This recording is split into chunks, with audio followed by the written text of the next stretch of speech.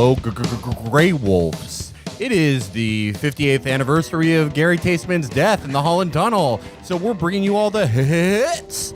This is Chapo Rockabilly Hour, a special hour of Rockabilly retrospective, Rockabilly lifestyle, taking out a switchblade knife at a bar, getting thrown out of a bar for calling people a racial slur that hasn't been used since 1958. All your favorite hits. Rest in peace, Gary. I wish I could have flown into the tunnel with you. Wait. Hold on, Hepcats and Greasers. We've got a call on our special Eddie and the Cruisers hotline. What's this? It's coming all the way from Mars? Open that call.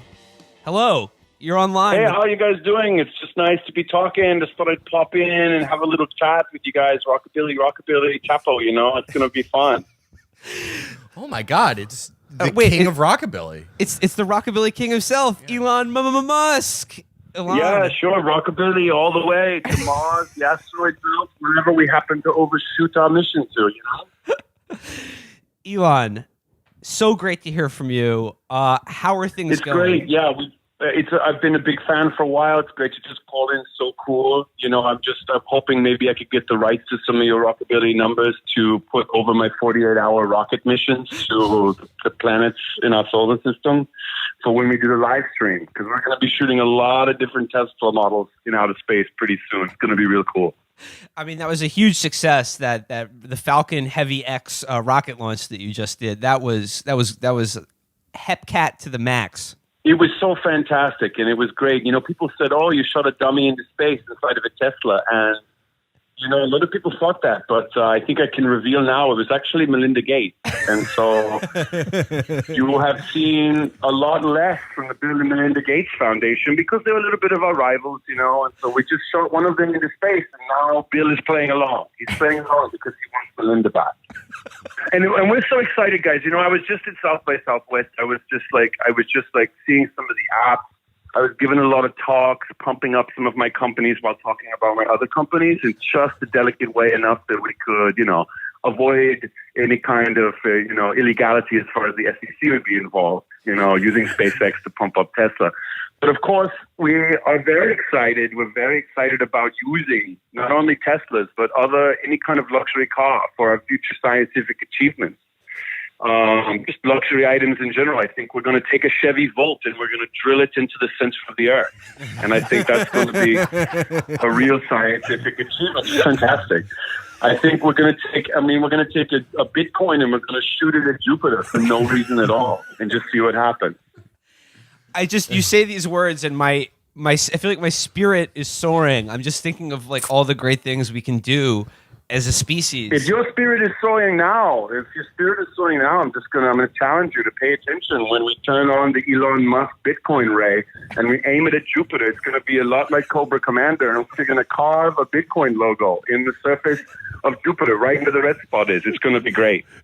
That is so beautiful. You're giving me reason to believe in the future again. Yeah. This is so epic. The future, and also I'm just really inspired by 2001 Space Odyssey, the work of Stanley Kubrick, and I think it's within our lifetimes, within 20 years, we're going to have automated space flights that are run by nefarious, malevolent robots that are going to kill most of the crew. And we're going to do that so that, you know, the higher class people, the people of the future, the star children like me, like the people I select, the billionaires and the ultimate elite that I select, we're going to go to the stars. And we're going to, you know, Earth is done. Earth is jejune. And we are going to redo the whole Earth on Mars. And we're going to do it right. I've always wanted since I was a little kid. You know, I'm from South Africa, and they did a lot of things wrong. And I think this time you've got to have a system where there's, you know, a caste system, an upper class and a lower class, but it should not be done the same way that we used to. Not along racial lines. We should do it on planetary lines. Where those of us who go to Mars will rule over the survivors on Earth. And I think we're there. And there's nothing that can be done to stop it. I would love to be among the chosen, the Elohim. Everybody would love to be, but you know, we're already booked up. We really have to have a falling out with one of our billionaire pals to get anybody else on the list. So you're welcome to get on the standby list. But I can warn you, the people on the standby list are probably going to be the ones that suffer the most on the early journeys. you guys have flirted with socialism, so that probably is going to cut you out from the future that I'm envisioning. But look, I have other companies because I've got the boring company. We're interested in building a completely different subway system that just goes from Beverly Hills to the Upper East Side across the country to get there in 2 minutes. And it's going to make things so wonderful. It's going to make things so wonderful for people who don't really need it. 200-year lifespans.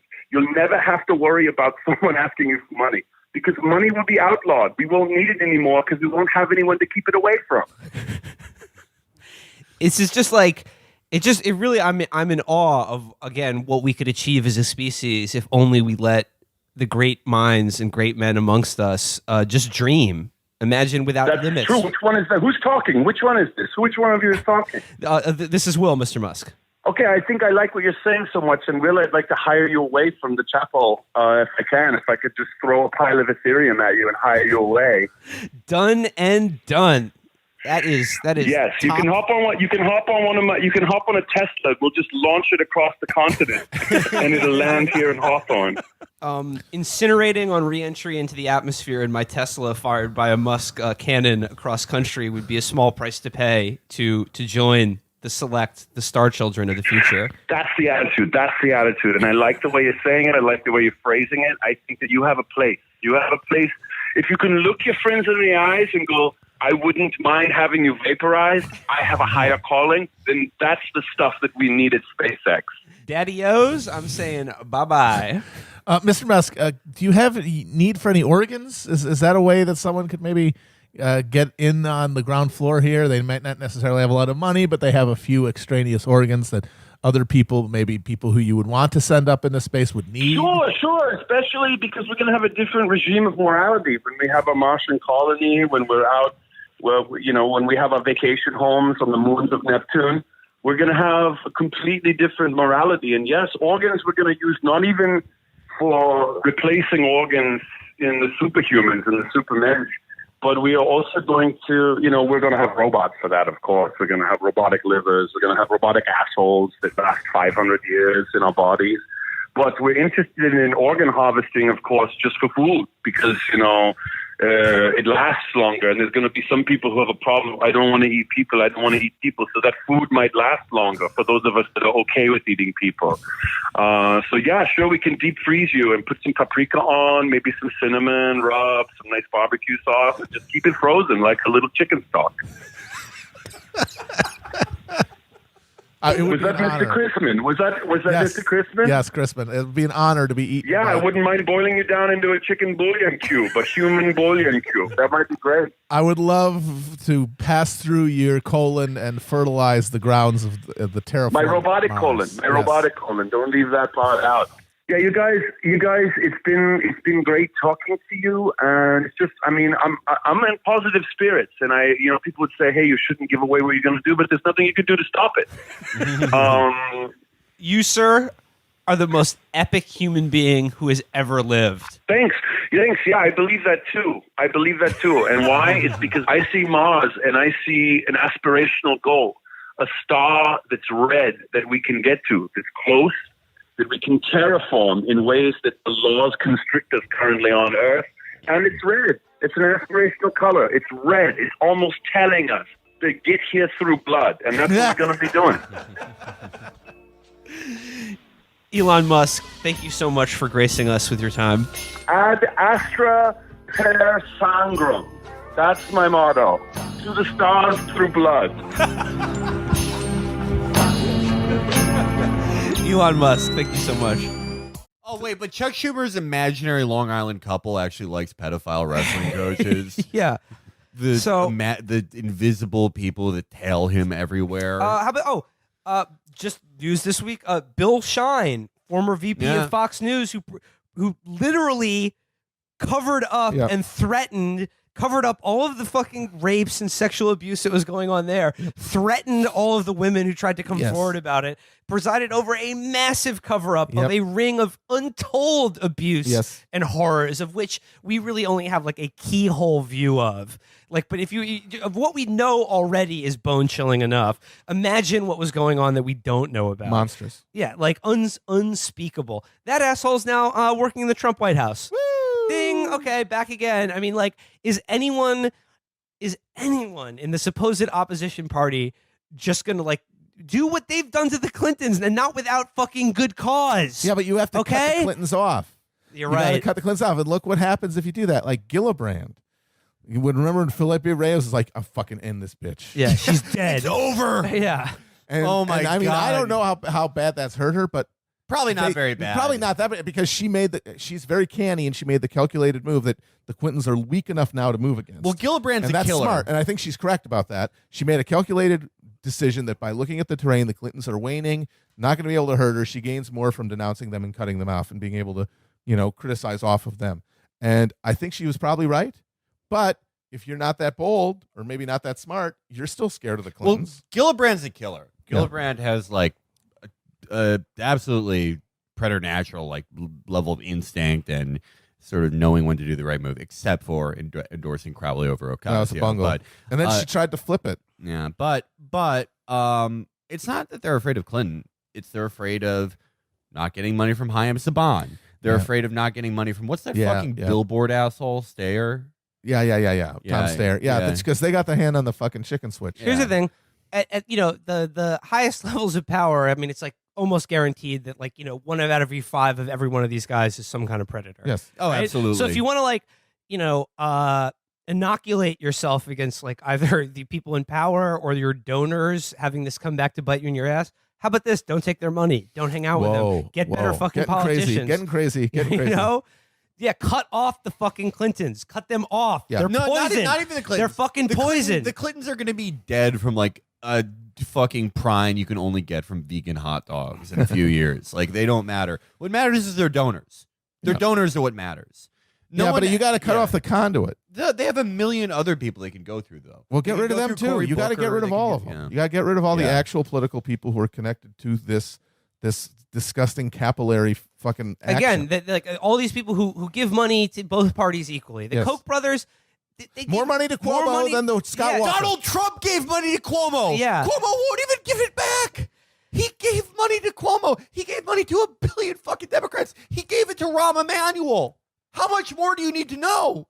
Again, all these people are friends with each other. All of and them. guess what? They're probably all depraved, sexually depraved monsters and predators. We know for a fact that is how they sort of initiate themselves into the really high levels of like evil. It's like how you can tell if somebody's trustworthy because you know their secrets. All right, we should we should get move too deep. All right. Here's a palate cleanse for you. In our reading series to close out this episode, we are returning again to the Gray Lady, the New York Times, in an absolute doozy of an article that I knew we had to do on the show as soon as I saw it. I guess this is sort of this would be a pairing with our live show in San Francisco when we did the article about the sort of utopian community in Montana that's being planned by a group of tech bros and Yes. the people who frequent it. This is an article that provides another peek inside the minds, lives, and spirits of Silicon Valley tech entrepreneur titans. Yes, Okay, fellas? our new philosopher king. Yeah. The headline is Tech Elites Recreate Burning Man Inside Their Living Rooms. Like a modern... Okay, this is by Alex Williams. And the subhead is like a modern version of a medieval minstrel, a singer named Jess Magic is helping A-list entrepreneurs get in touch with their inner child in private songversations. Ooh. Songversations. Ooh, I guess Okay. I don't feel so good. Can you imagine where? Okay. My tummy hurts. Okay. I'm getting faint. Can I talk to Matt's tummy? Oh, the Let's tummy begin. hurts. I'm gonna need you to stop hurting my homie. To Chad Moretta, a Silicon Valley app guru, the intimate salons of Jess Magic, a new age troubadour, are like drugs without taking anything. This is where we're at now.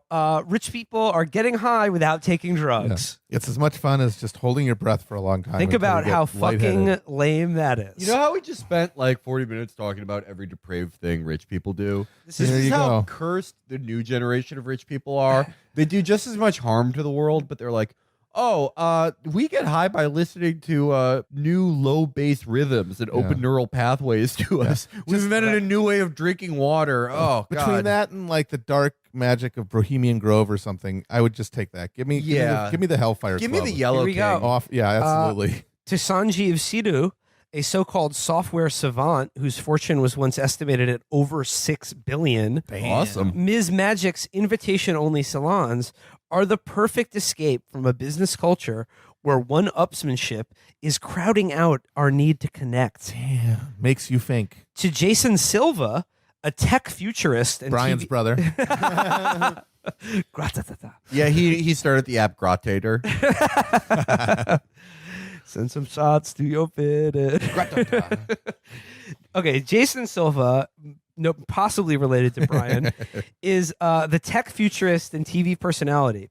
Her gatherings are a safe space for entrepreneurs who sacrifice friendships, relationships, and time only to realize that it's lonely at the top.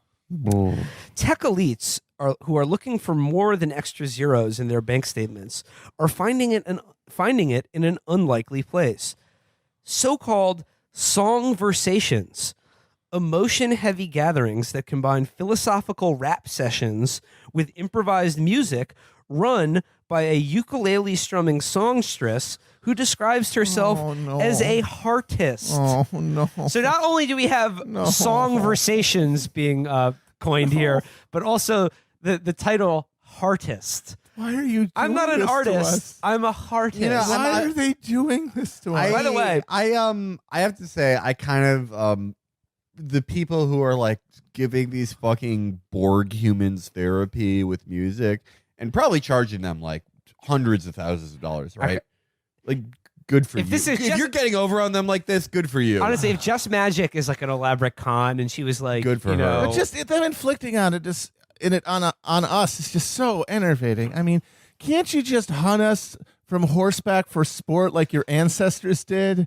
Why do you gotta torture us like this, you rich fucks? branded as soul salons, they import the cosmic explorer sensibility of Burning Man into the cozy living rooms of prominent entrepreneurs, where they sing freestyle on topics as diverse as environmental degradation and heartbreak. Think of it as a free jazz equivalent of an Esalen retreat. I would love to. Hold on a minute, I'm doing it right now. The tech A-list is a curious place to land for Ms. Magic, 37, who speaks in the soothing tones of a massage therapist and divides her time between Cardiff, California and Bali, Indonesia. Despite her wood nymph aura, or maybe because of it, Ms. Magic has found herself in some button-down circles. In 2016, she performed at the Women Economic Forum in New Delhi and at a star-studded birthday party of her friend Ken Howery, a founder of PayPal, on Necker Island. God, again, we've talked about Nantucket You're so Island. rich, you almost name your island the N-word. We've talked on this episode about Nantucket, Yeah. Jeffrey Epstein's private child sex abuse island, and now Necker Island. These rich people and their islands, man, it's getting out of control. He goes, I don't know if you'd call this a breakthrough, she said, but I got Peter Thiel to sing along and Elon Musk to smile. Very cool.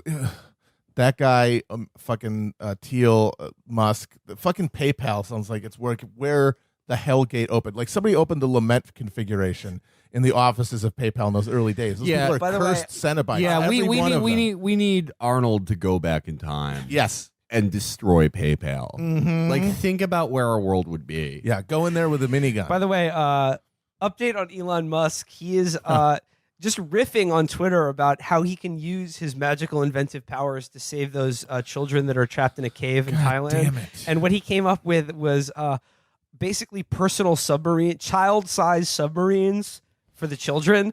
And he was doing this all on Twitter, and like his asinine, insane fans were like, pretty cool, Elon. Could we fit an iPod in there for the long, dark journey? Oh, God. And Jesus. Dave Anthony replied, he even had a little sketch of it, and it's just like, it's like the Lyle Landley monorail sketch, where it's like Oh, suckers, Jesus for Christ. me, money.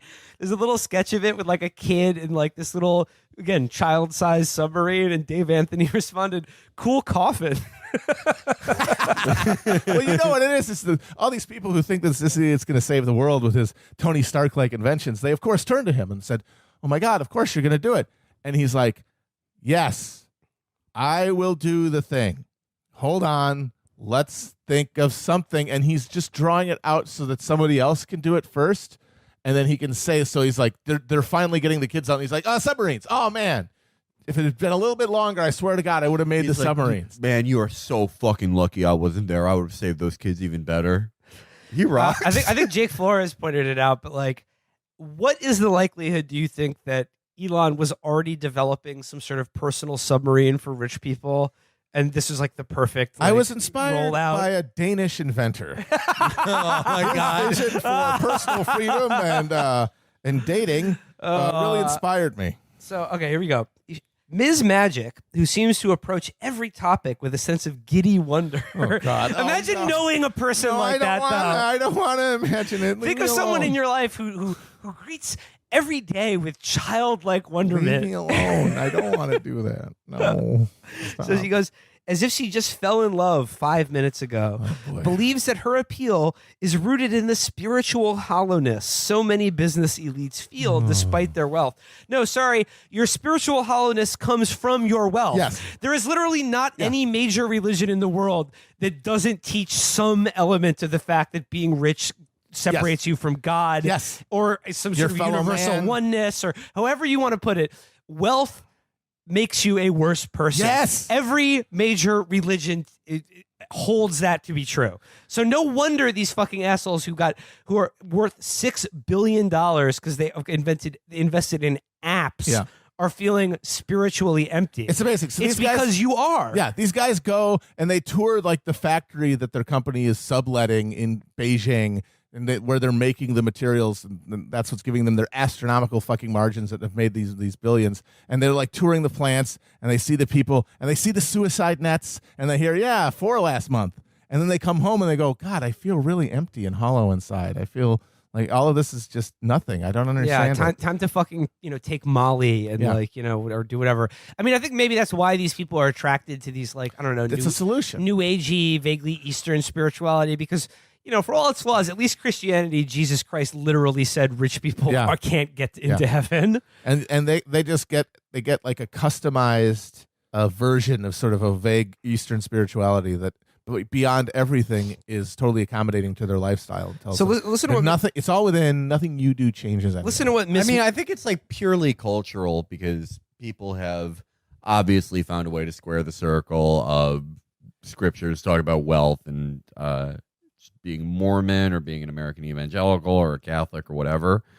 I think it's more just like, I mean, it reminds me when Matt said that the equivalent of becoming a born again after a particularly horrible accusation or drunken escapade in California is you become a born again Buddhist. Yeah. This is it's just California bullshit. That's all it is. Yes, It's it is. No, but that's the difference. They Yeah. have a California bullshit that makes them have to grapple with something that's ostensibly against their ethics. Which other rich people don't. They don't care. And that's not to say Buddhism is California bullshit, because it's not. It's that in the same way that like American Christianity is fucking American bullshit. This interpretation of being a tech douchebag who sells billions of dollars while pretending to be a It got Buddhist is exposed to California money, bullshit. and that's what curdles it all. It So, rusts the hulk of all of it. Listen to this. Ms. Magic, who seems to approach she's basically like an adult version of a children's birthday party performer. That's what this shit is. She's like a magician or someone who brings pets around to parties or makes you sing songs. This is like children's birthday parties. She says here, the finance and tech scene is still riding the waves of hyper masculine values, she said. Coffee to get through the day, alcohol to wind down, then sleeping pills at night to turn off the mind from all that they have going on. Yeah, you know that very macho thing where you drink coffee in the morning and then have a drink when you get home from work and then like need some sort of sleep aid to go to bed? Yeah. We're men's men, so we do that. But, to our lady listeners, they're probably not aware of such a thing of, being lashed to a job that taxes your sanity and needing chemical stimulants to be able to cope, to go either up, down, or asleep. That's hyper masculine. Okay, here is the kicker. Ms. Magic says, people forget that they are human beings rather than human doings. Oh my God. Which is literally a verbatim quote from The Simpsons. Brad Goodman. This is Brad Goodman, who was a New Age guru on an episode of The Simpsons that is probably 30 years old at this point. Yes. Literally wrote that line for her. As soon as you stop, Listen to this, Matt. being a human being, you become a human. Listen to this. It gets better. Enter the Soul Salon, which Ms. Magic calls a play date for your inner child. Basically, another line taken verbatim Be from like that the episode. boy. Be like the boy. We Be like Roy. Yeah. A play date for your inner child and performs as a gift, she said, although guests are invited to contribute in accordance with the value they feel received. You do accept American Express. So she goes here, the salons usually start with a theme. Say the emptiness of consumer culture. Weird. As key phrases arise, Ms. Magic will begin strumming and humming, weaving those lines of dialogues into a lilting melody.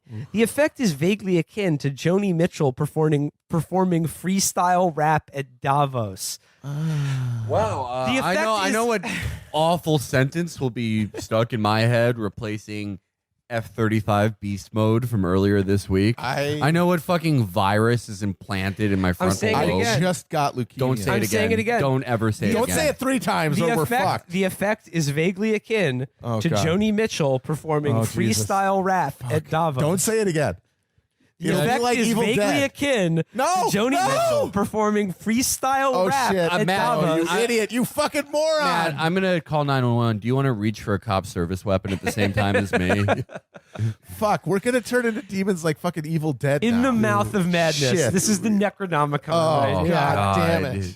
Do you That read sucks so Ms. much. Magic? Do you read Sutter Kane? Do Oh, you think Ms. Magic is aware of logic, Felix?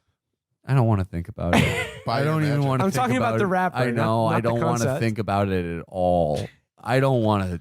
I don't like it. I don't like where this is going. I know I said this to a lot of cursed places. My mind is a blade, stabbing with the metaphors of the corporation across the nation. Oh, I made a really bad white guy rap this week. Do you want to hear? Yeah, it? let's do it. Okay, Let's do our own Ms. Magic okay, session. okay. Sorry, I have to pull it up.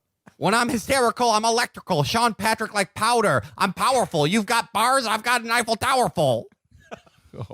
I told you it was bad. I told you it sucked. I told you you'd fucking hate it so much.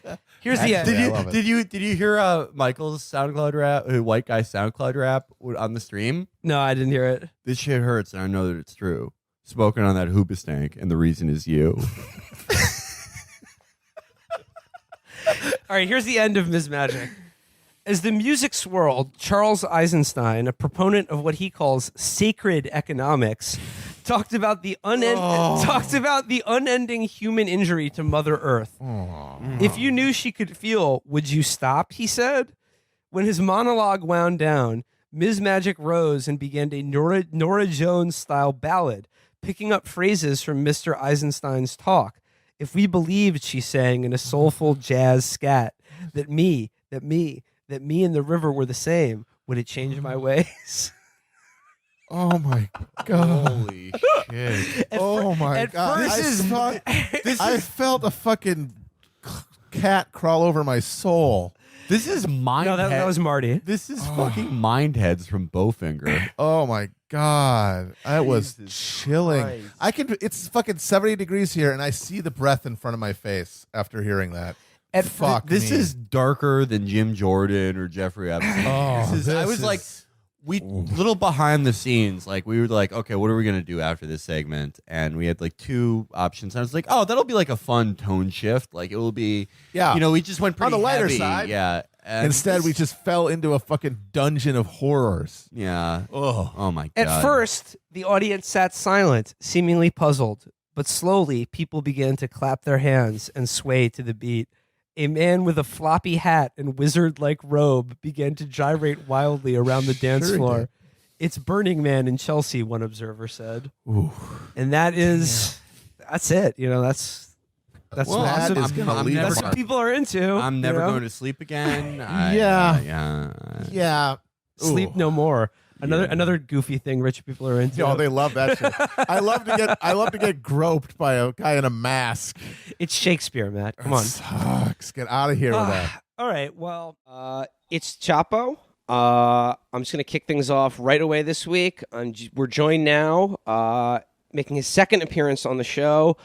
Someone who I regard as the greatest humanitarian of our times, a humble genius, a dreamer, and a beacon of hope for all of humanity. Elon Musk, how are you doing? Yeah, good. Yeah, thank you. It's so great to be on the show again, to share my vision with you guys. It's great to be with the Chapo clan. Elon, you're coming off an amazing week where you captured the world's imagination and rescued all of those children trapped in a cave in Thailand. Could you tell us a little bit about that? It's a fantastic week, and it's building on a lot of other fantastic weeks. I haven't had a bad week since 1990 and the political events that happened in that year. But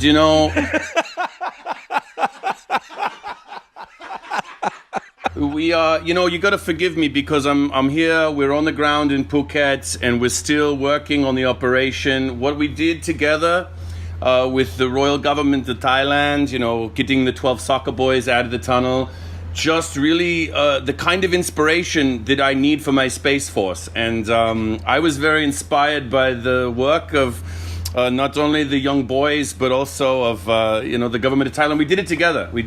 And SpaceX and Elon Musk could not have done what we did without some of the assistance of those people. So I have to be generous in that sense. Probably the most crucial element of this rescue was the introduction of your personal child-sized submarines. Can you speak a little bit about the development of this technology? We've been working on it for years, different program through SpaceX. One of our projects, because it takes so long to get to Mars, we were working on deep space pods so that we would be able to have, children go between Earth and Mars if they have divorced parents, like on an airline. And they'll be able to travel on their own, you see. And so we were working on that, and we thought, hey, this is a perfect opportunity to, reconfigure an existing project and try to get some headlines. And that's what we did. And it was really fantastic. They're perfect child-sized pods. They work whether the biological organism is alive or not. And they're just perfectly made for weaseling their way through an underground tunnel, whether it's in Phuket or whether it's in an undisclosed location where you'll see me surface again soon. Elon, how do you respond to criticism? I mean, it's shocking to me that... I want to cut you off there real quick, if I might, Will. The way I respond to criticism is by being online all day long, arguing with people on Twitter. Because let me say something. You're socialist this, socialist that. I'm also a socialist. I'm a socialist who happens to believe in the power of the markets and extra political power for billionaires. Some people have said that this rescue that you did of these children, and again, they wouldn't have been rescued without your help, was just simply a publicity stunt to get some cheap heat for you and your company. A publicity stunt. That sounds like something that Warren Buffett and his little troll boys would have put out there. Publicity stunt is when you have Pillsbury Doughboy on TV getting poked and you go buy Pillsbury Dough. Publicity stunt is electrifying an elephant to prove that your kind of electricity is not the right kind of electricity. Which, by the way, we're going to go on a tour of the United States and Canada in the next couple of years, and we are going to be electrifying some elephants just to prove actually that the Solar City Vision and Tesla battery grid is perfectly operational. So it's going to be a positive exercise in electrifying elephants. No, what we were doing is we're saving children. We're saving children, and we went down there. We were specifically asked by the king of Thailand. He said, Elon, I have no plan. I don't know what to do. And I was communicating with him every day. We were on FaceTime.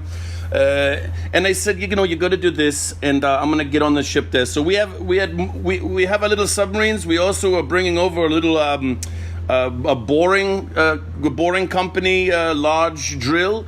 And the good news is the boys are out, and the Thai government has been kind enough to give us the site of the caves, and we're going to use it as a proving ground for Tesla, for SpaceX, for the Boring Company. Wow, so you're going to put some more boys down there? Well, sure. I mean, that's obviously down the line, but you got to engineer it first and make sure it's safe and not safe so you know what to allow for.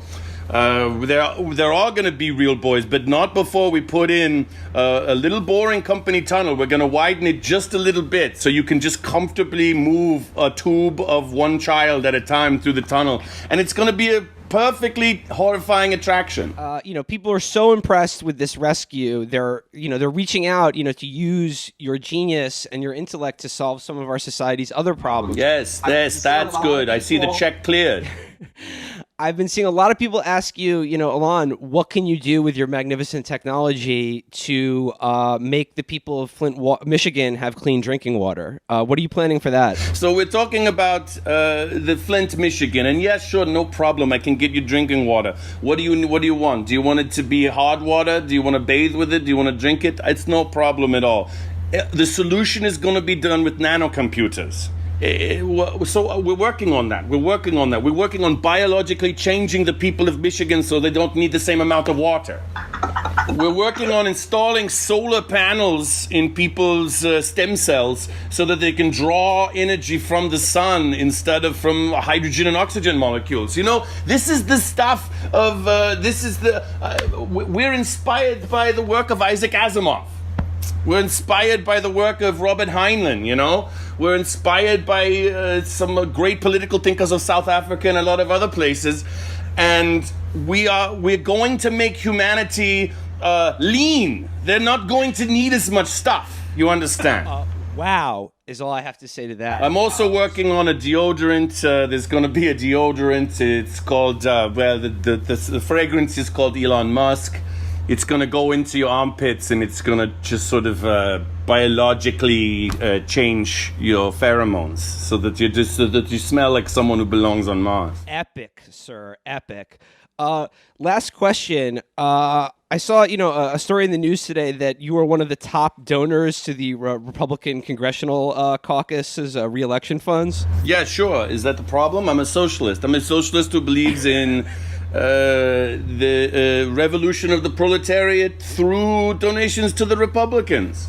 I'm playing a game of holographic chess that you can't wrap your mind around. I can wrap my mind around it, but I would expect a lot of haters online will, be upset by this or, say that it's some sort of hypocrisy on your part, but I don't think they understand that you're giving them money so that when the time comes for them to do right by you and the people of America, you can threaten to withhold that money. Yeah, all I care about is how they're going to treat the future of humanity. And by that, I mean how they're going to treat my companies that I'm hoping to make billions of dollars off of.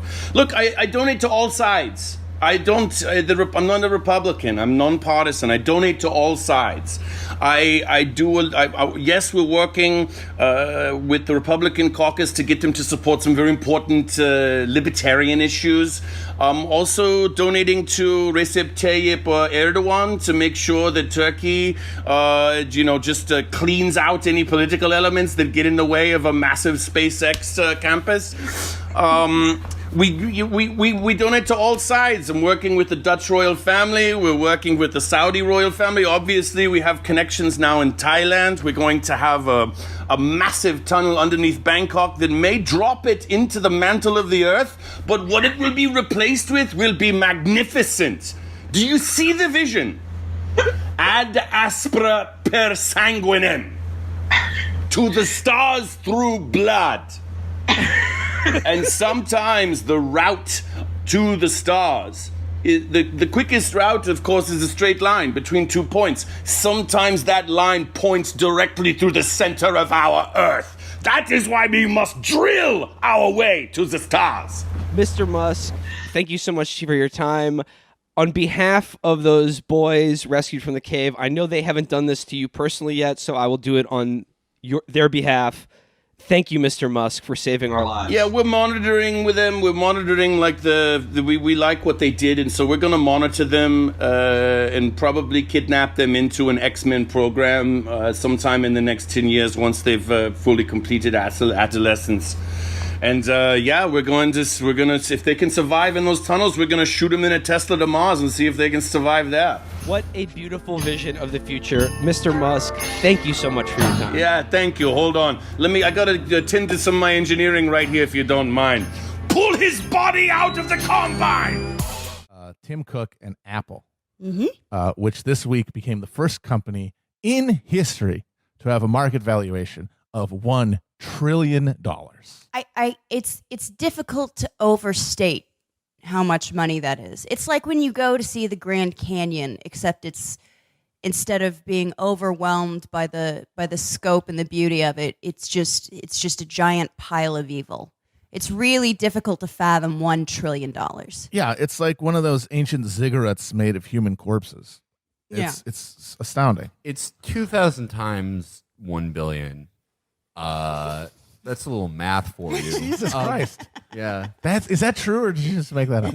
No, dude, that's true. Wow. I was in the advanced math. That's nuts. But yeah, no, it's an insane amount of money. And Amber, as you pointed out, They hide it all in Ireland. well, also, who's the company started by? The company was started by someone who tried to stop the rapidly dividing cells in his body from suicide bombing his life by douching with Capri Suns. It's completely baffling that people aren't constantly talking about how stupid this man was. It's sort of noble because Steve Jobs, like, you imagine that, like, he was at Bohemian Grove and they were like, we have like 7 infant spines we can give you.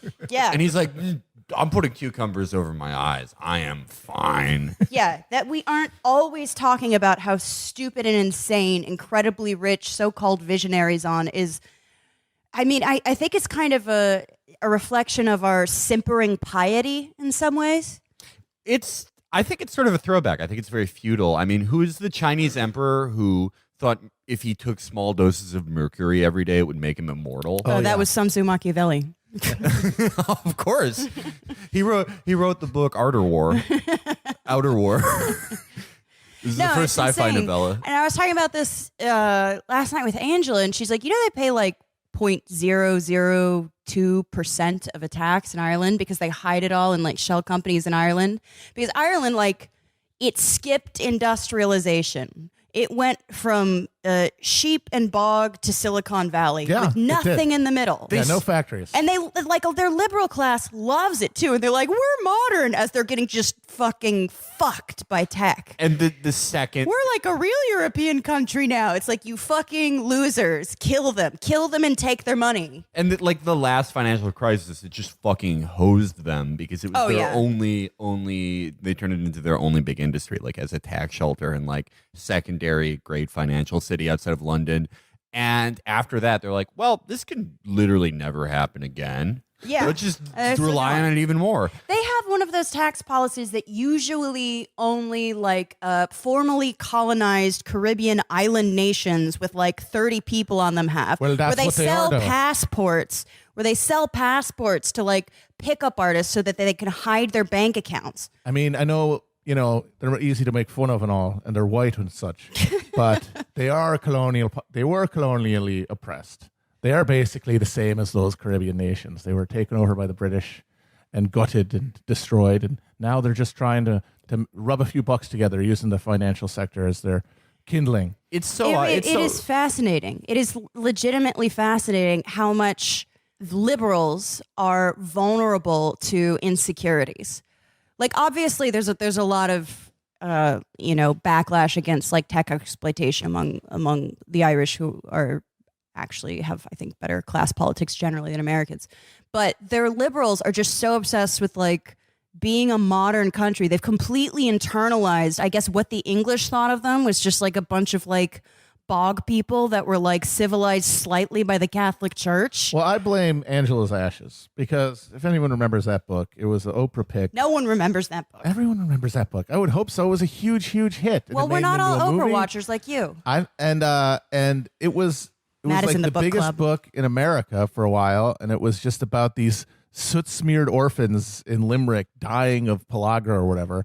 And it was, I think a lot of the Irish people were like, no, we're not going to let that happen. We're going to turn this place into a tech haven, and then they're not going to be laughing at us when we all have like LED screens in our dank pubs. But no, they're fine now. They have the tax shelters, and they also have a red-hot real estate market. And as we all know, that is a ticket to nonstop and ever expanding wealth. Nothing It's but just, fire economy. Just skip any kind of production whatsoever. Yeah. Obliterate like any kind of protection you might have for your ever expanding service sector. It's just all fire economy. Just real estate. Their rent crisis is as bad as ours. Yeah. Financialized capitalism. And you pay that much to live in Dublin. It's basically a farm. Financialized capitalism is so awesome that it invented global real estate bubbles somehow. Like, that's the most amazing shit I've ever heard. It's pretty impressive That's because fucking incredible. Well, because that just defies any people will reason. like commute from Madrid to Dublin or something like that. Because for a now. long, long time, it was absolutely unimpeachable received wisdom that there was no such thing as even within one country a single housing market, that there are only regional markets, and that you couldn't have like an entire country have a bubble or whatever. And they're like, fuck that, I'll see you that, and create an entire world real estate market. Never done before. You know, you think about it, it's so Irish to wake up late, sleep through industrialization, and then just show up on the job of the hyper financialized age and be like, what? I was here. What are you talking about? I clocked in. Look, I understand it though, because God they bless live. them. Yeah. They live right next to you and have a very deep, complicated relationship and inferiority complex and resentment of the UK. And the center of European finance capital is right there in London. They got that big pickle, the big green pickle downtown, the Pickle Rick building. British people love it when you call it that. Yeah. And they look at that, they're like, fuck, I want one of them. Yeah. I want one of them in Dublin. Well, And- they got the stiffy on the liffey, that big spike in the middle. Yes. Which is nice because you can never get lost in the 30 square feet of Dublin with that thing right in the middle. yeah. I actually do love Dublin. no, it's gorgeous. It is literally a city full of the best people at the bar. You walk around it and you honestly get the impression that all the buildings are made of gingerbread. Oh, it's adorable. Like you could just start nibbling on them at any time. It's deeply adorable. Yeah, it's very adorable. And we make fun of them for everything, but they're lovely people. They know how to Shockingly take attractive. I mean, they age poorly. It's like they go to bed Cillian Murphy and wake up like Steve Bannon, just boom. but very cute, very charming. Always very like it is weird as a New Yorker to go to Dublin and be like, oh, people just like talk to you at the bar here. a joke. Yeah, that's true. That was weird. That was a weird experience. It's just like they're just genuinely benevolent and friendly, and then it reaches a certain hour of the night and they start shoving each other. It's a great time. And they've been nice enough to help create this unprecedented tech behemoth now that was created, as we said, by the juice man, Steve Jobs, Juice WRLD. God.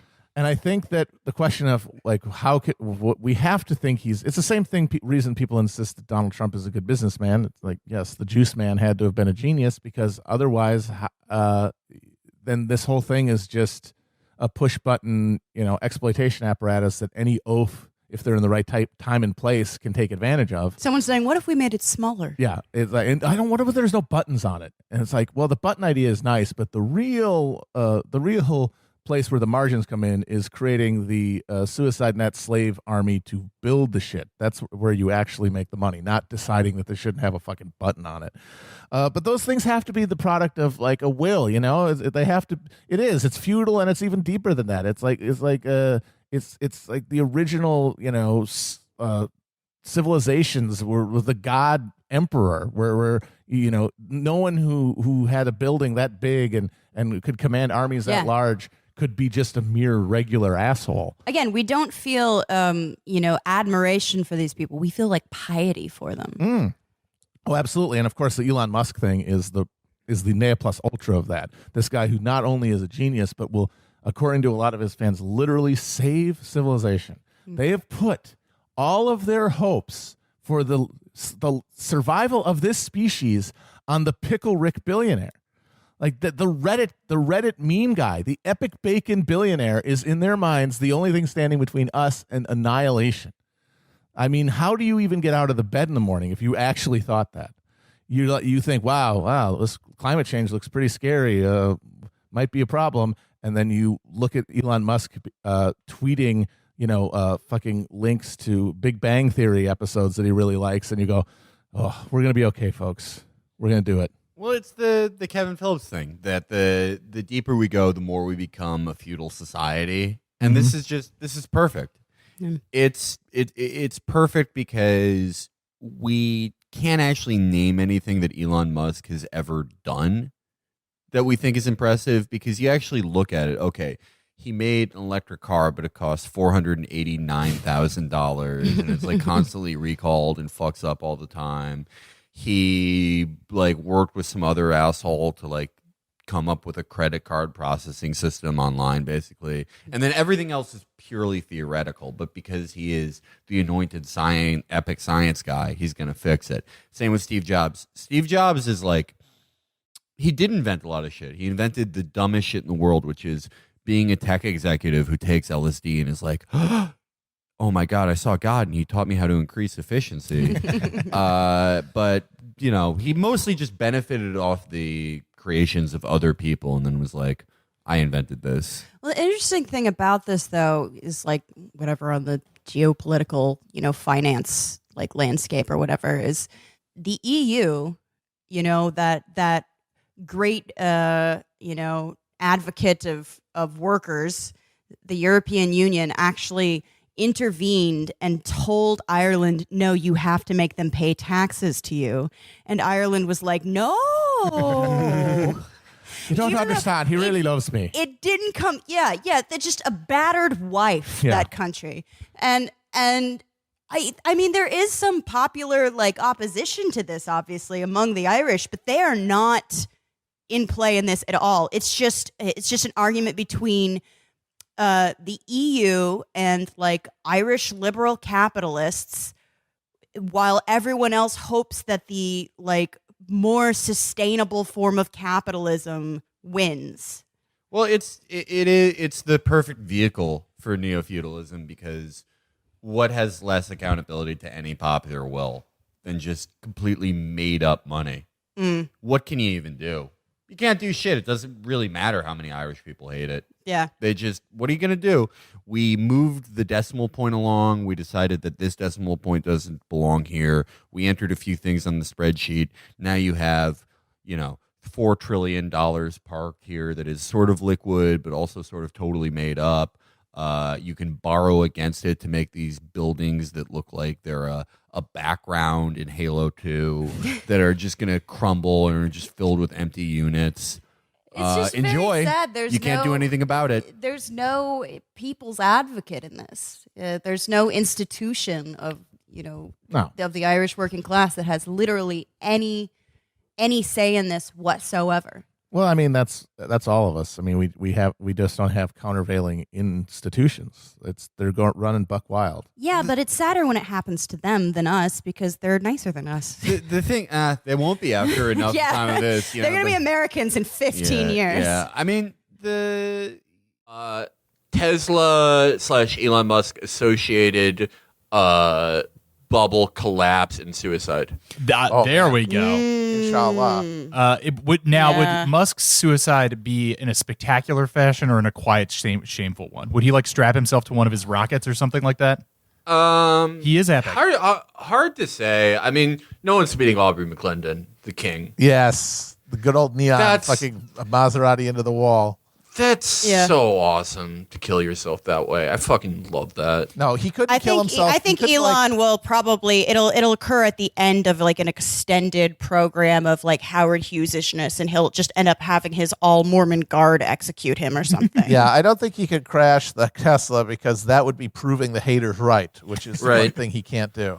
Well, like my Tesla, like it just spells out Enron to me. Oh yeah. I mean, it's not literally, they're not like fucked up for the same reasons, but I just look at that thing and I'm like, this doesn't make any sense. No, it's totally fraudulent. Something's hinky. Allegedly. Yeah. It's also very like we worky, where it's like only very rich people that are like obsessed with and specialize in finance would look at that and be like, yeah, okay. And normal people who know nothing about it are actually better equipped to say, yeah, this doesn't sound feasible. Well, my prediction sort of overlaps and conflicts with Felix's, in that I believe that yes, Tesla will have a crisis. Elon will try to escape to Mars in a homemade rocket that explodes upon takeoff. But then instead of just like being destroyed, Tesla will be acquired by GameStop. All right. And the Teslas themselves are relegated to like basically like door giveaways for when you reserve your copy of like Mario Sonic Olympics 2028. Yeah. It does Fine by me. It does raise an interesting question. Would the government allow an Enron to happen again, though? Because I don't mean like as in allow a fraudulent business to pop up, but like would they allow? I don't feel like the government would allow a company that size to fail again. Yeah, no, because they know that as soon as it fails, there's too many other dominoes behind it. That's what they learned in 2008. Right. So yeah, they're going to be a lot more. Well, I mean, that's what the fucking the CARE Act was. That was like a preemptive bailout, basically. Yeah. They'll just keep doing that as long as they can. Yeah. Which For is sure. why, like, no, I mean, like this is why neoliberalism isn't like libertarian capitalism, or it isn't like a fascist economic thing. It's all about managing markets within the realm of things. It's not a planned economy, but it's about like, you know, letting fires happen and then putting them out just quickly enough. Like there's just not really a free market if you go in and swoop in and save the capitalists every time they crash. Yeah, it takes the worst parts of central planning and the worst parts of improv and puts them together. Especially, you mean the rape? Yeah.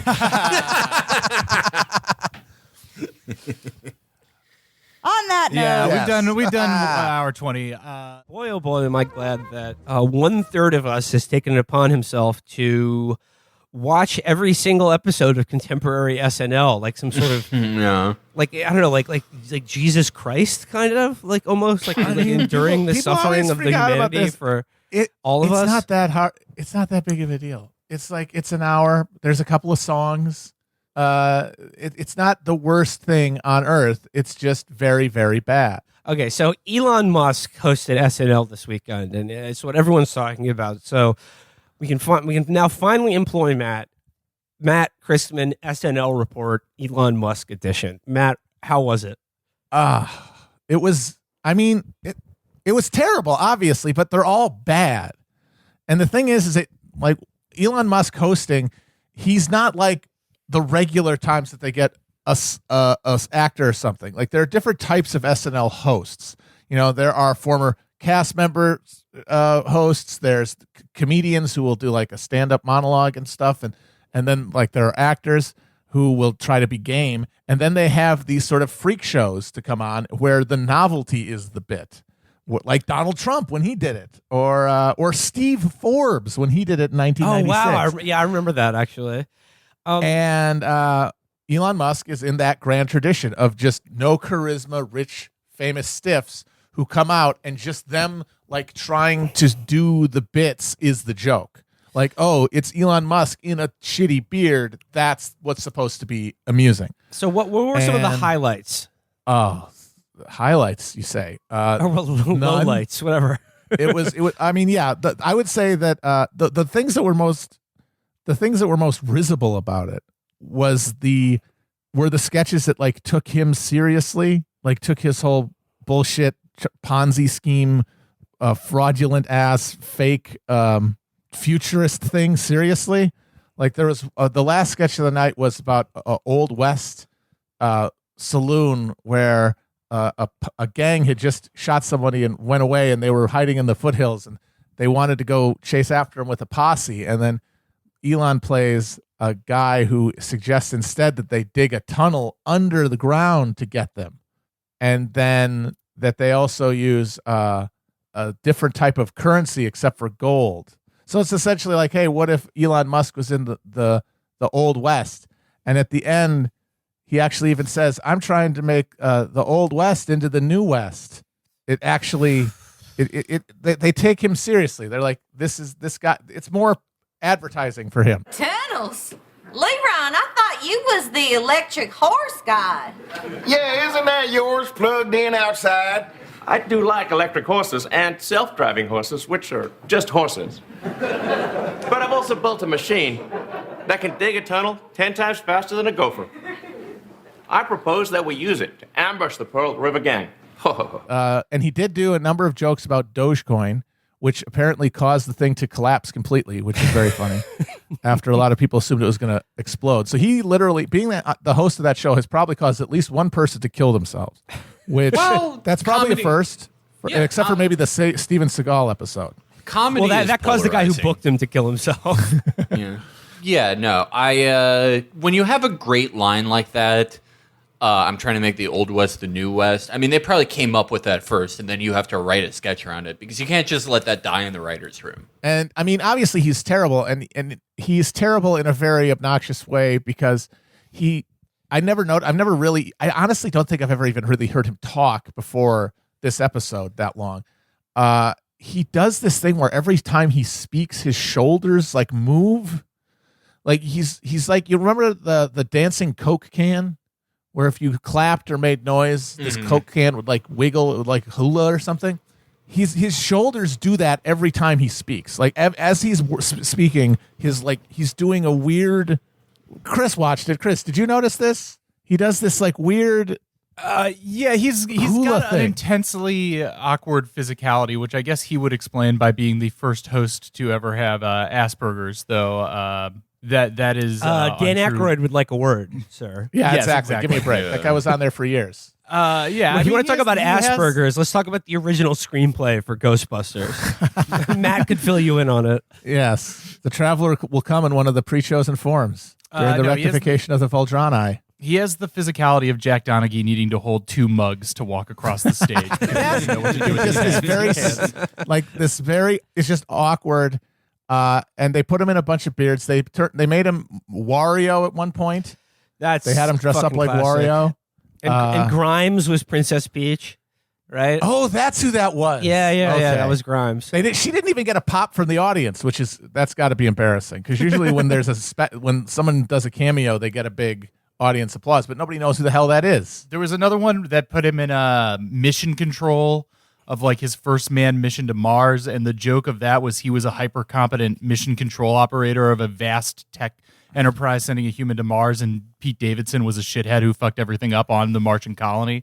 So again, the concept of the joke is that Elon Musk is essentially correct on all of his exploits, and we, the fucked up millennial and Gen Z plebeians as embodied in Pete Davidson, are the ones who are going to die in his grist mill for his experiments. Yeah, that's the main thing that's obnoxious about it, is that he is the host, and all of the jokes, all the sketches are essentially about how he is what he says he is, which that's great comedy right there. I did see. I mean, it's like if everyone complied with Steven Seagal's ideas. But Yes. I did see one sketch from this night. I didn't see any others. I saw like screenshots, but I watched one entire sketch, and it was it's the one where like all the Zoomers are in the operating room, and they're like, "Yo, my fam broke his leg, finna." Yeah. It's like, what's the average age of the person writing this show? Like 58? I mean, I don't know. I think they probably do have some young people in there, and then they treat them like they like ask them questions and then write it like sort of anthropologically. Yeah, well, I think like, I mean, there are like good writers who write for that show, but it's like, I think like any good idea they have, they're like, no, actually, we're going to get a 63-year-old. Yeah, look what happened to fucking Tim Robinson. To write a sketch called like, Rap Doctor. Well, that is, in their defense, their target audience. Is That's like, the thing. Is yeah, that it's retirees. It's for the olds. It's a Yeah. legacy media thing. It's a way for older people to process the existence of younger people. It is not for like hip, like gay early 20s people. It's for a 75-year-old woman who is named gay. So basically what you're saying, Matt, is that like all of the humor of him hosting and being in sketches was wrung out not from any like dissonance between his public the public perception that he sells to the world and like reality. It's like the jokes are like, what if he really is just a humble eccentric billionaire who's going to save humanity? Basically, yes. And then everybody else is goofing around him. Yeah. Could you imagine what Mad TV would have done with this? Oh my instead? God. Gay Elon Musk? Yeah, it wouldn't even be like a satire of like anything that's bad about him. They would just be like, All right, so Elon, for this sketch, you're a chef, but all you can cook is poop. You eat poop, and you're naked, and you're a baby. I mean, I feel like it's almost it is a cliche now. So like it's almost like annoying to say, but I really do find like this certain type of person, and by person I mean guy, who like defends Elon Musk online or like looks up to him like he's some sort of like Da Vinci level genius or something, is just like it's so gratingly offensive to me because of how like absolutely hollow it is. Like, I mean, it's just like, because whenever you press any of these people on like Elon Musk or any of the shit he's actually done or like said, they're just like, you don't understand, he's trying to save humanity. And I'm like, get over yourselves. Like, we are never going to fucking live on Mars, even with or without Elon Musk. Like, get that fantasy out of your fucking head. It'd be nice to think about, but like, as we are currently constituted, get that fucking dream out of your head that we're going to save humanity by colonizing the solar system. It's not going to happen. And it certainly isn't going to happen with Elon Musk at the fucking controls. Well, the thing is, though, is if you like most people have no, if you believe that like social cooperation, solidarity cannot defeat capitalism, and in fact shouldn't defeat capitalism. The fact capitalism, even if it has problems and even if it is incompatible with life as we know it, is inevitable. Then the only hope to imagine a future, which is impossible under current conditions, is to imagine a technological salvation. And Elon Musk is now the, on paper, richest man on earth because he is the avatar of that fantasy future, that future where we are rescued by technology, where we don't have to confront the contradictions of the systems we live under.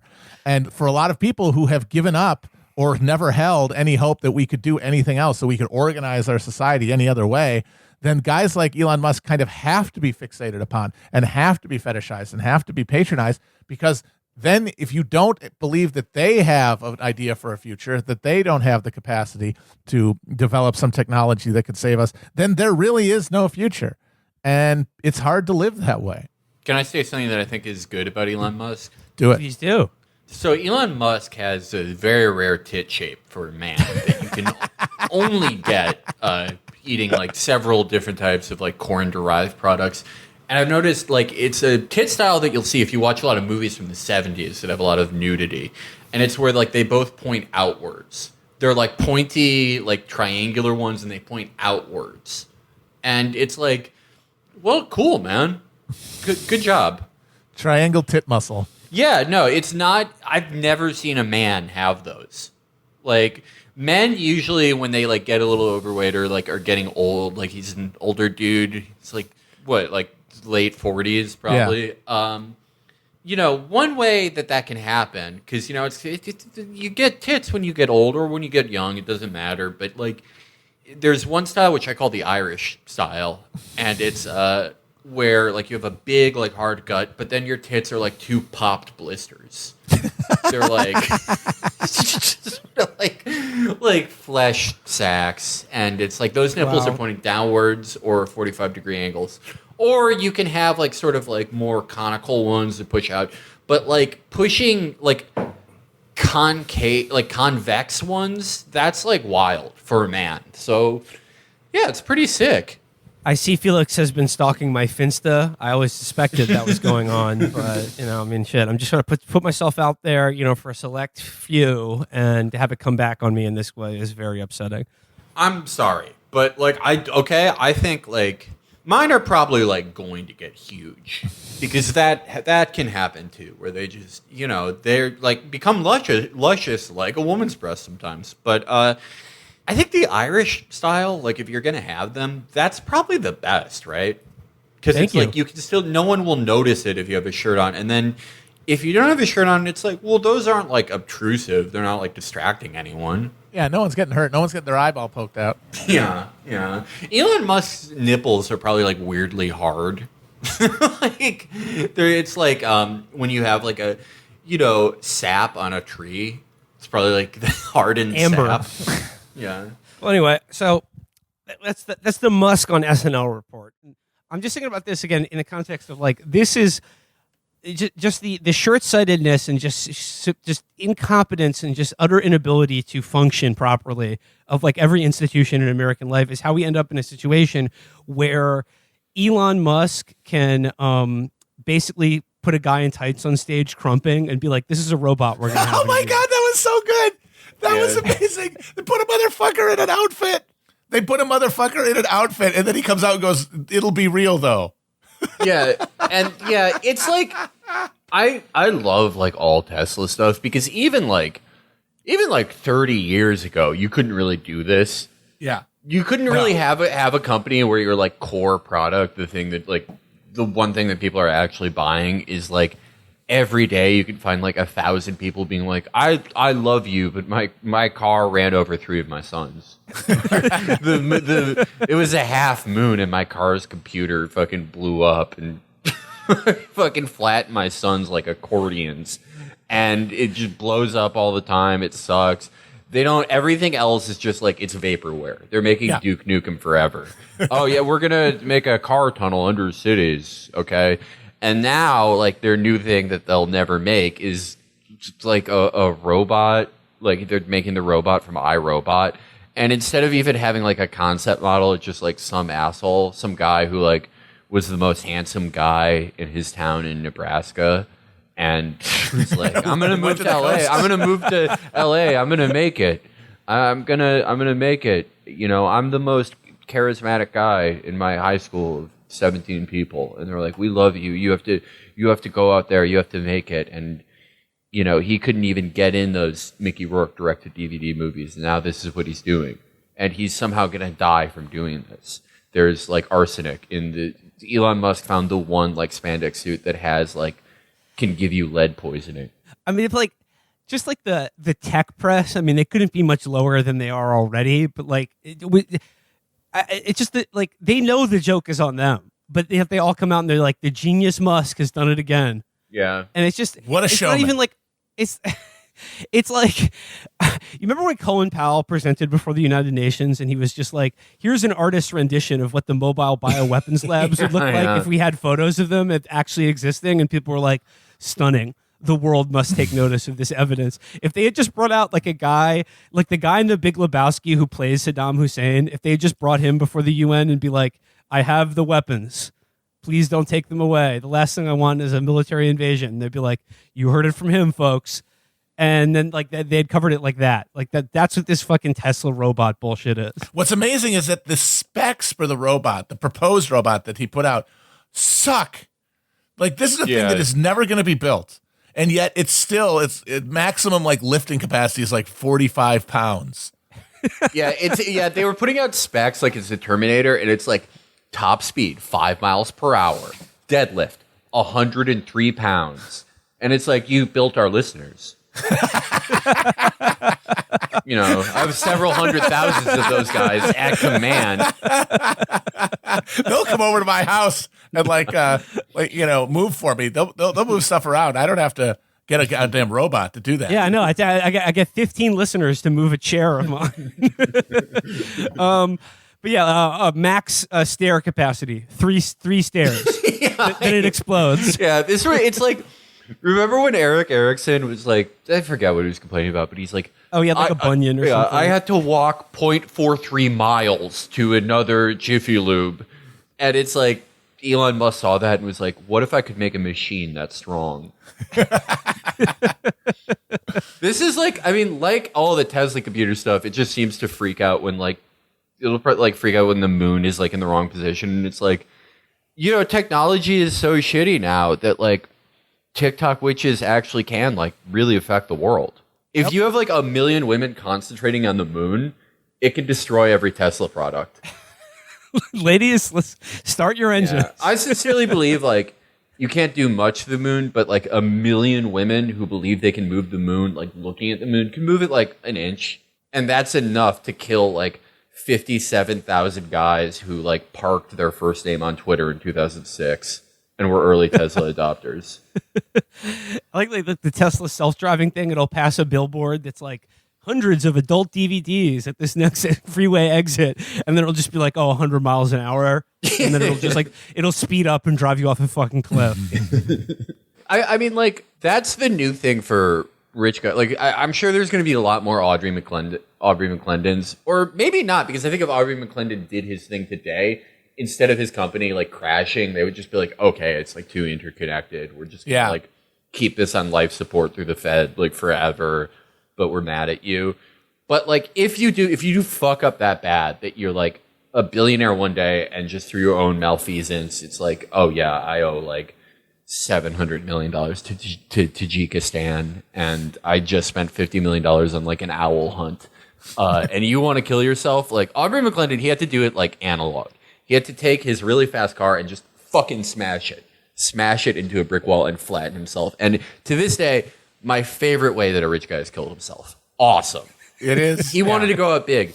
But like a lot of people aren't going to have his like Oklahoma swagger of like, you know, around here we want to kill ourselves, we do it big. They're going to, you know, like they're going to speed up in front of the brick wall, like hesitate, spin out and be like, I can't do it. And call the Federal Reserve and like save my company. But now you can just, if you drive your Tesla for more than 2 hours, that can probably happen to you. In the right lunar conditions, it'll just do that for you, and there's nothing you can fucking do. So if you really like, if you're a rich guy, you really fucked up. Like the answer is in your garage. You can listen to your favorite tunes while you're doing it. Well, and, you know, because it's a Tesla, you can't do the classic, you know, leaving the exhaust running with a garden hose, you know? Yeah, you just got to drive around, wait for it to just burst into flames, which it will. No, yeah. In a long enough timeline of like 2 hours, it's going to find a way to kill you. I was thinking about that, like the charismatic Nebraska, like sort of corn-fed hunk who came to LA to be an actor and then ended up in a spandex robot outfit, just dancing to Skrillex at a tech conference. I guarantee you that, like, for whatever money he got paid for that, in addition to like the copious NDAs he had to sign, there's probably some clause in that contract that means like that Elon Musk, like, you are a robot now. You don't have rights. Like you are literally you're an object now. You can never take this off. Yeah, our it's friend, like crump for me and Grimes. It's like a Manchurian candidate thing where his switch is like hearing Elon Musk's favorite clown step tracks. All right. Thank you. Now, unlike Jojo, obviously that was not real. A friend of the show, Everett, from Coast of Agent Napoleon, said something that really stuck with me. We're not going to get robot servants. Not going to happen. No. We've plateaued on that kind of like innovation.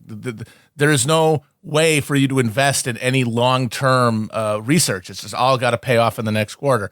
So what we will end up with is just people who are your servants, but they're dressed like robots. And then you get to pretend that they are and pretend that you're in the future, and you also don't have to look them in the eye. And that will be our wonderful robot Asimov future that we all get to live in. No, yeah. If you come from like one of the countries that like America is pretty much like sinking into the sea through emissions, like you can come here and be a robot. That's going to be the thing. Well, okay. Let's get into it. I know you must have seen Elon Musk has bought a controlling stake in Twitter. So like now is the time to appeal to the benevolence of our new tech corporate overlords. Let's make Twitter better. You know, I mean, everyone's sick of it. I think Elon can bring some obviously bring back Trump's account. That's number one. I mean, obvious, no question. Yeah. Duh. And I mean, like, I don't know. Like, yes, he will ban your account if you post the photo of him before his hair plugs or with Ghislaine Maxwell. But I think there is some room for improvement if Elon makes it so you can abuse journalists again. Oh, man. That if they could just let you like do gun.jpg at someone who writes for The Atlantic, it would be a real boon. Please, sir. It has been funny that people have been acting like this is the first time like a bad guy has had a huge stake in Twitter. Like the multiple Saudis haven't owned like equally large shares. Yeah, and that they haven't used their like access to like the metadata to like identify and liquidate dissidents. Yeah, they sent like two fucking idiots to like work for Twitter in San Francisco, and they were just like accessing the data of like pretty much everyone who said anything about Saudi Arabia, but like especially Saudis. Definitely got people killed. No, I mean, I think Elon can do good things to the platform. I mean, my other suggestion, if you have a blue check on Twitter, like in exchange for being given that blue check and that mark of verification and authenticity, you should not be able to report people for abuse. Like you should not be able to mute. You should not be able to mute anyone. You should not be able to block anyone. You should just grin and bear it because you're using it for your career. Mark, you're one of our Eloy. You're a wise pundit. There are responsibilities that come with that, and one of them is absorbing the anger and hostility of random people. I'd like a carve out for that, since I'm verified and none of you are. I'd like a carve out for that because it's like, I would never mute someone for death threats. Like, I don't care. You're not going to do it. And like, if you are, the worst that's going to happen is like someone will take this recording where, I've repeatedly said you won't do it. You're too afraid. You lack the executive function to kill me. But then that's my family's problem. When I'm dead. It's true. Yeah. I don't really. Well, you got owned. You don't have to worry about it. No one gets to go diss you to you because you're dead. Yeah, exactly. But like I would like to reserve the ability to mute people for bad rips. I think that's a carve out for me only that I deserve that other people don't. It's not a problem. Well, that's the thing is, like you get a lot of bad replies. We're talking about people who want to abuse blue checks, and what you're talking about is people who want to riff, and that's a completely different and much more awful, poisonous, soul-destroying process. Yeah, if David Frum, like, I don't think he, like, the only thing that, like, really gets him mad is when you talk about when his wife just freaked out and, like, on the airplane. That's how he banned me. On an airplane because this guy was wearing a turban. That's the only thing that, like, really gets him to block people. Like, trust me, if he's able to, like, show his face in public and still write shitty articles and write a book every year that's called, like, the trumpeting of democracy, the darkness of votes, then he's already completely, like, he doesn't really feel bad about anything else he's done. He's either justified it or he's proud of it or he doesn't care. But if you like any like bad riff you would send to me, just send it to him. Just pretend that you're replying to a joke that I posted. And then he would kill himself. I'm stronger than any of these people. I can withstand this, even if I'm prohibited from muting after my carve out is denied. But other people are not. They could not go through what I have gone through for years. God gives his cringiest riffs to his strongest soldiers. That's you. Yeah, I call myself. I don't call myself an entertainer. I definitely don't call myself a comedian. Don't call myself a journalist. Call myself a smile maker. It's true. Part of being a smile maker is that people want to go to the factory and make the smiles with you. But let me tell you what, it's been very similar to another smile maker's factory, Willy Wonka's factory, because you're all falling into the river and turning into blueberries. You try to get into gears. Yeah. You're all awful children who I want to kill, just like Willy Wonka. And there's a few Charlies out there. There's a few nice kids who really see the point of making smiles. The rest of you are awful little cherubic German demons. You're going to drown in my river of smiles. One exception I would take to your carve out, Felix, is that if someone did carry through on a death threat, it would not just be your family's problem. It would now be Matt, Chris, and I's problem because of like the blood oath vendetta that we've all sworn together. We would have to make it right. We'd have to put someone on the t-shirt. It's true. We'd have to do like the 47 Ronin and hunt someone down and then kill them and then have to ritually commit suicide. This is a hassle. Well, I mean, we can, a lot of people listen to this show. I'm sure there's someone who's like able to kill people. Like, I mean, like we're looking for the military officer anyway. Maybe that's how he reveals himself to you guys. Ooh, yes. Kills the guy that killed me. They say, when you plot out for revenge, dig 2 graves because sometimes like another person will piss you off along the way, and you'll have a grave already dug. Problem solved. Exactly. We had a good run on Twitter while it lasted, but unfortunately, I will now be using this opportunity and this show to announce that I am leaving the social media platform Twitter now that the person who owns it is not doesn't reflect the values that I hold dear. And if a company like Twitter isn't in the hands of socially progressive voices and leaders, then I don't want to be a part of it. And now that the bad guy's in control of it, no more posts, no more movie posts from your boy Will, because Elon Musk, sir, what you stand for and the values you represent are not what Twitter stands for, and not what I've grown to love about this social media platform. Fellas, what do you think? Are you decamping for greener pastures, or like more humanitarian social media outlets? Twitter used to be known for things of the day like Bean Dad. Now it's owned by a man who's known for being bad. Used to be that you avoided being the main character. Now, the character who owns it would be otherwise known as a villain in works of fiction. But this is real life. I think that it's interesting that a lot of us found our chosen families who we filled up Friendsgiving and Friends Easter and Friends Christmas with on Twitter. And now we're going to be in a family burial plot because we will be executed by the villain, Elon Musk. It's a sad day. It's a sad day. And, it used to be that Twitter was owned by literal kings and princes, which was beautiful. It was perfect for a fairy tale such as Twitter, a real life fairy tale.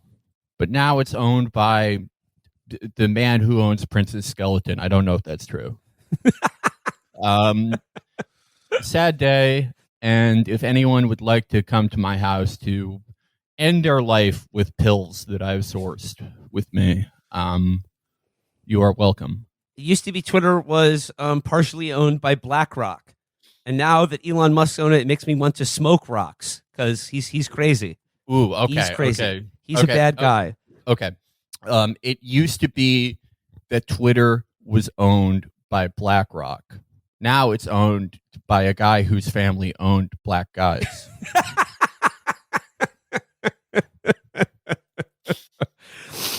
Yeah.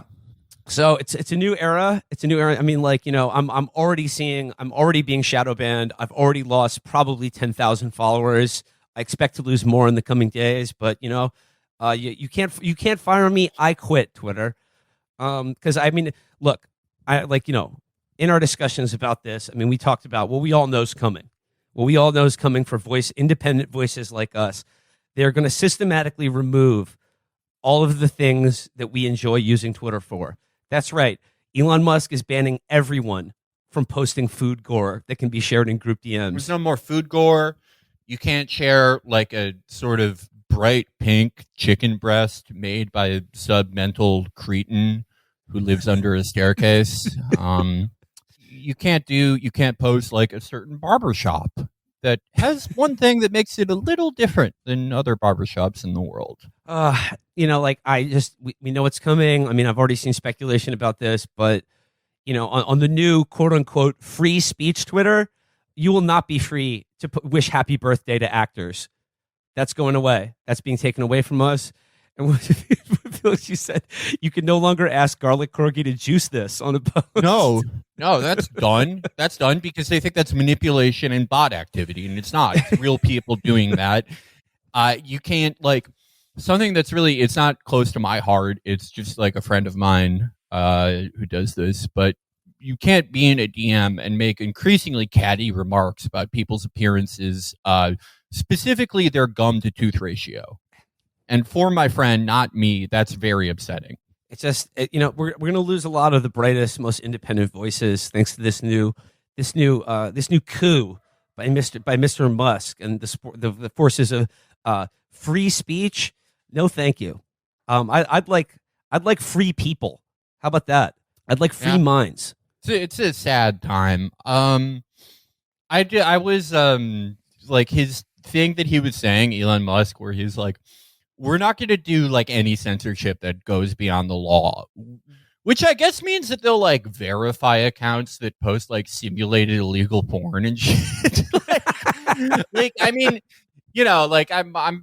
I'm very much into free expression, but like stuff that is allowed by the law is such a wide berth that it's like if he really followed through with it, like no one would advertise. Well, also, every country has the same statutes about expression, so that makes it easier. Because, of course, it's only in one country. Like, doesn't need to be international, and there are wildly different legal requirements in different countries that impact like the universal standard they have to hold. So that's not a problem. They don't have to worry about that. What do you think about like the projection that he's gonna back out? Just because it's like would be so hard for him to follow through on like what Elon Musk the brand wants and what you would actually have to do to make money out of Twitter. Well, he can't make money off it is the thing. Like the only way this works is if he's basically using it as a way to liquefy some of that Tesla position into real money without spooking all of the idiot investors who are keeping it suspended in the air where it is, so that in a couple of years he can take Twitter public again and then make all the money off of the IPO. And that's the only way that like this thing can make him money, because it doesn't make money consistently. The amount of money he's going to have to borrow to pay for it is going to be, the service on it is going to be more than Twitter has ever made in a year. Yeah, I'm like now 70-30, 70% think it's still going to happen, 30% think it won't, just because like there are just so many moving parts. Because he's basically like all his wealth, he has like $200 billion that are tied up in a version of Bitcoin where if he sells 1% of it, the rest of it plummets. And the thing backing it is like, it's maybe the most overvalued stock I have ever seen in my entire life. So yeah, like this is what you would need to do to get it out. But it seems like it could be more trouble than it's worth for him. I mean, either way, I think the biggest change that would happen to Twitter if he owns it is just that like the moderation doesn't really change. None of that really changes because it like can't change that much, or else like it becomes an even bigger boondoggle for him. But just the culture change, like the feeling, like enough triggered libs leave Twitter because he owns it, that it like makes Twitter seem different. And then like conservatives are like, oh look, he fixed it, like it's good now. I really doubt that many people will leave Twitter. I mean, not for apparently some are now, but everybody will be back. Where else are you going to go? You can go to fucking Mastodon. Like, look at all the conservatives who've been going. There's how many billions of dollars has been pumped into Twitter alternatives on the right that nobody uses, or if they use them, and then they go on Twitter to try to get people to like go and click on their fucking Gab account or something, and nobody does. Yeah. Here's a way Elon Musk could monetize Twitter. Like have sort of like subscription like tiers, where if you can like actually like subscribe to Twitter and you be the highest tier, you can be like Elon Musk and use it to do stock crimes. You can use it to wildly inflate and pump and dump stocks that you have a position on. So and coins, don't forget. Yeah, and apes. Let's not forget apes. But I worry about our meme overlord. Because Felix, like you said, if one of his bitcoins goes away, then like the whole thing crumbles. And then this is just me speculating here, but I think a lot of his backers or alleged backers who are sort of how shall I put this, Mexican gentlemen involved in a family business, a family owned and operated concern. Look, it's going to be a tough margin call. It's going to be rough for Mr. Musk, and I hope that doesn't happen. Yeah. It would be funny if like the certain family business involved in logistics and the pharmaceutical business, if he sells like a huge amount of Tesla to continue servicing debt and operate Twitter. And they're like, well, I guess we need to launder our money through this. And they just start making those 200K viral tweets that are like, porches hit different in the autumn. Like they have to launder their money through vibrator and fucking Galaxy Light ads. Sicario's new job is to waterboard 21-year-olds to come up with viral tweets. Middle seat hits different. Yeah. Duffel bags didn't have to go as hard as they did. It's like the @Sinaloa account is just like a photo of like a plate with a fork and knife. Anyone remember these? Yeah. That would be a tough way to launder. Family. A family. No, we're not saying cartel. We're not saying Tesla is a front to launder money for the cartel. We are explicitly not saying that. This is a different business. Oh, and also, just in addition to that, we have no information about Deutsche Bank. If anyone, Oh yeah, we don't know anything about it, and if we did, we have no intention of telling anyone, the investigators or journalists, about it. Yeah, I think like if anyone were to write a story on Deutsche Bank, it should be A, about how it's just like any other bank, and B, how there should be more ATMs for it. And that's really the only problem with it. I don't even know what Deutsche Bank is. I mean, what's a bank? I'd like to get that on the record right now. Don't know what it is. Never heard of it. Never heard of the concept. So that's the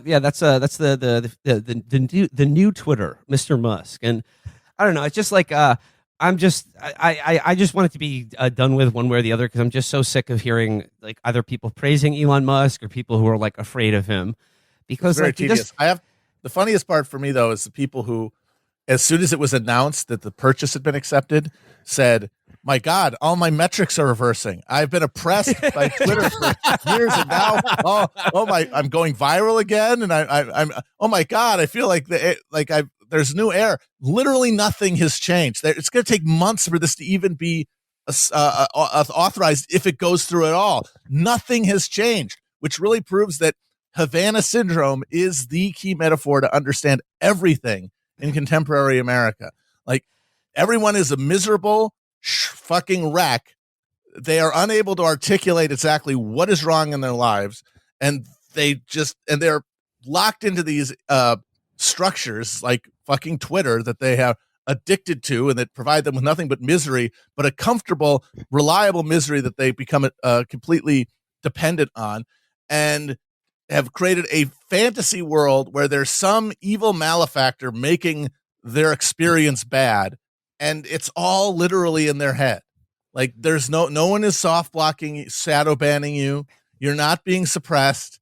It's just, you're not getting what you want out of the experience of being online every day, which of course you can't, because it sucks. It's a miserable experience for everybody. You can't be happy doing that. What are you, fucking insane? I will know. It's like, oh no, Elon Musk is going to maybe 6 months from now buy this, and then, oh my God, all of a sudden somebody turned off the microwave machine that was cooking my organs. Like that scene in Better Call Saul when he's in the bed and he's got where Chuck's in the bed, the hospital bed, with his electromagnetic allergy, and they turn on the machine underneath his bed, and he doesn't even realize it because he doesn't know. That's everyone now. I mean, on the topic of shadow banning and the algorithm, spiking conservative or heterodox content, I would actually pay Twitter to hide my content from 95% of the people who follow me. I would love it if Twitter were shadow banning me. It would make my this is my experience of using the site out of Elon. Yeah. If he really goes ham, we might see him like throw some really wacky ideas out there, like some sort of Twitter elite package, where you get like a totally curated experience. I would pay for it. Okay, Elon, are you listening? Twitter elite tier. I want to make it so Michael Caine has to reply to me when I reply to him, when he does posts like, hello, it's Michael. And when I say hi, Michael, I want him to say hello back. That's all. That's what I'm asking from the elite tier of Twitter. I have a few suggestions that I think everyone could get behind.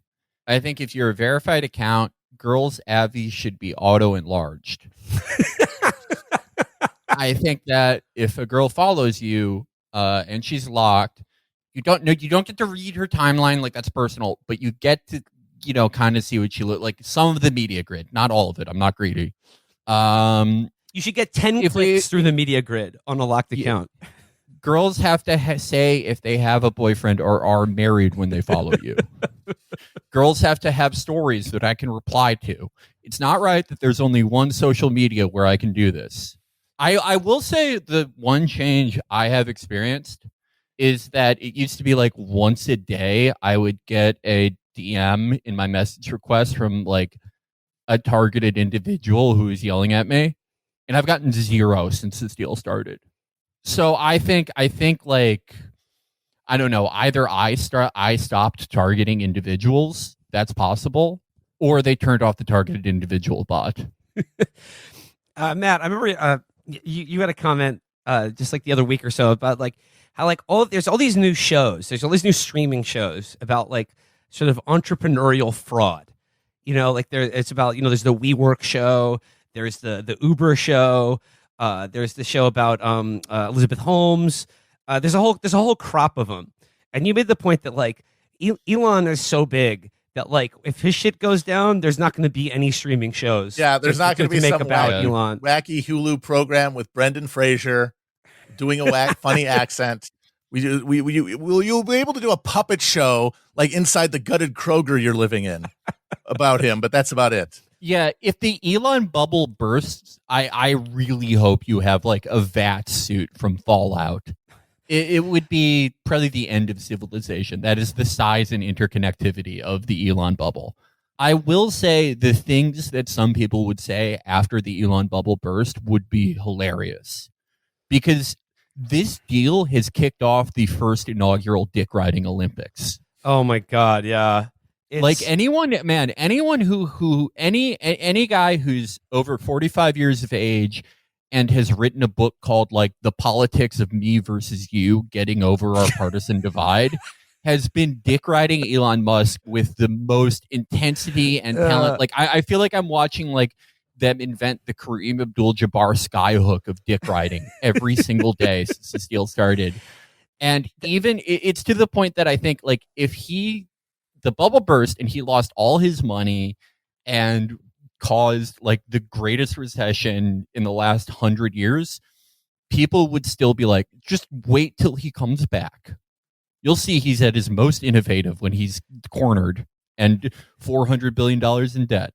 It's like, a year 0 plus 20, like year 20 after the Musk collapse.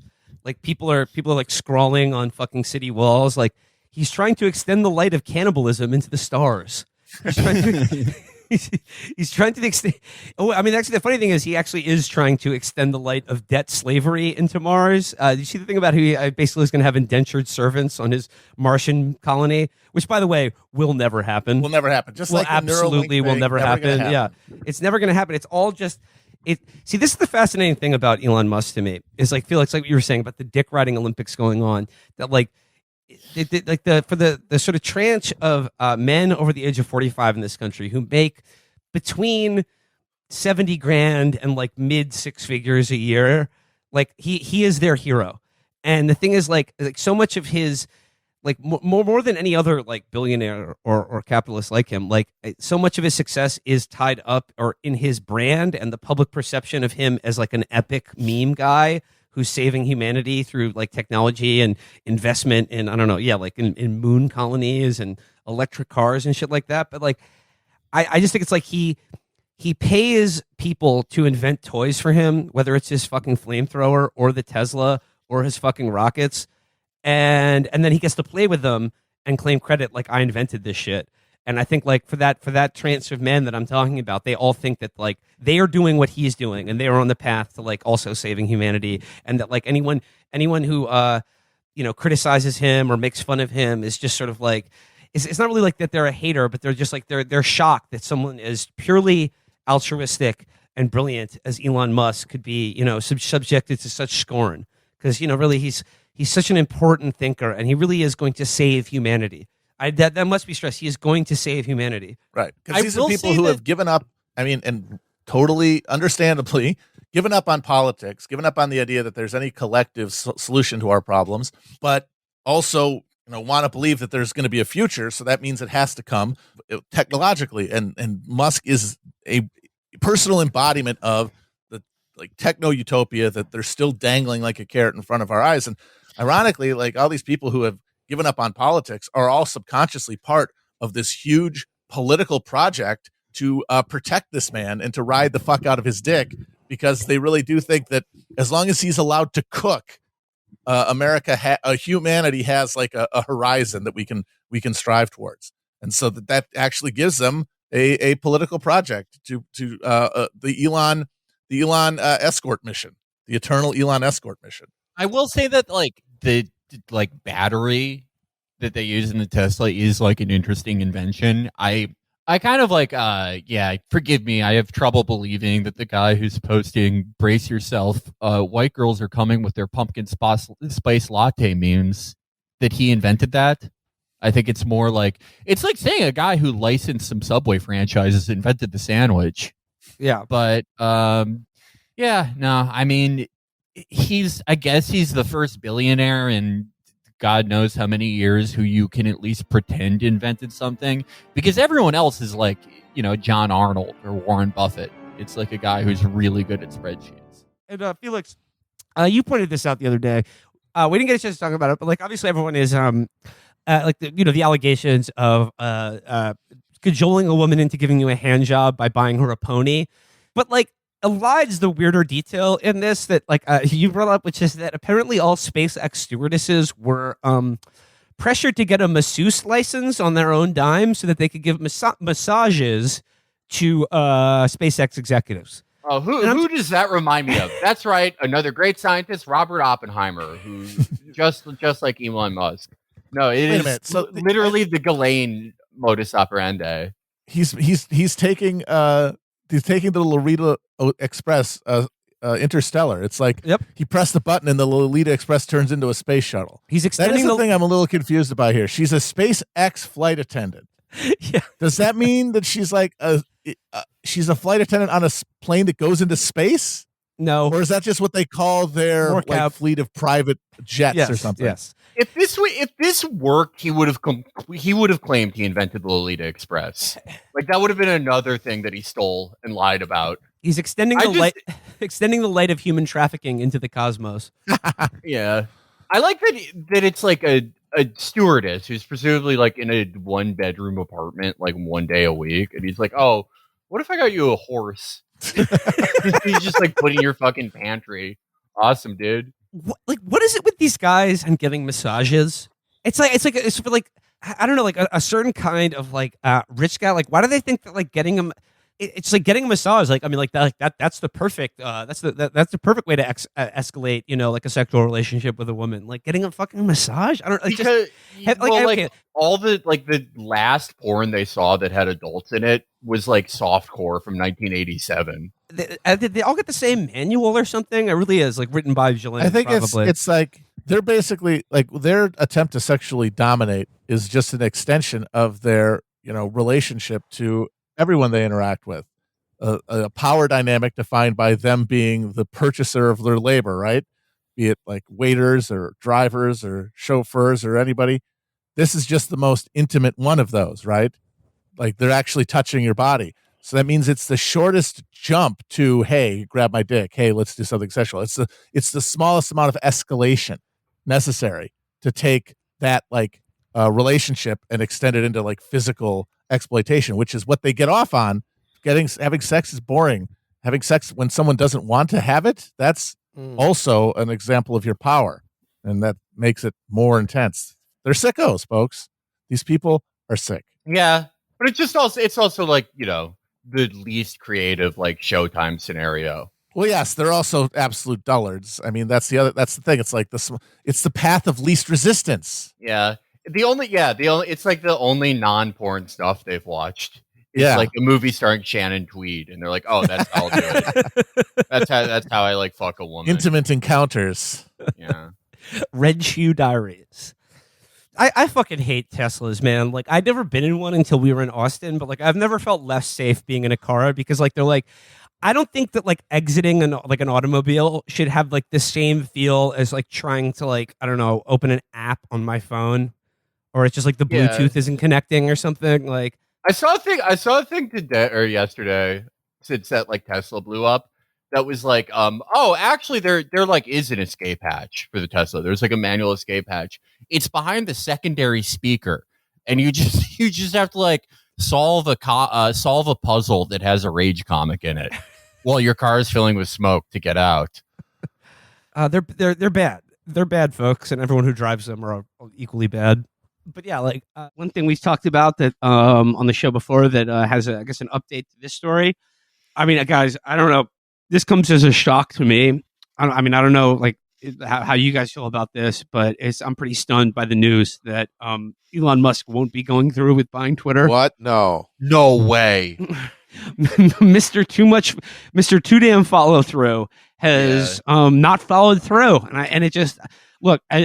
And you know what? I don't know if you guys noticed this or not, but as soon as I saw the news that he was backing out of the deal, I immediately noticed that all my posts were being shadow banned again after they weren't being shadow banned. It's amazing. Like this cold wind just blew across my fucking timeline. You notice how like the unthinkable keeps happening?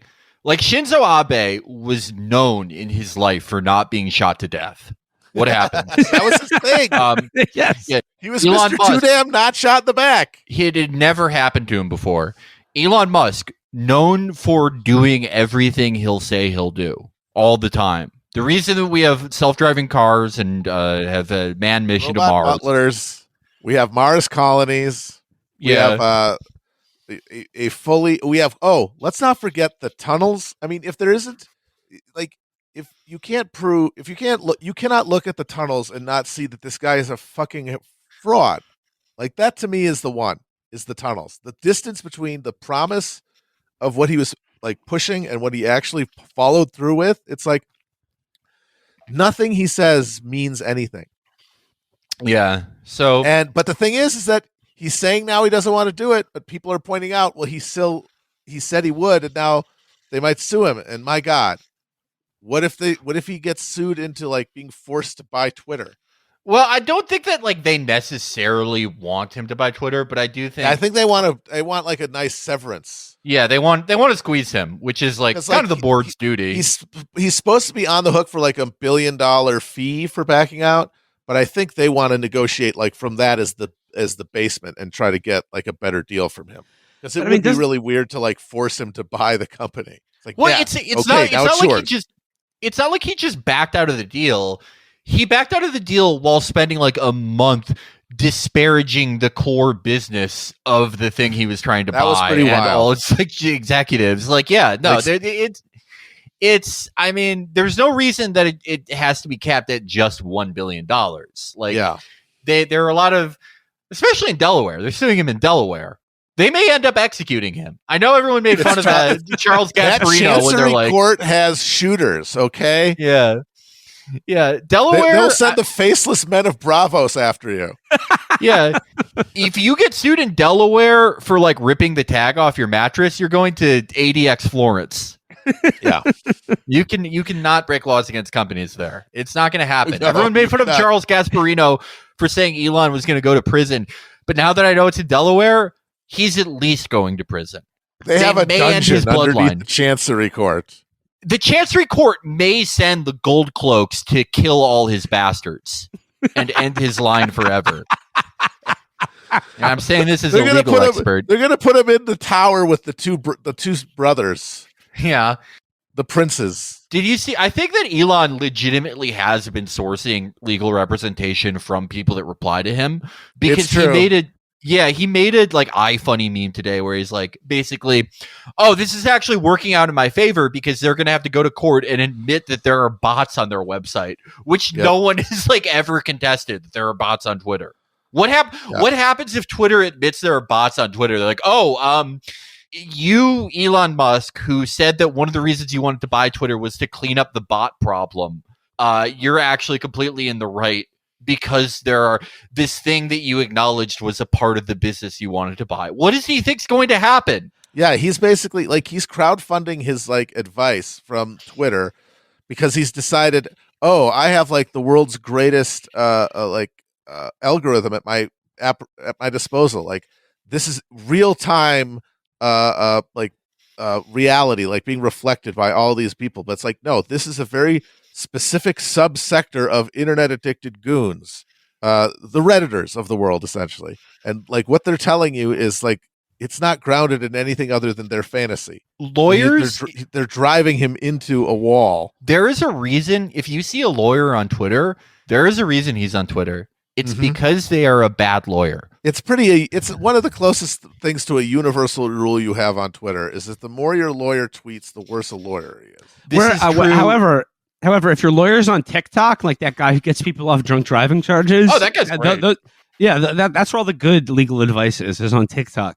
Yes. I mean, like, but doesn't this whole saga, like, doesn't that sort of prove that this whole thing was about liquidating a shitload of Tesla stock? Yeah, I mean, I think that's the most likely.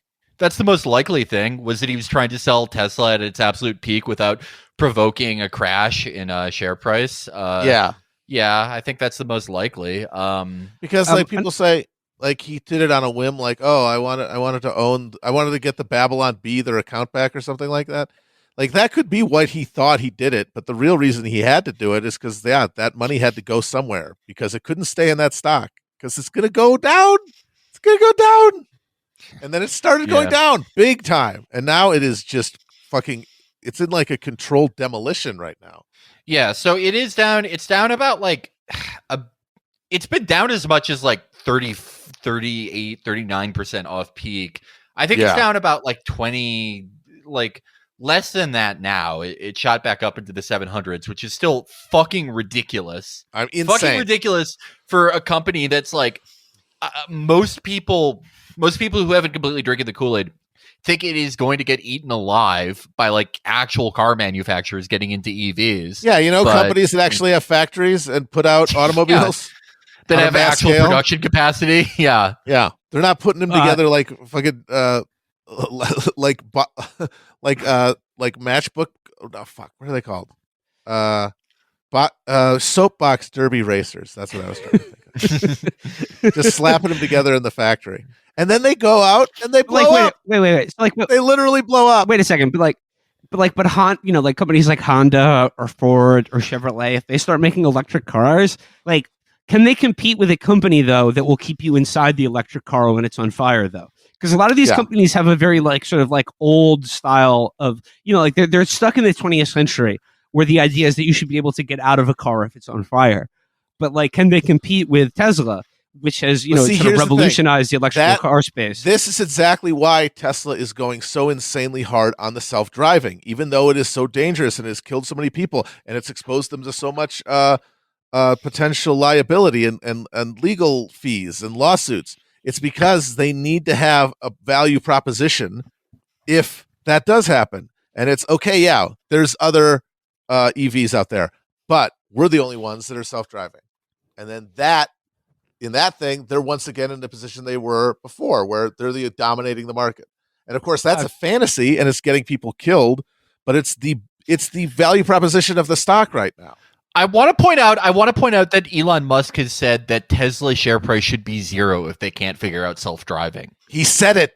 He was on camera. He said, like, if this is not an automated driving company, it goes to 0.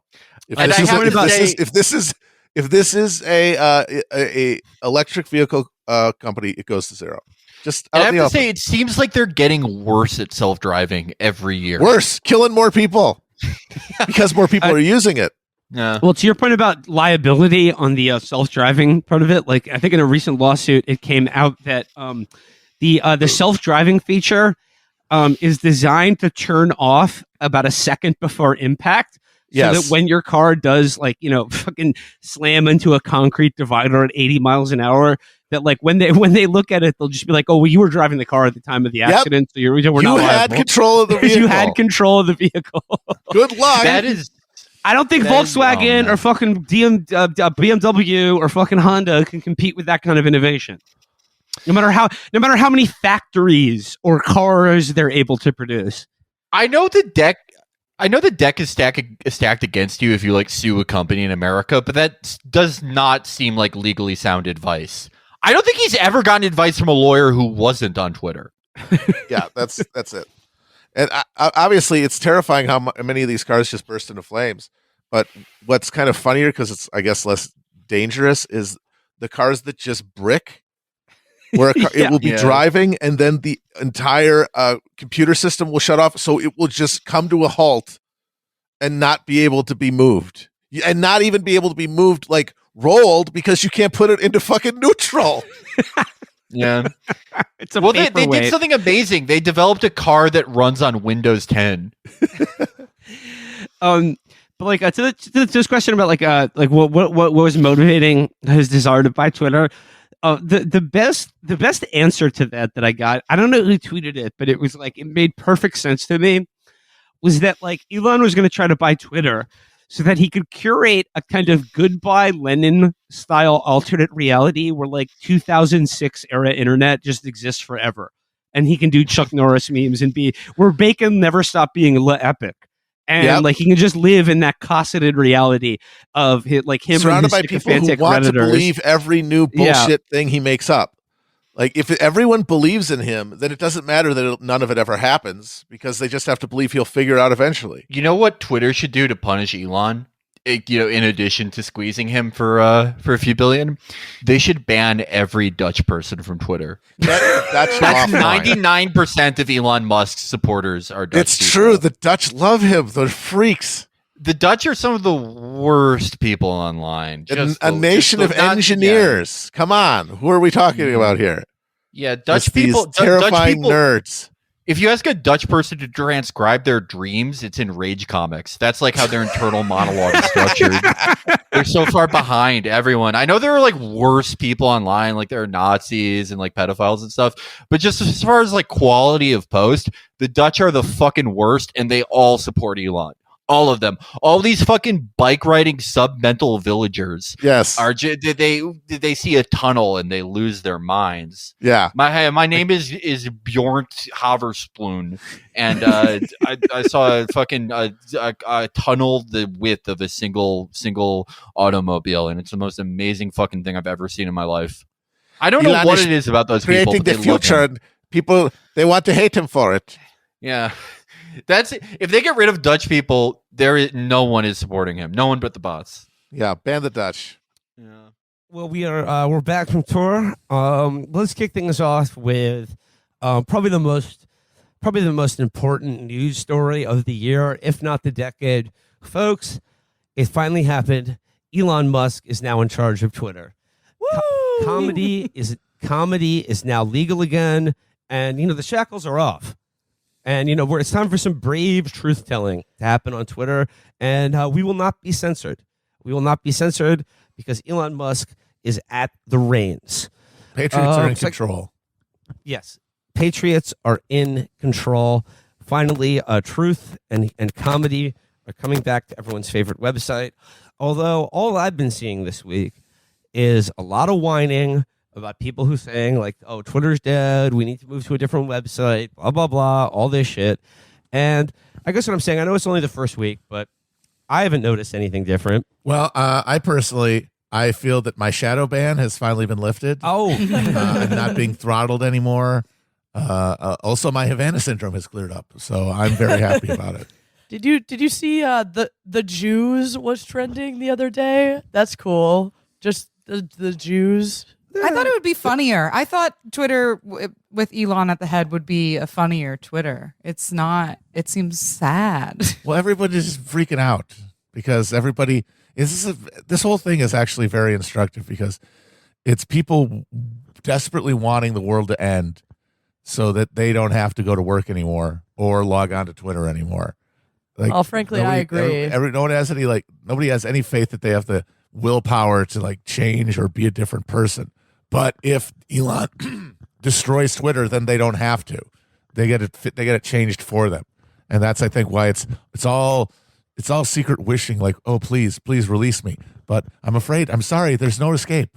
There's nowhere else to go. I don't know what's going to happen, but there's the demand for the space, and that means that people are going to need to fill it. I don't know. I mean, it seems like the immediate issues are one, Matt, as you already outlined. All of us have been unshadow banned. So I've seen my follower count skyrocket. I've seen my posts. My posts are doing numbers like they've never done before because I'm finally stopped from being censored. No, I gotta say, if anyone has ever complained about shadow banned, it's because your posts suck. You're a fucking loser. Nobody cares. No one's throttled you. You should tie a belt to a doorknob and throttle yourself. How about that? You should consider doing better posts. Yeah, it is only the most annoying pedants in the world who I mean, like, look, if they have been shadow banned, good. Have I been shadow banned? No, but I'd like to be. If Elon's listening, I would love you to like half my follower count. I would love my posts to be seen by like a maximum of 10 people. That would be good for me. I mean, I guess be the other healthy thing, mentally. Well, then we could go back to the way like when Twitter was the Wild West and you could just tweet death threats at journalists and without getting like a little pop up being like, "Is your mental health okay?" Or like, do people. Most people don't tweet like this. But most people should be tweeting like that. Is my take. Yeah, most people don't respond to Jonathan Chait with a gif of a Gatling gun, but I'm not most people. I'm built different. And I guess like the other issue is this whole sort of like a subscription tier for blue checks, which once again doesn't affect me at all. I don't give a shit. I've never had a blue check. Don't want one. Not going to be paying $8 a month to get one. However, I would pay a discrete $8 service charge per death threat I'm allowed to send. That's a moneymaker. You would pay $20 to $30 per death threat that you were allowed to send. The paid for verification thing is pretty interesting because he pitches it as this democratizing force. Like, oh, the fancy blue checks aren't going to rule over you anymore because anybody can have a blue check. But of course, that means that the blue check becomes completely worthless. So there's no reason to buy it unless you're a total one of the Elon boy dipshits, who probably like just send him a check every month anyway, just to support his general vibe because they think he's the future of humanity. So there's no money there. I do think, though, there is a play here. If he can hold on to the company without it just falling to pieces like a fucking, like the Blues Brothers mobile at the end of the movie, what will eventually happen is that if you aren't verified, the site will be basically unusable. You will be so inundated with spam and bullshit that there isn't even a timeline. There's just catheter ads up and down the thing, and like you got to scroll for 5 minutes to get to a post. But if you have we're all that getting older. $8 verification thing, there's only a third as many ads. So I think that's how they're gonna. That's if he has a plan to make money with that, because like the idea he has of people will buy the check mark, that's insane. But if you have to have the check mark to actually get the site to work, then that might get people to like.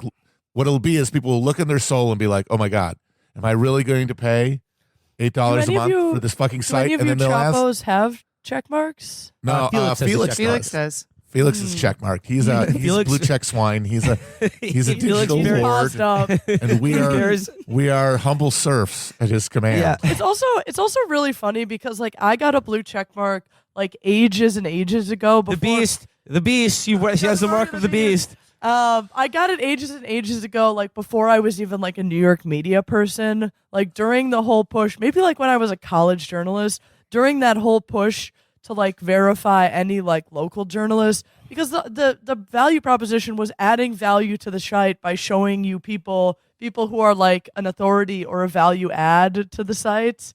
Yeah, that is wild. Now there's still these people out there with like 600 followers of the verified mark.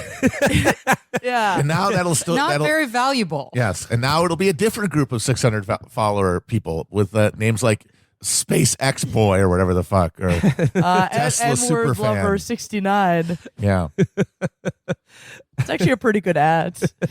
Yeah, no one take that. Checkmark Stomper 1488. That's also really good. And listeners, I'll have you know, I mean, you're only listening to this. You don't see the video feed. When Catherine said New York media person, I don't know why, but she took her thumb and forefinger and placed it against her forehead and nose like that. I did not do that. I did not do that. Someone's been listening to Donda 2. No, I mean, Catherine's always trying to get me to watch, like TV shows and movies that she wants to watch. And she was like, I heard about this great documentary that Kyrie Irving recommended. And I got to say, it had some interesting points. You were like, I've already seen it. I have it on Blu-ray. Yeah. It's on the Criterion. I don't know. Like, I mean, like we were making fun of like the will Musk buy Twitter, will he not? Like, it's a real who care to me, because I mean the people who owned Twitter before were soulless demons, and Musk is just a slightly more entertaining demon. But all of the specific complaints that people have are all things that are like baffling to me, because like I've never encountered a problem with any of this shit. Don't care about having a blue check mark. Don't care about shadow banning. Never been throttled, or if I have, I haven't noticed it. Don't care. But also like another thing that people have talked about are like bots. Like Musk was very concerned about bots before buying it, and then people think that I don't know what this concern with bots are. I've never interacted with bots. It's never been a problem for me. A lot of people I don't encounter them. It's similar to the shadow banning thing, where it's you're working out your psychological persecution complex, where anybody who you disagree with or posts at you negatively, well, that's a bot. That classic sign of a bot. Certainly not an actual person who disagreed with me. That's not possible. Well, technically, Will, you have interacted with bots because every hot woman who DMs you is probably a bot. Hey, Hello, dear. You're very dear. handsome. Make want marry me, Findom. Would like to connect with you on this website. Oh man, Hey, a lot of these bots have got some good pussy though. if I had a nickel for every time I get a DM from like a 2-follower account offering to make me their sugar baby. Oh my God. I could pay for Twitter Blue. How the fuck are you going to afford a Twitter a sugar baby when you got 2 followers?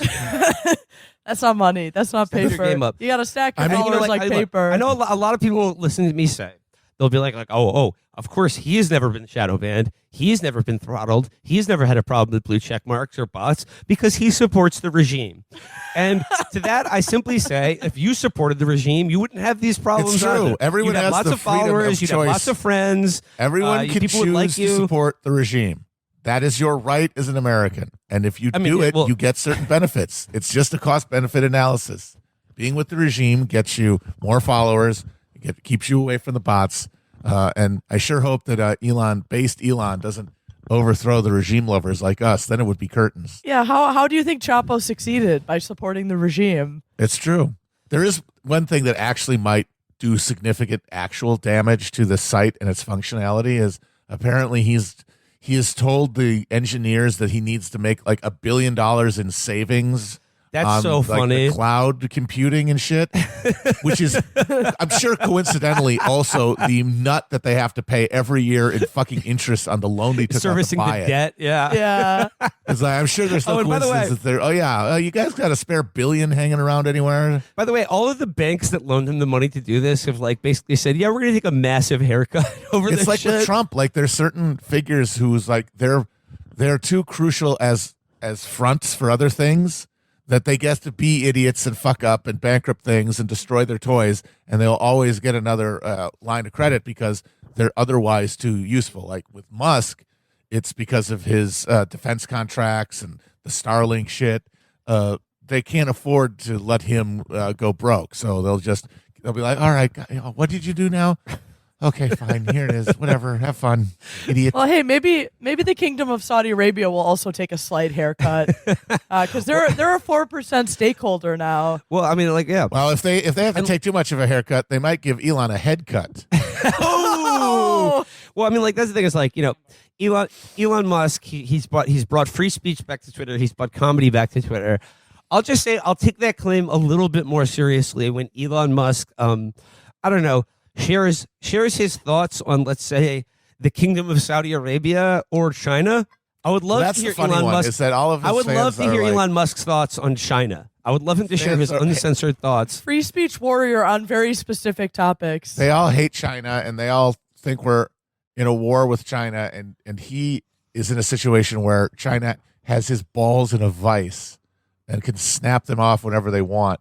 So I don't know. One theory is that he's going to make money out of this thing is by like selling confidential information to governments seeking it. So that like the Saudis won't have to send like an agent to Twitter so that they can find out, all the teenagers they need to arrest. He'll just give it to them for money.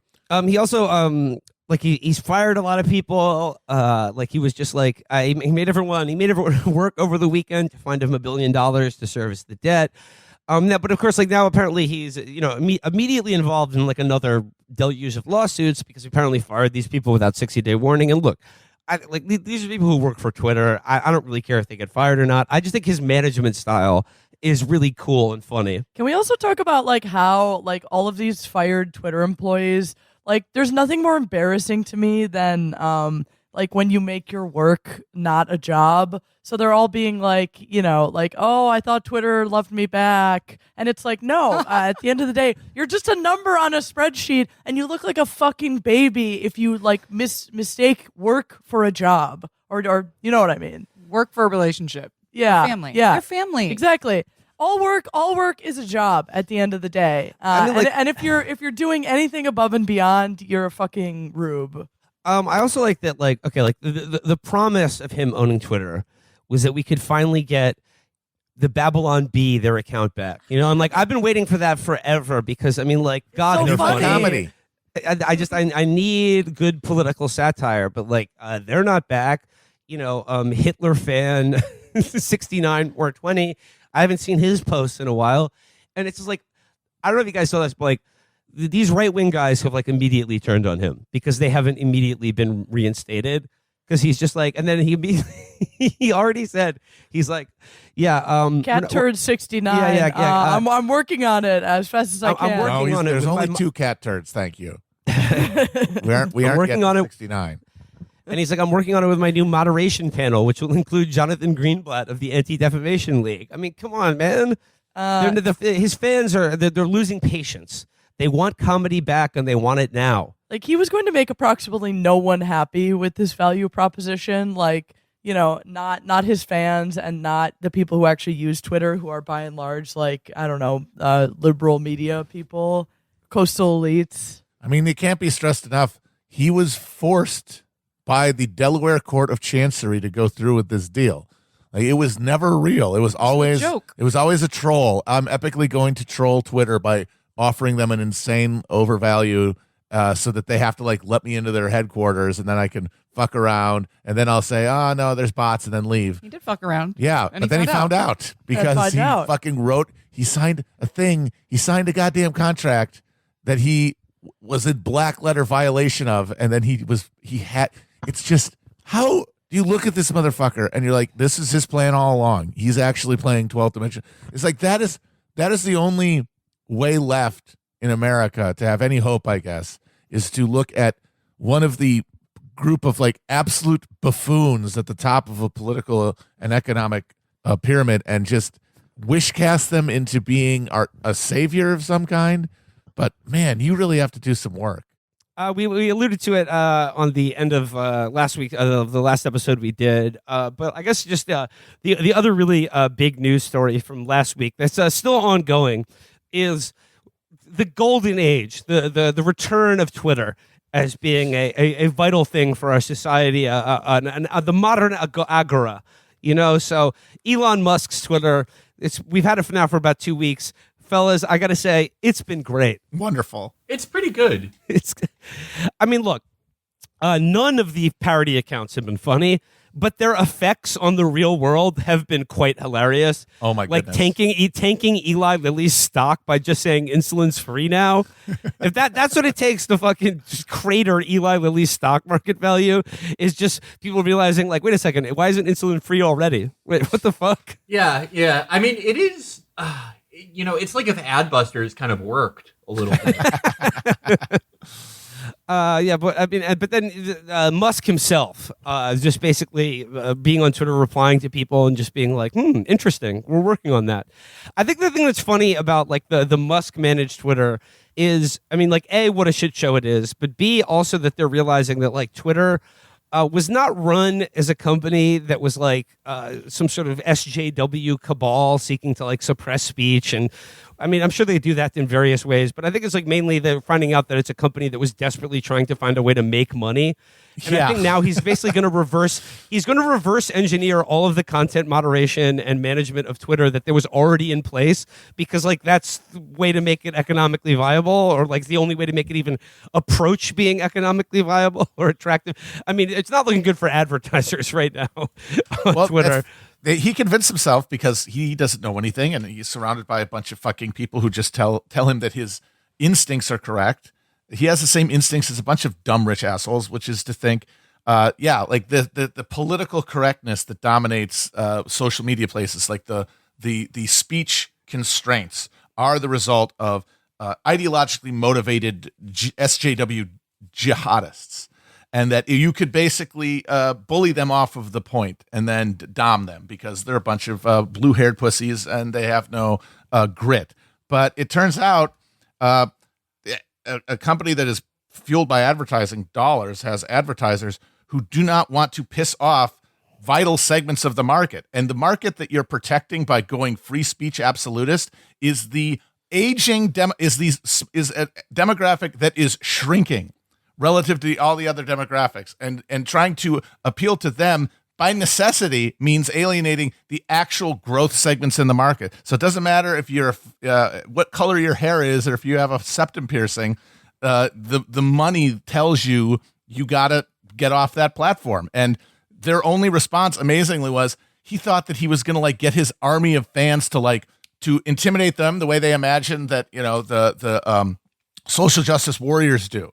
But again, that's one weird segment of weirdos against everyone else. That's not a hard call. That's not a difficult decision to make for a company. The thing that is astounding to me, the most telling of dumb things he said that was flagged by Birdwatch, which is the dumb community flagging system with Twitter, is he said that Twitter is the biggest driver of links. More people click links from Twitter than anywhere else on the internet.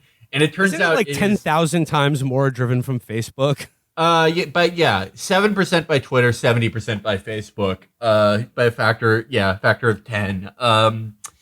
Neck and neck with Pinterest. I'd actually probably say that Pinterest drives it more if we're accounting for like bot shit. But it does, that specifically was an amazing tell for me. Because, like, what have we heard for years? Twitter isn't real life. Journalists are obsessed with Twitter. Journalists think Twitter is broadly representative of the world, despite being a very small sliver of social media. That is, that's true. It does make you see the world with blinkers.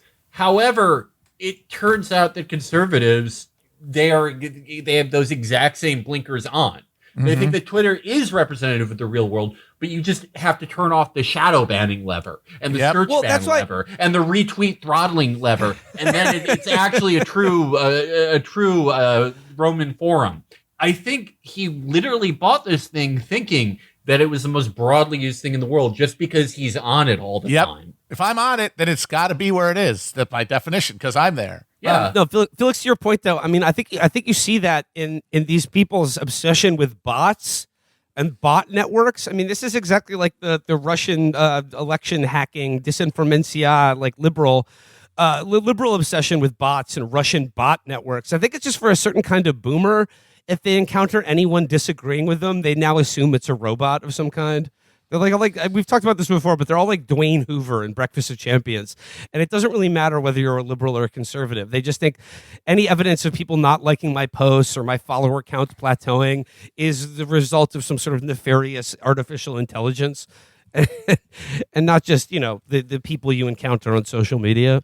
Yeah, you see it in his replies. Anytime someone is like, the thing he had today, we've deleted 20% of bloatware, and then 2 seconds later, two-factor authentication doesn't work anymore. When people are replying to him and going, you don't know what the fuck you're talking about, you're breaking it. Everyone who has a purchased blue check mark will reply to the unverified person saying this with a little robot emoji, just like libs right after the 2016 election. Exact same thing. It's amazing. They've gotten to the point where if you did not buy a check mark so that you could be on Elon's team, then that is prima facie evidence that you must be a robot. That's what they've decided. It's amazing. It's like, I'm sorry, who is the person who is unthinkingly and automatically doing something that the company wants them to do? That's you, motherfucker. You're the robot. Oh my God. Fucking plot twist. We do have numbers on how many people have made that jump, have purchased the special Twitter Blue for the checkmark. It's about 22,000 people, which is, okay, he would need 13 million to even service the debt. It's just off revenue. And they're actually making less of a profit off that special Twitter Blue than they were in the previous era because of the pausing of blue chip advertisers. They're actually like losing money, probably 20,000 subscriptions is probably losing them money because of the lack of ad revenue, because they have to reduce the ads. It's not even ad free. It's half the ads. But I think he's Wait, Twitter Blue is not even ad free. It's just less ads. Jesus Christ. Yeah. The thing that is really amazing about the previous thing, where it was like, okay, we're going to counter boycott, we're going to bully them into advertising on Twitter. It's the idea that like Twitter is this amazing place to advertise that everyone wants to advertise on. It is it is a fraction of advertisers' budgets. They've never really given a shit about it because it's never really like done anything. There's a big debate over what advertising works and if it's overall effective or not. But certainly ads on Twitter are so negligible, and you can just throw them away and not even notice that it's like, why would they come back? Yeah, there's no incentive to do it. I mean, unless they're afraid of getting brutally pwned in the comments by the Elon Brigade, which I'm sorry, that's not a social force worth worrying about when you're talking about your bottom line as a company.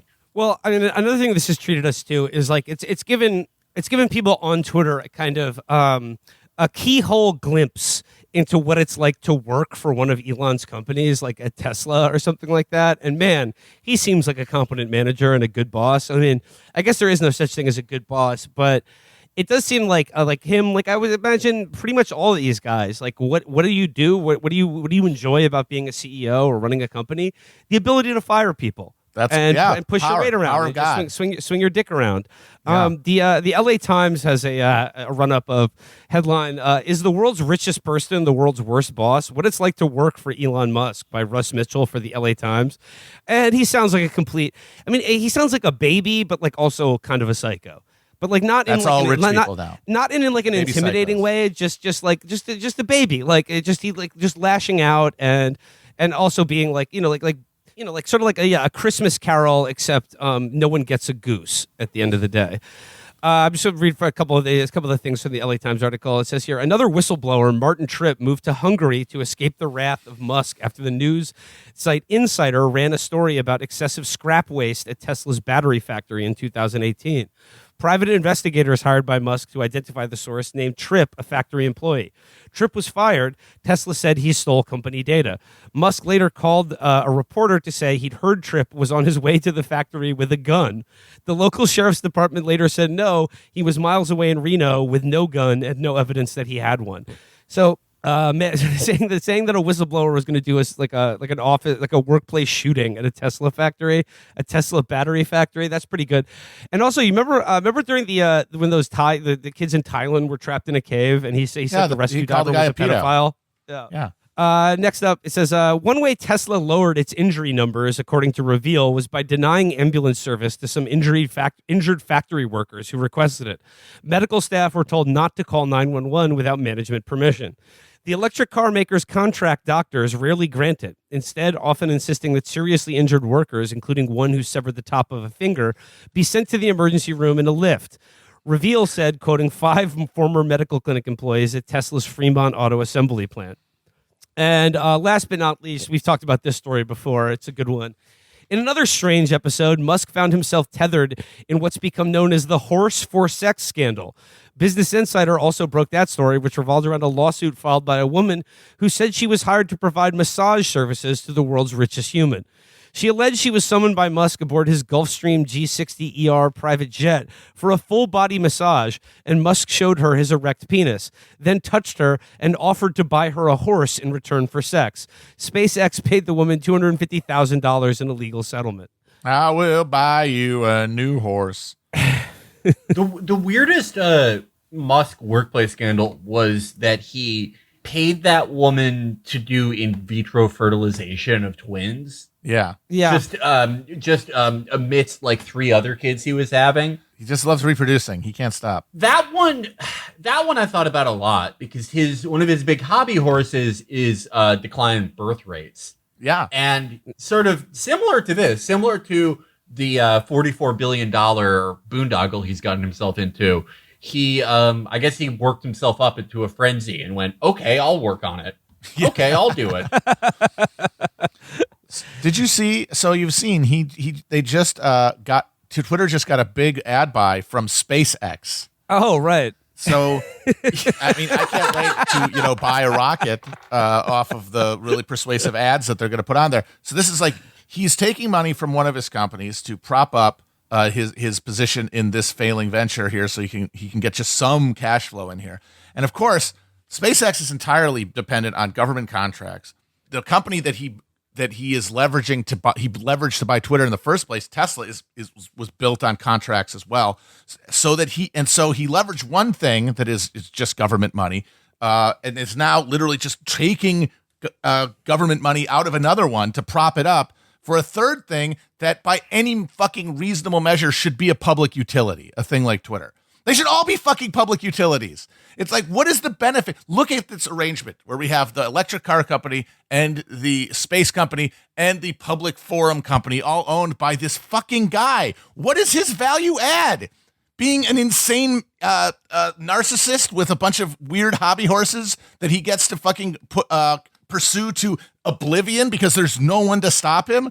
Where is the public benefit to these being privately fucking owned? Especially because this is the guy who will take over. This is the guy who will reign in this era of privatized industry. Also considering that the mechanism for him to publicly own it is not for him to go, okay, I'm cashing out $44 billion worth of my equity in, whatever bullshit venture. It's to just add tens of billions of dollars in debt onto the venture he's buying. The only thing where they let you buy things that way. Yeah, it's amazing. How are you set to own this after that? That's insane. When you take out a mortgage, you owe that money. This is the only thing. Nothing. They don't let you do this with anything else, really. They don't let you go. Okay, I'm having a leveraged lunch. I'm buying a sandwich.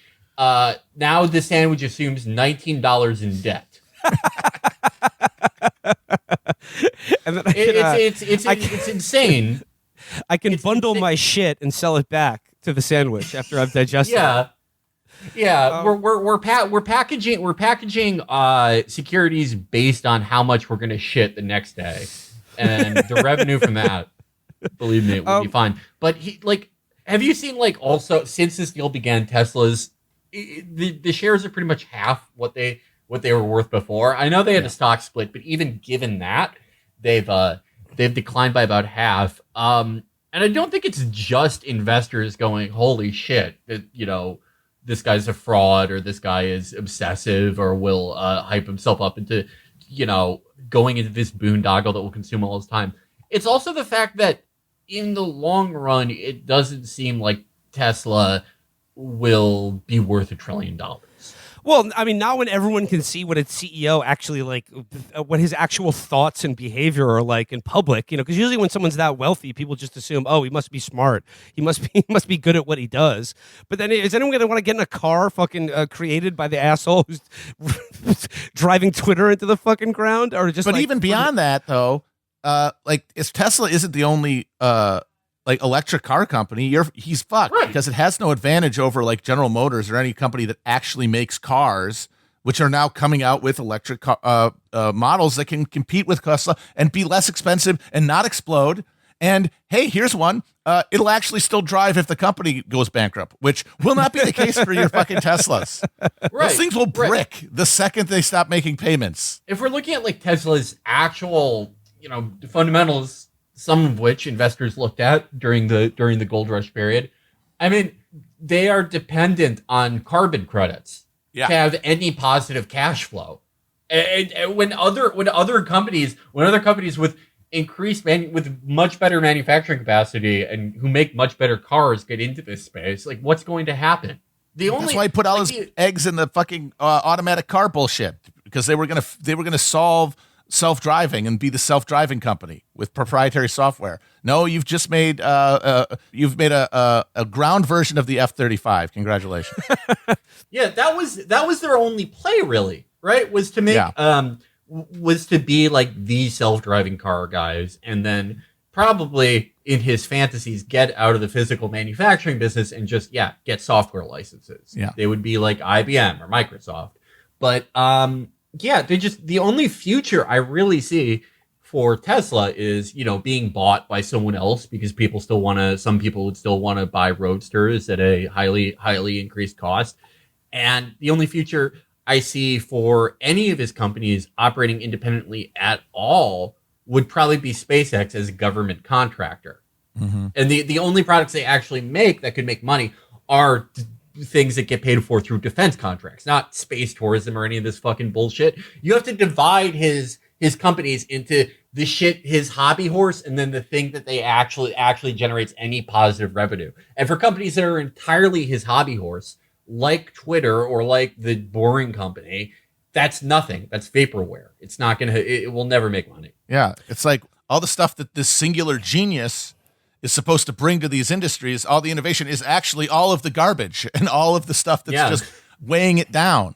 The stuff that makes money is just boring old stuff that, you know what, a government agency could much more efficiently manage at the end of the day, but not with magic and bells and whistles. The fact that he still has defenders, though, it's stunning, but at the same time, it's inevitable because it is a theological belief in this country among millions of people that if you get to his position in this country, in the rat race, in the struggle for all against all of the market, if you get to a position like he has, then you by definition are in some way a genius. You earned it.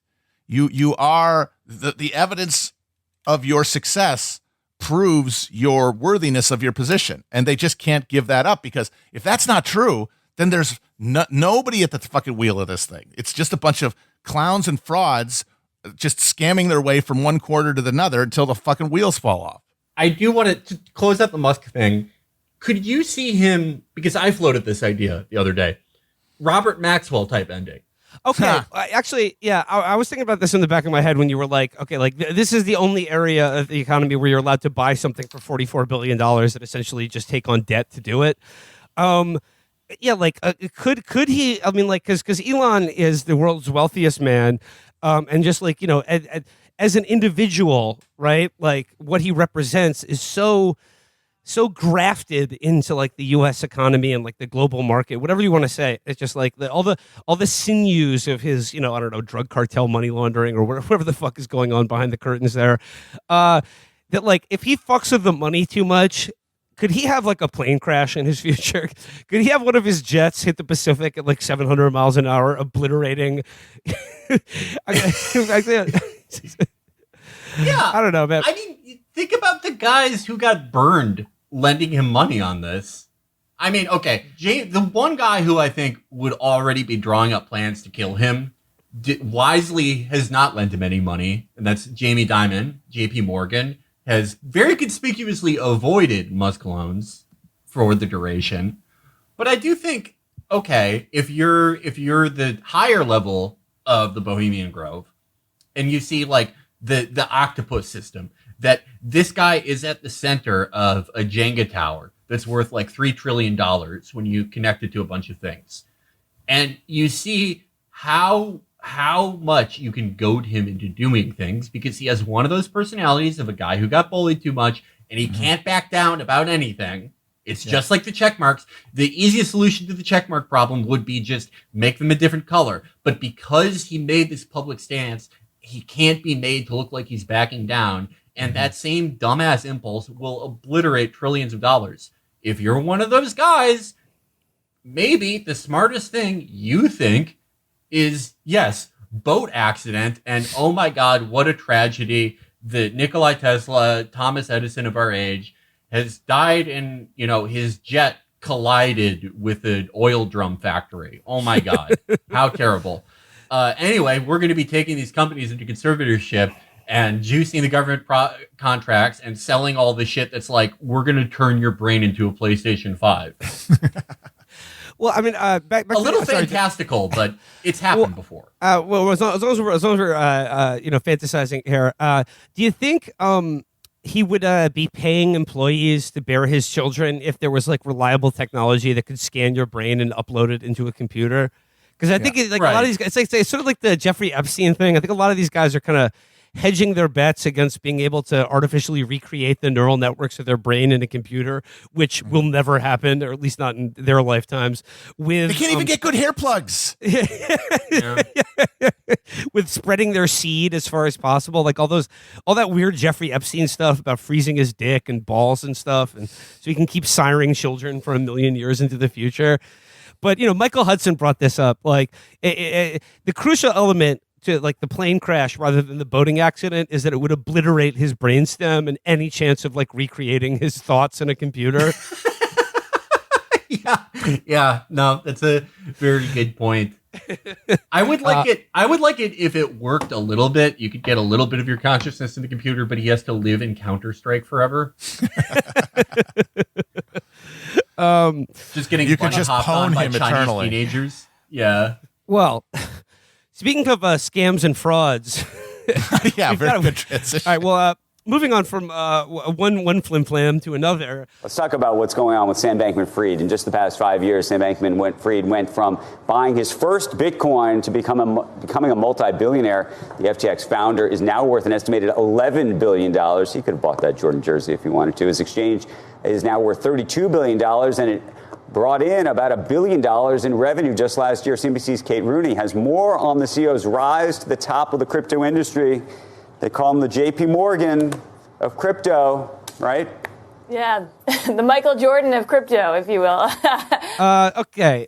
Would it surprise you to know that the biggest cryptocurrency exchange just completely imploded after after borrowing its users' money to make risky bets? But no, it was effectively altruistic. How could that happen? Oh man, effective altruism. We did a bit about this at our New York show when we were talking about the David Shore a rave Burning Man party in his loft. But man, see, folks, I don't know if you're familiar with effective altruism.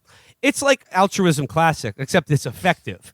And, effective altruism, I mean, sounds like sort of a buzzword, but no, actually, it's a philosophy created by Bay Area rationalists who are rationally approaching the problem of why do some have so much? Why do so few have so much when the world is so full of poverty and suffering? Well, altruism classic would have you believe that that's connected to how much wealth and power a small group of people have, and that they should essentially be forced to give up some of their wealth and property. No, you'd be wrong. If you were a rationalist, you would actually be working to give those people even more wealth and power because they can use it most effectively because they're such geniuses. Like, why would you give it to a dumb old government when you could give it to these visionary masters of the universe? And we're seeing in every part of the economy, as soon as you just lightly turn down the free money dial, all of a sudden, all of that genius instantly evaporates. Like all that world-defining brilliance that makes them the ones who should have all the money and power because they know better than anyone else. All of a sudden, it's gone. All that happened was their capacity to endlessly borrow money, and all of a sudden, they're not geniuses anymore. It's weird how that happened. Felix, I gotta get your take on this. Felix is the Mr. Money of the show. So, Felix, your take on Sam Bankman-Fried and the collapse of his cryptocurrency exchange. That was, Tom Brady, and then Larry David. All the celebs were. I mean, this is like the Super Bowl was not even a year ago. Yeah. And this shit is like, this is just no. Oh yeah. So at least Pets.com had a little bit more of a run. I want to steal a little wordplay from the man who predicted this more than anyone at Zitron, the City of Freaks of Sam Bankman-Fried. Sam Bankrun Fraud. Okay, so I was talking about this with Ed. Think about this. Okay, we've talked a lot about how, like, Elon Musk compared to John D. Rockefeller or J.P. Morgan or any of those guys, how he said everyone at the top of the billionaires list is an inferior intellect to their predecessors from 100 years ago. Mm-hmm. Sam Bankman Fraud. Okay, let's think about if Jamie Dimon or Lloyd Blankfein or any of the evil bankers from the 2008 era, let's think about them. Let's think about if they were allowed to own NASDAQ, okay, or the New York Stock Exchange. They're allowed to also be a bank. They're allowed to be a brokerage house also, in addition to this. They're allowed to trade, and they're allowed to issue their own security and currency. How much money do you think those guys make just by not being stupid, by being like, holy shit, there's barely any regulation left. We can, if we don't blow it all up, if we don't issue our own currency that we claim has 40% APY, we could make $97 billion in 3 years. And then you give the same charter to Sam Bankrun Fraud, the effective altruism dumbass. Look what happens. Look what fucking happens. I mean, isn't effective altruism, isn't that just a great microcosm of this? Because what have rich pricks like this always done? If you're a New York finance vampire, what is your favorite thing to do? It's to go to a charity gala. They love love that it. shit. They love Jeff their Bezos Robin. just announced he's giving away his fortune, but like I'm sure Yeah, to just like a fucking family Bill controlled Gates did. trust Jack me to off. fucking Yeah. avoid taxation. And if anything, Bullshit. Right, honestly, but- Sam Bankman-Fried may be the most effective altruist of all time, given how much fucking money he's stolen and how much wealth he's actually wiped out, rather than having these assholes get to spend it the way they want in a fucking altruistic manner. Right. But like, okay, so they've been doing that they've been doing these bullshit charities that don't seem to help anyone for the longest time. And then you give money to Yale, and then you give money to the Opera House, and then this and then that. Sam Bankman-Fried, like everything, like how he's looking at finance, like how he said one day he'll buy Goldman Sachs. He looks at all these guys and he goes, "Hey, why are you doing it in the wrong way? I've invented a new type of private charity. It's effective." It's effective charity. Just like how I've invented effective finance. I've invented a new effective form of currency. And it turns out He invented those banking guys- without regulation. Yeah. It turns out all those guys who came before him, they were doing all of that for a reason. Yeah, just like Twitter does all the things they do for a reason too. Right.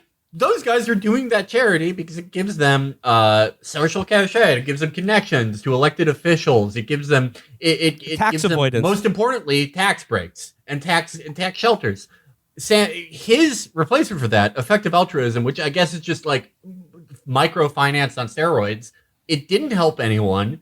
Because the type of shit they were doing would be like, okay, they would do a math problem and go, there's only a 0.005% chance of AI taking over the world, but that's such a horrifying future that we need to spend $500 million to prevent it from happening. How many people did it help? I don't know. Maybe 8 billion. Maybe they did prevent that. Who knows? But like everything else, it collapsed. It collapsed. It was ineffective. It left a group of 10 guys crying in the Bahamas. There's a good article in The Lever by Andrew Perez, Rebecca Burns, and Matthew Cunningham Cook titled "Washington's $32 billion Crypto Scam," which is about how Sam Bankman-Fried basically tried to buy his own regulators in D.C. by giving heavily to the Democratic Party. And I just want to read a little bit from this. It says here, the collapse underscores how the $849 billion crypto industry, down 1/5 in the last week from a high of $3 trillion a year ago, has been protected by regulators who are asleep at the wheel, while hapless ordinary investors suckered in with slick ads from prominent celebrities and athletes lose their savings. A few days after Bankman-Fried's prescient comments on the Bloomberg podcast, FTX co-hosted a crypto confab in the Bahamas with world leaders, celebrities, and investors. On stage, Bankman-Fried interviewed former President Bill Clinton and former British Prime Minister Tony Blair while wearing T-shirts, shorts, and New Balance sneakers. Okay, the T-shirts, shorts, and New Balance sneakers thing when you're interviewing a president and former prime minister is less interesting to me than like this was their big rollout of a crypto conference that like, hey, if you want to sell that what we're up to is not shady in any way, I'd definitely host a conference in the Bahamas with Bill Clinton as my fucking keynote speaker. Bill Clinton and Tony Blair. Well, the old saying, first is tragedy, then is farce. It was like he was doing a kabuki theater of the 90s in one conference. Yeah. It's like he was acting out a ceremonial repeal of Glass-Steagall. I know, like the people who are most responsible for the 2008 financial crash, which happened because of their severing any meaningful regulation of the fucking or like severing any like division between commercial and financial banking, and deregulating Wall Street. Let's have those guys back to pimp for our new fucking banking 3.0. Like it's like old banking, except it's cool and effective. And yeah, you're rolling out Bill Clinton and Tony Blair, the people who authored the last fucking economic collapse. Yeah, no, it was like a midsummer religious ceremony for deregulation. It says here, according to an industry publication, Clinton suggested that regulators should adopt a do no harm mentality when dealing with cryptocurrencies. Politico announced that the event heralded the crypto industry's strange new respectability. At the time, Bankman-Fried was fashioning himself as a political kingmaker, boosting crypto-friendly candidates in a series of Democratic congressional primaries and getting advice from veteran Democratic consultants and younger quasi-left upstarts. In May, Bankman-Fried told NBC News he aimed to spend up to $1 billion on the 2024 elections. Now, just 6 months later, FTX has fully collapsed, according to Wall Street Journal. FTX had lent billions of dollars worth of customer assets to fund risky bets by its affiliated trading firm, Alameda Research, setting the stage for the exchange's implosion. The downfall was swift. When Binance, a competitor crypto exchange, announced on November 6 it was unloading its holdings of digital tokens issued by FTX, and in which Alameda was heavily invested, customers began pulling their monies from the tokens in FTX. Bankman-Fried announced on November 8 that Binance was acquiring FTX pending due diligence before Binance pulled out of the deal. Soon FTX was out of money. There's just another... it's pretty stunning detail in a Bloomberg article by Matt Levine about FTX's balance sheet. And right there, that Sam Bankman-Fried's main international FTX exchange held just $9 million in easily sellable assets against $9 billion of liabilities the day before it collapsed into bankruptcy, according to investment materials seen by the Financial Times. The largest portion of those liquid assets listed on an FTX international balance sheet dated Thursday was $470 million of Robinhood shares owned by a Bankman-Fried vehicle not listed in Friday's bankruptcy filing, which included 134 corporate entities. Then it also goes on to say, a spreadsheet listing FTX's international assets and liabilities seen by the Financial Times point at issues that brought Bankman-Fried crashing back down to earth. It references $5 billion of withdrawals last Sunday and a negative $8 billion entry described as hidden, poorly internally labeled fiat account. So this is they're trying to sell the company, and this is when you have to actually open up the books. And what they saw was just $900 million of assets against $9 billion in liabilities. And then apparently they just took a bunch of money out of it as it was failing. Just opened the back door they put in there, just pulled the money out. Yeah, I've seen some people allege that out of that final reserve chute, the final money stash that they pulled out, they were essentially trying to gamble their way back to 10 billion with the 1 billion. Always a winning strategy. Yeah, never give up. Just go to fucking Macau or something and put it on black or whatever. You clearly don't know an investment. I'm all of a sudden I'm going to figure out how to do this. No, just literally go to a casino, man. Do a fucking 3-team parlay. You got a better chance there. I do wonder though, is this with Bankman fraud and Musk? We're seeing what happens when just endless free money starts to get drained out of the economy. Does that mean that these are really the canaries in the coal mine, and we're going to start seeing a bunch of companies that appear, maybe less obviously fraudulent, maybe based on some sort of fundamentals, but are going to see a similar crisis and a similar economic collapse due to them in the coming probably by 2024? You got to imagine, right? I mean, It does seem like the heights of American capitalism are just all crooks, top to bottom. There's nothing real going on in any of these companies. It really does seem like that. I mean, just think about all the people who have been on the cover of Forbes magazine over the last 10 years. And how many of them are currently either facing a jail sentence or, presided over the single greatest destruction of wealth in human history. Right. Well, we think, one of the reasons that we pointed out, why guys 100 years ago were so much more impressive, the richest, 5 Americans then compared to now, is that now, if you're among, the 20 or 30 richest people in the world, it's a good chance that you got there because you were at the right place at the right time with an emerging technology in an effective zero interest rate environment. Right. Which is if you already had money, if you're already in there, if your foot was already in the door, and you don't make $10 billion in that environment, something is wrong with you. Right. And now, clearly, even if you do that, something's wrong with you. And Andrew Carnegie, he built fucking libraries and museums and shit. This asshole was giving money to David Shore and Sean McElwee. I mean, he was building rave parties, and data for progress. The altruistic rave parties. Okay. Touching on an article that really does delve into a lot of what we've just discussed on the first half and over the last couple weeks of the show too. I mean, this is a story that deals with Sam Bank-run fraud. This is a story that deals with Elon Musk paying his employees to bear his children. This is a story that deals with Jeffrey Epstein trying to freeze his brain and balls so that he can be an immortal sort of stud horse for the rest of eternity. This is an article that was in Business Insider last week. Headline: Billionaires like Elon Musk want to save civilization by having tons of genetically superior kids. Inside the movement to take control of human evolution, by Julia Black.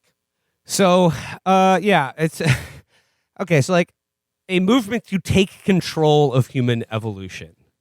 I wonder how this will turn out. So, the article focuses on this very sort of ambitious, Teal-sponsored couple and their attempts to sort of gamify human reproduction to ensure that their superior genetic stock dominate the human race in the millennia to come. So I'm just going to begin here. Sitting in their toy-filled family room on a sunny September afternoon, Simone and Malcolm Collins were forced to compete with the wails of two toddlers as they mapped out their plans for humankind. I do not think humanity is in a great situation right now, and I think if somebody doesn't fix the problem, we could be gone. Malcolm half shouted as he pushed his sniffling 18-month-old Torsten back and forth in a child-sized Tonka trunk. Along with his 3-year-old brother Octavian and his newborn sister Titan Invictus, Torsten has unwittingly joined an audacious experiment. According to his parents' calculations, as long as each of their descendants can commit to having at least 8 children for just 11 generations, the Collins bloodline will eventually outnumber the current human population. If they succeed, Malcolm continued, we could set the future of our species. Okay, one thing, someone did try this. Someone did try raising the perfect baby. They tried raising a baby who never even tasted processed sugars, who never saw cartoons, who only heard Beethoven and Mozart, and all his days were spent in athletic pursuit and eating raw liver and listening to classical music and hearing philosophy. It was Todd Maranovich.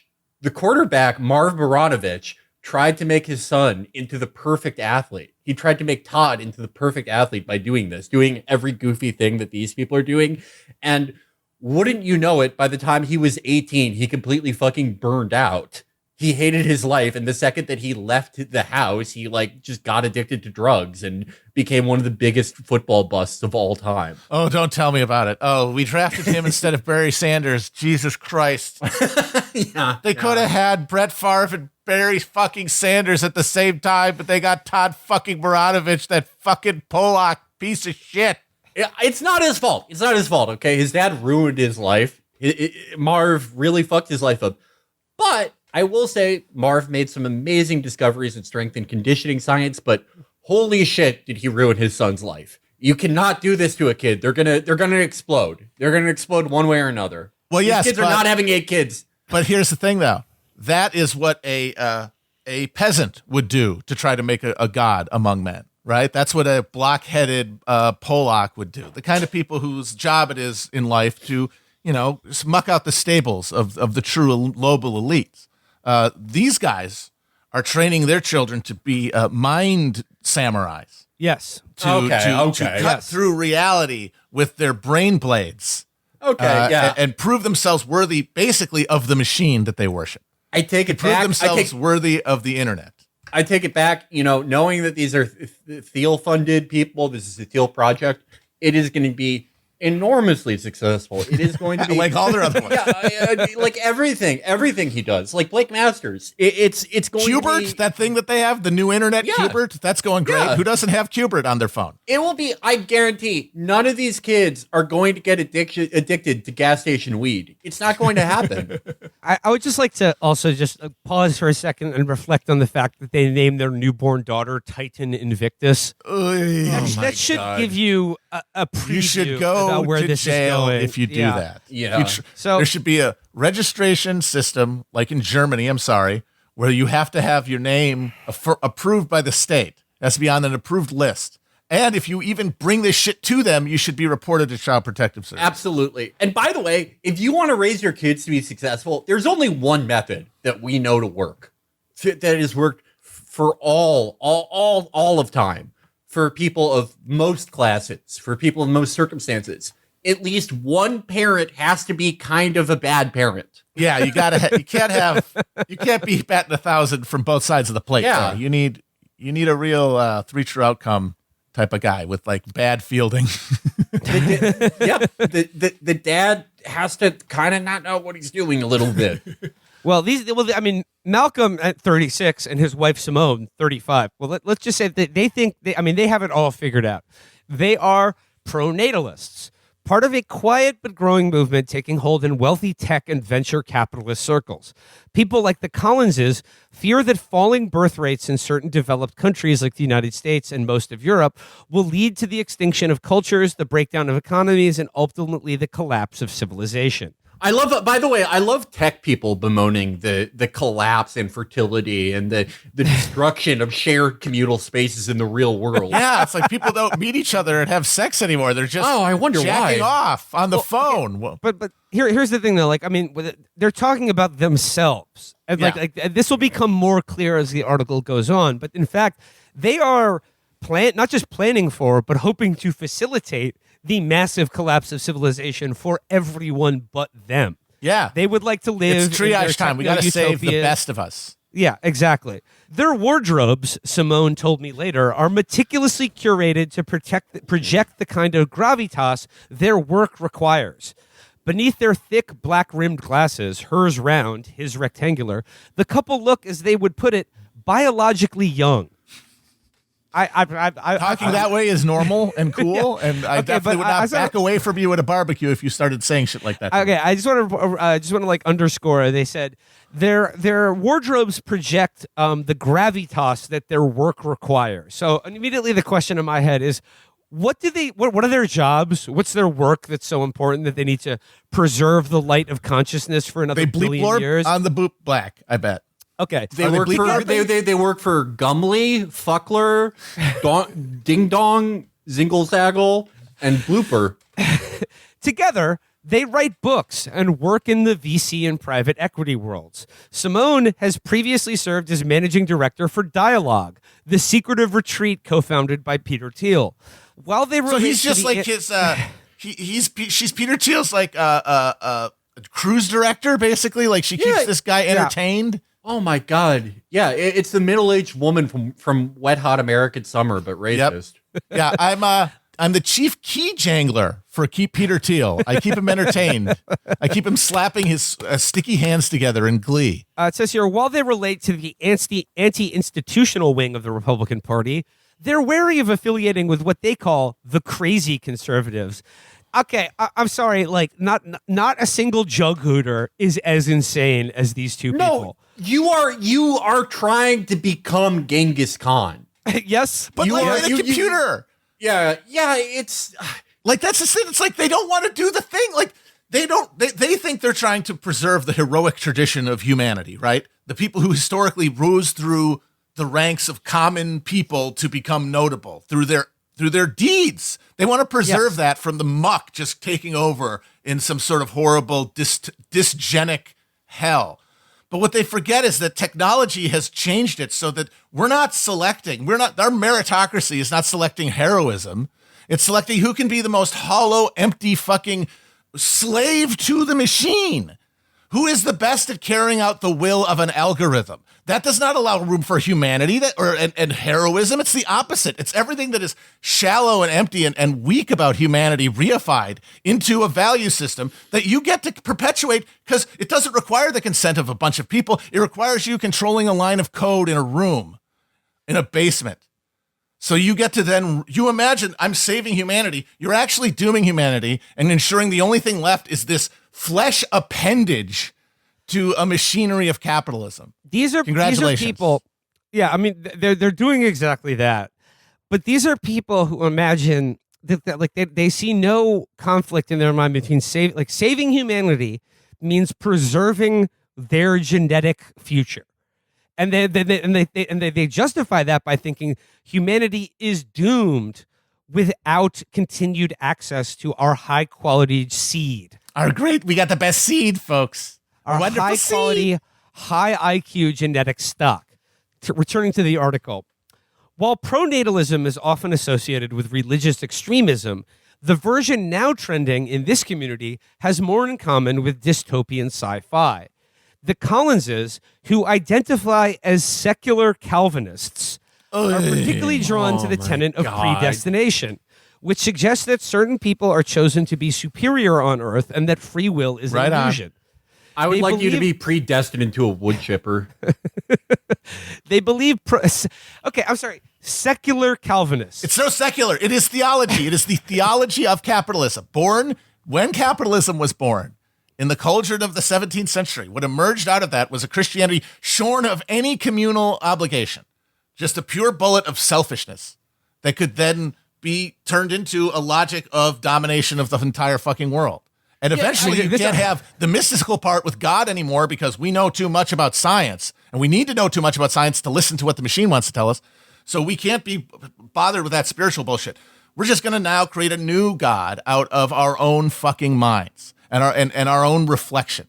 And that's what we're going to protect. But it's still theological. It's still a fucking God. I'm sorry. It's not the product of you doing all the Ritalin on Earth and then looking at the computer long enough. Oh, I figured everything out, which is what these psychos actually believe. Yes. I'm so glad that we're beating back woke capitalism and we can replace it with this new thing, which is Christianity without God, which has never existed before. That isn't just what America is. Yeah. And instead of God, you have Bloopy. Elon Musk. Like wokeness is a religion. Yeah. Elon Musk. Wokeness is a religion. This is a fucking religion. You guys are all just fighting about what to tell the murder bots in our floating cruise ships with the Morlocks in the fucking steerage and the Eloy up on the Lido deck. That's the question: is how are we going to dominate these people? And the only question is what kind of cultural decals do we put on the murder bots? Do we put a rainbow flag on or a fucking Totenkopf? That's it. They believe pronatalism is a natural extension of the philosophical movement sweeping tech hubs like Silicon Valley and Austin, Texas. Our conversations frequently return to transhumanism, efforts to merge human and machine capabilities to create superior beings. Long-termism, a philosophy that argues the true cost of human extinction wouldn't be the death of billions today, but the preemptive loss of trillions or more unborn future people. Okay, I want to cue into this part right here now, because this goes back to the Sam Bankman-Fried and the effective altruist philosophy that we've been talking about over the last couple episodes. So a big part of effective altruism, if you look into it, is this buzzword long-termism. And I think that the author of this piece, I think, just very pithily summed it up. What long-termism means is that, you may think that morality compels you to act upon the pressing issues of today, be it climate catastrophe or global economic inequality. Long-termism would have you believe that that's actually foolish, and there is no greater moral crisis than the eventual extinction of, expanding of the sun and burning of the Earth's surface to a cinder several 100 million years in the future. Or another big problem they think is worth focusing on now is the humanity's domination by Rocco's basilisk in some AI-dominated future. But I mean, you can see the sleight of hand here, because normal philosophy would have you believe that your moral sense as a human being should be determined by your own life and the things you see with your own eyes and feel and experience and what you know to be true about the world that you live in. No, that's just short-term thinking. What you should be doing is giving billionaires even more money so they can save us from the sun burning out 1 billion years in the future. And in fact, that means that any goal or any means through which these rich people are trying to save us is justified. And in fact, any effort to limit their power from saving us from AI or the sun burning out is immoral. Isn't it amazing that the two biggest threats are both things where you have to give these people all your money and resources and power? Yeah. That it's AI and the sun blowing up? Yeah, because this is just like the Qataris or Elon Musk. It's all part of the same phenomenon of the wealthy becoming able to detach themselves completely from any structures of disciplining them, towards any value beyond their specific mind. That's why they all either want to be immortal, literally, like the life extension guys that we're talking about, or they want to have a zillion kids because they think that their genes are going to then be panspermic and recolonize the entire galaxy. That's it. But it's the same as the apocalyptic religious drive. All of it is a fear of death, which is what happens when you have no consciousness of anyone outside yourself. Like nobody else but you is real. And that is how these people live. I mean, it's increasingly how we're all being like bred to live.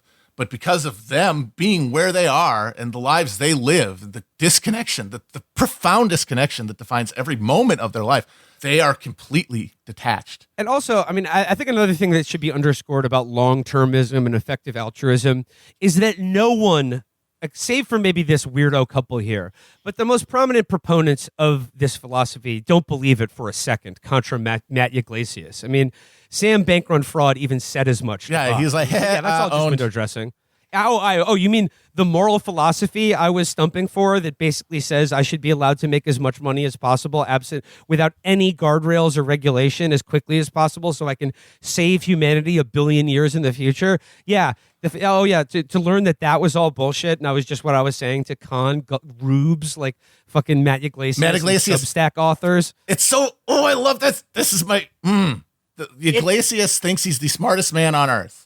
And here he is taking just the most rube-like, he looks like a cornpone hillbilly off the fucking turnip truck for having this guy go, I believe in effective altruism. And that means very light regulation for the crypto industry. And he's like, look, we have to take this guy seriously. His parents were moral consequentialist philosophers.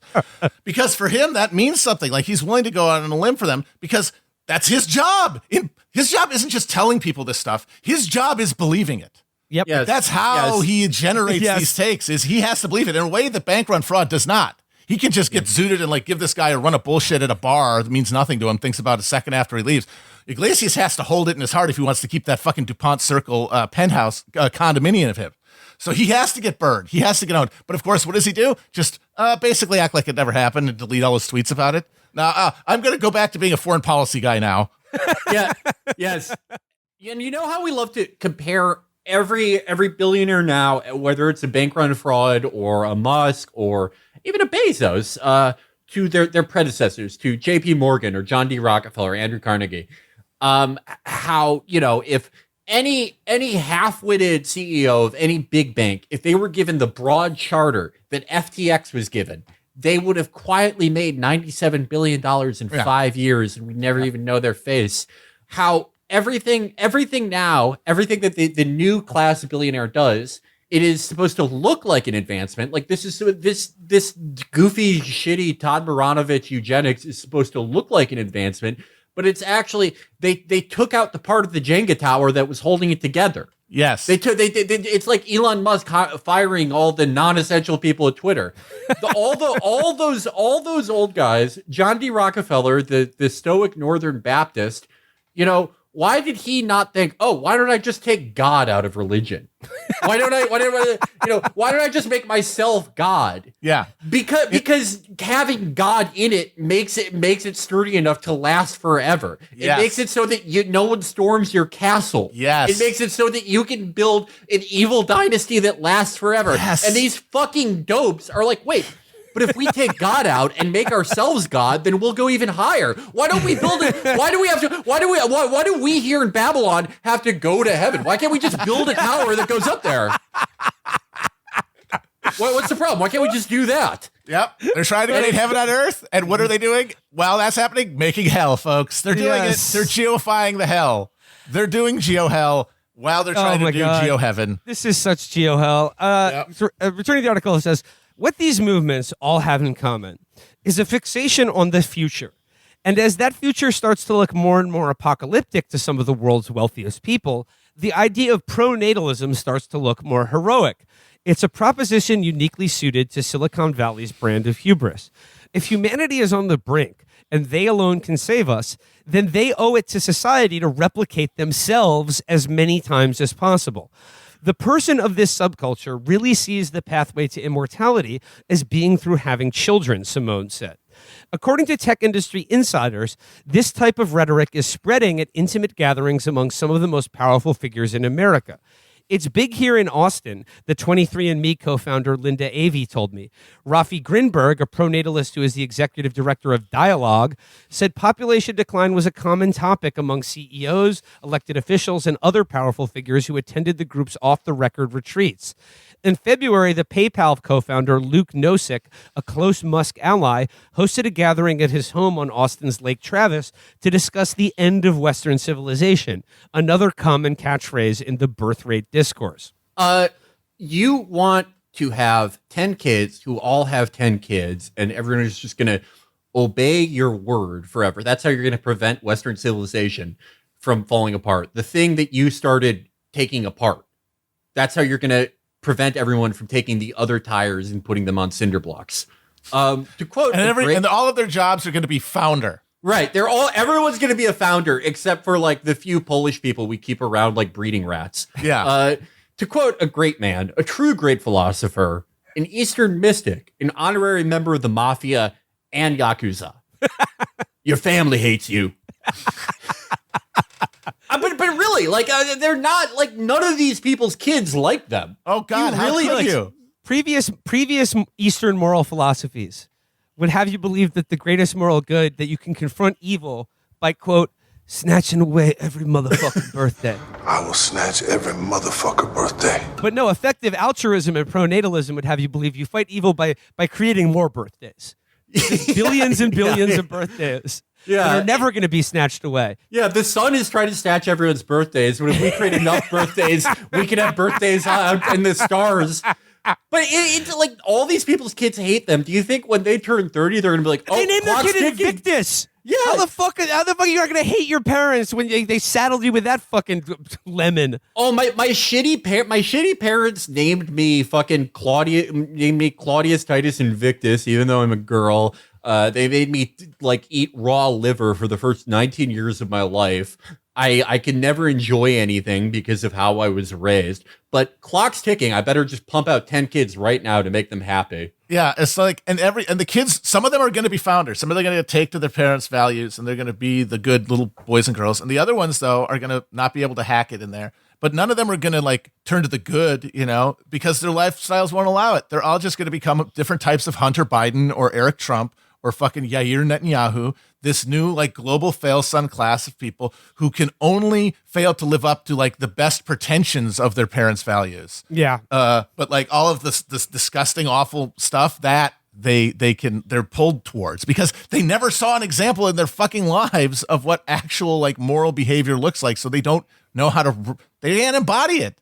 That's who they are. It's like these people are trying to do eugenics, but of course they are doing dysgenics. They're creating the worst versions of rich people there could possibly be. Yes. The least capable of doing anything but letting a machine run everything for them. Idiocracy, if you will. Yeah, and okay, well, you know how they took the God out of Christianity? They're taking the way these people love to talk about humanity, about how humanity is special because according to them, even though this is not true, we're the only species that works together as a species. Wrong. Wrong. By the way, wrong. Termites. Completely fucking wrong. But, if you do accept that is a special thing about humanity, yes, that is a special good thing about humanity in many cases. But you're taking that part out. Yes! You're removing that part. The part that you're saying we hated to spread across the galaxy, the part that we're supposed to hold like a dying flame in our cupped hands is the garbage. It's the shit part. It's all the worst, most selfish impulses reified by this machine that does all the dirty work. The reason we don't act that way in our daily lives is because it hurts other people and that makes us feel bad. The machine lets that happen out of our observation and in another room, and we get to live in a fantasy world where we're not responsible for that. That's why these people can't stop talking about Rocco's basilisk and the Matrix being real and AI, because the fantasy isn't that they build something that's so great but so awful that they're a genius like Oppenheimer. That's not really the wish. The real wish is that the awful machine that runs everyone's life, the problem with it is that they built it. What they want for the next machine is for a machine to have built it. So there's even less responsibility. Yeah, and so then they get to be just little little babies, little Wally babies in their thing. And the ones, the anti-woke people of this class, they think, no, the reason I'm based, the reason I love Trump and Orban and nationalism is because if we keep that like vigor, we will prevent that from happening. We'll keep heroism. It's like, no, it's already left the building. Everyone who has those values is a fucking lying piece of shit who just wants to stay comfortable. Alexander the Great is not walking through that door. Yeah. Right. By the way, talk about degeneration and things ain't what they used to be. Your Hitler, your Franco is Orban, the fucking night manager of a restaurant. The night manager of a restaurant, a country of 3 million people that only gets to have electricity because of EU runoff. That's your fucking Hitler? You fucking loser. You're not even getting out of orbit. Well, okay, a few words on that. That's their Hitler. Well, here's their Albert Einstein. Meanwhile, the Collinses said a mutual friend had been encouraging them to fly to Austin to meet with Claire Boucher, the musician known professionally as Grimes, who is the mother of two of Musk's children. Okay. Grimes, who follows about 1,470 people on Twitter, followed the Collinses while this piece was being reported. It makes sense considering that Musk, who has fathered 10 known children with 3 women, is the tech world's highest profile pronatalist, albeit unofficially. He has been open about his obsession with Genghis Khan, the 13th century Mongol ruler whose DNA can still be traced to a significant portion of the human population. One person who has worked directly with Musk and who spoke on the condition of anonymity for this article recalled Musk expressing his interest as early as 2005 in, quote, populating the world with his offspring. Who else wanted to do that? Who can I think of that had a big old farm in New Mexico and a big old townhouse and an island? Who else wanted that exact thing? Mm-hmm. Makes that photo of Elon and Ghislaine sparkle just a little bit more.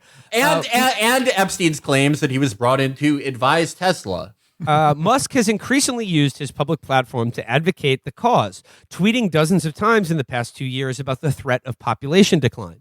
If the alarming collapse in birth rate continues, civilization will indeed die with a whimper in adult diapers, he tweeted in January. These worries tend to focus on one class of people in particular, which pronatalists use various euphemisms to express. In August, Elon's father, Errol Musk, told me that he was worried about low birth rates in what he calls productive nations. The Collinses call it cosmopolitan society. Elon Musk himself has tweeted about the movie Idiocracy, in which the intelligent elite stop procreating, allowing the unintelligent to populate the earth. That's what you're making. That is the world you're making. He would be, if Idiocracy was real, he would be Terry Crews. Yes. They would love him. What do? You tweet about Harambe all day. You're a fucking idiot. Shout out Smiling Object, who the thing he posted about Trump, where he was like, haha, I'm a big pussy waiting for Trump to fuck me. That was great. Yes, yeah. He was like, I'm a big wet pussy. Trump, fill me up. Oh my God. Though here's where it gets into the real like Nazi shit though. Musk was echoing an argument made by Nick Bostrom, one of the founding fathers of long-termism, who wrote that he worried that about declining fertility among intellectually talented individuals could lead to the demise of advanced civilized society. Emil P. Torres, a former long-termist philosopher who has become one of the movement's most outspoken critics, puts it more bluntly. The long-termist view itself implies that really people in rich countries matter more.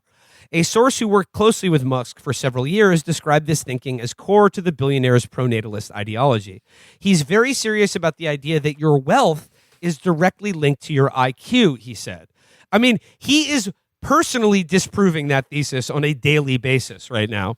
Yeah, but if you ever wanted any proof that wealth, and especially wealth now, wealth in whatever it is that we're doing now, is just who was holding the potato last, there you go. It says, Musk's ties to the EA and long-termist communities have been gradually revealed in recent months. In September, text logs released as part of Musk's legal battle with Twitter showed conversations between Musk and the prominent long-termist William McCaskill, who works at Oxford's Future of Humanity Institute, where Musk is a major donor. In the messages, McCaskill offered to introduce Musk to Sam Bankman-Fried, a now disgraced cryptocurrency entrepreneur who had donated millions of dollars to long-termist organizations. McCaskill never explicitly endorsed pronatalism, and he declined to be interviewed for this article.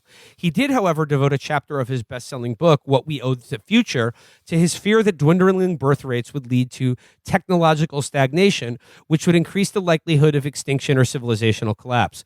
One solution he offered was cloning, or genetically optimizing a small subset of the population to have Einstein-level research abilities to compensate for having fewer people overall. You have your Google gland is going to get enlarged. That's their genius idea. Can we, how about just giving people health care? How about that? Oh, wait a minute. You mean like increasing the ability of like the collective intellect of the entire human race to be, connected and allowed to, bounce off each other and create not die. Like new concepts that could not have been created by a single fucking consciousness or a group of people living in the exact same conditions. The sort of exchange that generates meaningful innovation, you fucking scumbags. Like, I got to say, though, like, we got accused a lot of black-pilled, being doomers and whatnot. And I honestly feel like the degree to which that's true is that I think we're all sort of talking around the fact that, like, the vision these people have of, like, where society is going to go is going to come to pass, most likely. They're going to get what they want in the near term. They're going to get their walled garden of techno-feudalism, however we want to define it. And then people are going to move in it or fall into the excluded zone outside of the fences, the walls. Yes. Well, I mean, there's still going to be people in there who are going to be working more and more exploited, but they're going to stay exploited or get spit out, like, over time. And that's probably going to happen. But I can't just call that doomerism for the same reason that I think these guys' understanding of, like, the idea of humanity as such dying out as, like, bad, as, like, a thing we have to stop. It comes from the same premise that humanity will exist in the wire. But that's the opposite. Humanity is going to be extinguished inside the wire, but humanity will actually be saved outside of the wire.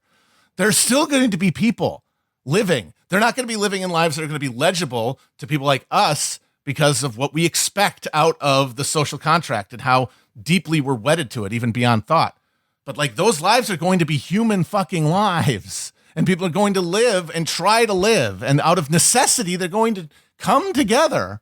They have to, because they can't turn a machine on and let it do all the fucking work. Yeah, no, I feel the opposite of doomerism, even though if you just listen to this or just listen to, like, our John Candy in the Metaverse episode or any of that.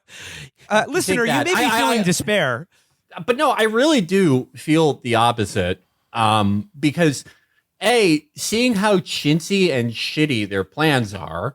Oh God! Seeing how little thought they have put into it. Seeing how unimpressive these people are. Like, okay, look, if trade unionists were willing to go up against an actual impressive, terrifying guy like John D. Rockefeller, yes, we should not be afraid of these people. Will they succeed in the short term? Of course they will. People like this always do. But their plans are so fragile and so shitty and so fucking dumb. And we are so obviously at the end of something. And every move they make hastens the collapse of the thing they're trying to keep. They're trying to protect. They're literally digging their own graves every moment because, we got to save humanity at the year 10 billion. Meanwhile, you're making the very thing that allows you to fantasize that you're going to keep your sperm around that long falling out below you. Look at Bankman fraud as the perfect example of that.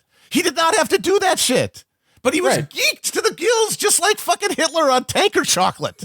Yes, but all you can do outside of obvious political activities in workplace democracy, though, is to retain your humanity, the thing these people gleefully rip out of themselves. Okay, here's a great example. You want to talk about people gleefully ripping humanity out of themselves? Sitting around the breakfast table after the 6 a.m. daycare drop-off and morning strategy walk the Collinses take every day, Malcolm read aloud a text message from his mother. She wanted to know how he and Simone plan to monetize their pronatalism hobby. Remember, everything is transactional, she texted. Hachi-machi. During a stint at a venture capital fund in South Korea, where the fertility rate had fallen to about 0.81, Malcolm became obsessed with the idea of what he calls demographic catastrophe. He was astounded by people's fatalistic take on it, Simone said. So following up on a conversation Malcolm had broached on their second date, the couple committed to having 7 to 13 children. Because of their relatively late start, Simone's pre-existing fertility issues, they knew they would have to freeze their embryos for later use. In 2018, which they now call the year of the harvest, they devoted themselves to producing and freezing as many viable embryos as possible. Okay, I'm just gonna just interject here and say this is the first step. Eventually, freezing embryos and sperm and all that. And I'm not against IVF or methods for couples to conceive who have a problem or who want to delay pregnancy. I'm not attacking that. I'm saying the embryo and sperm farms of these people to soon be followed by the brain freezing and downloading facilities. It is the duty of all humanity to wipe out any chance of these people's sperm, embryos, or brains being preserved for even a second after their death. Yeah, gotta wipe that out. Kick out the plugs. The year of the harvest. Yikes. I would love to see like an Encino Man starring Elon Musk. He gets unfrozen in the year 30,000, and he's like, "Oh, who's ready for Bad Luck Brian?" Oh man! And people are just like, I don't know what language they're speaking then. Probably like a new form of like Farsi Japanese. In Farsi Japanese, they go, what's Bad Luck Brian? What's socially awkward penguin? Who's and then Harambe? He tries to be epic with them, and then in this this new environment where he's just showing up. As he would imagine, as a god to the natives. Instead, they very quickly realize, oh, he's the most embarrassing person on Earth. Yeah, this guy is, oh God. And they're very polite because this is the future. And they figured that shit out, so they're not mean to his face, but he can see in every interaction the pained expressions as they just try to humor him. Yeah, in the future, in the year 30,000, when there's a one world government that is like in Star Trek, run by Stacey Abrams. She's still around. We couldn't get rid of her. She lost the world popular vote, but her campaign, they got a lot of electoral votes in Indonesia. She went really hard there. That there is a museum for all people like this, all people who froze themselves 28,000 years ago. There's a museum of extinct memers and shit posters in Madagascar where all these people live and share Babylon Bee articles. And the people come and watch them, and they're just horrified. They're just in shock. They're like, oh, God. Okay. And they feel so superior. It's like watching a show about the 50s when they're all like, oh, look at these guys being casually sexist. I'm better than them. Going on, it says here, Simone and Malcolm then took their data export to a company called Self-Decode, which typically runs tests on adult DNA samples to analyze what the Collinses called the fun stuff. Sitting on the couch, Simone pulled up a spreadsheet filled with red and green numbers. Each row represented one of their embryos from the 6th batch, and the columns a variety of relative risk factors from obesity to heart disease to headaches. The relative part means that these scores can only compare each embryo's risk to that of other individuals with different genetic constitutions, as opposed to absolute risk scores. The Collins' top priority was one of the most disputed categories, what they called mental performance adjacent traits, including stress, chronically low mood, brain fog, mood swings, fatigue, anxiety, and ADHD. The tests they performed also provided a risk score for autism, a diagnosis Simone herself has received, which they decided not to take into account. Simone compared her autism to a fine-tuned race car. Even if she struggles with certain real-world situations, she said, if I'm on the track and I have my pit crew and I have the perfect fuel, she can dramatically outcompete other people, Malcolm said, finishing her sentence. Matt, this gets exactly to what you were saying. Yeah, I have the perfectly engineered brain to extend my light of consciousness a billion years in the future, provided that I have the perfect pit crew and fuel around me at all times. Otherwise, if I hit a fucking pothole, I'm going to fucking collapse. And also, what is it? It's being on the computer. That is the sole facet that you're putting all of your points into. Your build is completely stacked around that, which means that other stuff is it's not ornamental, man. Those are load-bearing structures of like basic consciousness, and you're losing them. The Collinses themselves have been called hipster eugenicists online, something Simone called amazing when I brought it to her attention. Malcolm's going to want to make business cards that say Simone and Malcolm Collins, hipster eugenicists, she said with a laugh. Shut up. It's funny that people are so afraid of being accused of Nazism when they're just improving their own embryos, Simone added, after noting that her Jewish grandmother escaped Nazi-occupied France. I'm not eliminating people. I mean, I'm eliminating from my own genetic pool, but these are all only Malcolm and me. So, yeah, she's only doing eugenics to herself. So, skipping ahead, it just says here, the Collinses worry that the overlap between the types of people deciding not to have children with the part of the population that values things like gay rights, education for women, and climate activism, traits they believe are genetically coded, is so great that these values could ultimately disappear. Yeah, I'm sure they're very concerned about that. Well, this is the psychosis of a ruling class in crisis. They think they're in charge, and yet things keep getting worse, and like that contradiction can't be resolved, so they go insane. And it's some variation of this fantasy about how there's some people out there who, if they win, then the thing that matters, which just coincidentally is just basically like my own demographic aesthetic preferences. Really, then that isn't humanity anymore, and that can only persist if your fundamental premise is there's somebody has to be suffering for my comfort, and the degree of suffering depends on the degree of material wealth, and what they're trying to come to terms with is less wealth, less stuff to hand around, less stuff to feed mouths, less food, less everything. How is it going to be apportioned? And they think, we wanna... can't try to save everybody. We have to save the best. But what the best is just personally them. I don't want to make this like too much about like, oh, me, my personal identity here, but I am fascinated with their belief that political beliefs are genetically predetermined. Because I would just like to provide a counterexample to that. My own fucking genetic code and existence on this planet. Take of that what you will. And also, I'm sorry, as a child of adoption, I do find everything about these people to be morally repellent. Like, I mean, like as a moral imperative here, like the idea that like you need to have 13 perfect children, but like that adoption never occurred to you, or the idea that you could teach values, or that like sort of culture and community are transmitted through things other than your blood and jizz. No, because what else is there?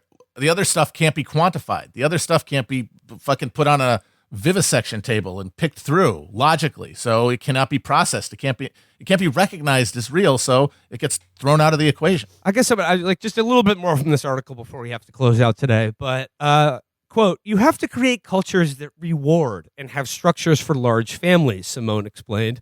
Pronatalist pet issues include everything from increasing housing development to changing laws around car seat regulation. One study found that people would stop having children when they couldn't fit any more car seats in their vehicle.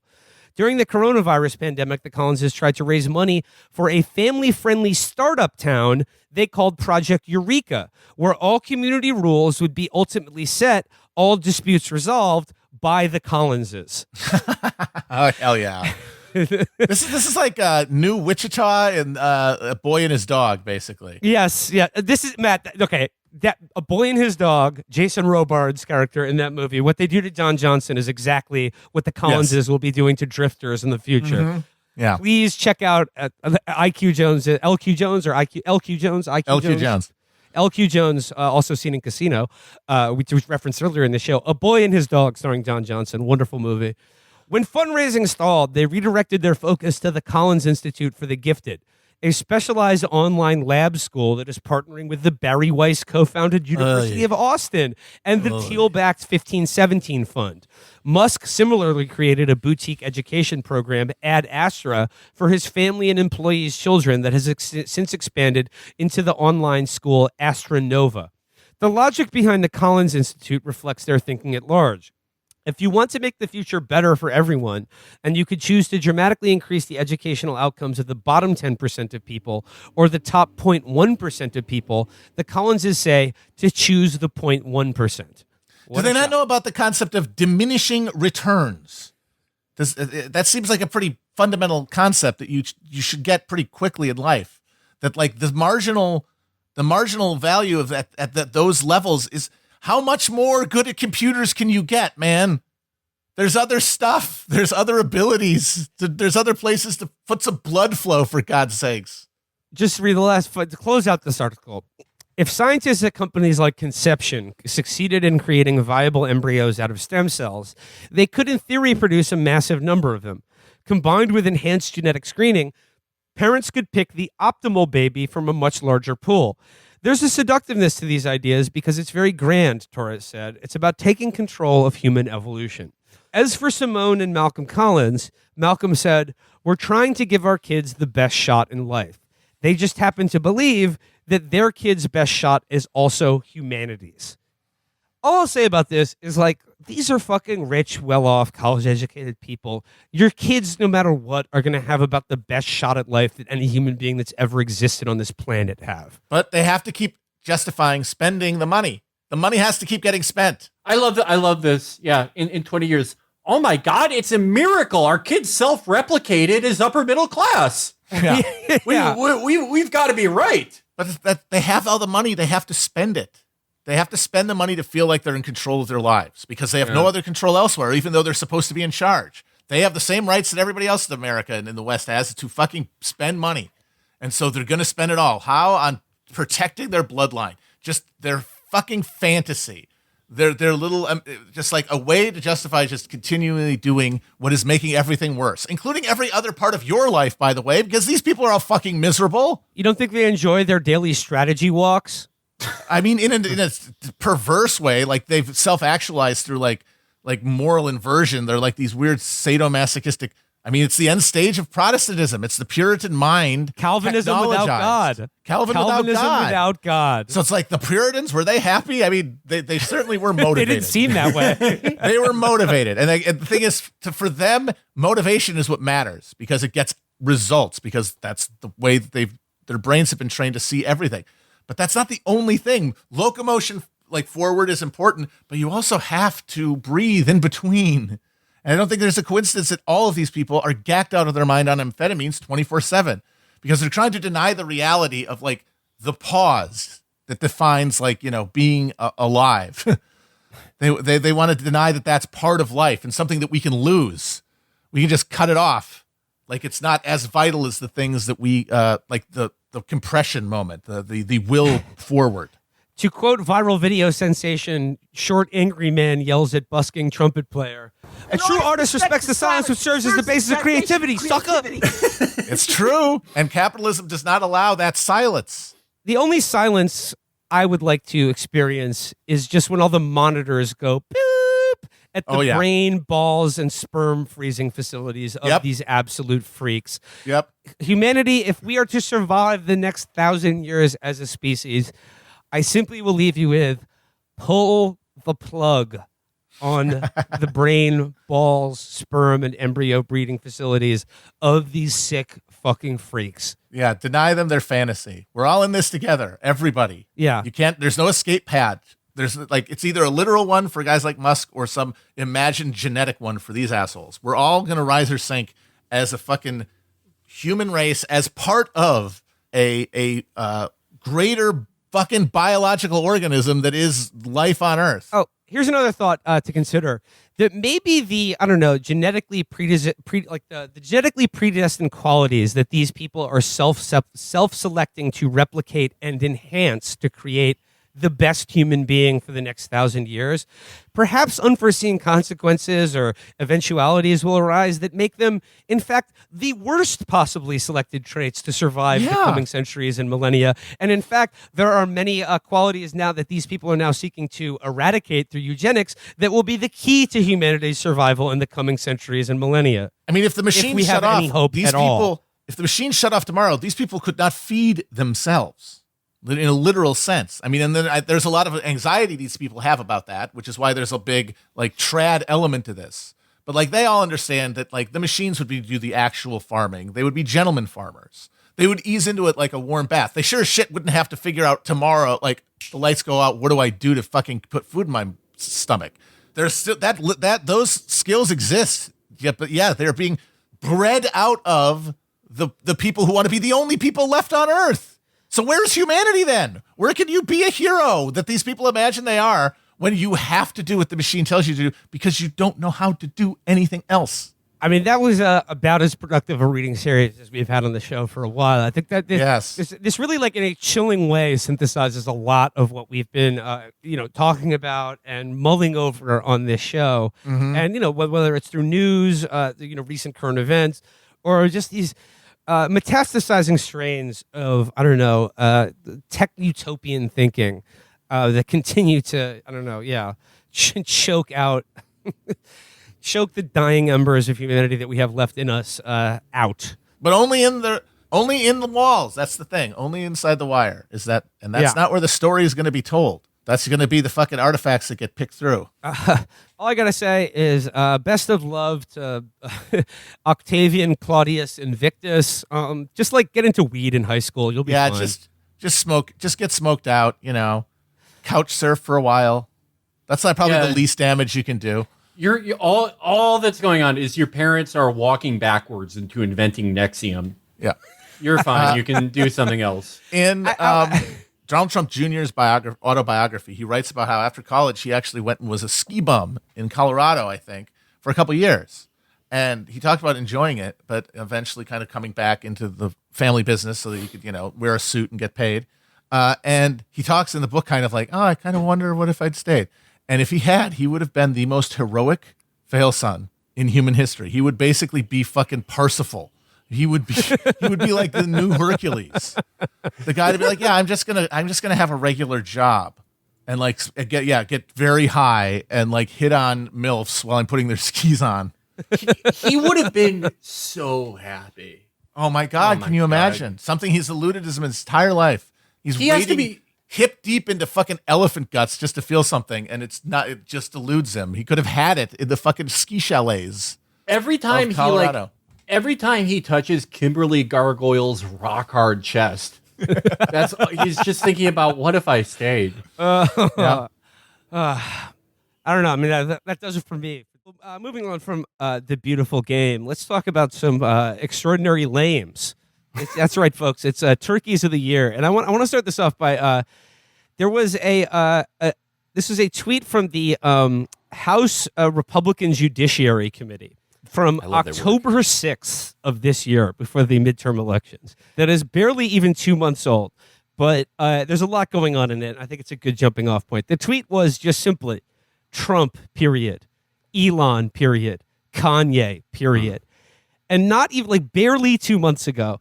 And leaving Trump aside, has there been two people whose reputations have cratered faster or harder after the following 2 months than Kanye West and Elon Musk? And I don't know where to start with this. We got Kanye going full Black Hitler, and you've got Elon solidifying himself, David, in your words, as it's one of those things that we all knew, but other people I'm sure have said it. But when I read your post about it, I was like, holy shit, yes. Elon Musk is the worst poster of all time. Which is a remarkable thing, if you've spent a lot of time on Twitter, because there were a lot of, everybody's been in kind of a retrospective mode on the site since Elon brought it, where there's sort of obviously I'm going to miss you guys, but do you remember the time that one lady was like, I don't care that kid got eaten by an alligator? We had a great time then, right? That's we great. All... And so, there are posts that I think are generally, sort of the chalk pick as the shittiest thing ever to appear on the website. And yet Elon posts 200 times a day. Most of them are him just sending the raffle emoji to Cat Turd 2 for, whatever he posts. But he has brought less, I think, than anybody who posts at that volume, that I could possibly imagine. I don't know what else you could do. You described him, David, as a rolling on the floor laughing emoji donkey. And I just can't get that out of my head. He is such a fucking donkey. And recently he's stepping up his game and being an atrocious poster. And there's one guy that's sort of gotten under his skin recently. It's Stephen King. Because Stephen King was the first guy for rolling out Twitter Blue to just be like, fuck you. You should be paying me to be on this fucking website. What are you talking about? I'm the value add here, not You're bringing nothing to the table. I'm Stephen King. And so Stephen King tweeted the other day, pretty soon the only advertiser left on Twitter will be My Pillow. And then Elon unleashes a blizzard of replies to him to no reply from Stephen King. He just goes, "Oh, hi, LOL. Is My Pillow actually a great pillow? Now I'm curious." Headline, Stephen King tweet causes pillow sales to skyrocket. LMAOOOOO. Yeah, hell yeah. It's just his sweatiness, his thirst. He's a reply guy to like the lamest cretins on this website and does nothing but steal other people's jokes and just like rolling on the floor laughing to the most like room temperature IQ dog shit memes anyone has ever created. Yeah. He also doesn't have any of like the sweatiness is really the part of it that blows me away with it too. Cause it's like some people just aren't very funny and that's like not like I don't want to be like ableist towards the humor impaired. Like he's just like he might not have the stuff. But in that King bit, which I also thought was like a really, compelling text for something that had that many LMAOOOs in it, was like he came back like 12 hours later, and he's not fucking sleeping because like all the Silicon Valley guys, he's just like receiving intraspinal amphetamines 24 hours a day. But he came back 12 hours later that was just like, hey, I came up with another bit. What if you made My Pillow the best-selling product on Twitter? Just thinking about that. Okay, thank you. Love your work. But the circling back bit is like, it's like a very early days Twitter mistake. That is a fundamental error. That is getting your feet crossed on defense. That's why he had to buy the goddamn website so that people would like his posts. Yeah. I think he wanted to be like the guy, and I guess, whatever. Obviously, I guess you got to tip your cap to him on this. Like, he wanted to be the most important person on the website. Like, and it's true. And he did it. Like, I guess in the same way that Trump was, but even the people that fucking hated Trump were kind of like, all right, well, whatever. I guess he got a hold of that one. Or, like, for a while anyway. I think by the time he was finished, he was pretty well finished. But that, like, yeah, Elon doesn't have the range to sort of pull that off. So it's just like elevating like not just the worst, but like maybe the most tiresome guy on the site to being like the poochie that conversation is always circling back to. And the contrast between him and Trump in this regard is fascinating to me because, he's begging he's reinstated Trump's account. He's begging him to get back on the platform, even though Trump is sticking to Truth Social for the time being. But the thing is like Trump, I guess like, he used the medium to great effect, but it didn't really seem like he was ever really needed it. It helped him out to a great deal, but like, now he's not begging to come off because then Trump knows you never want to look thirsty. You never want to look, too eager. Yeah. And the thing is like Trump has changed the way we all think and speak with his posts and like making him, I think, a contender for the greatest poster of all time. Yeah. And Elon's attempt to kind of like claim that buy that mantle for himself is so pathetic. And whenever you make fun of Elon for how just desperately ham-fisted he is, you always get the same thing about people being like, oh, I guess you just don't like him ideologically. And I'm like, well, no, I don't, but I don't like Trump ideologically either. And look, fair is fair. I've been giving him his due for years now. Yeah. Well, Trump had to actually run for president. Like he wanted to be the guy who was on TV all the time. And he figured out being president's the way to do that. And then God bless him, he did it. And he spent basically zero money to do it, by the way. Yes. He made money running for president. That's the other thing that really like sets him apart from, and I think it's like, there's obviously a lot of things that Donald Trump wouldn't respect about Elon Musk. I don't think Donald Trump really respects anybody that wants his approval at all. Like, no. I think he actually hates them. You like me? Fuck off. Yeah, right. This was always like, again, of all the things where like, handing it to a guy that you don't like. That was always the funniest undercurrent of all of his live events where he would like be in like Allentown, Pennsylvania and be like, how fucking funny would it be if I left right now? Just left you all here in the cold. But that's like, that was what he wanted. He didn't want to fucking be there with these hogs that were like doing the mega church hand lift whenever he was talking. He didn't care about that. When he was talking about complaining about the toilets and how they weren't handling the big dumps. It's like you're big. The dumps are too big. You can't flush them. And then he says, "Not me, you."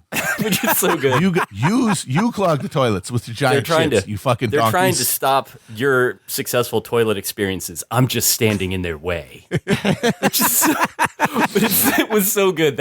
Especially that bit of it, because you don't want to go back and relitigate the toilet question. I believe that we actually have discussed that on a previous episode, but that the idea of like, I'm sure that Donald Trump takes some of the most horrifying cubic, like Animal Kingdom He's like a style wombat. shits imaginable. And Yeah, he has cubed bowel movements like it's a a wombat. Wolverine style. Like it just comes out, it's hot pink for some reason. You're just all right. It's Scran. He produces Yeah. Barm. He does, yeah, absolutely. He's producing some truly barmy delights. But yeah, I think that's the difference with Elon is like, first of all, he's got bad taste in who he wants to impress. And second of all, like he's so all out to impress them that I think that like I don't know that like Dinesh D'Souza thinks less of him for replying, "Correct, sir," to like a D'Souza post. But I also don't think that like D'Souza probably doesn't read his replies. Like Elon really kind of seems to, and he seems to be like filtering it to be like which like soon to be defrocked red state editor is applying to me. And they're treating him like Twitter customer service. They're treating this motherfucker like he's in a data center in Bangalore or something, and like dealing with their Twitter outage. He's just like lost any sense of like dignity, distance, and it's because he didn't Trump. Whatever you think, he got out there and he got people to pay attention enough to him to vote for him to be president. He just borrowed money to buy the platform. Yep. That's it. It required zero anything of him. And he has to deal with like the fucking like guys with statue emojis saying like this is unacceptable, and he has to be like, right away, sir. Like that is not what you put yourself in hock. That's not the experience that you spend $54 billion or $44 billion to have. Like, I guess he has come through for them because what do you guys make now of like he's like shutting down the laser containment grid in Ghostbusters and just like letting all the ghouls back onto the site, which is like, look, I don't own a social media platform, so I don't really have like any opinion to share about content moderation. I will say, and Felix has talked about this, like the thing that makes Twitter work is that it is the negative site where everyone is there to hate on. But like you need the people you hate to be there, which is like why I'm not going to be on Mastodon or Hive or any positive social media network. Like, no, I'm here to abuse public figures and to revel in the sort of moron of the day. But they've let the Slimers back. They've loosed them back into the system. no hot dog stand is safe right now. There's a ectoplasmic manifestations shoving filth in their faces. Yeah, that I was trying to think of what it actually seemed like. The bit which I guess is like basically a Ghostbusters gloss, was like the bit in Cabin of the Woods where they're just like a bunch of werewolves are released in an office setting. But that's basically been the kind of the Twitter energy since he's letting him back. And there's no bottom to it. That like if you let back everybody except for Alex Jones, they're just gonna ask for fucking Alex Jones. Like these aren't people that want to be happy. They want to boss you around. And then they also want to make other people unhappy. But like fundamentally, like no matter how many times you try to riff with Cat Turd, all he's going to do is use you. Like, I don't know. I guess you'd have to be Elon not to get that. I mean, Cat Turd's the best one because this is a guy who is 60-year-old man who is every day diagnosing himself with cyber Morgellons. He's making up a new thing that is restraining his posts. And of course, it's like, what would you want? What would be proof that you weren't being deboosted or whatever the fuck? And it's like, I would be an immortal god emperor of the universe, I guess. I don't know. Like I would achieve like machine consciousness like the Lawnmower Man. I don't know. Whatever it is, he does not have it. He's just sitting in his disgusting hovel posting. So that means someone is deboosting him. Someone is demonetizing him. Someone is shadow banning him. And so all day he just is hollering about getting deboosted and Elon is there looking at the code like, I don't know what he's talking about, but you can't just tell him he's insane. The guy's got 1 million followers for like half of his posts are just like the scene where like Brooke Smith is in the well in Silence of the Lambs, but it's Kamala's face, and then like somehow Trump is like Buffalo Bill, and that's just like that's the gag, that's the whole gag. He's 1 million followers off that shit. Like what? I definitely think the question of what more Cat Turd wants from his experience online is one that I would like to see. Like I want to go in there and be like, Cat Turd, what do you want? Yeah, I think the answer is at some point that's what Elon's going to have to do. Is just show up on a helicopter in this guy's front yard. Yeah, like, what am I going to need to do to get you into this new, differently colored check mark today? I mean, I think the answer is it doesn't matter how many followers you have. It doesn't matter if you're shadow banned, throttled, or put in the good boy woke fast lane. What does anyone want from a Twitter experience? Unsolicited nudes in their DMs. If they're a man, of course. If they're a man, you know. I'm sure that Cat Turd is getting plenty of those where it's through the sort of like that MAGA filter where it just looks like a Rothko painting. Like it's just like a field of light with some eyes visible at the top of it. And you're like, yeah, looking good. I need to see you now. The most filtered dentists' wives of Central and Southern Florida. Oh wow! I scroll through these and I just look like I'm getting hit up by the aliens from Communion. And then, like, I guess, like, you know, the other big news is Kanye West had his Twitter account back reinstated, and he's used it to announce a presidential run for 2024. But this is like coming on the heels of a week in which he has just been just vibing and hanging out with his new creative team, which includes Nick Fuentes. Milo. And Milo, I mean, look, before the last couple of weeks or whatever, like Kanye West, Elon Musk, I think they were both people that could be, you know, fairly described or like still discussed in terms of being like controversial but mercurial geniuses. Yep. And man, and then going to Mar-a-Lago with Nick Fuentes and having dinner with Trump, I don't know. This is a new level because much of the online right and even Trump himself has, like, you know, prospered greatly from this sort of kissing cousins routine with, you know, outright ideological white supremacy and fascism. Nick Fuentes is probably the only guy of which there's like you can't even make a cute tongue-in-cheek bad faith argument that like, oh, like, well, he's not, oh, you just call him a Nazi because he's a conservative. It's like, no, like this guy says the Holocaust didn't happen, but if it did, it would be good. Yeah, like he's like, that's like his whole brand is basically being the one guy who's not playing footsie about it. Like all the rest of these dudes are sort of like, I'm taking a third position, winking emoji. Nick Fuentes is 100% just sort of being like, I'd love to put everybody into camps. Yeah, because his audience is all of the guys who have given up completely ever making any other human being non-uncomfortable in their presence. Like, oh, like that. My life is just any person who is in a room with me wishes they were somewhere else. And I think if that's what you're committed to, then you don't want pussyfooting around and you don't want winking. You want something that you know other people are horrified by. And that guy who is also, in addition to all the bad opinions, just physically repellent. I mean, he literally eats his boogers on stream. That's the secret sauce. That's exactly what you want. Which means that Kanye's idea of running for president is to make the groypers, not even like the right in some, you know, broad sense, you know, like the guys who like Trump, most of them, you know, can have eye contact conversations with someone of the opposite sex. Many of them are in fact married. Instead, he's now his presidential run is going to be entirely premised on micro-targeting guys who like cannot make eye contact with another person for more than a second. Guys who were like in real life shadow banned out of their college's Turning Point USA chapter for being too unsettling. It's fucking James Cameron. Yeah. I mean, like, Tesla just rolled out their new, like, self-driving AI this morning, and it caused, like, a 6-car pileup on the Bay Bridge that backed up traffic for, like, 6 months now. They're going to be clearing that shit out. Oh, by the way, speaking of obnoxious reply guys, did you see Tim Pool's reply to Elon about the self-driving car? He was like, fantastic. Wonderful car, sir. I'm a little concerned by the fact that it keeps braking randomly on the highway.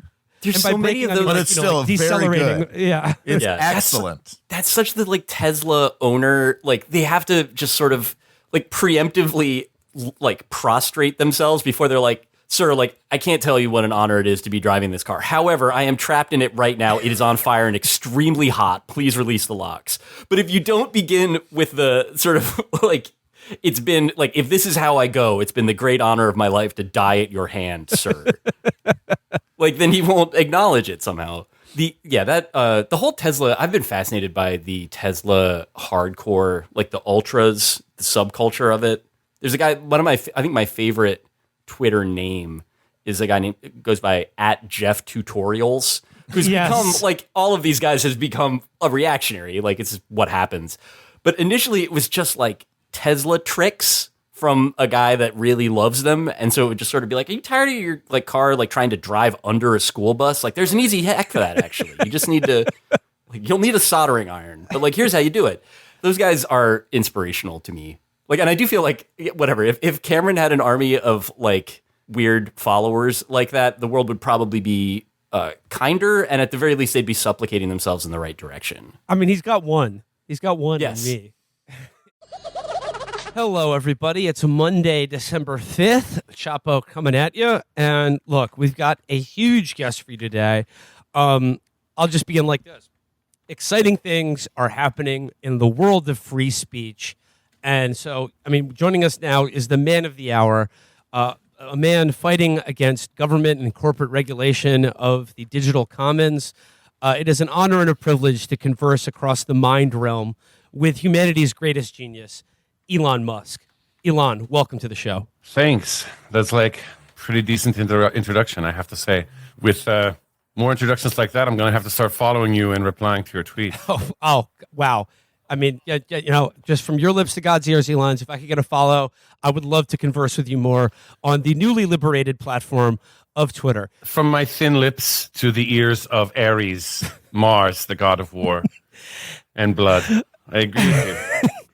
You know, let's not forget that Azalea Banks, she criticized me for having pork skin, but like I put a lot of money into engineering this pork skin, and it's going to last a lot longer than regular human birth skin organs. So ultimately, the joke is going to be on Azalea. I'm sorry. Well, look, comedy has made a comeback on Twitter. Free speech has made a comeback on Twitter. But obviously, there are people who have criticized you since your takeover of Twitter, and there have been, you know, media reports that claim there has been an exponential increase in so-called hate speech since you took over. My question is, why have those same journalistic sources not discussed the similar rise in love speech on your platform? Well, I think it's very obvious. Like, you might be on the left. I considered myself like kind of a moderate centrist leftist for a long time, and what has seemed to happen is that I'm the center, and then like the left has moved so far left, and I'm like, hey guys, I'm like still over here with like all these guys that are like standard great like liberal voices, like Ben Shapiro, like Rich Dad Poor Dad, you know, Jordan Peterson, he's a doctor, that's liberal, and I just think that like this is the real left. And Ian Miles Chong, he's still great, he's still left, you know. What's wrong with what used to be liberal? Well, I mean, and when it comes to comedy, I'd like to dissect it like with my engineering mind. I would like to approach the problem of comedy with the mind of a space engineer, which is kind of how I like to approach things. So like when I decided to buy and destroy Twitter, I wanted to lean into what I think is funny. And first and foremost, what I think is funny is like humor, like an engineer would enjoy, like rocket calculations and Dilbert kind of shit.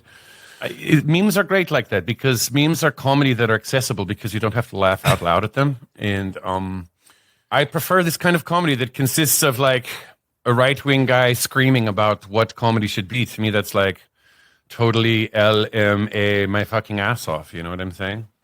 Oh, P.S. I don't know if you noticed, but I changed the like button from blue to red. That was a great idea. And people said you could just go in and change the code, but I fired those guys. So what we went in with like radioactive material and bombarded them with subatomic particles in order to change the like button from blue to red. So it was a roundabout way to do it, but ultimately it's more structurally sound that way. That is rolling on the floor, laughing my ass off, thinking about these blue hair pronoun people having to deal with a real businessman in charge. No more safe spaces here on Twitter. But I do want to mention this is probably the most notable thing that's happened on Twitter recently. Could you explain the process that led to you suspending the account of Kanye West after he posted a swastika last week? You know, Kanye was important. He's important because he's famous, and you know, people understand that I'm a great engineer, but also like an important part of being a great engineer is allowing yourself to be kind of stupid. And so you have to be, you can't be constantly thinking of algorithms, thinking of aerodynamics and wave dynamics and so forth for engineering projects.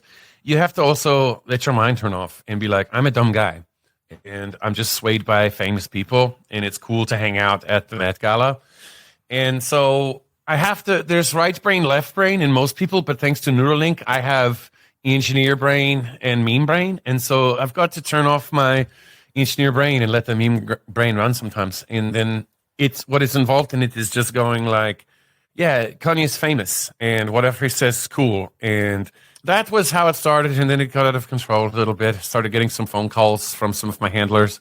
KSA was not too happy about the way that particular experiment was going.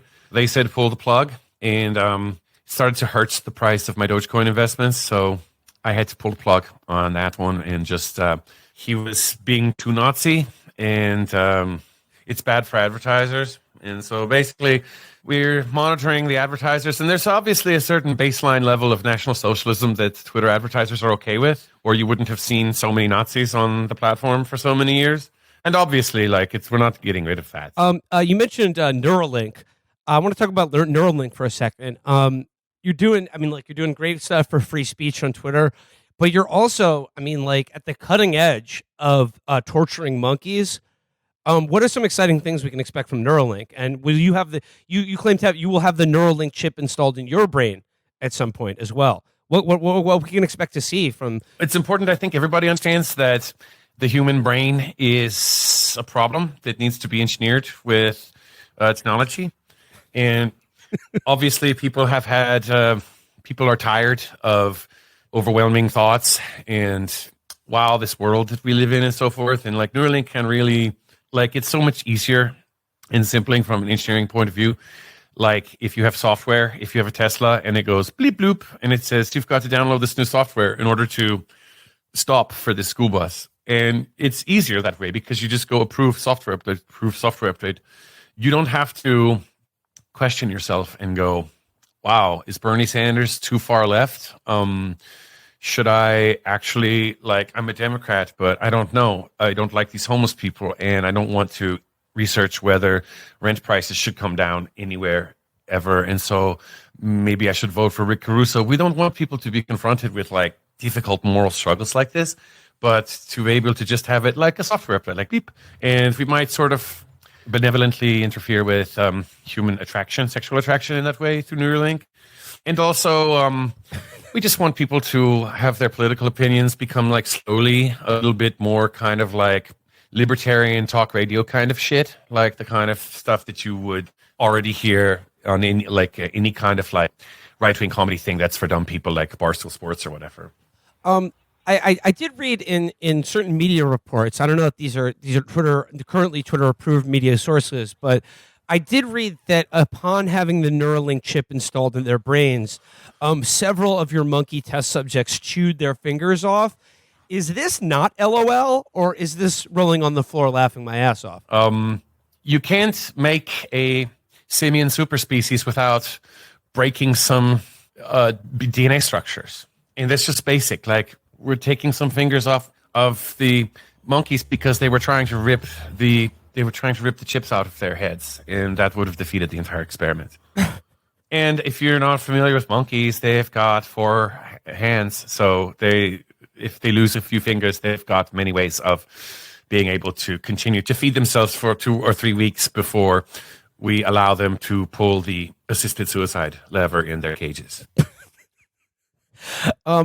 Well, Neuralinking Twitter to your brain sounds like a really exciting thing that I'm looking forward to. Now, if you'll excuse me, I have to go here. I've got to celebrate some of the victories here. We're going to we've actually gotten more impressions on Twitter today than the entire impressions combined of Twitter for the entire 3-month run leading up to the purchase and the liberation of Twitter. So I was going to celebrate, if you don't mind. I'm opening a little bottle of champagne. Oh, please, go ahead. And I can share this with you virtually, obviously. But I thought I would celebrate some of my recent victories with a special bottle I've been keeping of South African sparkling wine. It's from the year of my birth, 1971. And it's a Cap Classique Stellenbosch from Cape Town, a.k.a. a Boer Brut. It's got extremist Southern Hemisphere notes with a hint of emerald and a clownish aftertaste. And it's one I've enjoyed. And so when I have these great victories that I've declared for myself, I just like to I'm just trying to open it now. It's 80,000 Rand per bottle.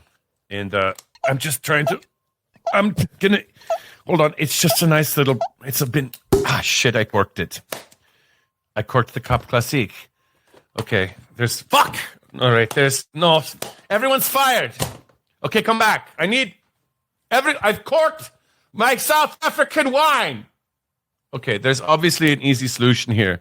There's an engineering fix to any problem, and if you cork a bottle of champagne, you might say that's a little hard because, hey, the cork on a champagne is kind of designed for that not to be able to happen. But look, any problem that comes up, sometimes you've got to make it a little bit worse before you make it better. I can easily we're going to rig a micro submarine with a boring tunneling cone to retrieve the cat from inside the champagne bottle. Wait. No. Guys! It's shattered all over the floor. This is too bad. This is my Stellenbosch reserve, and it's all over the floor of Twitter. I have an idea. We will siphon the remaining wine in particles from the floor and absorb what is salvageable and squeeze it all into a French press and remove most of the glass and tell everybody that it's the coolest glass of wine. And, well, it's a glass of wine and also glass, and it's the coolest thing that they'll ever experience. Elon, thank you for all your efforts to save Western civilization, to bore tunnels in both in our minds and underground, and just send humanity to space. Just keep it going.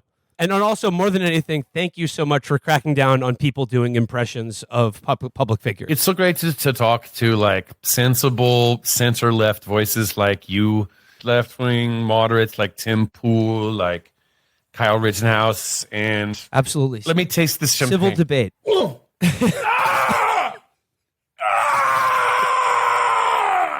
It's like great. It's good. That's a big LMAO for me. Elon, thank you so much for your time. Yeah, I don't know if you know how valuable my time is, but don't worry. I'll charge you. It'll come out of your future credits and debits. The other big thing I wanted to bring up is, like, speaking for myself personally, say what you will about Elon Musk, but Elon, with his blue check purge, made Twitter so fun this weekend. And I'm personally, I like Twitter when it's at its absolute worst. And we saw some like S tier level posting over the weekend. I don't know, gang, what were some of your favorite highlights from the blue check massacre? I mean, where do you want to begin? There's people threatening Elmo. There's people on Social Security benefits claiming that they are happy to pay $8 a month to promote free speech. I guess this whole thing reminds me of it's like the based meme version of the diversity, equity, inclusion regimen that they all hate so much when it involves business and academia. But they really are building their own diversity, equity, and inclusion program for the worst posters on the planet. Yeah, it's true. It's affirmative action for terrible posters. I am, there's some good news. Anthony Bourdain is back, and he subscribed to Twitter Blue. All you people who've spent the last 2 years saying Anthony Bourdain changed your life, well, good news. He's alive again. And he's experiencing half the ads, and he can upload longer videos. You mentioned that it's also the spate of how shall I put this? The spate of check raping of celebrities is that's epic. But that's such an epic troll, because he's like, hey, I'm going to I'm trolling these celebrities, owning them by associating them with the product I'm selling, It's amazing. It's like if a kid was running around in the recess with a booger at the end of his finger, threatening to put it in the hair of the popular girls, while also trying to sell the booger to everyone else in the class. It's like, you'd be gross if I put this in your hair. But also, if anyone wants this, it's $8 a month for a subscription to the boogers. If anyone is interested in getting the boogers for themselves, maybe you could put it in the hair of a popular girl that you like. And also, just this idea, I saw this sentiment over and over again this weekend of people that think that celebrities who had the blue check mark were celebrities because they had the blue check mark, and now that the regular people, the hardworking American folks, are able to have the blue check mark, that they now have the same celebrity as LeBron James or Stephen King. It's only a matter of time. Medieval peasants. That's who we live. We live surrounded by techno peasantry. The times. The thing that David, that guy David Sachs, who's on the verge of a family annihilation because of interest rates rising. Like interest rates Does he have a climbing even Bowflex? That's all. Does he have a Bowflex in his gym? Interest rates rising ruined his fucking life. It just everything turned out to be a lie. It's it's like his pants fall down in front of everyone at the free throw line. He's doing the sales pitch where he's like, people spend $30 a month on Brita, but not verification, which is like funny when you remember they're trying to affirmatively sell a product. Like that's not how anyone sells any product. Like, oh, well, you pay for this thing. Why not this thing that you were not paying for before that doesn't do anything? I wasn't paying for Twitter ever, and still aren't. Still, and then like the people kept bringing up like Starbucks. Like that guy was like, "Well, you pay $8 to have your name written on your coffee cup, and you won't pay." It's like no.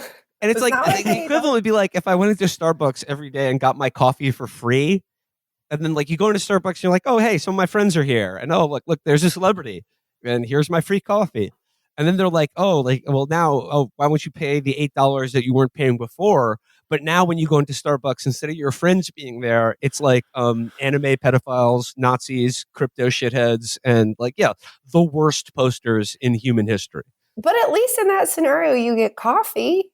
Yeah. Like, what do you get from Twitter? Nothing. Like, you get, like, other people's jokes, and then they're mad at you for some reason. But I love all the people also who are, like, making statements. Like, I love the genre of, like, I'm a random person, but I have 1,200 followers, so I'm going to make a public statement about something.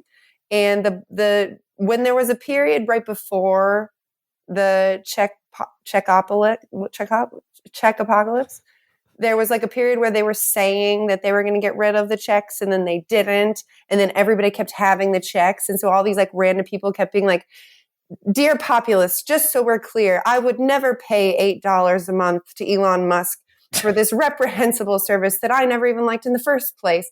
And like, I just want to make it clear to my fellow citizens and my public that I'm not paying for it. And it's people having to constantly say like they didn't pay for it. And then all the celebrities that he's like doing the booger, like putting the booger on or whatever. And they're like, how has this happened to me? Right. I still have the blue check mark. And it's like, I think desperately trying to make it like still matter somehow. And it's like, nobody cares about Twitter. Everyone's still there. Like we're still talking about it, but like, does it, you don't need to make a statement about it. About the check mark, but I love them. It's great. So it seems like the new policy is like if you have over 1 million followers, you're just automatically given a check mark. Mm. My favorite account of all time, Phil Werrell, the classic, the Will Ferrell meme aggregator. Oh yeah, okay. that posts like a screenshot from SpongeBob, and it's like when you have homework that you didn't do. That's been around for like 12 years now. Yeah. Those accounts have check marks now because they have like 1 million followers that all died in 2015. Well, it's just because it's over 1 million. Fair is fair. Yeah. Fair is fair. This is the new democratic. This is free speech, which is like the most. If you're really popular, then you're real. Fine. How many followers does Don Lemon have? Is he verified? It's a good question. He wrote that purple statement.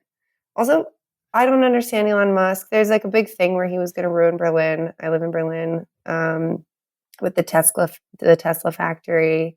So we hate him. But if he ruined Twitter, that would be great. I'm against it. Don Lemon has 1.4 million followers and is indeed verified. So I don't know if he bought it or what, but Don Lemon's in the club. He's in the cool kids club. We're democratizing coolness. That's the thing you can do is democratize coolness. Mm-hmm. It's amazing. Everyone These gets a people, chance. they all have fetishized markets and freedom and they hate socialism and social control, and they want a legal order that makes people think they're cool. Well, that's what Tim Sweeney is. He's one of the founders of Epic Games, who are responsible for the worst game launcher ever in human history, the Epic Games launcher. Just the worst piece of shit ever. The version of Steam you have to use if you go to hell. He made this thread where he was like, he equated the old checkmark system to the bullies he experienced in junior high, which is, keep in mind, this is a 61-year-old man with like $5 billion. And people were like, why are you talking about this? And he said, junior high is a very formative time for a lot of people. It's when we learn about phonies. Yeah. I mean, fuck, that's so depressing. Because, like, I mean, it really just goes to show that, like, you can have $1 billion, you can do anything, you can be anyone.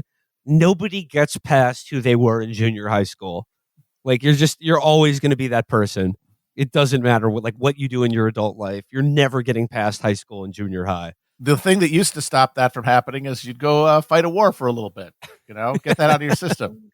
Now, nope, you just get to stay that way forever. Who was I in junior? I'm fine, but I did have a blue check mark already, so that was my war, right? Like I sort of cleansed my junior high self because I beat the popular girls by having my blue check mark, being one of the elite. I've had multiple boyfriends, like during fights, accuse me of being a blue check elite. So I'm happy. All I'm asking is, that- could you please do the dishes every once in a while? Yeah, you would say that, Checky. That's honestly that's not that far off. And it's like this thing where it's like, oh, you have material wealth because you have a blue check mark, which not even cultural capital. Like it would be better to be like, well, you have cultural capital, but no, it's like you got a blue check would say that, like you don't have perspective. And I'm like, I got this blue check mark because I'm a journalist, because I was calling gynecologists in 2016, asking them if it was dangerous to put a fucking jade egg in your vagina because some celebrity was spreading lies on the internet. And you're telling me that my contributions to the public as a journalist don't even matter to you. I gotta say, personally, Catherine used to have a blue check mark. Now she doesn't, so I can't use that line on her anymore. I know. I love to know. I love to be back. I love to be back among the people. I'm taking all of our state secrets with me, but it was great. My family cut me out of the inheritance because I was going to marry a Loby. Well, they took your check too, Felix. Your yeah, check they did. Yeah. And I'm underneath the threshold where I automatically get it back. All those dead people like Bourdain, Hugo Chavez and Norm, Hugo Chavez, who posthumously got Twitter Blue assigned to them. It was because they had a check and were over the 1 million threshold. I am not. So I can marry a lowborn now. Mixed clout marriages are very fraught. Yeah. And as long as we're talking about everyone's favorite person, how fucking lame is the repeated stories about like Mark Zuckerberg and Elon Musk fighting each other? It sucks that it won't actually happen because Dick Zuckerberg would clear him. Yeah. Oh, he would wash him. Dick Zuckerberg would fucking own him. Dude, I've seen Dick Zuckerberg train. He's like not horrible. And the only proof I have of Elon training, well, there's that one hilarious the Lex Friedman photo. Well, no, before the Lex Friedman post, he has one post where he's like, some like idiot, probably Dutch man is making a thread about like martial arts. And he's like, judo is Chad, blah, blah, blah. And Elon replies to it and he's like, this is all very good.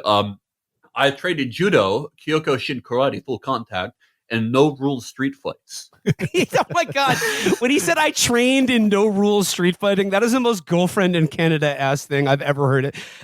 I trained in no holds barred street fighting. Yeah, was he playing Streets of Rage or something? What the fuck are you talking about? It was just him and other like anemic South African aristocrats like slapping each other in a parking lot 40 years ago.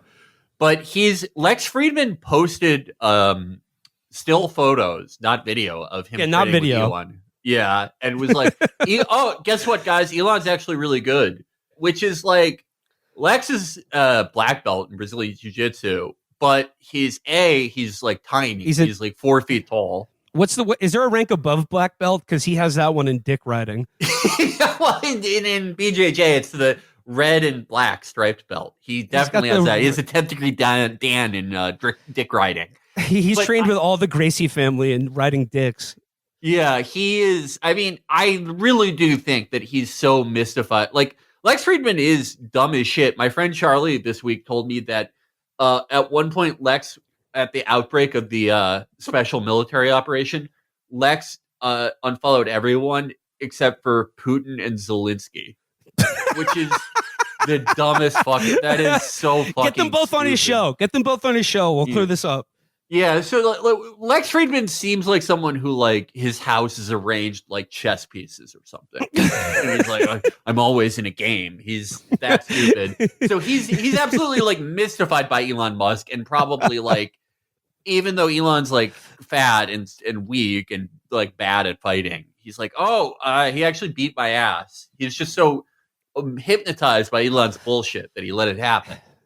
But Mark is. There's pure hatred and pain behind Mark's eyes. Yeah, exactly, Felix. Like, I know Elon Musk must not be having a good time, but like, he seems like a genuinely dim-witted oaf. Whereas, like, when I see the fact that Mark Zuckerberg is like doing Brazilian jiu-jitsu, like, you're exactly right. I see those photos of him training, and I just see hatred. I see rage.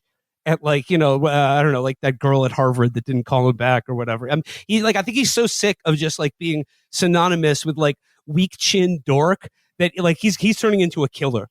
He's going Tyson mode. No one has ever liked him.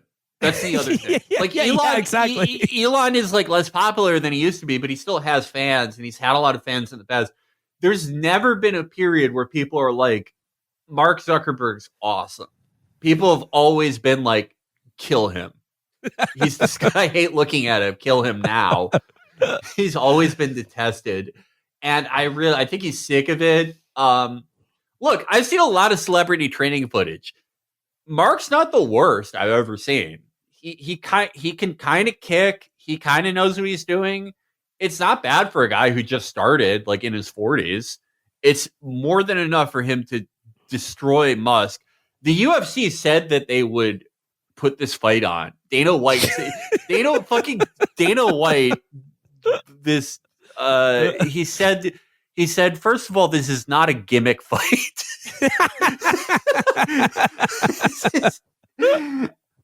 This isn't like Japan. This is a real fight. But isn't that like when Mickey Rourke does a boxing match with like a 70-year-old homeless man in Russia? Yeah. I mean, this isn't a joke, folks. Gimmick fights in MMA, the UFC has put a few of them on, but they were more commonplace in Pride, which was the UFC's biggest competitor in Japan. And Pride, like the UFC's gimmick fights, I think are stupid. They're very low imaginations. It was stuff like, we're going to have CM Punk fight like a 4-0 guy. Like, oh my God. Oh, can a pro wrestler who's 40 fight? No. We're gonna have James Toney, the heavyweight boxer and light heavyweight boxer, fight Randy Couture, a former UFC heavyweight champion. Oh, I wonder how the guy who has never had a single MMA fight, I wonder how that's going to go. Yeah, but it's like he's only ever used his hands. Yeah, he's going to get taken down instantly, and arm triangle choke. Well, which is what happened. But when in Japan, when they had gimmick fights, they were awesome because the gimmick was always like fat guy versus homeless guy, actor versus alcoholic, just like schizophrenic versus guy we fooled into coming here. It was the closest thing you could get to the real life version of the History Channel's Deadliest Warrior. Yes. Yeah. Or Gladiator match. They were great.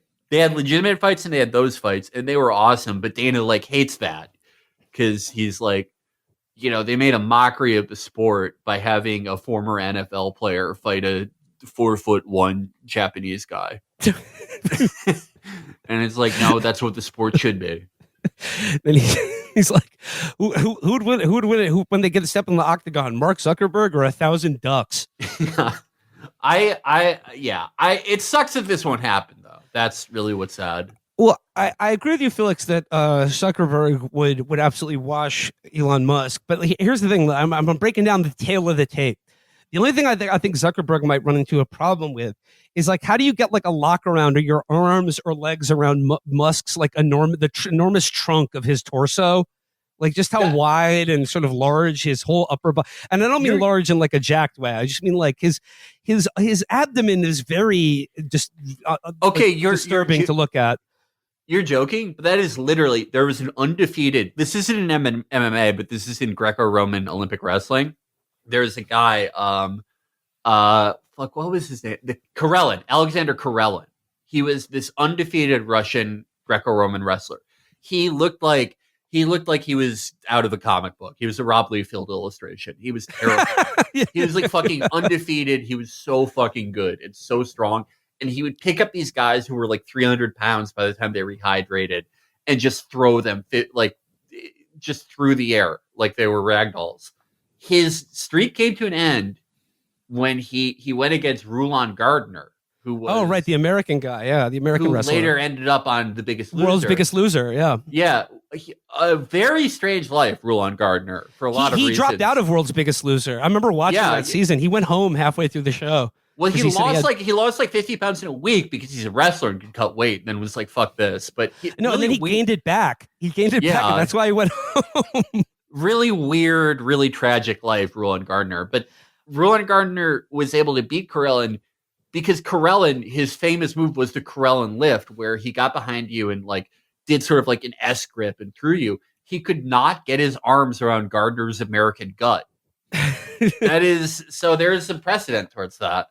But Musk does have those really unnerving, gross little legs. And if Mark could just get a single leg and probably drag him to the ground. You remember like when we were kids, there was that rumor that Marilyn Manson got his lower ribs removed so he could suck his dick. I think Musk got about 6 extra ribs put in to stop him from sucking his own dick. Yeah, he looks like he swallowed a bird cage. That picture of him on the boat is it's not good. How do you look like that? What happened?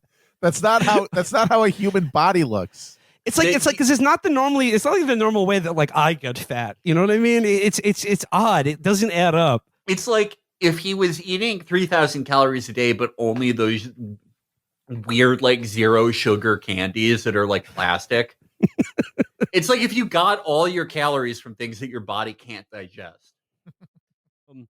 Right before I started recording today, I was just checking in on our friend Cat Turd 2, who is he's very angry at Twitter, still is, but this time with some good reason, because basically I don't know exactly how this works, but people, if you suck Elon's dick hard enough, he sends you a check now on Twitter, like you get ad residuals or something. Well, so I think like all the ad shit we saw is like, it's not universal. This is not like YouTube. I don't believe that for a second. No, it's not just at like all. If you're verified and like a certain amount of blue checks reply to you, you'll get a check.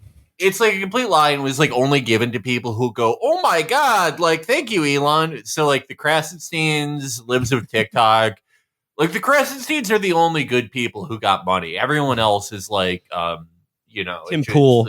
It's something like that. I think Mr. Beast got some money too, who I consider a fairly neutral figure, basically a product of pure internet. Right, but like all these people represent like people that Elon wants to get on board. Like one normal, one whatever the Krasensteins are, and then like a bunch of like rubes who already make up the majority of the customer base for Twitter Blue. But he didn't pay off Cat Turd, which is incredibly shoddy work. Is it though? Because Cat Turd's been bitching about him nonstop for months now. So, and now he wants a check? Well, I don't know. Like, Cat Turd is... he acquiesces to everything else that Cat Turd says. Interesting. I'm not so much interested in Cat Turd's, like, long-ass response, and he's just, like, complaining about how unfair it is, and he's like, my engagements and all the years of work I've put into my Twitter account. I'm way more interested in the people who reply to Cat Turd, because like checking Cat Turd's replies is like my favorite thing to do on Twitter. And I was just going through and seeing some of the people responding to Cat Turd, like Cat Turd heads out there. And the first thing I come across is a guy named Don Looney, Don the Biker 66. And his bio says, stock trader, not financial advice, old man, lover of animals. I have a pet alligator. One shot, one miss. This guy is just like cooked Florida. Just that pure Florida. He sounds cool. Yeah. Okay. This is another really great display name. Adam Brimson Designs. And this is a guy... this guy with like a backwards hat and sunglasses, but it just says artist, crazy, right wing, conspiracy, extremist. That's Adam Brimson Designs, everybody. So I know that the line has been that, you know, Elon has lost Cat Turd. Like, what is he going to do with his project now that he's lost Cat Turd? But is it possible? And I know that, you know, nobody's ever lost money betting against Elon's stupidity. But is it possible that Cat Turd has lost Elon? Like, does Elon at this point just know that he doesn't actually need to pay this guy off because he's so addicted to the product that no matter what Elon does, he's only going to continue adding to the engagement? He's using the long tweets. He's continuing to post probably 18 hours a day. Like, you know, maybe to give Elon an ounce of credit, he's like, I actually don't need to cater to this guy because he'll always be back. I mean, like, Cat Turd will be back along with Cat Turd fans like Philip LaFleche. Oops, I farted. Ultra MAGA wordsmith, Carrie America, Hodge twins, which are identical twin conservative comedians. It's all the same person, but I like Cat Turd's fans more than I like Cat Turd. I don't know. I like Cat Turd is more. I like him more than any of the other conservative figures because I like that he was in like he was in some like bullshit like Steely Dan type band in the 70s or 80s called like, you know, the Musty Grapes or some shit. He's like lived a more complete life than the others, I feel like. I like Cat Turd. I like that I mean, all the other conservatives seem to have just immediately like started dick riding Elon, but Cat Turd, he has shown, I don't know if I'd call it integrity, because he's just like ultimately complaining about nothing. Like he's just making things up and getting mad about them. But it's something, you know? Like I appreciate how he's like, great, Elon's in charge and I'm being de-boosted again. All these things that I have no idea what the fuck they mean. I think he's at least made Elon's life worse. And I like that about him. Respect. I was also seeing people comparing it to when Kathy Griffith held up the severed head of Trump and scared Barron. Scared young Barron who thought it was real. He was 6'4" at the time. He thought that was real. And that did just give me the image of like the FBI HRT showing up and just blowing away Kathy Griffith. Just emptying clips. She's this is ECU. We are go for breach. Just battering ram down the door, hit her with a tactical shotgun with explosive rounds. Kathy Griffin just like, it's like when Goldie Hawn gets shot with the shotgun and death becomes her. Just she's got the hole. And she still hosts Fashion Police like that. It's amazing. I have a hole in my stomach. I like, so yeah, you point out that Barron was 6'4" during that. I like the alternative history of that galvanizing him to become the Mountain. Yeah, he just like his heart died that day. Yeah. I'm going to make you pay for what you did. Jared was playing with his toy, so he stuck his face in the fire. And in Trump's second term, we'll get Barron strong. Who's the liberal Oberyn Martell who would like poison him? Hunter Biden. Hunter Biden. Yes. Horny, pansexual. He's got a spear with like pure cocaine on the tip of it. Yeah, we got it. He's figured it out with that Jewish girl who got Shalom tattooed for her. And by the way, how many wives ago was that? That was like a year and a half ago. I mean, he's got tons of bastards. He does. Oh, what would be the name of the Hunter bastards? What would be like the sand snakes? The sand snakes. Well, like okay, so like the rock snakes. Yes. The rock snakes. I mean, he's got tons of bastards. There's The most well-known one is the one in Arkansas that like Biden finally claimed. Yes, he finally recognized her. He recognized her claim. Yeah, and there's the famous thing in the book where Oberyn gives, I guess he would give the Arkansas daughter the choice between the crack pipe and I don't know, the legal degree. Those are the two paths of the Biden family. No, you don't understand my words. You must choose.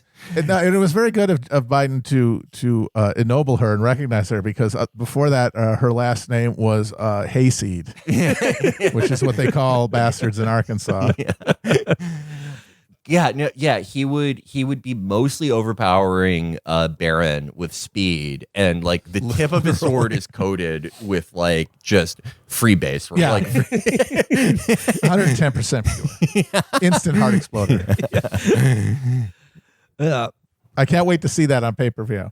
We'll get that before we get fucking Elon and fucking Zuckerberg. Shut the fuck up. Elon, the king of cap. Elon immediately got injured when he was like lifting 45-pound weights today. I love his training strategy where he says, okay, so I don't have time to like train for a fight, which is like, presumably you were very busy, and then we're like, oh, I'm also going to run Twitter and go to the office every day. Yeah. Like you were able to add that to your schedule. But his training strategy was just to walk around like lifting 45-pound weights whenever it suited him. Isn't most training for any fight just cardio? Cardio is the most important thing. It's cardio, and also because you gotta have gas in your tank, and drilling technique. And he was even saying that he was like, "Well, I have size, but I don't have endurance. I have to work on that." And he's worked on it by just carrying a big, heavy thing around. Yeah, like some people have said like Elon's size would invalidate Zuckerberg's training, and it's like, to some points that can be true. Like, of course, weight classes exist for a reason. But when it's a guy who's completely untrained versus someone who trains a lot, everyone should look up Roger Huerta versus football player. Roger Huerta he was a UFC lightweight fighter. Lightweight is the deepest division in MMA. He made it to the UFC, which is really hard to do, but no one will ever say he was a championship caliber fighter. No disrespect to him, but it's just the truth. He was a very courageous and good fighter at his time. But he fought this football player. Roger Huerta's like 5'7". This football player was like 6'4", and he saw him hit this girl in a parking lot, and Huerta just one-shotted him. I'm not saying Zuckerberg's as good as Huerta, but Elon Musk is not a Division I football player either, is he? Yeah. No, yeah, I definitely give it to Zuck for sure. Yeah, it's so unfortunate. We're going to talk now about the lawsuit that I want more to happen than anything else in the world, but is more guaranteed not to happen than anything else in the world. That's right. Elon Musk threatens to sue the Anti-Defamation League for destroying Twitter's advertising revenue. And all I got to say is roll out Ken Watanabe. I think he's got something to say about these two participants in this civil action. Let them fight. Yeah. I mean, there are like mutual judgments where they're both wiped out. Is that possible? Like there's a countersuit. They both win. It's like the end of Reservoir Dogs. Everybody goes down. Stop pointing that gun at my dad. Fucking gun at my dad. Stop pointing that gun at my website. It's quite epic. Quite epic. Oh, interesting irony. I mean, like this is this lawsuit is not going anywhere. But something happened to cut Twitter's value in half. Like something did. The thing that happened is he bought it because the value he's talking about is the value he paid for it. He was the only person on earth who would have paid that price for it. The proof of that is that he was forced by the government to pay that price for it. So as soon as he bought it, it lost that value because there was a market of one at that price point and he filled it. No one else is paying that much for Twitter. No one else is insane enough as you and has the freedom to do that kind of impulsive bullshit. So that means the market has collapsed for it. Without anything, you could do nothing. And you still are in a situation where you've lost half the value for it. And now you've got to find something in the subsequent failure to like epically, make it worth that through magic, which is what he thought he was going to do. Oh, I can get there. No problem. Oh, it's not working. Shoes did it. It is a textbook example of how anti-Semitism functions. it was like you fucked up, something happened, you're in a bad situation, you had something to do with it, not entirely, none of us do. A guy like Elon Musk, though, has a freedom of action that almost no human being on Earth has. So it is mostly his fault. He can't blame society the way that the rest of us can, because he's above society. That's what all that money does. So he fucked up, and now it's somebody else's fault. It's funny to hear that. It's surprising to me that their ad revenue is tanking, because in my opinion, the ads have never been better on Twitter. I love the ads. The ads on Twitter have been great, because like they all now, like, it seems like most of the ads I get are in that sort of universe of like, there's got to be a better way style, like ads that are on TV at 3 a.m. I saw an ad on Twitter the other day, and there was like a video for it and everything. It's essentially like a suction cup pump that you can put over someone's fucking gob as they're choking to death on steak. Oh, yeah. Like, or you just sort of like an alternative to the Heimlich maneuver. It just shoots out like some fucking chunk of steak or something. The one thing the only thing I'm surprised about is that ad does not go with the angle. The big pharma medical establishment will tell you that the Heimlich maneuver is the way to clear a blockage in someone's throat. This is the ivermectin of pulling something out of somebody's neck. Grievance sells, especially on that website. Missed opportunity. I like the one that's selling mushrooms, psychedelic mushrooms that are just literally poison. And I know, all psychedelics are like technically poison, but this is like an actual, where like the hallucinations are part of a package of symptoms of like deep cellular damage. And they got community notes now on the ads, so people are saying this is literally poison, which is another thing. Those community notes, I'm sorry, nobody wants those as an advertiser, even a company that isn't showing literal poison. Oh my god, that is like they could flag anything you put on there. That is xenomorph blood to brands. If someone could say, hey, the philosopher's tea I ordered from Socrates' mind genius Alpha Warrior is just hemlock. It killed me. I am dead. Yeah, or like you're McDonald's and you're like, ba, ba, ba, ba, ba, I'm loving it. And then there's a community note. Actually, nobody has loved it at McDonald's since 1984 when there were still white people behind the counter. And it was aesthetically beautiful. But, Elon,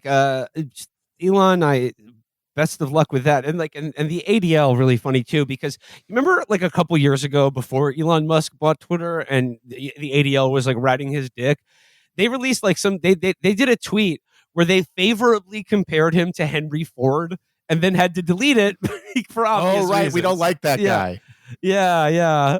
Wow, what a coincidence. You get these guys who are not part of a broader like capital class, not like the finance guys, not like people part of a sector. Guys who essentially define a sector by themselves. Ford did. Musk did. So that means they're lumpen billionaires. They're not immersed in like a sector and are like disciplined by a social network. When things go wrong for them, one way or another, guess who they blame? They will become Jew hating. That's all you can. There's no other explanation at that level. When you are in that level of clouds, if it's either you or some other force, well, it can't be, any of the things that got you there. It has to be an externalization of the worst parts of that process into a group of people. And then, boom, I got my explanation for what's going wrong. All right, next thing I want to talk about, the story I went over the weekend. I'm just going to ask you guys, what the fuck is going on with this like Elon Musk Starlink thing where he said that like by turning off his satellite internet, he stopped an attack of basically Ukrainian drone submarines destroying the Russian naval fleet in Sevastopol. And look, I think, Matt, your inclination on this when we're discussing it was correct. Is it like any story with Elon Musk, just assume he's that lying. isn't He's true? full of shit. Yeah. I mean, like, and then the Walter Isaacson biography is like, there's that's getting a lot of coverage too, that like he seemed to let this slip in a Washington Post excerpt over the weekend. And what I will say is, if it is true, cheers to Comrade Elon Musk for throwing a wrench in the spanners of the American military-industrial complex. Cheers to the American military-industrial complex for not immediately killing him for doing that. I mean, if this really happened, how can there be a meaningful deep state? How is there anything besides a bunch of bureaucrats just doing their jobs and no coordinating intelligence? How do you let this happen? The only explanation is, you privatized everything. And with privatization came a real lack of capacity and power that you can't, even though you still have the formal structures, they're not invested with the same capacities because you fucking auction them off. And now this Gomer can go out there and just be like, hey, yeah, I'm your only access to these battlefields, and I'm going to make a decision on what to do on them, and have them be able to make like, oh yeah, you got to die. We're Gerard Bulling your ass right now. And it's not like they'd even have to kill him. Like, he's the most overexposed guy on earth. There could be they could margin call his ass with a snap of a finger, and yet he's still out there doing this. And even if he is lying, they're letting him go out there and say he did this. It's not so much that he's lying as much as he's like, most generously, I could say he's stretching the truth, because as far as I understand, this was like 20 drones that like the Doge Avi guys bought online. This wasn't like a critical mass of like good deep state drones. This was like drones you could buy on Patreon. Like some enthusiastic amateurs trying to go along. Yeah. But at the same time, you know, it's like if this was not even like the Dulles Brothers show, if James Baker was still here, you know, Elon would be found, you know, autoerotic asphyxiation. Yeah. How hard would that be? How hard would it be to kill this guy in a way that would be plausible that he died that way? Well, that's what makes the military budget so offensive. It's like, I'm supposed to be invested in this, and you won't even kill him.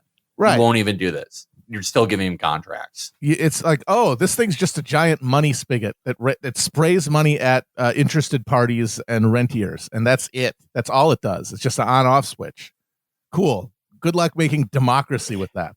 And, you know, it provides a good opportunity. I mean, because, you know, Elon Musk, isn't he like probably the biggest government contractor in the world for the U.S. military? I mean, he's one of them. And state. His whole edifice is powered by that. Just like with fucking Bezos, where the only thing he has that actually makes money is the fucking government contracts and the web services. The only real cash flow going into any Tusk business is government fucking contracts. Sure shit isn't the cars or anything else. Yeah, and like, you know, like similar with Bezos, like you begin to ask the question like, oh, like he has all these government contracts, like why don't they pull them, or, you know, like wrap his knuckles or something? And I think at a certain level of government contracting, it begins to get like hazy as to who's the government and who's not anymore. Right, exactly. And like, you know, but with Musk now, I mean, like this provides him a good opportunity to, I don't know, promote a kind of like, you know, his vision of global leadership, or like, you know, oh, I don't want Starlink contributing to war or death, and like, you know, at least portray what seemingly is a moral stance. But I really wonder if the country in question was not Ukraine and Russia, but anything to do with Saudi Arabia, what he would have done. Like, you know what I mean? Like, like with what the Saudis are doing with Twitter. I mean, both before he took over the company, and certainly now that it's X or whatever. Like, you think of like if Starlink was going to be used to, like, I don't know, shoot some migrants crossing a border, and the Saudis wanted to use it to do that, you think he would turn off the juice? I highly doubt it. Well, no, it's because he's part of an emerging and sort of unselfconsciously, spontaneously organizing extractor revolt against global capitalism that includes private actors like Musk and also governments like Saudi Arabia's that are pushing against a greater American-led power formation that they are increasingly seeing individually is against their interests. But they can't coordinate because they're fucking lumping forces, so they just act independently. They push against it, and by so doing, form this unconscious block now. And yeah, it's the homeowners association revolt against global capitalism. I guess the other highlight from the like the Walter Isaacson book is the revelation that fucking the new names of his fucking kids with Grimes, including one that was first of all, I thought he had one. Didn't know about. Well, yeah, this dude loves having kids. He loves having kids. Well, yeah, because he's got to spread his seed because he's such a fucking genius. No, but like one of the kids' names is Techno Mechanicus or something like that. Mechanicus, epic. Just fuck mixing you. Latin and Roman. Just fuck you. The thing is that he's epic, and there are amazingly people who see him and his opposition to global capitalism, however they conceive it or he does, as this guy is an ally in like some populist battle against capital, but he's a complete moron who privatization and neoliberalism has allowed to achieve this insane position of autonomous power, and he's going to use it like the dumb baby he is. He's not going to use it constructively. He can't. If he could, he wouldn't have it.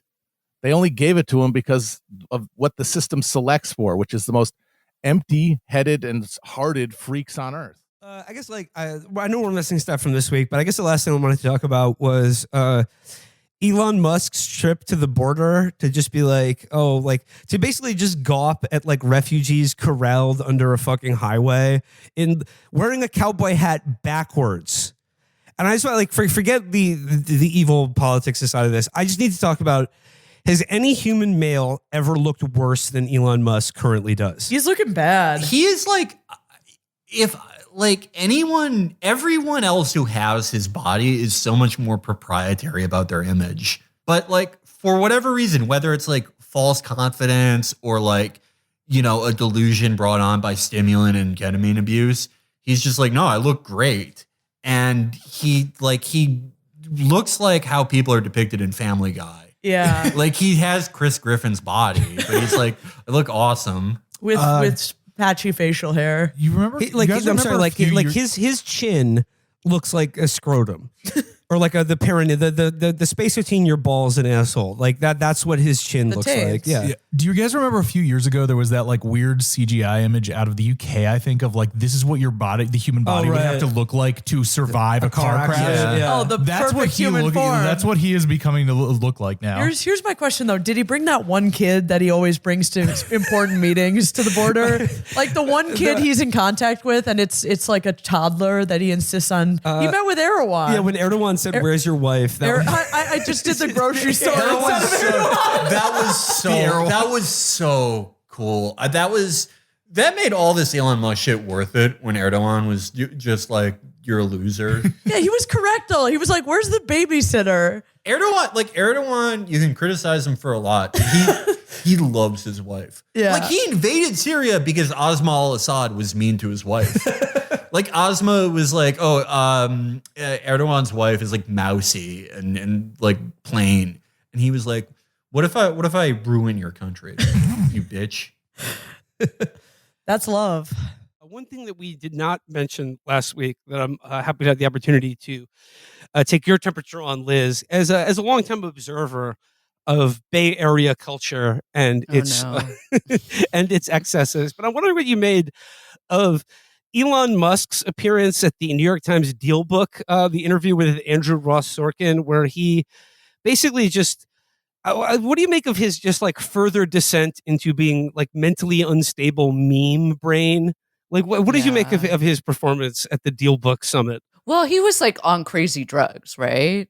That was my immediate reaction was what the fuck is this dude on? And it's probably those drugs that are 8, 3, 6, 4, 2. A math equation, yeah. Yeah. That's oh no, it's the same name as one of Elon's kids. Shit. But yeah. So he seemed crazy hopped up. He seemed really I don't know. I mean, it seemed very kind of sad. There was a weird somber tone. He seems I've watched so much Elon over the years, especially of him doing these kind of the big show of the new Tesla coming out or the new, when he gets up and does his real carnival barker routine.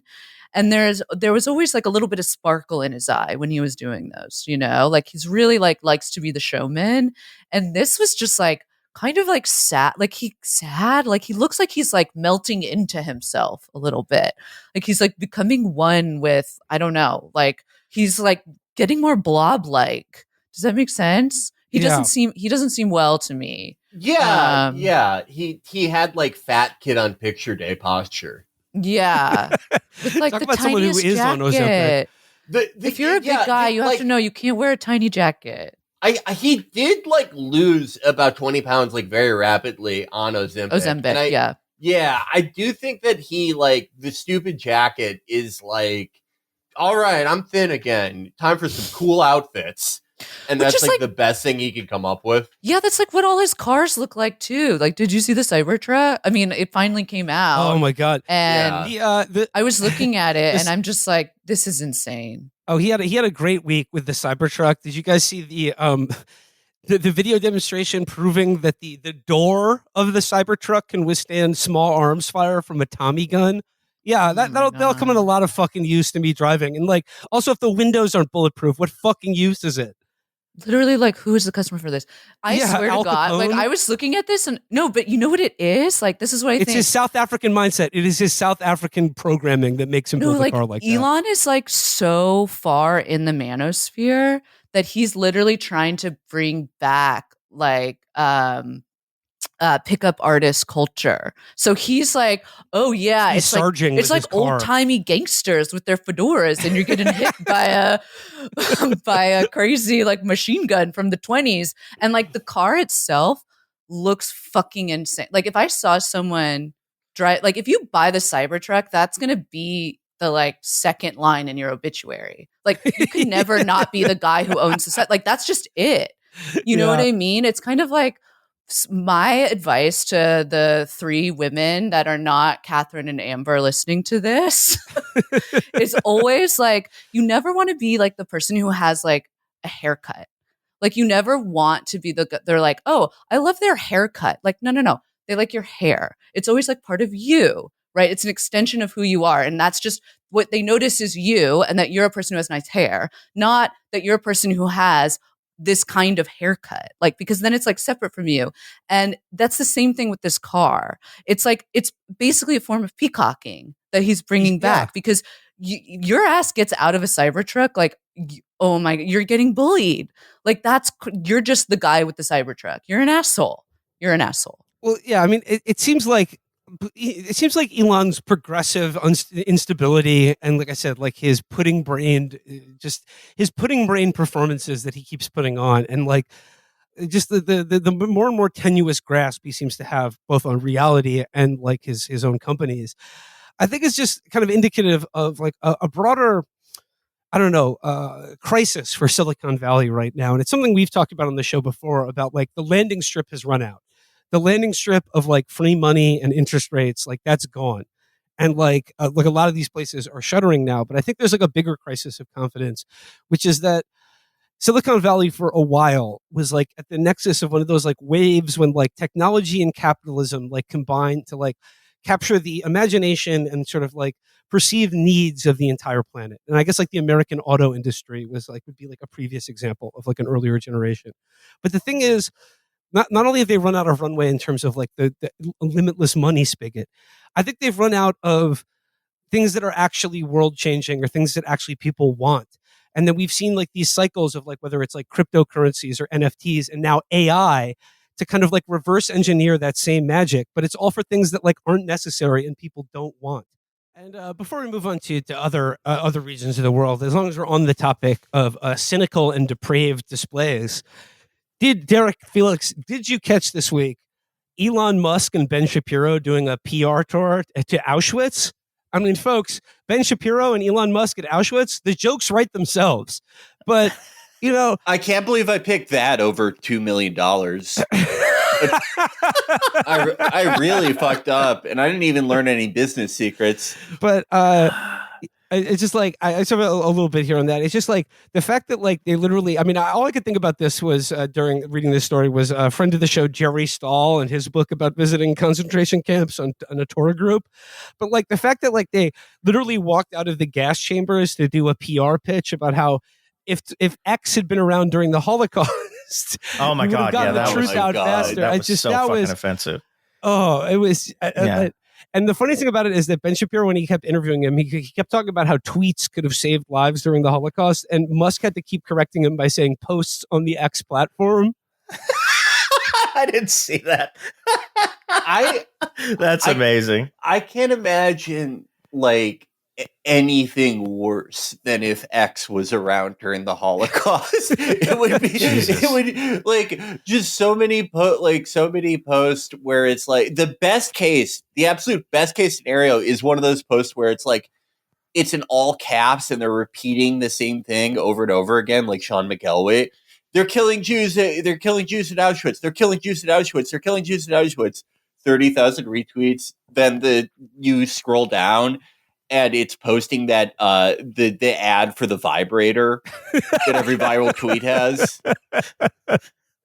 Or imagine like, getting community noted. You're like, Yeah, the Nazis are doing genocide. They're doing Holocaust, and then you get like a community note. Well, actually, yeah, that would be great. Yeah.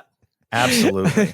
As you'll see from this zone of interest, there's clearly a swimming pool at this so-called death camp. No, and then and then people just pointed out that like an hour after doing this phony display, Elon was back to doing posts on the X platform where like he replies to like a Charlie Kirk post that's like, arm yourself to defeat the immigrant cockroaches poisoning our nation. And he just replies, wow, interesting.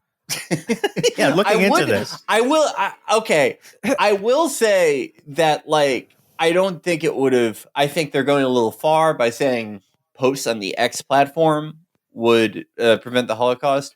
But I think if Linda was around during the Holocaust, it would be sort of like a life is beautiful type thing. I would love to see a movie where like she plays the Roberta Bellini role. Like she's in the camp with her son, and they're serving that like thin broth that they gave to like people kept in the camps, and she's like, soup, yummy, wow, and like draws the soup emoji. How many of my fellow inmates at Belson like #sports? Yeah, they're marching people up to the showers, and she's like, showers are a quick and hot way to get clean. I mean, they could never break her. Yeah. Now I just want to read a little bit from the New York Times article about this little summer camp trip that Elon Musk took. But it says here, pushing back against accusations of anti-Semitism, Elon Musk has in recent months visited Israel, hosted Prime Minister Benjamin Netanyahu at a Tesla factory in California, and repeatedly insisted he bears no animus towards Jews. On Monday, he took his penitence tour to a new level, declaring himself aspirationally Jewish after a visit to the former Nazi death camp Auschwitz in southern Poland. He says, 2/3 of my friends are Jewish, he said. I'm Jewish by association, aspirationally Jewish. Elon, that's my shtick. Jewish. Okay. He's horning in on my act once again. But I mean, God, what?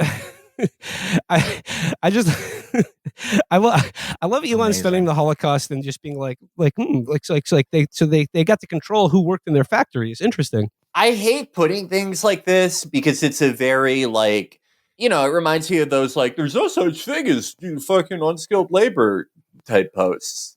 But I mean, like, he literally did say that like Jews are herding non-whites into America to destroy it. He literally did that. Say that. There's absolutely did that. Look, man, there is so much that I consider to be like not anti-Semitism. I think I really think that like the ADL and places like that have really like ruined that term. But like that's like as bad as anything that Kanye said. At least Kanye like has the mental illness that makes you annoying. Like he has an excuse. Elon's like, as much as he wants, like he as much as he wants to pretend he's like a based mentally ill guy, he's just like a normal stupid guy. And he was saying like that is Der Stürmer shit, but it's just like fine. He can go to a Holocaust museum. Trips to the Holocaust Museum are for like football players that accidentally watch a Holocaust denial video and tweet it. No, like that's what that is for. It's not for like a 60-year-old man who's like gone to college and like should know better. What it is, it's like the bleaker, more like nerdier, more debauched version of like Marky Mark saying that 9/11 wouldn't have happened if he'd have been on the plane. Yeah. Like if X was around, the Holocaust would have, like, come on. Well, I think the ironic part about as the New York Times says here, A video presentation before Mr. Musk took the stage in Krakow to answer questions from the right-wing commentator Ben Shapiro presented social media as a force for good that, had it existed in the 1930s, could have reduced the scale of the Holocaust by alerting Europe's Jews to Hitler's death camps and allowing them to flee before it was too late. I think the ironic part, and then also he goes on to say, wait, are they under the impression that Jews in Europe didn't know what was happening? Like that X would have informed them that this was going on? That's, well, you know, probably. I mean, like, well, in the 30s, Jesus. you know, they were like, I don't know, it could have got the word out. At a least, little bit at quicker. least come at it from a sensible direction. Like we could have called Hitler in and showed him that what he was doing was wrong. But This never would have happened if Leni Riefenstahl got a Best Director nom for the Oscars in 1938 or whatever. No, but then he also went on to say, he added that it blew my mind to see protesters at elite U.S. colleges showing support for Hamas by chanting slogans against Israel and its right to exist. At elite campuses, you are supposed to be enlightened, not sponsoring hate, he said. Which is, I mean, hilarious given what we all know Twitter has become under his leadership. But I mean, I would say that the irony about this, in terms of like how a social media platform could alert people that there's a genocide going on, is that is kind of what Twitter is doing right now in Gaza. Because like for all its faults, Twitter is actually like less censored when it comes to Palestinian or like, you know, the Arab media sources than like, let's say, Facebook and Instagram are. So I mean, like, it's the only problem is that they can't flee. That's the only problem. We all have the information. They just can't do anything with it. Yeah, and it's you have to wade through all the bullshit. I mean, it's really hard on Twitter. You're right, it's less censored, but it's less censored from like every direction. So there's so much bullshit to wade through that it just makes it useless on almost. Ed, one of my favorite things that you cover is the wonderful life and career of tech God Emperor Elon Musk. And I guess I just want to like check in with like, Ed, how would you summarize Elon Musk's tenure as owner and CEO of Twitter over the last year or so?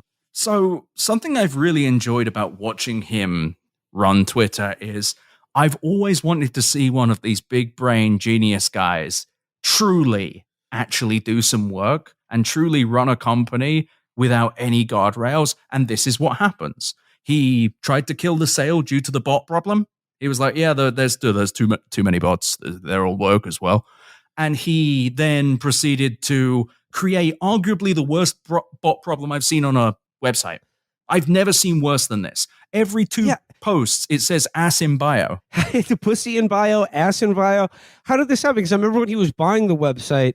I mean, look, obviously, like we've talked about this multiple times before. He never did. He tried to get out of buying this website. And one of the ways he tried to get out of it was by ginning up issues about like it's the supposed bot problem. Then he was forced to buy it by the Delaware Court of Chancellery or whatever. And now there is more bots than I've ever seen. It's like it is.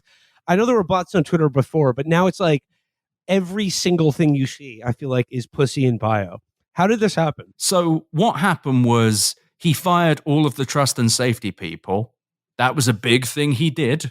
He put so much money, he saved so much money to get rid of them, though it's not clear how much money he saved, and also just stopped paying some of the server bills to Google that would have also helped, and just thought, you know what, I don't need trust and safety, and I don't need these people. We've fired thousands of people. It will be fine. It won't be fine. These people did. I'm sure there was someone who got let go from Twitter who wasn't doing anything. Sure, whatever. I think every company over a certain size has one person, and God bless them. Who gives a shit? You're stealing from Elon Musk. Fuck him. But he fired all the people that would have stopped this, and in turn hired some of the dumbest people to ever walk the earth to run it with him. Linda Yaccarino. She's fantastic. I love her. I think she's incredible. We're huge fans over here. She's the best. She one of the Animaniacs, Yakko. Good night, everybody. Yep. She came in and she just every 2 days posts like hamburgers are up on hashtag hamburger.com, x.com. It's the future of the limit, and does nothing. The company is in disarray. There's not enough people there to run it because running a giant social network is difficult. But also, he just fired all the people that would deal with this problem, and also fired all the people who know how to build a system that would stop this, because it may seem easy to stop every third post having pussy in bio or arse in bio. It may seem like an easy thing to do, but it's actually quite difficult. But it is almost every single post now. And they get banned fairly quickly. If you quote tweet one, they'll usually be banned by the end of the day. But that's the thing. He's banned the automated, it killed the automated systems even. And there's no fixing this. Twitter will only get better when he is either forced to sell it or he just, I don't know, leaves one day and goes out for a pack of smokes. I don't know. But money will need to be spent. If he ever sells this will probably cost someone hundreds of millions of dollars to fix. And even then, it probably won't make money. Like, he's just not a good businessman. I think we're finally seeing it. It rocks. And now there's this. Have you heard about his compensation package? Yeah. Oh, is this another Delaware court X'd out, like, what is it, $53 billion in Tesla compensation for him? Can I just say, you have to fuck up so bad for the courts in Delaware to be like that you're too greedy. That's too much money. You're right. And you also have to fuck up really badly to lose a class action suit. Yeah. It's so hard to do that. You have to prove so much. And they did. And now the $56 billion in pay, I believe a lot of it was options. So he wouldn't have to give back anything so much as he just would not be able to exercise those options. What's genuinely scary and scarier than the money, which is, by the way, very scary for him, because guess what? Most of his money is tied up in Tesla stock, loans on Tesla stock, and Tesla options. I think he also has loans on. No, the biggest problem is the Chancery Court, and it doesn't matter if he moves it, doesn't matter if he appeals, he's not going to win. They're going to make him reorganize the board. His board right now is run by a series of cronies. Like you got like Rocksteady from Teenage Mutant Ninja Turtles, you got Steve Jurvetson, you got all these freaks who are like, yes, master, I'll get this for you. Three of them have to go. And now three independent people have to come in who are probably going to say stuff like, hey, is it a problem that our Techno King, which, by the way, is his legal company name at Tesla, Techno King, fucking, he's so annoying. They're probably going to say, is this guy who every so often posts anti-Semitic stuff or other racist stuff, or if that is insane sexist stuff, or is just very unfunny and annoying, but online 24/7. Is that bad? Is it bad if he takes ketamine? Is it bad if there are Wall Street Journal stories about how much he loves drugs and how he bullies members of his board into taking drugs? Yeah, they're probably going to go, this is not good. And also, all of this is happening while the EV market has started to cool, and frankly, Tesla is running out of ideas. They've made one new car in last 5 years, 10 years. It was the Cybertruck, which looks like from, Another World, that old PC game. And also, that thing is now getting giant rust spots on it due to the fact that Elon Musk forced the design through. His designers came to him with another Cybertruck design, and he's like, no, I need a very small, very horrible metal truck, please. That's the thing you want with trucks, is for them to immediately fall apart when exposed to the elements. Oh, there was a drag race as well where one was doing donuts and one of the wheels fell off. That's great. That's so good. I mean, it's like a Saturn rocket. It reduces its weight so it can go faster. It's ejecting parts. But also at some point, this new board is just going to be like, yeah, this guy is not worth having around. He's not contributing anything other than being insane and causing headlines that we don't really want to be associated with. And it's funny because this is the actual scariest thing. That board change is so big because most of his wealth is leveraged on his actual Tesla stock. He needs Tesla, and he needs Tesla to keep being worth an insane amount of money. Their market cap is like larger than several car companies combined for no reason. Going back a little bit to like how he's running Twitter, there are like ancillary things like, the whole X branding, which I've thought is the most insane thing, because I hate to earnestly use the word branding, but like the branding of Twitter that's the best something like that can possibly go. Everyone used their terminology. Everyone called them tweets. Everyone used every word that Twitter used to describe itself. and he just completely just flushed that down the toilet, the equivalent of burning hundreds of millions of dollars for no reason. And the bot thing that is most incriminating to me, it isn't the pussy and bio bots, even though those are hilarious. It's things like, the most popular type of account now, like historic videos or badass science. It's when an account like that will post a video where it doesn't have sound or something, or it's just a blank screen, and it will get 20,000 retweets, thus exposing that all the biggest accounts, their popularity is completely automated.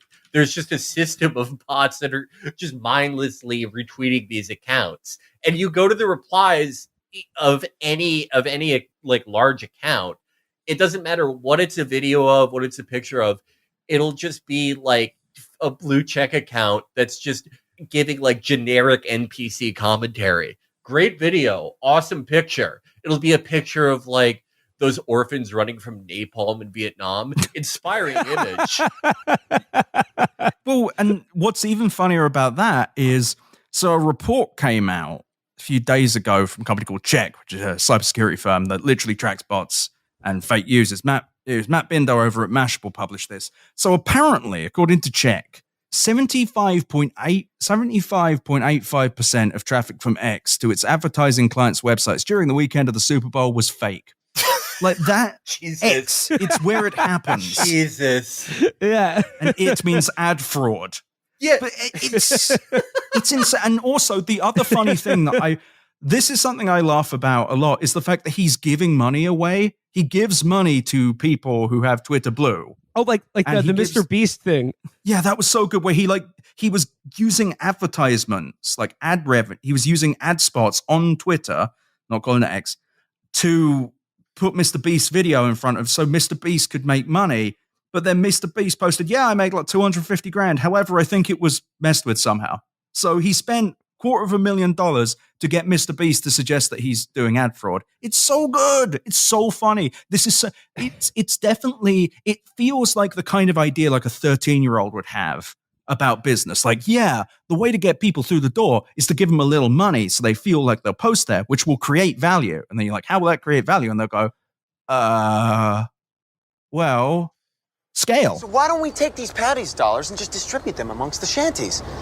That way, they buy the booze from us with the dollars. Right, and then they run out of booze, then they gotta buy more Patty's dollars from us. Thus creating the self-sustaining economy we've been looking for. It stimulates our economy. That's what Dave & Buster's does. Give me one up here. Boom. Boom! The payola thing he does with ad revenue is so funny because when he first rolled out monetization, do you remember how all those accounts that were like, end wokeness, the anti-woke taxidermist, the woke killing hunter, all those guys were like, oh my God, I made $27,000. Yeah, he gave tens of thousands of dollars to Andrew Tate. Yeah, he wanted to make it seem like that was an attainable thing for the average like Twitter Blue user. And it turns out like I follow Andrew Yang. I don't know why. I think just to harm myself. But Andrew Yang is a pretty big account. There are like enough stupid people out there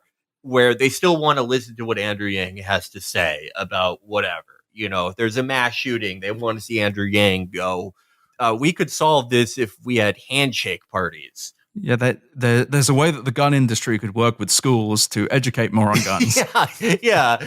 And he's a huge account saying that type of shit. And he does this harebrained thing where he's like, I'm randomly giving away my ad revenue every month to one Andrew Yang fan. And Bill Pult. Yeah. But like the amount he's giving away every month is like $121.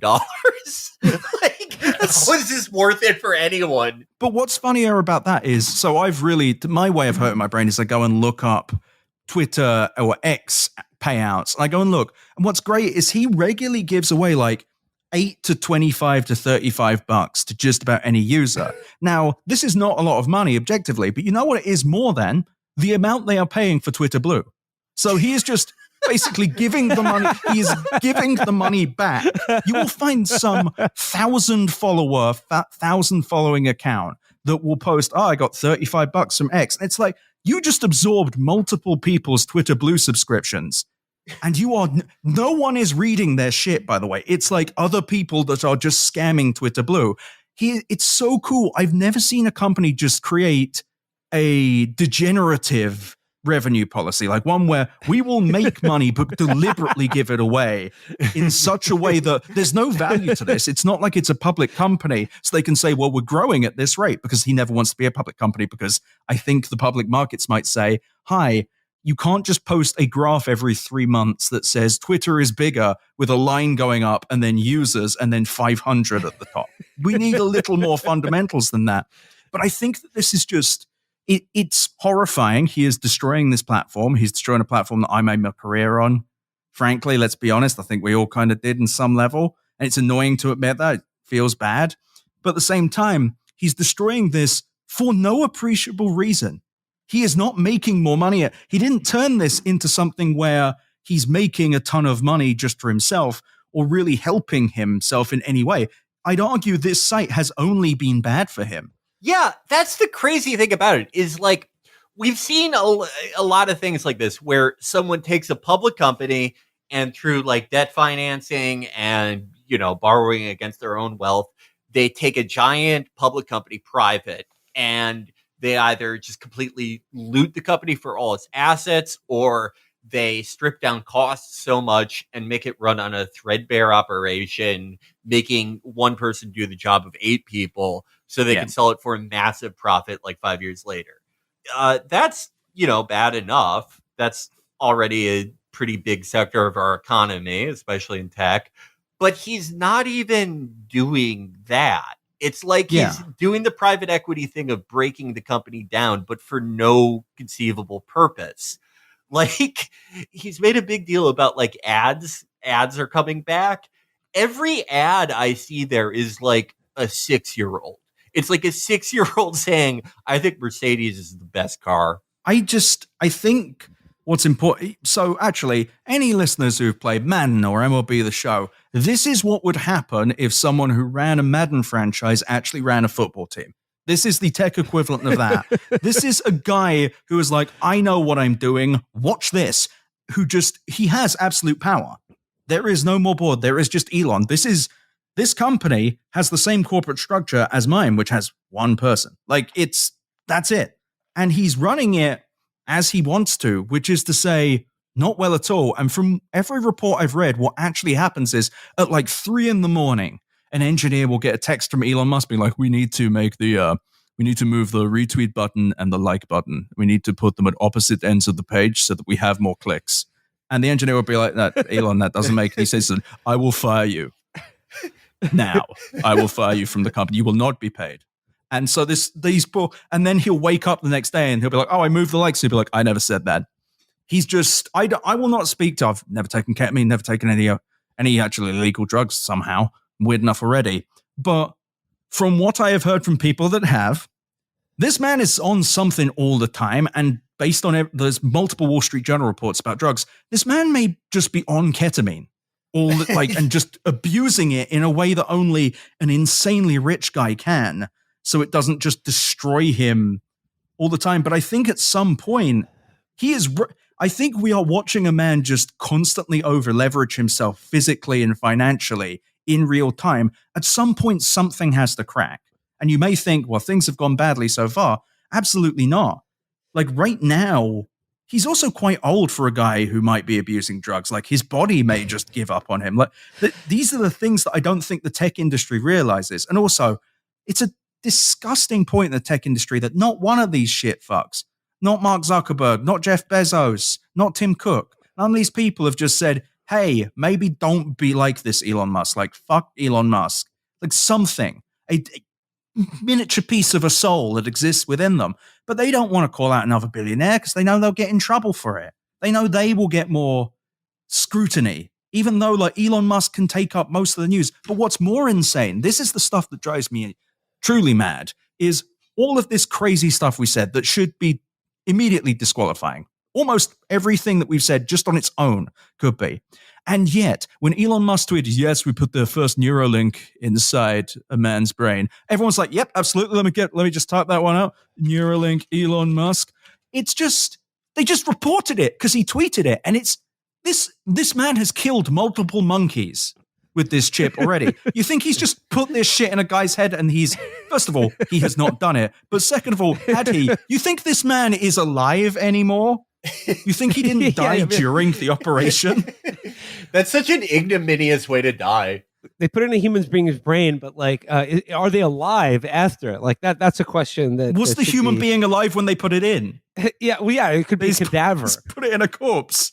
They shoved it up his ass. We didn't say it was in his brain. Like, well, Ed, you talk about his reported drug use, and like, when the Wall Street Journal has a giant article outlining your use of LSD, cocaine, ecstasy, mushrooms, and ketamine, suffice to say, you may have a drug problem. But yes. I mean, like, I guess I'm wondering, is, his like every time he replies to like a white supremacist account, like talking about the great replacement theory and says, wow, concerning, interesting. Could this just be a side effect of him being like in a K-hole and not actually believing in white supremacist ideology? Is he just so high that he's blown away by anything he reads on the internet? So I think it actually could be that. I think that's true. I think it also could be something even more depressing, which is, he just doesn't care. I think he's just like, yeah, sure, whatever. Like, whoever is mad for me is my friend, even if that's an incoherent ideology. And I think, I'm sorry, you can't do this as many times as he has and not hold these views. I think he is a racist. I think he may be anti-Semitic, or he has a very confused version of what anti-Semitism is that perhaps aligns with Zionism, just a guess. And he definitely, Tesla has had terrible problems with racism. And he's definitely a sexist based on a lot of the things he's said and done. He's a peculiar creep. Like, he's a nasty fucking creep. He's also gelatinous. He's horrible to look at. Oh, he's that picture of him and Rahm Emanuel, I think it was. That was Ari Emanuel. It was Ari Emanuel. Ari Emanuel is Rahm Emanuel's brother. And they based Ari Gold from Entourage off of him. Fuck you, you fucking stupid fucking balcony. Fuck you the most! So, but just, that's the thing. I think he's just a boring old piece of shit. Just a really, based on his humor alone, he's not like a particularly sophisticated bigot. He's just a fucking asshole who gets like, he posted the other day like a picture of dogs and the outline of the dog's fur said send nudes or I like MILFs. This is shit that wouldn't have been funny back on E-Baum's world. This is things that Something Awful members were making fun of, 10, 15 years ago or more. These are not funny or new things. These suggest that his cultural appreciation or consumption is just paper thin.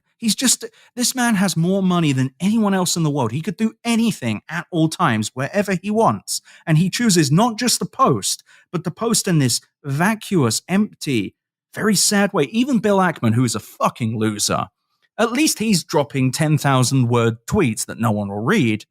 But at least he seems to believe in something. To be clear, he's also culturally hollow, just like Elon. But Musk is just so deeply sad. Very, very sad. And his humor is so boring. It's not even Rick and Morty level. It's just like old school. But that movie, it's still kind of funny.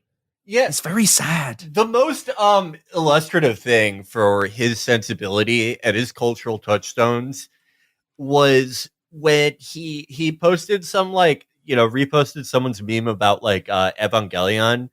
And someone in the replies asked him, "Oh, do you like Neon Genesis Evangelion?" And he just replied, "Nerve." He's just like he's just reading Wait, what? Yeah, sorry, it took me a second to understand. What? They ask him straight up, do you watch Neon Genesis Evangelion? And he replies, "Nerve." That's like if someone says, "Do you watch Star Wars?" You respond with Death Star. Yeah, Jedi. it's like he got that question and panicked and was like, "Oh my god, fuck," and just started reading the Wikipedia article for it. Everything, like he's into the things that he thinks he's supposed to be into them, but on the most basic surface level. Like not even reading the Wikipedia plot summary. That's too much depth and past surface knowledge for him. That his racism's kind of the same way. Like I don't believe he's like a true racism head. He's just copying. I do think it's funny how he does get on there and he's like, Jews are importing non-whites to destroy America, and the ADL is like, well, he likes Israel. Like what? It's fine. No, and then they started advertising again. And he was like, "Great, I won't sue you anymore." Yeah, that's so, and it's so strange as well because I just don't know what he does all day because he has posted himself playing Diablo 4 to like very high levels. And I should say, as someone who's put a good amount of time into it, that game is boring as fuck. I played hundreds of hours of Diablo 3. Diablo 4 is such a grind, and it's a really boring one as well. Less satisfying. Everything takes too long. And he's at like Torment 125 on some. This man has probably put thousands of, probably hundreds, maybe over 1,000 hours into arguably the most boring of the Diablos, including the first two. And also does not appear to do anything else other than yell at his engineers in the dead of night. It's just, this man is definitely some level of horrifyingly depressed.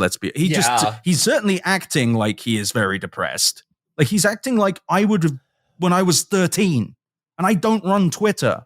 Well, X or whatever you call this fucking site. Like that's, the X thing is even weirder because to your point earlier, Felix, everyone was posting that fucking bird. People talked about tweets. They did free branding everywhere across the internet. Now it's like X, formerly known as Twitter. That's what everyone's writing. It's very sad. You have to say X, formerly known as Twitter. But like the other thing that's baffling about the decision to rebrand into X is that like it doesn't work when you type, like you can't type it into a browser like a scroll bar and like x.com or like it still says twitter.com on like a web browser. But it doesn't say that in Spotlight in your iPhone anymore, which is just annoying. Well, and then X, it's like if you had a website like x.com, like people would think it's pornographic or something. It's baffling. And what's crazy is the last time he had a company called x.com, it was actually before Peter Thiel stole it from him while he was on honeymoon. Elon Musk went on honeymoon and Peter Thiel just, while he was away, just like had a board coup and changed its name to PayPal. What was crazier though was the original X.com. This is why everyone should not be excited about Elon Musk having their banking on there, not that they are. X.com had an original problem going back to the 2000s, I think it was, where you could just enter a bank account into there and just send people's money from the account with no other checks of any kind. So, like, several people lost thousands of dollars. But this man has been fucking this up forever. Were they competing with, like, dark web drug markets? No, this is just one of the first banking platforms. This was one of the very first, back in the 2000s. There was one of the first banking platforms, and there was one article in like CNAP, I don't have it in front of me, where it was like, yeah, multiple people they left their username and password behind, and someone just logged on and sent money to their bank, and there wasn't anything that checked that or had someone call you. So people just lost thousands of dollars out of nowhere. This is the last time he tried to do banking. This is what he will do with your money. On some level, I don't believe he will ever add banking or anything money related to this platform. But on some level, I kind of do, because someone like, I don't know, one of those lower tier conservative guys is going to lose a bunch of money. It's just very weird because like Dom Lucre is going to end up losing $15,000 after sending it to a fucking OnlyFans bot. Yeah, that guy... if you don't remember, by the way, that was the one that got banned from Twitter for posting something with child pornography in it and then came back. And now all he does is complain about the fact that X's creator program does not pay him what it used to. That's all he posts now. He's just like, yeah, I don't understand. I post here all day. I'm not getting anything. This is ridiculous. And this is a guy who mostly just posts like trans panic shit and just weird conservative stuff that doesn't really make any sense. That was one of the craziest fucking things I've ever seen. That guy, he posted CP like straight on the timeline, and it was. I guess he was trying to say like, look how bad this is. Like, I don't think anyone was on the fence. I think we all agree that it's bad. We don't need to see it. Well, I used to approve of it, but I realized I never actually sat down with it. Oh my! Wow, this is pretty bad. And they like he should like be in jail. Like, why do you have that on your fucking computer? Yeah, he had to open his computer to put that on there. Yeah, that was insane. And he gives that guy thousands of dollars. Yeah. Like, that's... He unbanned him. I like the idea, though, of a company where that's allowed and them taking on banking. I mean, I think, like, financial regulation in America really isn't where it should be, but even the lax standards of where it's at now, it would be like the most surefire way for him to go to prison, probably. You know, for all the problems with banking in America, you can't have your banking platform allow child porn on it. Like, I'm pretty sure if you went to JP Morgan online banking and there was a guy, like a chat bot sending you CP, regulators would probably step in. That would probably be bad for them, yes. Yeah. But what's great about this as well is another great Dom Lucre moment is when he was complaining back in August of last year about the amount of, he got 472 million impressions, and he was the #1 trending topic on Twitter the month previous. And then he only got $2,400 as a payout. But also what's great is Elon's response was, if you can find advertisers that want to advertise alongside your content, then you get revenue share. We cannot make them do this. Elon Musk just complaining that he can't get advertisers, but also somewhat suggesting, yeah, your shit's gross. But you know that's not what he thinks. He's just like, well, it's not my fault the advertisers left, even though he is probably the only person really at fault here. He is the one person who could change things to make advertisers come back. And the thing he would have to do would have to be kind of violent, but how bad do you want your company to be good? His thing with advertisers was so insane to me because he was sort of taking a stance like, almost as if the advertisers need him more than he needs them.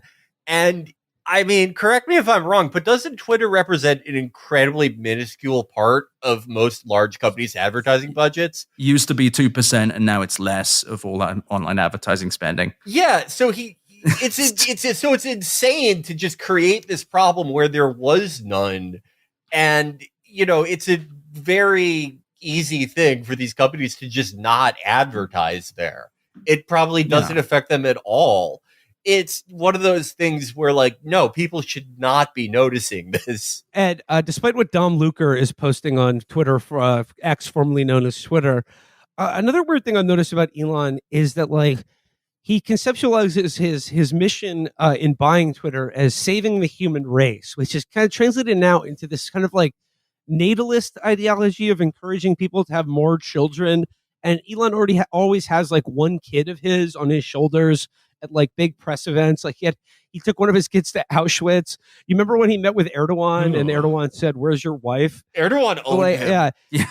I mean that the whole have more children thing is really weird because he does. That's one thing where he actually backs up what he's saying with a Nick Cannon like dedication to the cause. And that whole thing is very weird because he had like 2 kids. He's had multiple kids with women he wasn't even in relationships with.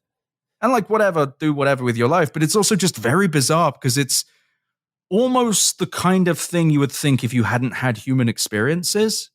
Like if you're just looking at humanity in a very distant way of like, what if we had more people? What could that have? What if we had more people? Even more companies, right? I don't fucking know. All I do all day is play Diablo 4 and respond exactly to racist guys. And so I think he's just so otherworldly rich that he has completely removed himself from actual things.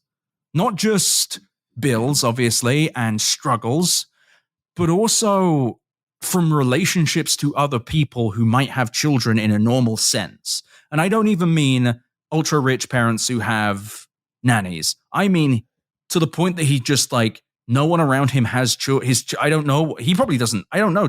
How many kids he has now? Like 6? Like, 12? I don't fucking know. I think it's actually something like 10 or 11. And it is, which is insane. It's crazy. How do you spend time with them? Yeah. How do you spend time with them? And how do you he had 3 of those kids by, as you pointed out, just going to an executive at SpaceX and being like, can you accept my cum for $200,000?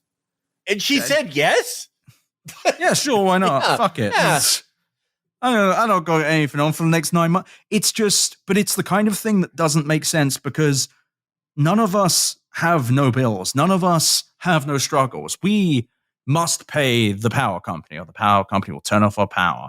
We must buy more food and then put it in our mouths, chew it, and consume it. Otherwise, we will die. He just has people bring him things and bring him to places. Yeah. And I think he might just have reached a point where he's like, I don't like what, maybe more. He may just be completely disconnected from humanity in this truly insane way. Like he is, there's whatever is going on up there is very dark and weird in a way that I don't think any of us can truly conceptualize, because this isn't just, oh, I don't have to worry about it. A bloke pays all my bills, or I have a nanny and they deal with one of my 10 children. It's, there are no predators. There are no challenges. My businesses cannot fail. Everything I do is news. Everyone I speak to is more important by virtue of speaking to me. There was a tweet a while ago about billionaires where it's saying it must be like being kicked in the head by a horse every day when you wake up. And I kind of think that might be what's happening. To be clear, this guy's a fucking asshole, a piece of shit. I wish him nothing but ruin.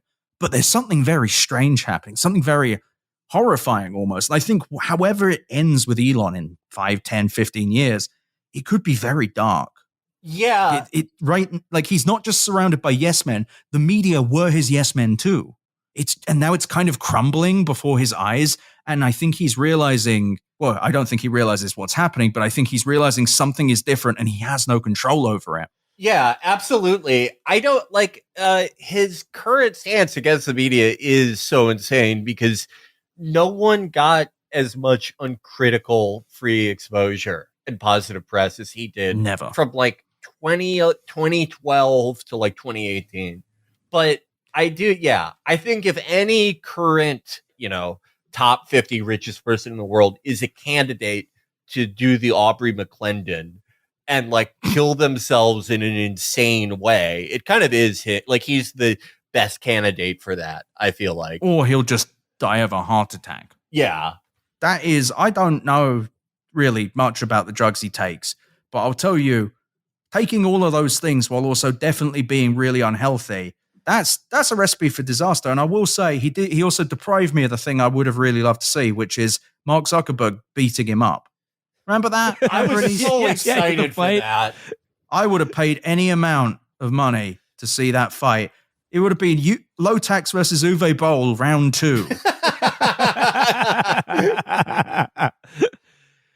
I don't know. I mean, I guess with like Elon and the have more kids thing, or like paying SpaceX executives to like have more of bring more of his seed into the world. I think it comes back to like what we were talking about at the beginning with the AI generated art.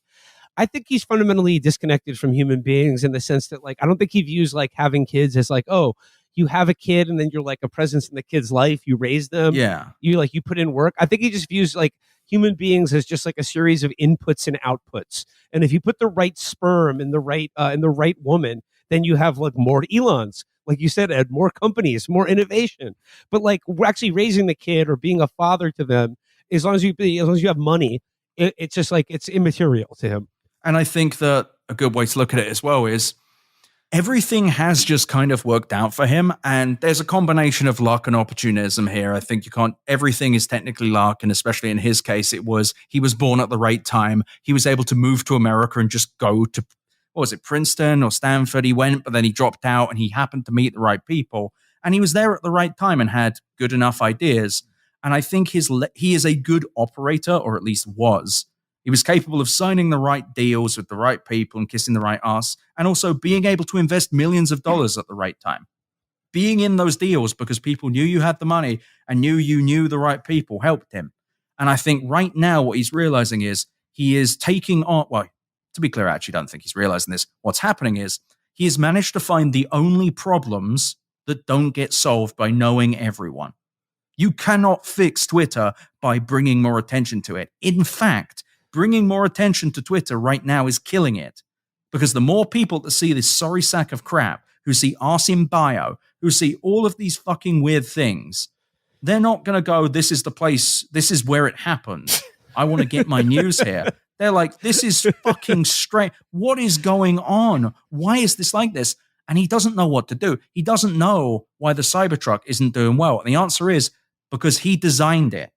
He doesn't want to credit the people who did the things first. It does tie back to what you said, because it's the same thing of these generative AI freaks who say, okay, yeah, I'll just generate more art based on looking at a lot of other art. Great. No, it's not based on just having more of something. It's actually understanding the problem you were solving it. Elon Musk has never really been the problem solver other than finding more money. And now also we haven't heard a lot about Grok recently, which is the generative AI he made. That thing. Wait, by the way, Grok still refers to Twitter as Twitter. So did you see that? Yeah, that's so good. He built, and also what's great about that Ed, is did you see the Grok roasting Stephen King?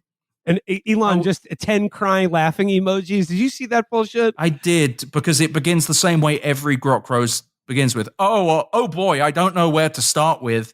Every single one that you see says that. It's this fucking corny Applebee's dad fucking look, where it's just like, don't know, Stephen King, he's more like Stephen Queen. It's just very limp, empty, echoing hollowness, more from Elon. But also what's great about Grok and what's great about X.AI, the AI company that makes Grok, is generative AI does not make anyone any money. It burns, as we've mentioned, it burns. You throw like 18 cats per query in it.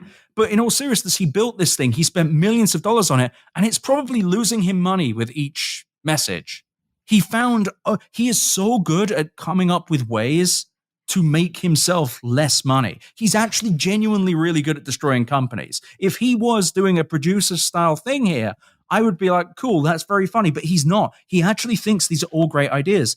But where was actually his last good idea? Has he had one? Tesla, designed by someone else. All the Teslas other than the Cybertruck. Twitter, designed by someone else. Every new feature on Twitter he's done, designed by someone else. Community notes, he tried to claim that was his. Someone else did it. It existed as Birdwatch beforehand. All of these features that he's done, view counts on Twitter, not useful. Actually, a really good way of showing people that you're doing ad fraud. Every idea he has is bad, and the media is still they're not showing up and saying this. Everyone should roll their eyes at him, but they're not, just because there's money. It's the same thing with generative AI. There is an obvious problem with these things, but there's a fear, I think, of just folding one's arms and saying, I actually don't fucking believe you. What is the actual point of Grok existing? Is it just because like ChatGPT is too woke? Is that really it? Yes, that's actually the whole thing. The whole thing was that he wanted it, partly because I think he wanted in on the AI boom. Yeah. He wanted to say he had his own AI, but also Elon Musk actually founded OpenAI. And so he feels like he didn't get enough from that. He didn't get enough credit for it because he's a fucking twat. He's a fucking nincompoop. He doesn't care that he has all this money. He has to have more and more credit, but it needs to be credit in the way that makes him happy. It's so weird. It isn't obvious what he even wants. I don't think he even knows. Yeah, it like from what I can tell with Grok, everything I've ever seen from it, it is like those the sort of like Dutch and German guys that love Elon Musk. It actually really is. It's just the same thing every time where, they'll be like, I asked Grok what it thinks of Brittany Griner.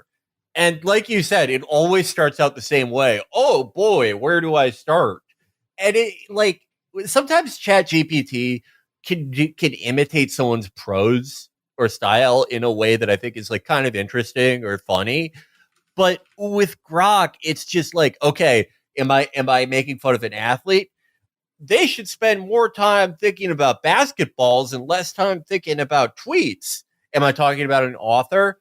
They should spend more time on chapters and less time in chat rooms. And it's like, that's actually funnier than it would be, though. It would be clunkier. Yeah. Genetically, the only people that can actually laugh at that are Dutch people and Germans. or guys who don't experience comedy. Yeah. The crying, laughing reactions from Elon to Grok is just, that is him like talking the shotgun out of his mouth Yeah. I will never feel All right, sorry I for think him. we should leave it. I think that's a good spot. Felix, look, you mentioned the Mitch McConnell staffer that you follow. We got to talk about Mitch's sister-in-law because this is a hell of a story. Angela Chow off a bean drove into a pond. Put me in a Tesla. I'm going to die right now. I loved your RXK verse. Off a bean, drove into a pond. I knew Angela Chow was off a bean when she drove into a pond. I put the Tesla in reverse. I'm seeing God. But his headline here is Angela Chow, shipping CEO Angela Chow, sister of former cabinet member Elaine Chow, died after car became submerged in pond. To which I say, if you ask me, that's a sacrifice.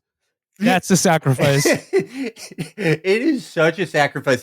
If it isn't, that's pathetic. Oh, I think Elon Musk killed this bitch. I really do. I think he just opened up his laptop and hit reverse on her Tesla in his control panel. I mean, that's probably giving him too much credit. But like, this story is incredible. This is from CNN. Angela Chow, CEO of shipping company Foremost Group and sister of former U.S. Cabinet Secretary Elaine Chow, died after her car became submerged in a pond on a Central Texas ranch last month, according to the Wall Street Journal and a report from Blanco County Emergency Services obtained by the Austin American-Statesman. Chow's Tesla Model 10 SUV went over an embankment and into a pond when she put the car in reverse instead of drive during a three-point turn shortly before midnight on February 10th, the Wall Street Journal reports. This has echoes of Michael Hastings here. Like, if you have a car with a computer in it, sell it because they're going to kill you.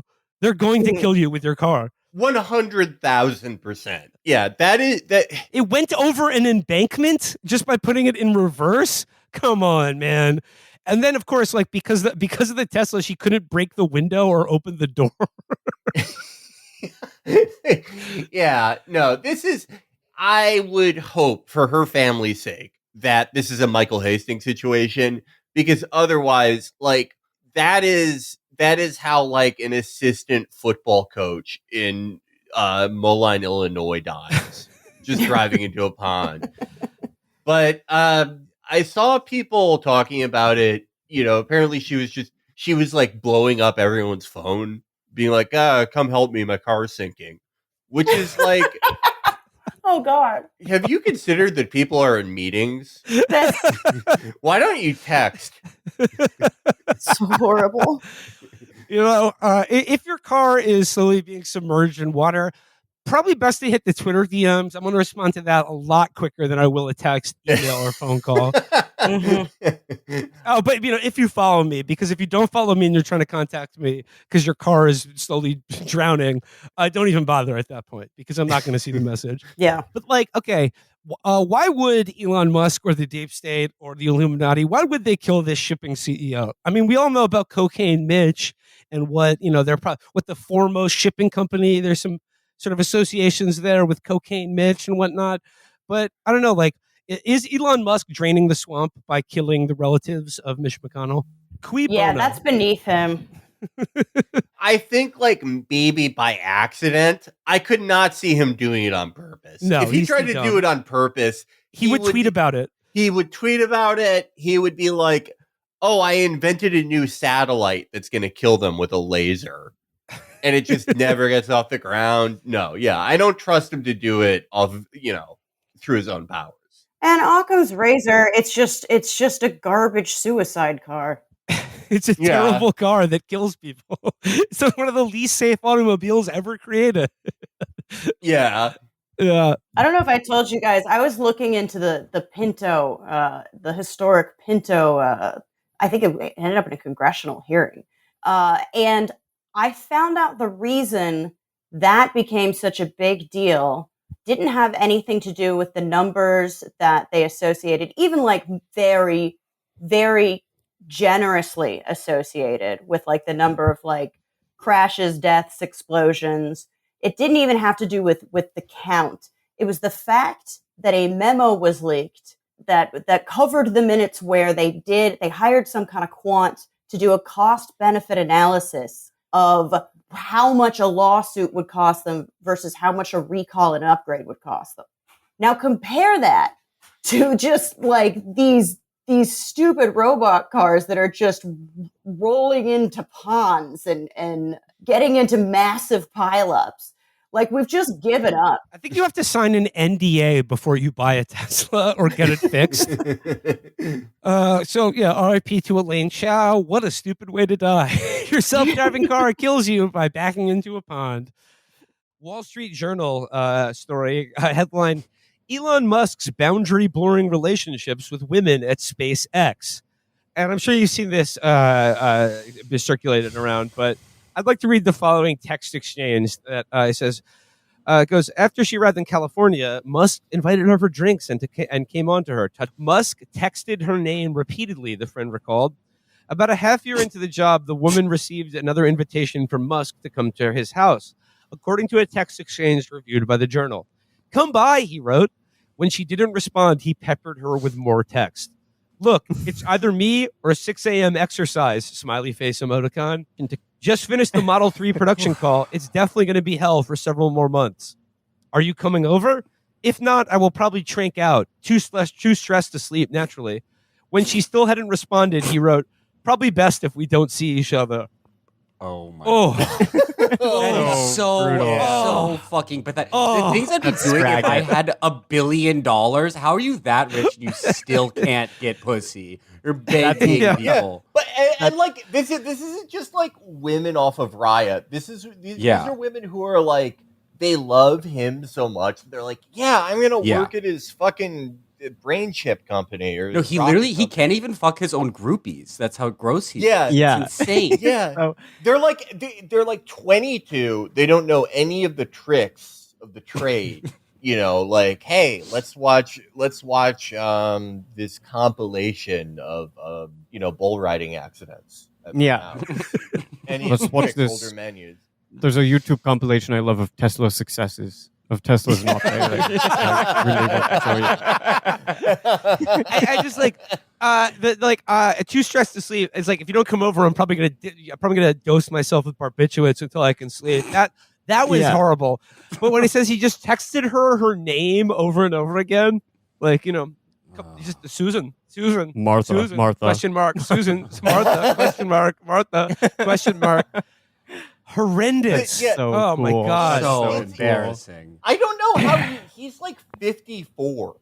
How do you like, I feel like by the time I was like in college, I realized like, okay, if I'm ever near that point of just texting someone's name, I should just jerk off and see if I still if I'm still not too embarrassed to do that. How much do you want to bet he invented like a prototype jacking off machine and it like injured his dick so badly that he has like he made a version of George Clooney's machine from Burn After Reading.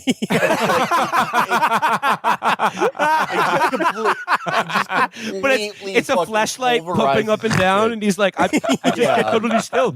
I don't have to move at all. It helps me save brain energy. Texting a photo to Martha. Look what I invented. Every calorie is very important when you are like me and you create epic sauce things every day. I like this other.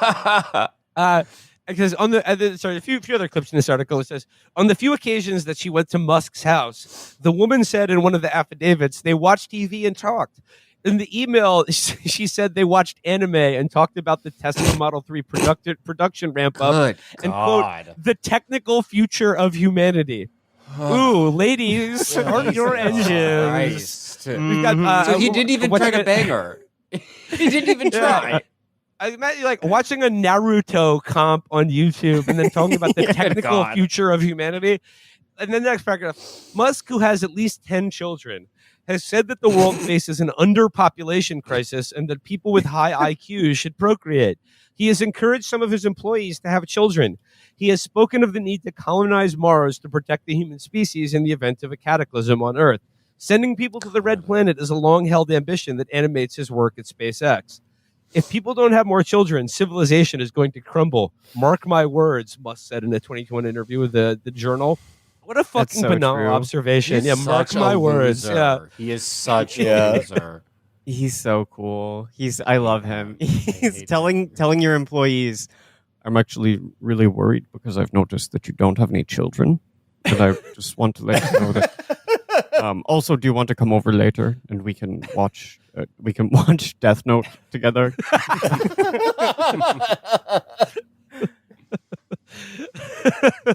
Elon Musk has a notebook called Life Note of just women he wants to impregnate, and then he sends them photos of him writing their name in his diary. I've turning on Evangelion and being like, I've worked on trying to make one of these, but it turns out it's not possible.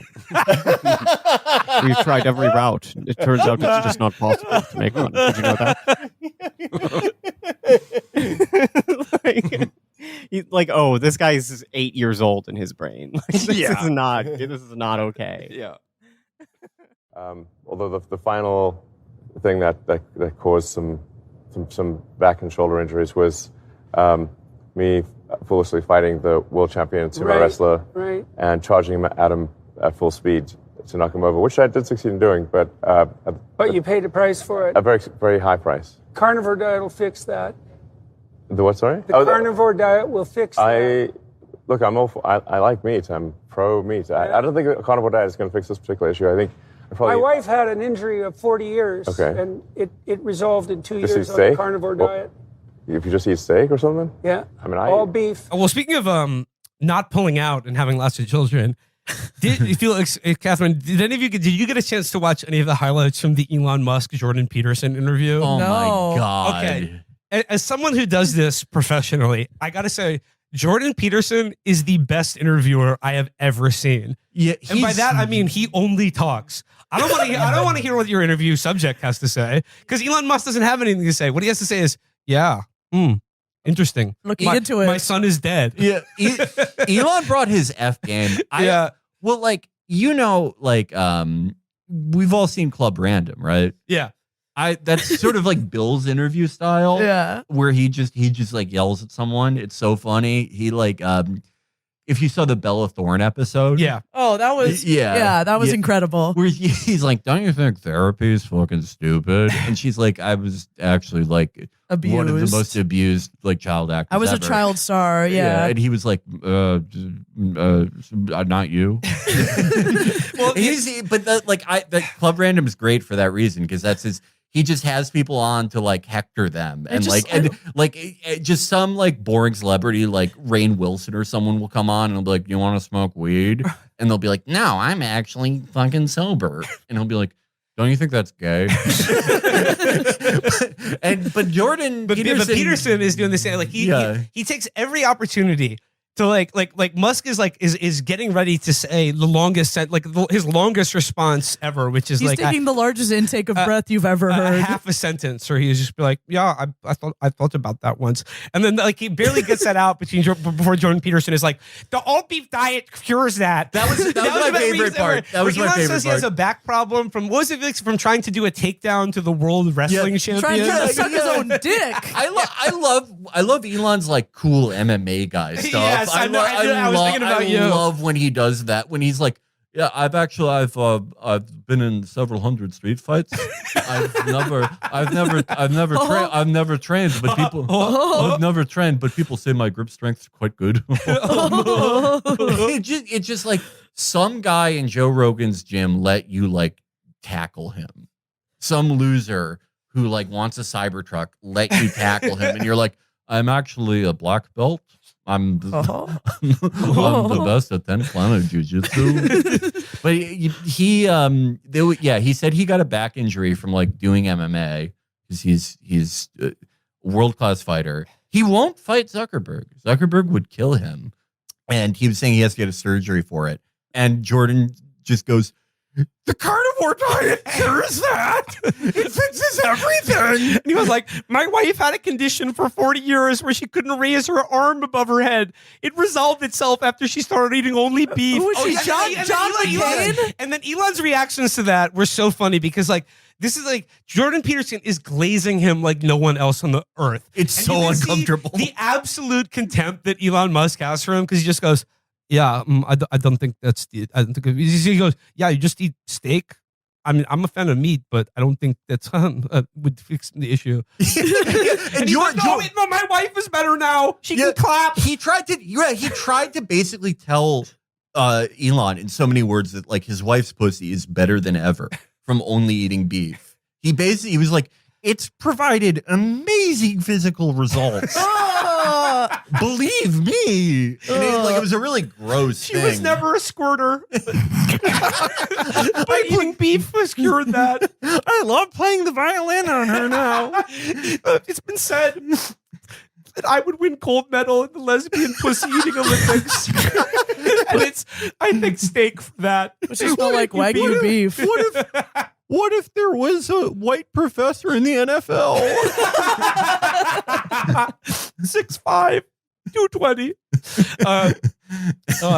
No, there will be white cornerbacks again in the NFL if we adopt the carnivore diet. Carnivore diet solves all of it. Carnivore diet solves the problem of white cornerbacks. It was so like anything Elon said, he was like, no, I've like talked to doctor. Like I have fucking $100 billion. I went to a doctor, and he's like, no, it's enzymes. He's such a psycho. And then the poll from the interview was like the genuinely repellent part where Elon Musk said the woke mind virus killed my son. It's like, no, like your son isn't like, so, I'm quoting what I saw. It's like, your kid isn't dead. You're just a deadbeat. And Elon Musk's daughter has responded on, I think Threads or whatever. And it wasn't even like she was like that angry. She was just sort of like, I don't know you. Like what Elon Musk said in the interview was like, you've chosen not to have a relationship with me because you won't recognize me as a trans his child was gay and autistic, and he knew they were gay because he said she did things like sing show tunes and pick out outfits for him. And his daughter responding said, I was 4 years old. I wasn't doing anything. What are you talking about? I didn't know show tunes back then. Like, were you even around then? Yeah, no. It's what's so like repulsive about it is like there's me and Hassan watched this conservative comedian, actually the guy from Lady Ballers, Tyler Fisher, the guy who plays the character named Felix. Oh wow! Me and Hassan watched his Joe Rogan episode a few weeks ago, and we were really grossed out by it because he's like trying to make this whole like conservative turn because he's like a failed comedian, and many such cases. But like throughout that, part of his like whole conservative act is like, oh, well, I was raised by gay parents, and let me tell you, it fucking ruined my life and it fucked me up. And I thought it was so gross because it's like, just the act of like airing your family out. Really undignified. Doing it for money and your career and fame is like pretty bad. But when you're like already the richest man on earth and you're just doing it so like Ian Miles Chong likes you more. Yeah. Like selling out your family for that is like lowest of the low. Yeah, the worst returns. Like your own kids. Like that is you human shit. Well, and again, you're like a multi-billionaire who's now like essentially attacking your own trans kid. It's like, what the fuck is wrong with you? He's saying that his kid is dead. Yeah. Like that is stomach turning. And then like, and like you could tell that was like the one point Elon Musk actually wanted to make in this interview, that like my child is dead and was killed by the woke mind virus, even though he probably has her phone. I mean, actually, no, I'm saying that he probably doesn't have her phone number. But like, yeah, you could presumably reach out and talk to your very much still alive child. Elon Musk needs to be cut off from doing IVF because like really, like it's a national emergency. He cannot be allowed to do more IVF. Do you know anyone who has, forget like 12 kids, whatever he has now. Do you know anyone who has like 3 kids who has the time to talk to Ian Miles Chong all the time? Call your kids. Ostensibly run 2 companies, or 3, and then also play all of Elden Ring with the shittiest build. Something's not being done here. And I think one of the things not being done is any engagement with any of his children at all. Like I'm sorry. Like I've seen what happens when someone has 1 kid. When they have and they one game kid too much, and there are 2 parents, they stop doing anything fun. And he's like, any new thing that comes out, he's doing it. In addition to just replying on Twitter, like looking into it 200 times a day. He's not doing shit.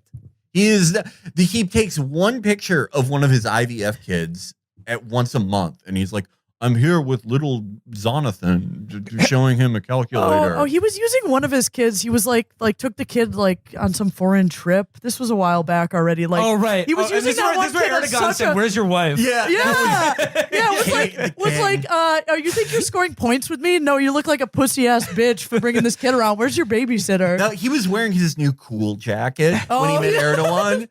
Erdogan fucking destroyed him. That was so. I wish Erdogan wasn't such a watermelon seller because he's like, I really want to root for him, you know. But like they're like, I really love the clip from the interview where like Elon was trying to get his point across about how his kid is dead.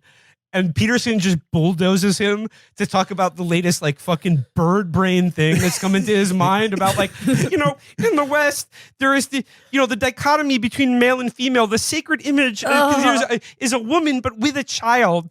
And I've just been thinking lately a lot about if it's an image of a woman without a child, the civilization is very close to the end. He has so many seed blunt thoughts. Like he's like the whole seed blunt thing. People don't like. We literally, when we were in high school, when I was in high school, we knew a guy who literally he was one of those guys who makes like shitty rap songs with like a copy of Fruity Loops on you know, like before Chromebooks, and he would always say like, I always get weed with seeds in it because when I smoke the seeds, it makes me more creative. Those are idea pods. Yeah, and that like these are this is the exact same type of thinking. He took the long route to get these seed blunt ideas. Every time that he's not talking about like a current issue, like like a regular conservative thing that they're all talking about, it's baffling. He's one of the dumbest people. It's stuff that's like the image of the kid. It sounds like a really stupid person trying to like deconstruct the imagery in like a FromSoft game. It's just the classic image is a man slaying a dragon. Well, what if the dragon had an RFID chip like dogs have now? Isn't that scary? When you go, what the fuck are you talking about? When you go to Arby's and you get the roast beef without the cheese on top, you can tell that it's a society very close to its end. You need the sacred dichotomy between meat and cheese. How come and horsey sauce? They're doing away with it. The only third gender. Well, they should sing a song at a funeral. They should sing the last song. They should sing a song when you're born and sing the last song when you die. Have you ever considered why there's a happy birthday song, but not a song for when you die? Why we have a day every year where adults and children try to scare each other. Why do we celebrate the Grinch? He ruined everyone's Christmas. It's bloody awful.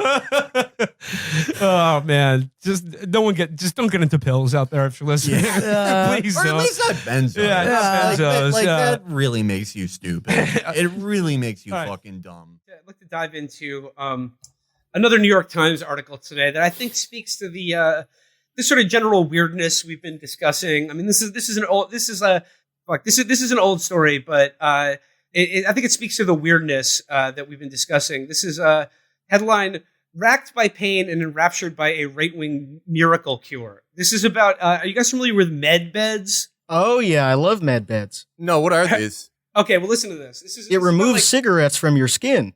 Ooh. 50 years of smoking cigarettes, it can just go away like that. And Trump's going to bring them to us.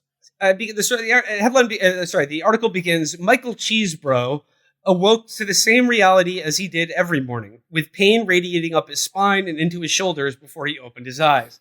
He remained still for a moment, summoning the courage to reach from his bed to his nightstand. He rolled onto his back, which was fused together with metal after almost 20 years as a paratrooper in the military. He extended his arm, which had broken several times while wrangling bulls and horses on his ranch outside Cheyenne, Wyoming. Finally, his hand found his cell phone, and he logged onto the online universe where he spent most of his days. On the other end of his phone were hundreds of people in a live voice chat for Patriot Party News, one of about a dozen far-right media platforms that has grown in both size and influence over the years, not only by creating an ecosystem of disinformation, but also by providing an authentic sense of community. The company was co-founded in 2020 by Warren Armour, a conservative with no media experience who runs a flooring company in Tennessee.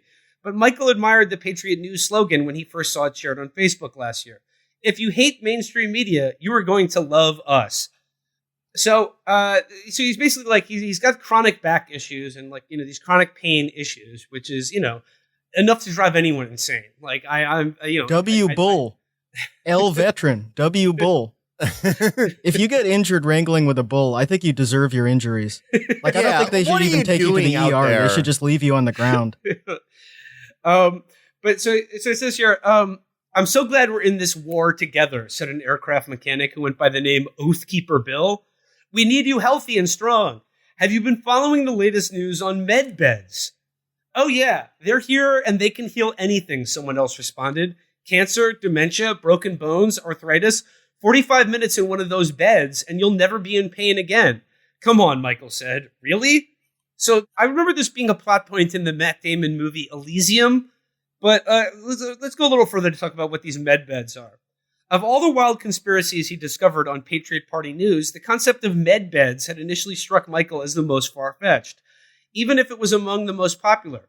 Every few days, someone else on the platform shared an illustration of a futuristic-looking chamber, sometimes with a doctored image of Trump superimposed in the foreground. The founder of the site, Armor, sometimes mentioned videos or podcasts about med beds that had become popular on the far-right corners of Telegram, Discord, Rumble, and Michael clicked on the links, as did millions of others. The videos claimed with no evidence that the U.S. military was already in possession of advanced or possibly even alien technology that could cure all diseases and extend human life. There was said to be at least 3 types of med beds already in existence in secret military tunnels. One, a holographic med bed, scanned the body to instantly diagnose and then heal any sickness, no matter how severe. Another bed was able to regenerate personal DNA so people could regrow missing limbs in a few minutes. A third was designed for reverse aging and could rewind people's bodies to the age and condition of their choosing. The only holdup, according to the videos, was that a collection of liberal billionaires kept hoarding the technology for themselves. On the Patriot Party News radio audio feed, people speculated that the med beds wouldn't be available to the public until Trump was back in control of the White House, at which point everyone would be invited to make appointments for free at a secret underground military base. There's something just so deeply disgusting to me about these people, these old people who hate their kids. They've left their children nothing. They've left us a world that's worse than when they found it. And then at the end of their life, while we're all like struggling, they're like, what if I could just make myself young? What if I could make myself my kid's age and then I could get a second chance? Well, that's your kids. That's your kids.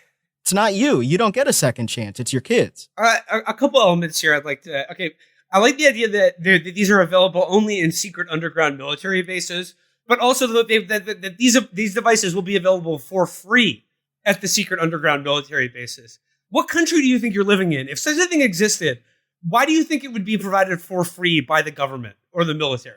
And number two, if this technology existed, why didn't they use it on Joe Biden?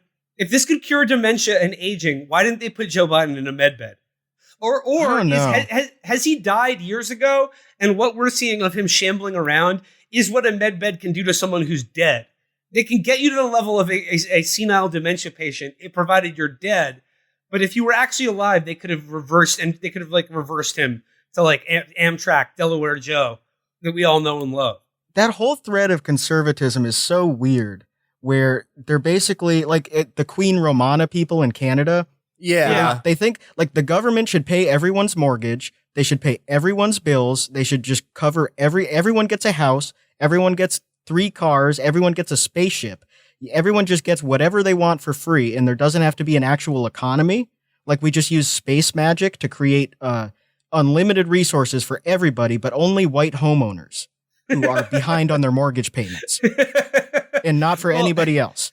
Well, it's the illegal. And it's like, this is conservatism. And then meanwhile, like they hate homeless people. They hate welfare. They hate freeloaders. And instead of, they're not even doing like the personal responsibility capitalism thing. They're just saying the government should fix all of my problems magically. Everything should just be done for me magically. And they already have it. They just need to give it to me. They just haven't shipped it out to me yet. It says here, thank God the wait is almost over. Michael heard someone on the audio channel in the last days of spring. Med beds are finally coming. I hope I can get my mom to the front of the line since she's stage 4. Ugh, that's depressing. Ouch. Yeah, that's very grim. That's really grim. Someone says, I hate to rain on the parade, but are we sure this isn't too good to be true? Michael said, sounds like it could be a scam. Why haven't we heard about this anywhere more mainstream? Right, someone responded, because the mainstream media is always trustworthy. Okay, true, Michael said, but nothing from doctors, hospitals? You expect to hear the truth from from corporate medicine? Look, it sounds great, Michael said. If I can lay in a bed and choose my age, my wife will be changing my diapers at the beginning of my life and not at the end. But I'd like more evidence. So, like, wait, you'd what? want to be turned into a baby again. Hold on. But your why wife would he be is the turned same into a age. baby? It's just, if you would make your wife a pedophile. Your wife would be married to a baby. She would be married to a baby. They would take you away and you would become an orphan. It's like, look, I do want my wife to change my diapers, but only when I'm a baby, only when I'm an infant, not as someone who's her age. That's weird. That's so weird. I think there's a burgeoning conservative baby fur movement. Like this, Elon Musk. Have you seen the Elon Musk baby fur truth stuff? Oh, yeah, I did, yeah. And I wonder what that guy thinks about trans people. This guy is I need a machine where I can make myself a baby. I need to become a baby so my wife can take care of me as a baby. But I don't want to do any weird shit. None of this gender crap. If it was a girl baby, oh my, that would be, oh, fuck my guts. They need to turn that setting off. Don't let them do that. Do not they can cure stage 4 cancer and they can regrow limbs, but I don't want you regrowing a penis or anything like that. None of that stuff. Nothing below the waist. That would be unnatural and against God's plan for human life. It would be unnatural. Yeah. But yeah, extending your life in some horrific pantomime of like cheating death. Yes, please. I never want my kids to inherit anything. I'm gonna be in this house for another 200 years. You're not getting shit. You think you're inheriting this house? Wrong. I'm getting in a med bed and becoming a baby again. And you can't. And by the way, you can't use the med bed. Yeah, I'm gonna inherit from you because I'm gonna be a baby. If you're a parent and you become a baby again, I think your kids have to take care of you. Because who would they give you to? Maybe your siblings? Listen to this. It says here, several other companies had started producing their own versions of med beds in the last few years. One company, Tesla Biohealing, had purchased a half dozen old motels in places like Tampa, Florida, Dubuque, Iowa, and Butler, Pennsylvania, and then turned them into med bed centers where each room came equipped with proprietary canisters under the bed that provided what the company called life force energy. Other groups are running scams on Facebook and charging $800 for redemption cards with a photograph of Trump's face and a code that said they would provide secret passage into the underground military bases where med beds were said to be ready for use. We've got to get the med beds out of the deep underground military bases. We've got to get them out of the dumbs and into disused motels in Dubuque, Iowa, so people can turn into babies again. And you have to pay for a pass. So they don't even really want it to be free. Like if it's free for them, they would take that, but they prefer it if they're paying for a secret gold ticket that has Elon Musk and Donald Trump on it, and only they get to use this and not other people, because that's what they're after most of all, is the feeling that they're smarter than other people because they read some shit on Facebook and they have the true information. Let's talk about your adopted home country here for a second. Just discuss a little bit some of the events of the presidential election over the last week or so. The crown jewel of which was the much touted Donald Trump, Elon Musk, Twitter/X space. It was touted as not an interview, but a conversation between the two most important men in the world. Oh my God. As of this recording, has been viewed approximately 10 billion times. 10 or 20 billion, I've heard. And those numbers are legit. It has over 40 billion impressions. And in fact, X's analytics shows that there are thousands of generations yet to be born that have also experienced this and formed an opinion of it in some sort of fourth dimension of space. But Dan, you listened in on the Trump-Musk space. I did. And wow, what can you report to us from this? Because all I heard from it was that it didn't work. It didn't work for like the first half hour. I think I mean, I'm not sure if it was exactly 30 minutes that went by before anything was, because you would go to this space and you would just see the avatar of Trump and the avatar of Elon, and it would be like 0 people in attendance. and then just like something went wrong. And then so Elon immediately claimed that there was a massive like denial of service attack on the space.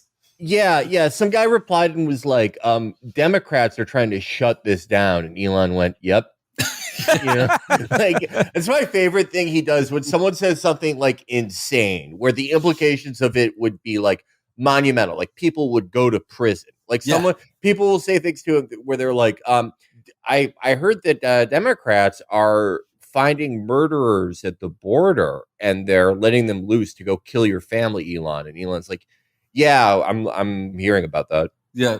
I'm looking into it. Yeah. Seems I'm thinking about like looking into that. Yeah. Just like these insane that like there's a Democratic hacker botnet and they're like, the last that we will lose this election if a 78-year-old man talks about, his favorite off-Broadway productions with the least charismatic man in the world. We have to DDoS this. But not only that, like not only did he just like tweet out, "Yep, seems like it," or "Yep." When the space started working, the first thing he said was, "There appears to be a giant denial of service attack on us because what President Trump has to say is dangerous." Like that. That was the gist of it. And then what President Trump had to say was like a fucking, at least for the first 15 or 20 minutes, it seemed like an eternity, just a mournful recollection of the time he almost got killed. It was like him talking about that, and like Elon is so fucking inept, he doesn't realize like how much that scared Trump. Yes. So there was kind of a sense of like Trump is horrified of his own mortality. This probably like changed how he sees himself, how he sees the world forever. He legitimately, probably has PTSD from it. And Elon's like, yeah, and you were actually like Chuck Norris. Yeah, you did that. And you were like my favorite meme, brave platypus. The platypus was brave. Now, did Elon did Elon make any note or mention of the second shooter theory that I've been seeing sort of crop up in various places? No, because not that I heard. I mean, the thing he did try and do was sort of insinuate the Trump Secret Service. That there was some kind of failure, like security failure, and Trump immediately kind of rebuked that. And there was a nice moment where Trump was recollecting like the security guards leaping on him and covering him. Yeah. That's the only part of it that he likes. He likes talking about like how big and strong they were. Yeah, and how they covered him completely. Yeah. Covered his scared little body. That almost seems like if he was born later, he would have been one of those PVC inflation guys. Totally. He seems to really like that feeling of like just being encapsulated. The security of just like beef around you, my meat shield held. There was I like the idea that Trump rebuffed the idea that there was a major lapse in security, because he did get shot. I would think that on its face it is a fairly damning indictment of the Secret Service. And by the way, I think it was like ABC. No, it was like ABC or NBC News had footage from the Pennsylvania State Police from when the shooting happened, and it was the most Super Troopers thing I've ever seen outside of that movie. Yeah, these guys are running around going, "Bro, I told them, bro, give me a lift," and this guy literally like uses this guy's hands as like a step to look up the ledge. He's like, "Yeah, he's there, man, he's there, bro," and then they get back on the roof, and the guy's already dead, and they're like, "I fucking told them about this shit, bro. I told them they need to post the guys over here. I told them that the Secret Service. I told them that Tuesday." So I would say, Will, do you know that like one cop, like they saw the guy with the gun the ugly guy, and they saw that he was armed. They saw he was on a rooftop, and they sent like an officer up there. And Crooks like had his gun pointed at him, and the cop just climbed down the ladder. He was like, "Okay, not my business." He like did the Uvalde thing. Well, Trump addressed that in the Twitter space where I can't remember exactly what he said, but he was basically like the guy went up the ladder and he couldn't get the shot, and he went back down. Yeah, he went up the ladder and couldn't get the shot. That's a very generous appraisal of it. I mean, I guess like he likes anyone who's like a big, strong guy, and he doesn't want to like impugn any handsome, any of our handsome first responders, be they troops or cops or whatever, firemen, delivery man. Let's not forget EMS. Let's not forget EMS. Pizza delivery guy. But well, first of all, the clips I heard of it made it sound like Trump had some sort of like extreme lisp. Today, they're using all their money and borrowing money just to live. It's a horrible thing that's happening. I'd never heard him sound like that. I don't know if this was just an audio issue or his dentures were falling out, but like they claim I think it's the Trump an audio campaign, issue. yeah, the Trump campaign then released like a cleaned up audio where he wasn't sounding like Sylvester the cat anymore. But like more than anything, I was struck by like one, how absolutely desperate Elon Musk is to get like some juice back from Trump on his X, the Everything app. Yeah. Because, and also just how low energy Trump was. And like, maybe it's just, he doesn't want to be interviewed about his near death experience or have it be implied that his own Secret Service is trying to kill him. But Musk's cringing, desperate grasping of like, he wants the profile because, look, many people have pointed this out. Trump is probably the greatest poster in the history of Twitter. Mm-hmm. And then nothing could be more indicative of where this campaign is going, that he returns to Twitter to promote this stupid space that like it took a half an hour to get started. And this is, by the way, an audio only stream on the website run by the richest man in the world, who constantly intones about how he set up X to like support freedom of speech against attacks by the government. He had how long to prepare for this shit? I mean, like, even if you believe it was a DDoS attack that caused it to crash, like, why weren't you anticipating this? Can't you get your audio only streamed for your interview with the most important man in the world to work properly? No, he cannot. I mean, Twitter is juiceless. Like, Trump was super low energy. You know, the drill account has been sold off to like it's over. But no, the thing that is really like a stand-in for where I think Trump's campaign is right now is that the other, you know, he posted on Twitter to promote this Fugazi interview with Elon Musk, and then the other thing that the Donald Trump account posted was this unbearable AI video of him and Elon dancing like schmucks. Yeah. It was just this terrible AI generated video. And it was just like, you know, people are pointing it out. It's gotten so bad that Trump is posting cringe, something he's never done before. He is posting he's cringe. striking out. It's crazy. Yeah. Somebody had a perfect assessment of that video, which was that it's going to be inflicted on nephews by uncles. You know, at family gatherings, it's just gonna be like, hey, like, watch this. But my sub jib jab style internet videos. Totally. My big takeaway from listening to that, I mean, it was like the one thing that it shouldn't have been, which is it was fucking boring. Like, it was super boring to sit through. Trump's initial like recounting of his attempted assassination, his near-death experience was grim and sad to listen to. It was like depressed Grandpa Simpson. And then, you know, he kind of got some juice back when he started talking about immigration with Elon, where he claimed that not only are murderers and rapists being sent to America, but also non-productive members of society. There were some funny gaffes. So like, for how his voice sounded, I think like it's one of two things. His dentures weren't in. Yeah. Or it's just like there was so much like packet loss and shit that like no one could sound good. Who knows? I could see Trump having a weirdly antiquated internet connection, but like as the immigration stuff is when he really got rolling. Yeah. And what's interesting, we've talked a lot about how there are these parallels between Trump 2024 and Hillary 2016. The interesting thing with this call is it reminded me a lot of the like activist calls that Hillary would do in 2016. That's a huge call.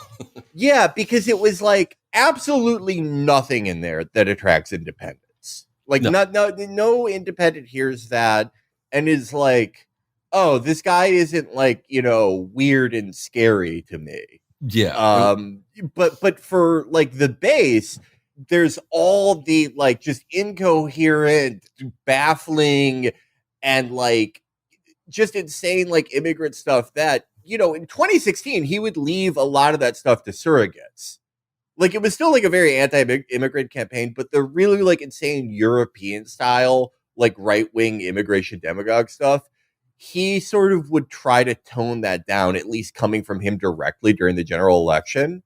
But, in a mirror to Hillary's activist calls, like the response to this, the only positive response has been to like people who were always going to vote for him, no matter what, going, oh, this really cheered me up.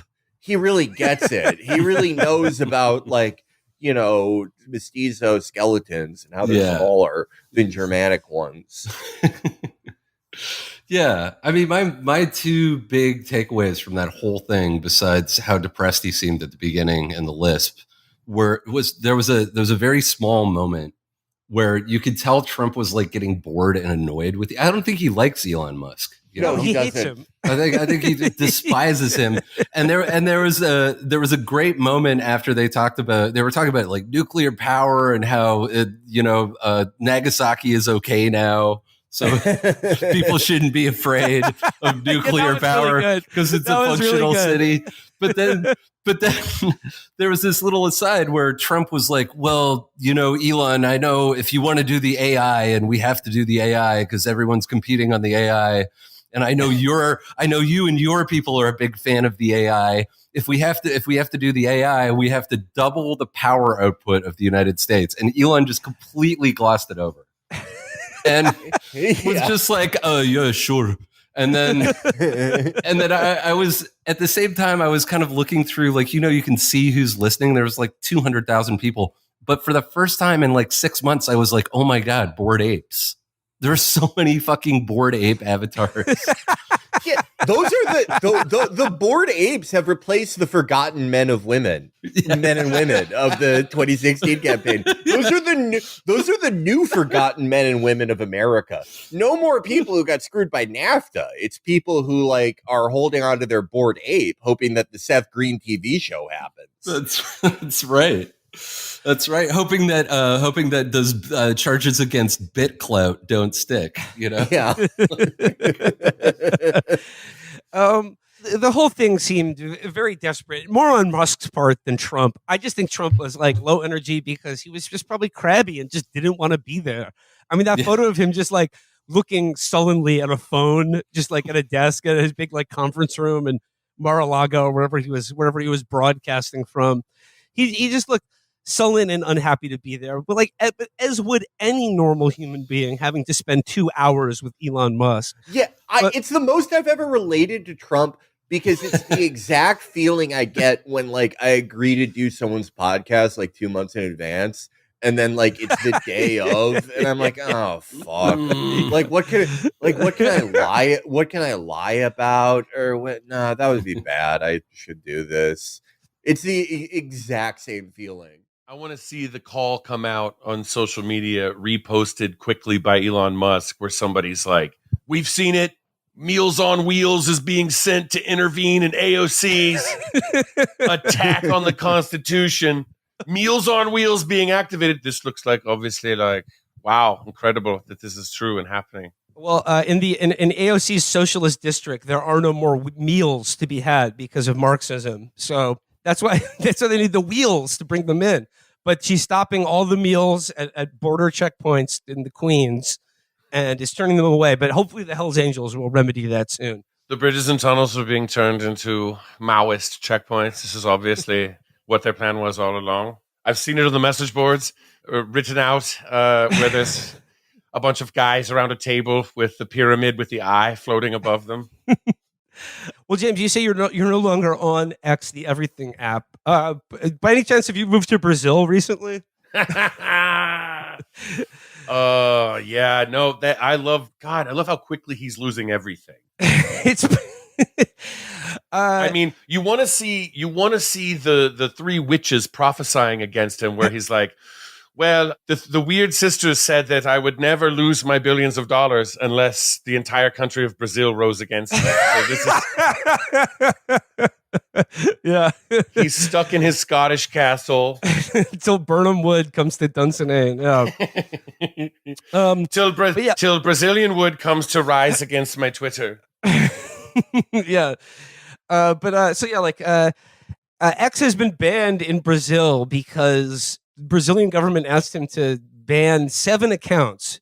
And I didn't know this. Brazil is the 3rd largest users of Twitter of every nation in the world.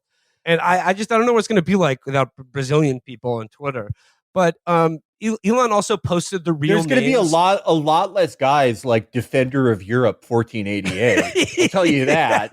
This is decimated the population. Yeah, the marble bust. This has decimated the population of white nationalists who are like 78% Amerindian in their 23andMe. So yeah, and then Elon also posted the real names and like the Brazilian equivalent of the social security number on X of the people. Those names have to be awesome.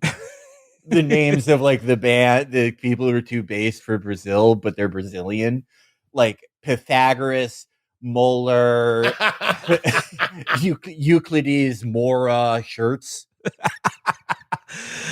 But like, I mean, like Elon said that this was about freedom of speech, but like now Brazil doesn't have access to Twitter, so my freedom of speech, my freedom of information is being greatly reduced here, because for all I know, Bolsonaro could have been pecked to death by emus yesterday, and the rest of the world would just be blissfully unaware of that fact.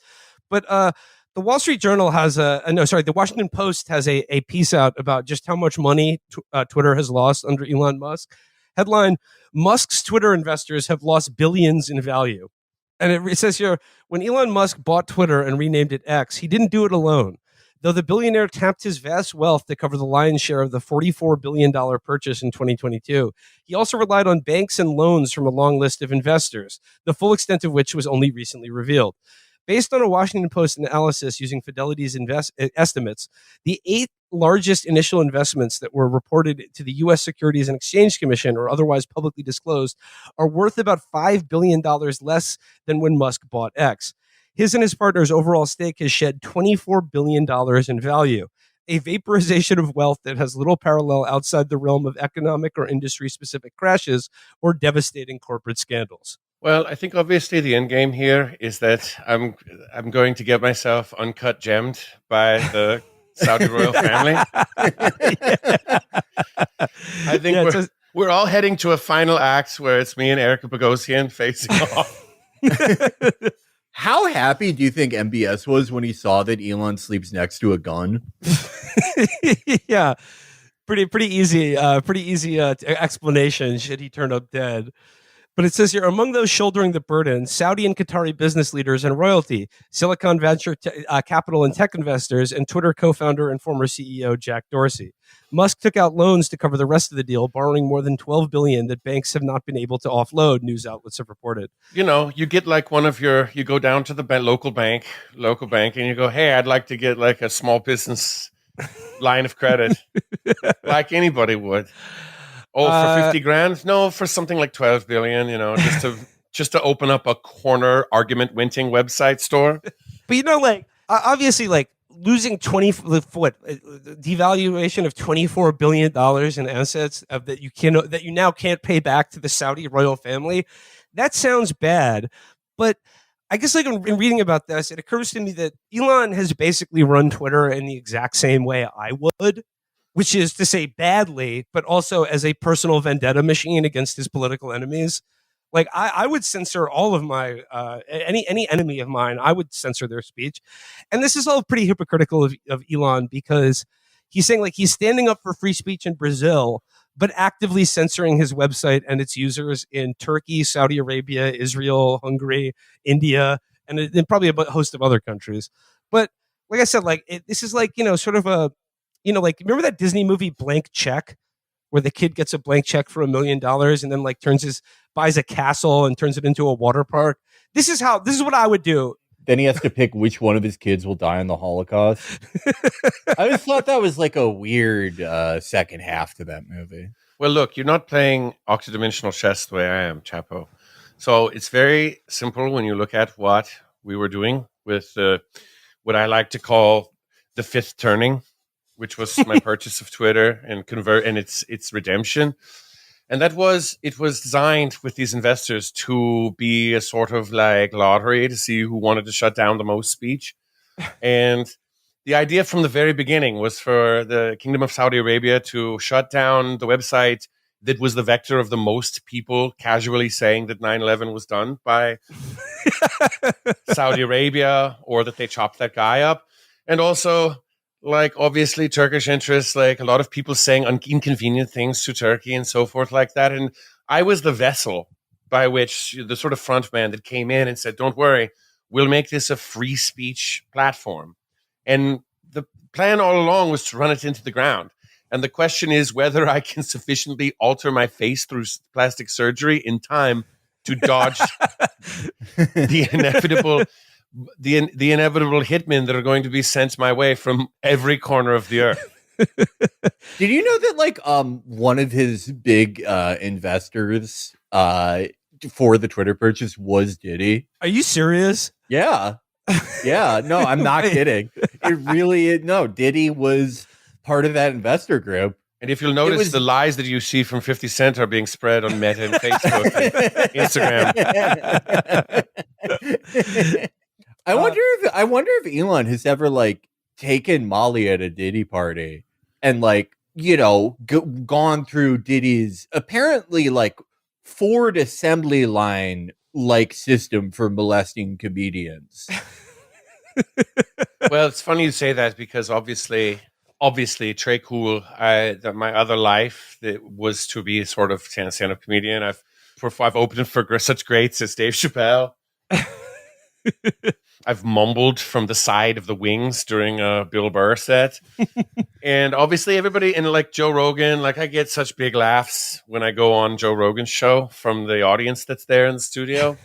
And it's pretty obvious to me that, yeah, anybody, like I would have gone through the same thing. Of course, I've taken Molly with Diddy. Who hasn't taken, you've got to puff with the puff. You know what I'm saying? And like, I get really high, but then I just like get into my phone and start trying to start arguments with Azalea Banks and stuff like that.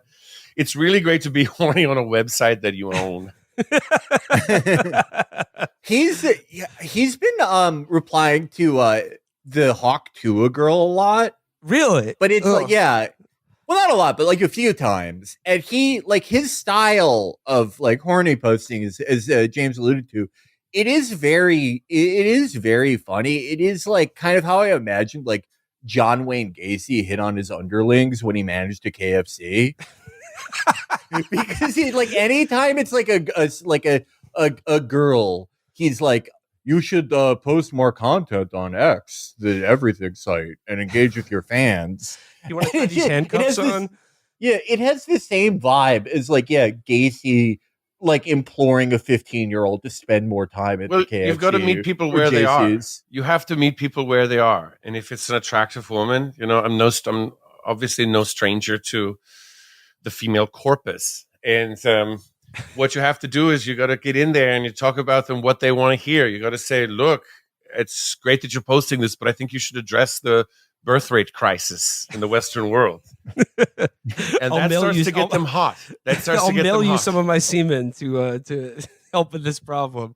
How would you like to have a high IQ infant? Underneath every feminine star, every feminist star is like a tradwife waiting to break out. And you've got to show her that X is the path to, sort of like heating up her soups or whatever. He has been like going crazy ever since the paternity trial with Grimes started. And it's like, look, no one's going to like what I have to say about this, but like when you quote unquote get someone pregnant by like, you come into a turkey baster and then you shoot that turkey baster 3 times into another woman who's carrying Grimes' eggs. How about those kids like just free for all? They belong to no one. They're not really your kids. Those are like generated kids. No offense to anyone who was born that way who's listening, by the way. If your mom and dad are Grimes and Elon Musk and you were, turkey basted into another woman, my apologies. But like neither of them should get that. Like they're not really you. They're not really yours. You didn't even have sex with her, probably. Well, as Marcus Aurelius pointed out very aptly, it is the duty of man to always withhold his needs and to uphold those of Rome, or in this case, X. Did you see him yesterday? The other day, he was posting. He was like, everyone should read the Odyssey because it's the foundation of Western civilization. And he posted a photo of the Aeneid, or no, of the Iliad rather.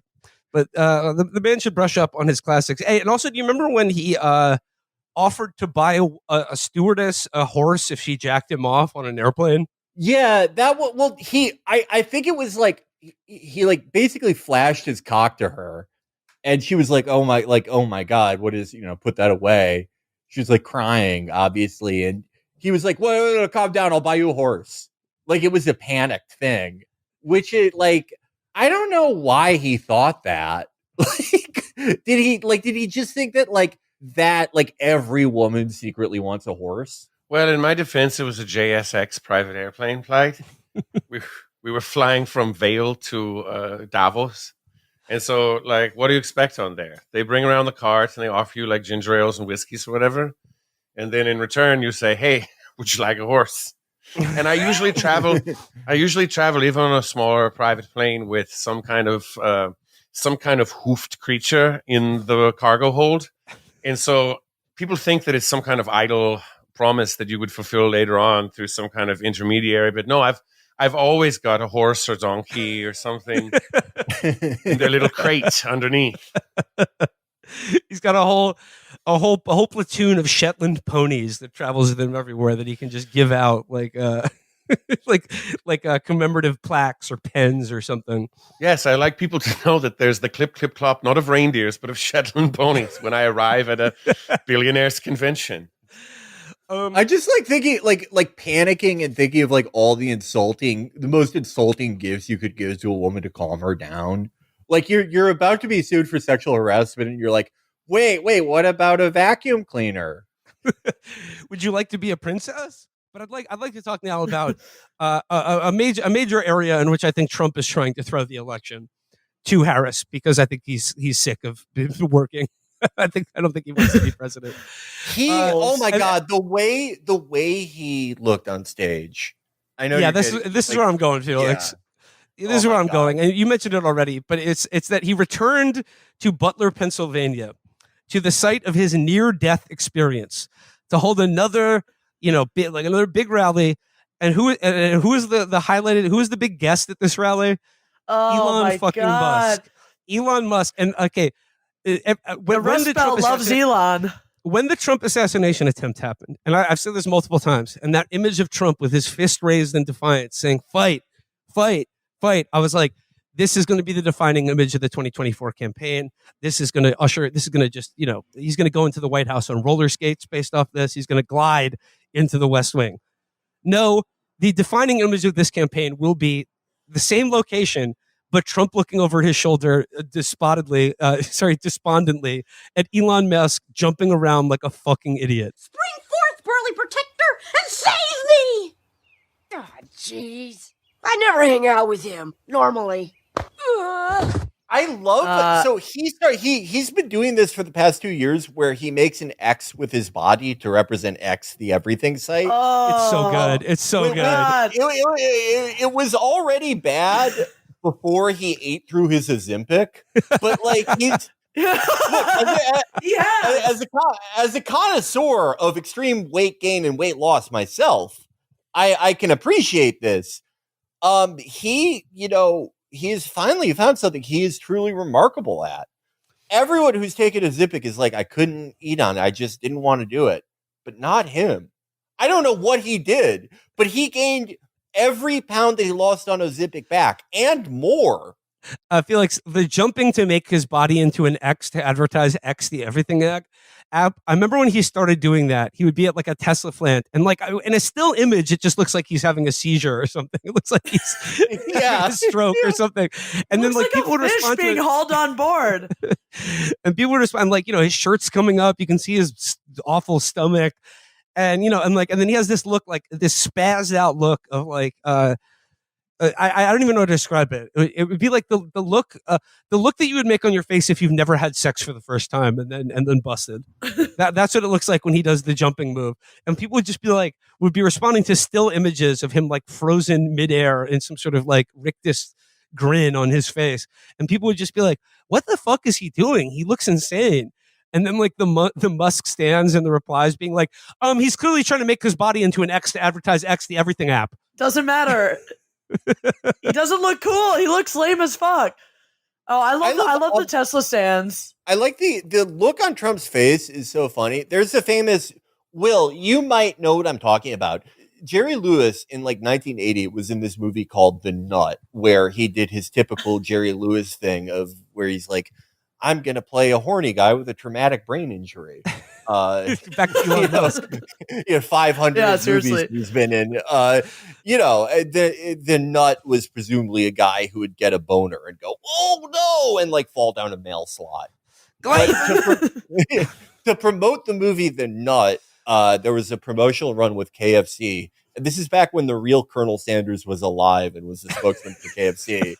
And there's a famous like magazine ad of Jerry Lewis as the Nut making his stupid face. And Colonel Sanders, the real Colonel Sanders who owned slaves until the year 1989, right next to him. And like Colonel Sanders, it's a miracle he didn't kill Jerry Lewis in this. Like, it's the best picture they could get. And the Colonel is so angry. He's like, I had gone 80 years without meeting a Jew, and this has to be my first one. This fucking asshole. And it was a real, I had never seen anyone, in our extremely PR massaged, refined age. I had never seen anyone in a controlled event make the face that the Colonel makes to Jerry Lewis until I saw the face Donald Trump made at Elon's incredibly cool exchange. I was expecting him to make posting photos of him illegal on X, or like a terms of service agreement. Yeah, he's like the king of Thailand. Yeah. It is very clear that Donald Trump does not like buffoonery of any kind at his He campaign doesn't events. sanction it. He does. It's just a real Tommy Lee Jones, Jim Carrey situation here. But I do want to read a little bit from the Politico article, writing up a headline: Musk the surrogate. The tech titan will hit the campaign trail for Trump. It says here, tech billionaire Elon Musk will ramp up his personal efforts to elect Donald Trump in the remaining weeks of the election, including making visits to Pennsylvania to campaign for the former president. Musk intends to appear in the swing state in the 4 weeks leading up to November 5th, according to a person who has spoken with his team and was granted anonymity to speak freely because they weren't authorized to do so. He is expected to make the stops with the backing of America PAC, a pro-Trump super PAC he formed. He may make other appearances in the state independent of his super PAC, as he did on Sunday evening when he showed up to the Pittsburgh Steelers game wearing a MAGA hat and was greeted by Steelers owner Art Rooney II, among others. Elon is like, he's not as unpopular as Trump, but he is underwater now. He used to have like incredibly positive public approval numbers, like in the 60s or even 70s before 2016. He is now something at like, high 50s, low 40s. And it's like, what do you think that does for you? It's like if you got another Donald Trump to endorse Donald Trump. It just doesn't make any fucking sense. It's like if they're like, oh, Kamala has a major coup. She's going to get Hillary to campaign for her. Oh, no shit. Well, I mean, media reports, Hillary appeared on saying that she's advising the Harris campaign on how to beat Donald Trump. Wonderful. Which, it's everyone, happening again. It is happening again. And you know what? Everyone got on her for that by being like, "You're the only one you're literally the only person who's lost a presidential election to Donald Trump." But yeah, because of that, she knows what not to do, and that's what she's telling Kamala right now. Kamala has already followed her advice. 9/11 came and went this year. Did you hear about Kamala fainting? Yeah, there you go. Yeah. That's true. That's true. Almost funnier than like sending Elon Musk a campaign in the Rust Belt is like, you know who's even more popular among like Rust Belt Pennsylvanians than Elon Musk? NFL owners. Ben Roethlisberger. Yeah. Well, actually, Ben Roethlisberger is very popular. Adored individuals. Well, he's adored in Pittsburgh. I don't know about outside of it. No, I said owners. Didn't he appear with the owner? Yeah, with Rooney Rooney. the second.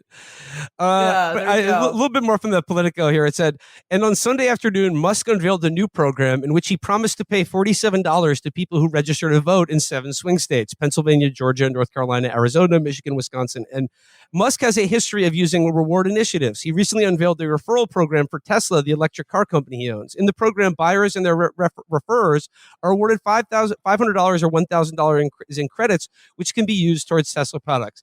Felix, given what we know of Elon Musk's history of pledging to do things and pay for things, what is the likelihood that he's actually going to pay $50 to people who register to vote? You are going to get $50 in X ads. Like, you're going to try to get your voucher, and it'll be like, congratulations. Here's, like, you can run an ad campaign on X. I mean, it would be about the caliber of ad campaigns I see on X. So, you know, someone like pushing their Etsy store or their crochet, you know, whatever. I saw an ad on X that was advertising that scientists have discovered a new sour mineral. Oh, I saw that one.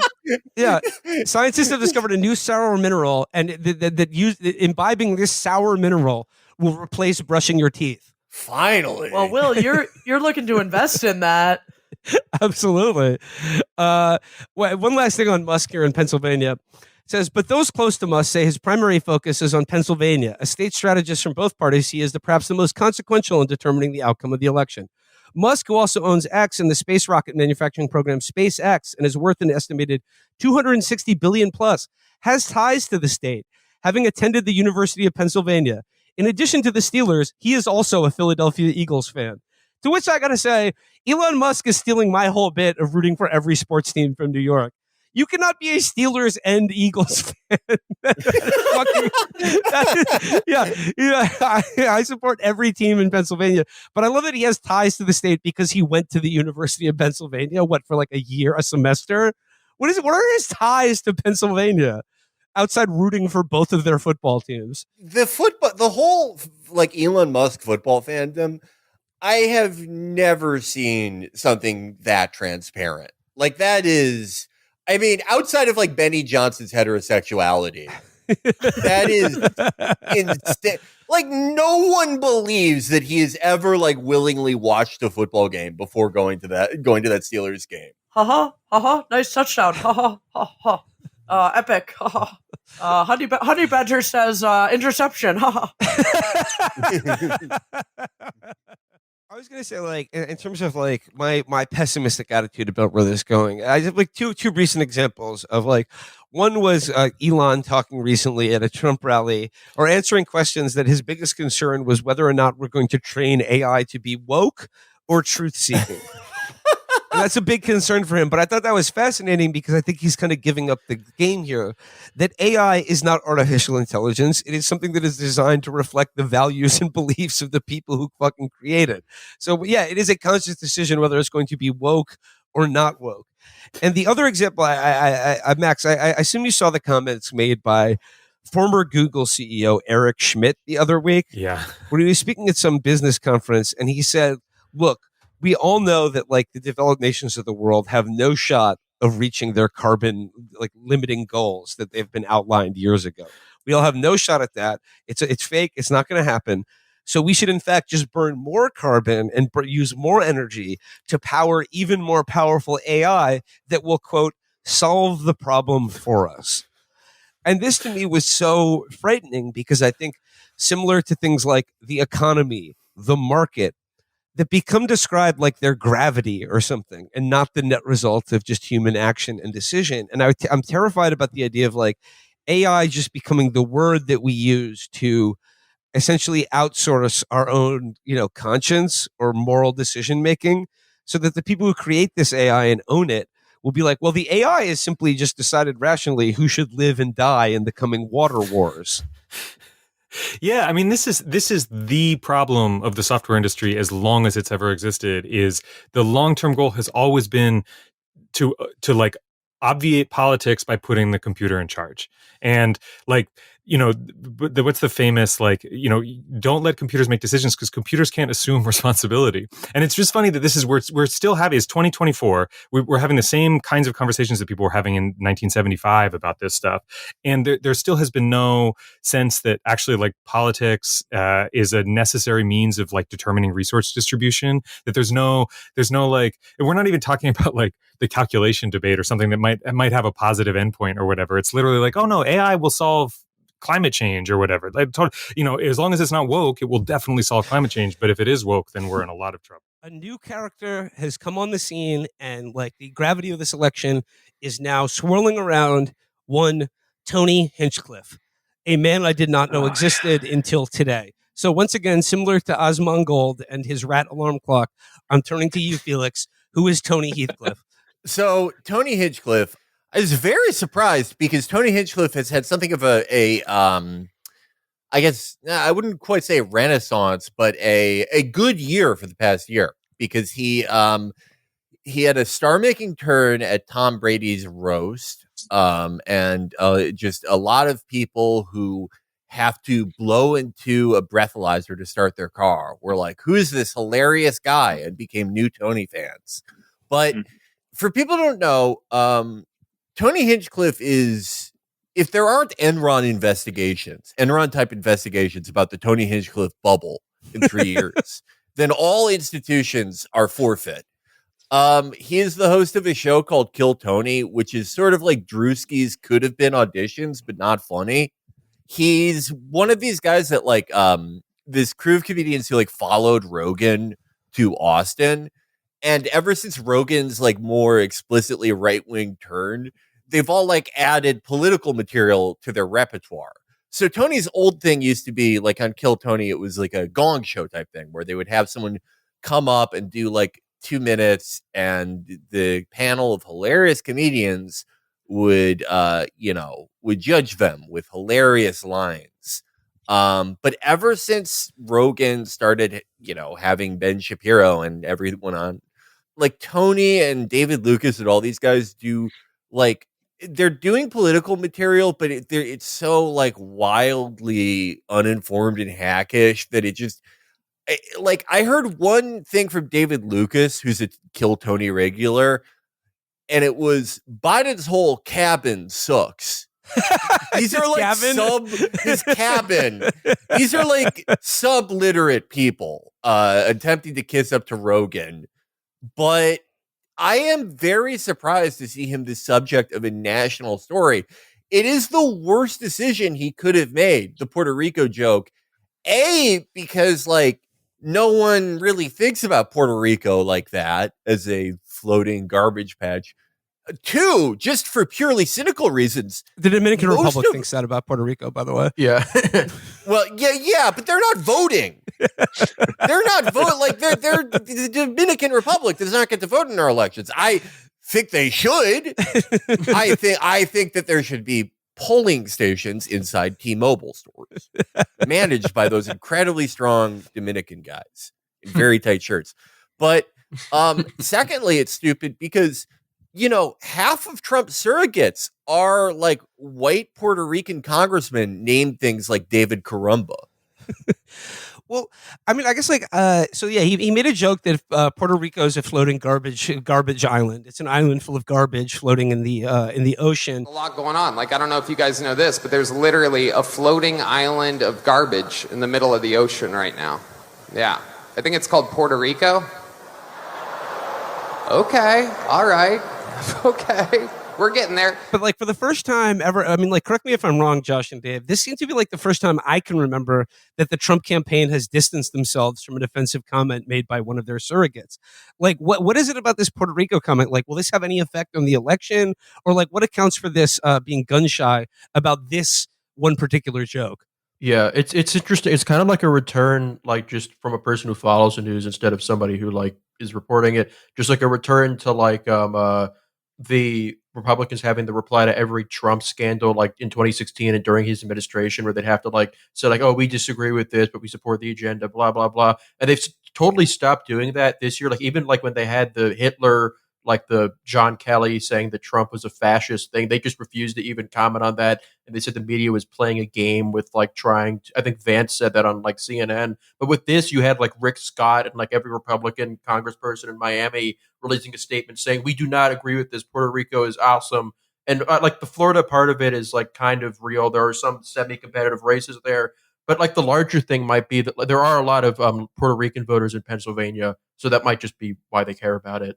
Yeah, that's totally it. The only swing state with a ton. Well, there are small amounts, mostly in the cities in Wisconsin and Michigan, but the Puerto Rican population, Latino population, in Pennsylvania is huge. It's like 500,000 people. A lot of that's Puerto Ricans. A lot of Puerto Ricans who left the island, basically in the last 15 years. Because this is a huge tangent, but America's always treated it like crap. And after the economic crisis, it just never recovered. So people keep fleeing, and they show up in America, they vote. So it was all about Pennsylvania. So Scott this is the second time he's actually claimed to be offended by something Trump did, which is awkward.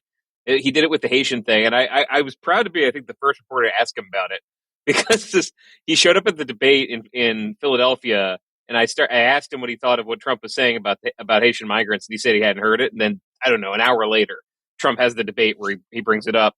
But there aren't that many Haitians, and they're not registered to vote. There's this Elon idea that Democrats are moving every migrant of military age across the country as sleeper cells, and they're all going to have them vote on Election Day. And this reveals that they don't actually believe that. They do know that Puerto Ricans are here. They can vote. Trump did a lot to campaign for it. There's one, I forget where in Pennsylvania. Hold on, David. Puerto Ricans can vote? Okay, I've had enough about Biden. Yeah. Where are they getting? They're making new voters now? They're making Puerto Ricans Americans? When did this happen? It must have been smoking something that day.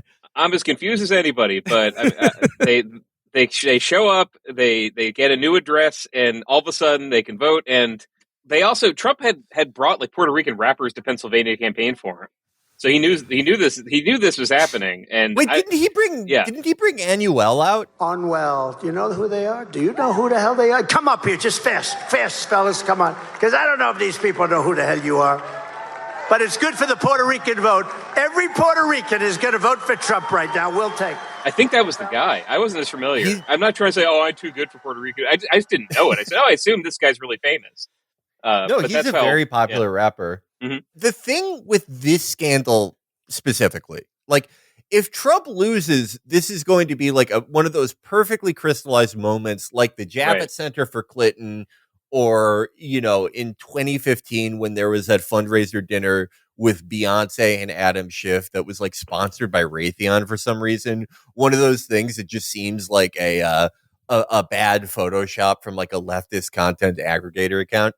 This would be the perfect epitome of what this Trump campaign was, because the fact that they even had Tony Hinchcliffe speaking there shows what an internet bubble they're in. Right.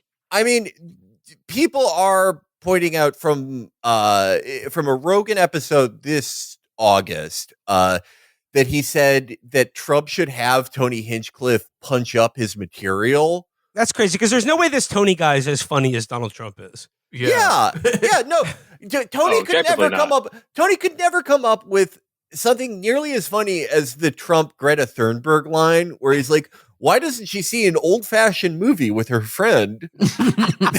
That's like, he's never said anything that funny. But the only people who are like super, getting into him now are just like very, very internet addicted conservatives. And it shows that they have totally captured the campaign. Secondary to this is the fact that like they did this in pursuit of what exactly? They were doing a rally in Madison Square Garden where, like, yeah, they like doing these things sometimes where they will hold a big event in, like, you know, a very blue but very populous state where, like, just mathematically there are going to be a lot of people there that like Trump. Like, you know, even if Trump will never come close to winning New York, there are a lot of people in New York State, New York City, who like Trump. So they can, you know, point to the rally and be like, look, we got 70,000 fucking people in, you know, here. It's in play. But it's, you know, sometimes you gamble on something in a campaign. It's like a negative ad or like a line of attack that's out there, and it's in pursuit of some goal. It's in pursuit of, like, you know, attacking your opponent's strengths, putting like one part of one state into play, and it does pay off or it doesn't pay off. This was just like taking a gun out and shooting yourself in the leg for no reason. Yeah, None of this had to happen. The idea was to get national attention, where it's like, well, politics is very nationalized now. So, like, the difference between doing like a rally in like fucking like Crackerville, Wisconsin, or where everybody's already seen you go there like 50 times, versus like doing this big rally with tons of people in this huge like media capital of the world with like tens of thousands of people. Like, the idea of that is so you can get a lot of attention. So, like, this isn't like, they're not just like trying to fire up the base. I think that having like Elon go up there or whatever, like the Killed Tony guy was doing, the idea is that this is like the closing message they want to put forward. It's like a more sophisticated version of how the base's closing message on like Twitter in 2020 was when they got like the pictures of Hunter's dick from like the Chinese millionaire guy who ran that news site. It's just that, but like on a massive scale now. Yeah, and Kamala's going to have a rally in D.C. that's her closing message, and obviously everyone who comes in that rally was going to vote for her anyway within like a 10-mile radius. It's just, the idea is that the media, and this is true, the media is just so exploded and fractured that nobody listens to the same stuff, but you can freeze where the media actually lives, and they can just walk over to the rally and say, okay, this is the closing message, the thing you were not paying attention to, this is how we're closing. But I mean, I agree with everything that Felix said, that the whole Trump campaign has been just going after young men who listen to podcasts and vape for 6 months. And they're still obsessed. Trump was still defending, I'm the candidate of free speech, etc. This is a line he often uses. Elon often uses this. And whatever you think of the Elon Twitter purchase, it saved quote unquote free speech, right? If you were worried that you were going to get canceled for saying some crazy stuff under a pseudonym online, you can't be anymore. If you're worried that you're not going to have a successful comedy career by talking like Joe Rogan, yeah, you can much more successful comedy career. So they really have been talking to each other in this circle for months and months, not knowing what sounds offensive anymore. This is the sequel to J.D. Vance talking about cat ladies, because everyone on the trad Catholic right talks like that. And once it leaves that bubble, people are like, oh wait, you noticed that I was saying this? Yeah. They didn't realize it sounded crazy to people. Yeah, like J.D. Vance talking about like who the people on D-Day would vote for. That's just a total yeah. Reddit meme, like 4chan guy meme. Yeah. And like the out that I see, like, you know, obviously like the campaign and most Republicans who matter have distanced themselves, you know, in very kind of like what Josh said. It's very reminiscent of a more normal Trump campaign back when Republicans used to do that. But the line I've seen from just like, you know, freelance defenders of the campaign has been, oh, well, he's a comedian. And it's like, sure, but you kind of lose some of that license when you're going to a presidential candidate's rally and like and endorsing them and doing your whole shitty act under the valence of vote for this guy. That's way different than just doing your set. There was a story I saw that right before we started recording, I think it was the Gordian, that in his material that was approved by the campaign, Tony was going to call Kamala Harris a cunt, but they vetoed that. So I mean, I guess there was some quality control there, but like, or they approved everything else. Yeah. All right. Heck yeah. It's a cool black guy with a thing on his head. What the hell is that? A lampshade? Look at this guy. I'm just kidding. That's one of my buddies. He had a Halloween party last night. We had fun. We carved watermelons together. It was awesome. You talked about, Dave, you talked about closing messages. And I guess like that's what I want to ask here is that like this is the last week of the campaign, and Dave, like being on the show, you've talked about how like the medium of Trump's campaign is like the podcast election, like young men who are like feel politically disenfranchised and like listen to podcasts like Theo Vaughn or Joe Rogan or this Tony guy. But like, what is the message? Like, what was the message of the Trump Madison Square Garden rally, and what is like in the waning weeks of this campaign? What is the Trump campaign's closing message to the American voter? It's a lot of just we can make it 2019 again. That's been his theme. He has there's one phrase they're supposed to be rolling out this week, and he used it once in New York, which was "Kamala broke it, I can fix it." So the premise is, remember how everything was amazing. Not for the last year of me being president, but everything before that, I'm going to go back and fix that. Everything else feeds into that because he's promised all these tax cuts that we're going to pay for him with tariffs. He's got a really good deal, I think, from the 50% of voters choosing it because none of it hangs together that well. I mean, we're going to go back to 2019, but also he's going to have a completely different governing team they did before. Hey, if you think he's going to be a dictator, he wasn't like that before. But also, he's not going to hire guys like John Kelly. He's going to hire Stephen Miller, Mike Davis, and these people. But for your average person who's just frustrated about prices, don't worry. Trump's coming back and he's going to lower the prices. Everything's going to be fixed by kicking out the immigrants. And the other thing they were doing, it's not really the closer, but they're trying to bring it back because Democrats because of this Bob Woodward book, because of former Trump staffers saying, I worked for him and he was a fascist. They're trying to bring back you can't criticize Trump like that. If you do, you're encouraging assassination. So I mean, I get it. They're trying to have it every way. It's like, we're promising you everything. And if you criticize him, you want him to die. That's their closer. Like the week before the Madison Square Garden rally, like the sort of discourse about Trump was going off these like recycled John Kelly quotes or the Woodward book where he's like, yeah, he loves Hitler's generals. He's a fascist. He's going to be a fascist.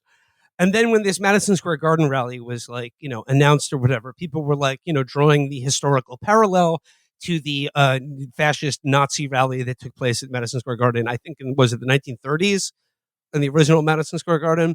Yeah, it was in 1939. Yeah, it is one of those things. I think Rachel Maddow had like 20 episodes about it. It's a big it could happen here touchstone, that event. Yeah. Well, I mean, if you're inclined to, scoff at that kind of line of thinking, as like I have certainly been wont to do on this show, you like, I was given some pause because like seeing this rally, it was just sort of like, oh, that's exactly what they're doing.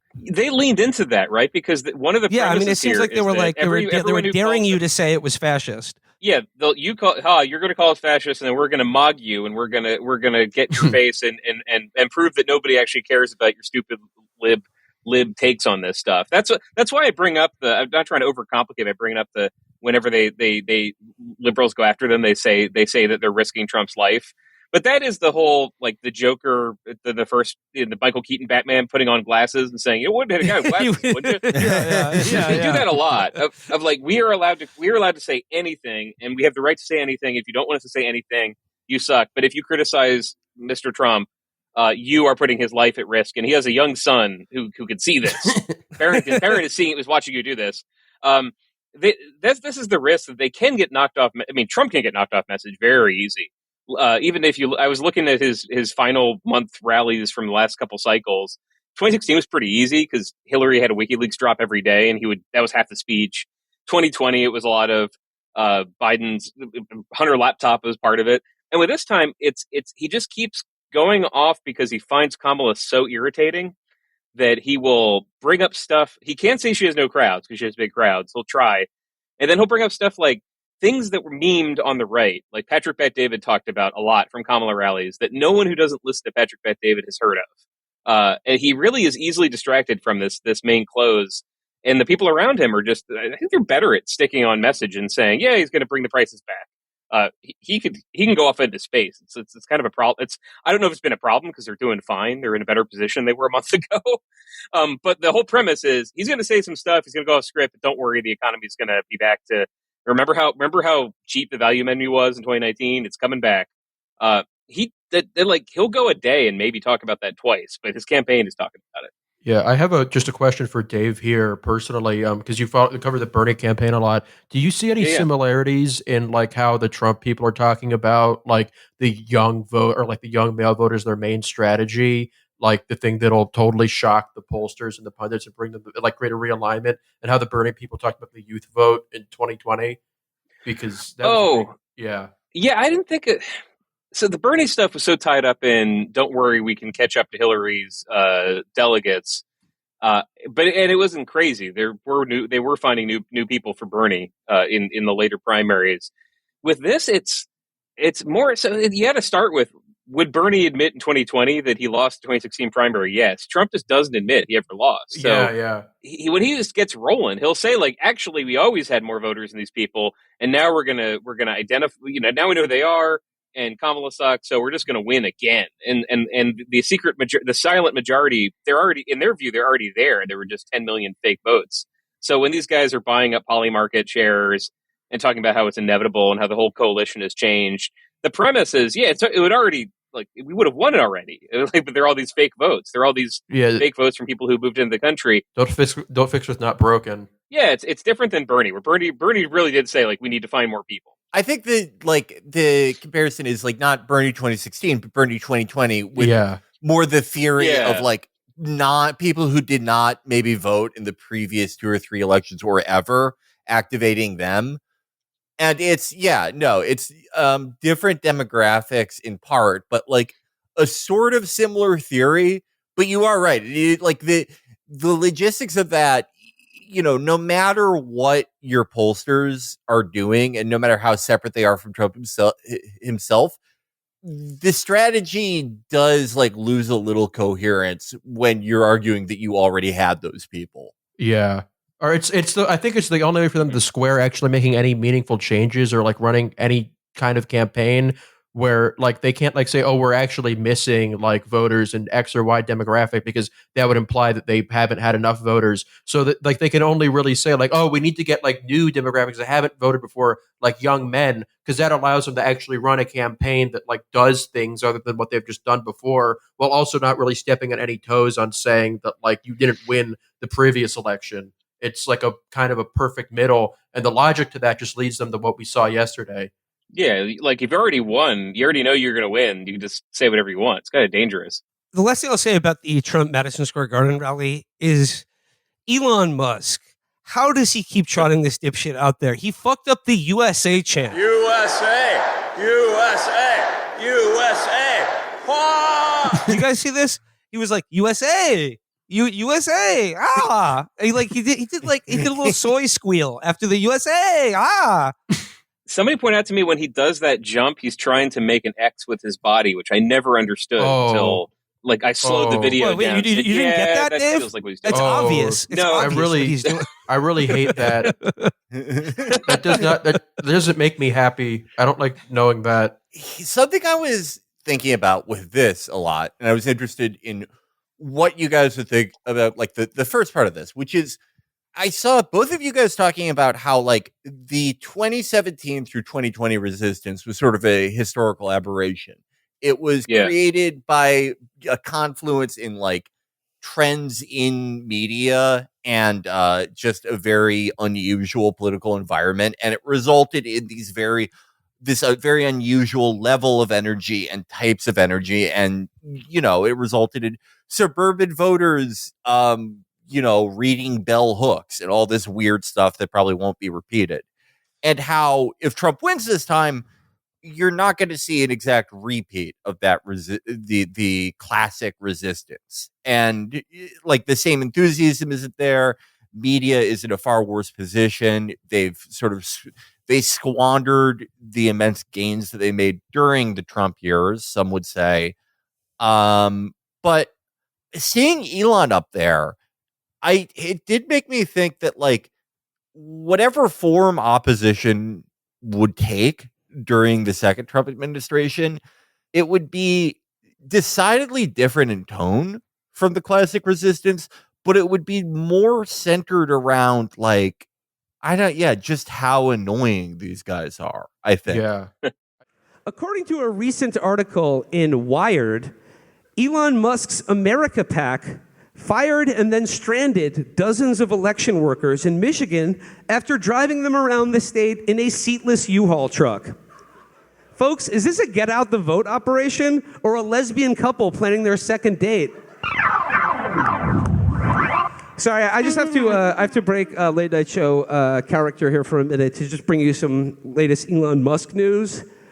Folks, I know you heard about his $1 million to vote for Trump plan in the state of Pennsylvania. Well, this is just coming in from today from a courtroom in the state of Pennsylvania. I'm reading here, Musk's lawyer says that his $1 million giveaway is not a lottery. Quote, there is no prize to be won, and winners are not chosen at random, Musk lawyer Chris Gober said. Instead, the $1 million is a salary they earn to be a spokesperson for Musk's pro-Trump super PAC. Winners are picked based on their suitability to serve and their personal story, Gober said. In response, Philly DA team called this a complete admission of liability that Musk is running an illegal lottery under Pennsylvania law. Remember, when Musk announced the giveaway in Pennsylvania, he said, we are going to be awarding $1 million randomly. DA showed this in court to the judge.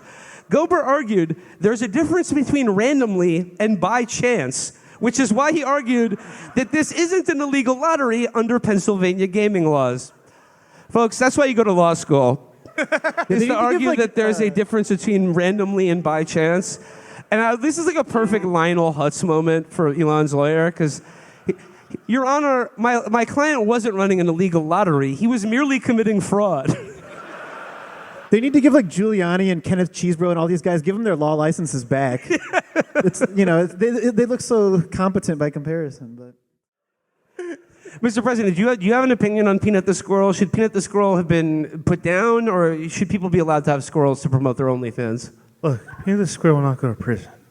He never said he was going to go to prison. He's with his wife and kids. He's home. He's safe. He's home. I kind of feel like Elon is really taking this as a personal cause where he's posting about it nonstop. And I kind of feel like he missed out on being a focal point of like Harambe. And now he gets to have his own thing. You know what I mean? It really is like a forced energy. The AI images came out immediately where like the squirrel had abs. Yeah, like this energy is exactly like the Harambe energy like 10 years ago. But they're not even getting how shitty that was. They're not even getting, exactly. like they just don't. It's not they're shitty to people like Elon. They love it. I feel like Elon probably has a Dicks Out for Harambe bumper sticker like on his Cybertruck that he just put on there, you know? I mean, obviously these memes are pretty dope and epic. I made that one. Felix made that one. And like, look, it is pretty terrifying to imagine armed agents of the state coming into your house and killing your pet. And thankfully, this is the first time that's ever happened in American history, and it was unfortunately to this rodent. If it happened to me, I would thank the cops. Well, another fan of computer who's very much linked to the next Trump administration and is also at Mar-a-Lago right now is Elon Musk, who reportedly says, I'm happy to be the first buddy. And he spent he spent all week at Mar-a-Lago. And according to the Daily Beast, Elon Musk is now at uncle status with the Trump family. So Elon Musk has achieved unc status for the Trump family and will soon to be heading up the Department of Government Efficiency, also known as Doge. I think it's going to end like Joe Biden's Doges. Like the first buddy. That's what that makes me think. Like that's what Joe Biden would call commander, is the first buddy. Like 2 days before they have him turned into horse food. Elon is like, now officially part of the Trump administration. This is a weird analogy, but it reminds me of these stories that I heard like third hand in Chicago when I was like in high school of like my friends would tell me about like a kid with like Down syndrome or some other developmental disease would like get tricked into joining the Latin Kings and become so enthusiastic that like they would just randomly kill a dentist because they thought he was GD. That's kind of what that's what Elon is like a You said fucking operative. what about candy? Yeah. Fuck you. Don't you talk shit about candy ever again. Don't talk shit about M&Ms or Skittles. Yeah, that's what he kind of, like as a political entity, that's kind of what he reminds me of. And that's kind of how I think this will end. I know that people say like, oh, that's cope, that they'll have some huge falling out. But like, the only guy that Trump, liked all the way through the first time was Steve Mnuchin. Elon Musk is no Steve Mnuchin. Where's he? Yeah, right. I mean, Secretary of the Treasury is the one cabinet position who they're still considering talent for. That's going to be an interesting one. But why not bring back the Mnuchin and his wife? He was awesome. I mean, he ended up preventing an invasion of Venezuela. But just back to the Department of Government Efficiency. I guess the first one I talk about the Trump appointments, and this one is like, because it's not really a cabinet position, it's just sort of like a make work job for him and Vivek Ramaswamy. Like, are they subject to congressional approval? Like, I'm not certain about that. I don't think so. No, that would be like doing congressional approval for like kids who pass the presidential fitness challenge. Which they should do because a lot of people fake it. That would be. I would like that. They have their knees on the ground. They're not doing full push-ups. Yeah, if like John Kennedy is like, you look a little fat to run an 8-minute mile. So yeah, it's him and Vivek. And what is the purview of the Department of Doge? Is it just going to be like meme curation, or I mean, I know what the stated purpose is that they're going to, I think, essentially cut all government spending or privatize most public services.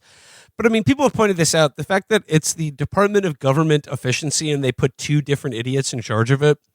Like, who is senior here? Is it Elon and Vivek? Whose authority supersedes the other? It's split in half geographically. It's like the late Roman Empire. There's a Western Emperor and an Eastern Emperor. Yeah. Well, like, and the Eastern Emperor is going to outlive the Western Emperor. That's going to be a title for centuries to come. I don't know which is which. Where's Vivek from? I know India, but I mean in America. I don't know where he's from. One of them will be Constantine, that's for sure. I feel like people have totally forgotten the first Trump administration, which is understandable. You know, most of these past 8 years, in fact, were kind of like, it all felt like the same year, basically. But they would do this all the time. Like, do you remember Chris Kobach? They were going to have him head up like a voter fraud panel. Oh, Chris Kobach. Man, I remember that guy. Yeah, exactly. Where is he now? Well, they don't have to do voter fraud panels anymore because there's no voter fraud. Yeah, Elections are secure. They solved it. Nobody's cheating. It's all good. It's all out in the open. We're good. Yeah, a lot of the story of the first Trump administration is like, it was kind of like, I mean, every president kind of does this, where like they run on an issue, it becomes their signature issue, and they're like, all right, now that I'm in here, what is the most tried and true way to solve a problem? To create a study commission, to create a panel, a blue ribbon committee. And then it just sort of like, it slowly dies there. And some ambitious freak in the party will take that as a way to like sort of keep relevant, which is what Vivek is doing. Elon might actually believe that they're going to completely dismantle the administrative state, which if that happens, that would be pretty fun. It would be pretty bad, but like seeing the GDP like halve overnight would be kind of funny. You have to admit. Well, Vivek has said that his model for the Department of Doge is what Milei has done in Argentina, a country where 50% of the people are now below the poverty line. Yeah, I don't know. Like, I used to think that there would be like no way that they would actually hollow out the administrative state, because it's like the same thing with Roe v. Wade, right? Like, it's one thing to like promise the jug hooters that every year, but actually doing it is opening up a whole can of worms. Yeah, it's better to have the bureaucrats so you can point to them. Exactly. And say, don't you want to get rid of this guy? But now, I mean, again, this is a problem in both the Trump and Biden administration. The fact that they won makes them think that like none of the electoral problems that their party has had or that they personally have are real. So they can just, it's a vindication of the idea that they can do whatever they want all the time. That's kind of like the worst thing that could have happened to the Democratic Party was their success in the 2022 midterm, because it made them think like, no, I guess no one thinks this guy is too old and no one hates him. Same thing with Trump. Like, I think now winning the popular vote by, judging by the final count, it would be what, like 1.5 points, a pretty slim margin, slimmer than Biden in 2020, but still, a big deal for a Republican to win the popular vote, they'll think that is also a vindication of everything they want to do. And like maybe now, just like Roe v. Wade, they will kill the golden goose and no longer have a bureaucracy to get mad at, but also, make America and Argentina the only fourth world countries in the world. Well, I mean, the other thing about killing the administrative state and, sort of getting rid of all government corruption is that without a fairly bloated bureaucracy, Elon Musk would not be the richest man in the world. I mean, he is the single largest recipient of U.S. government contracting on the planet. And then he's being put in charge of a new bureau that is going to be in charge of who gets what money that the government is spending. So it's just going to be the Musk state. Yeah. Only if you like how your Tesla him. works. Yeah. If you like how your Tesla works, just imagine that Social Security will be administered in a similar fashion. That's what the tariffs are for. It's because he can't compete against Chinese electric vehicles and the other EV manufacturers. Yeah. He just wants a carve out so his shitty cars can be on top. Just like his tweets. Yeah, exactly. He bought Twitter so he could have his tweets get more faves than Joe Biden. And I imagine the Trump foreign policy will largely be based around which countries have lithium that Elon Musk wants. And, so if you're Venezuela or Bolivia, orb. Yeah. Which countries have an orb? Will, Felix, and Matt. Fellas, welcome to 2025. Welcome back. Let's hit it hard.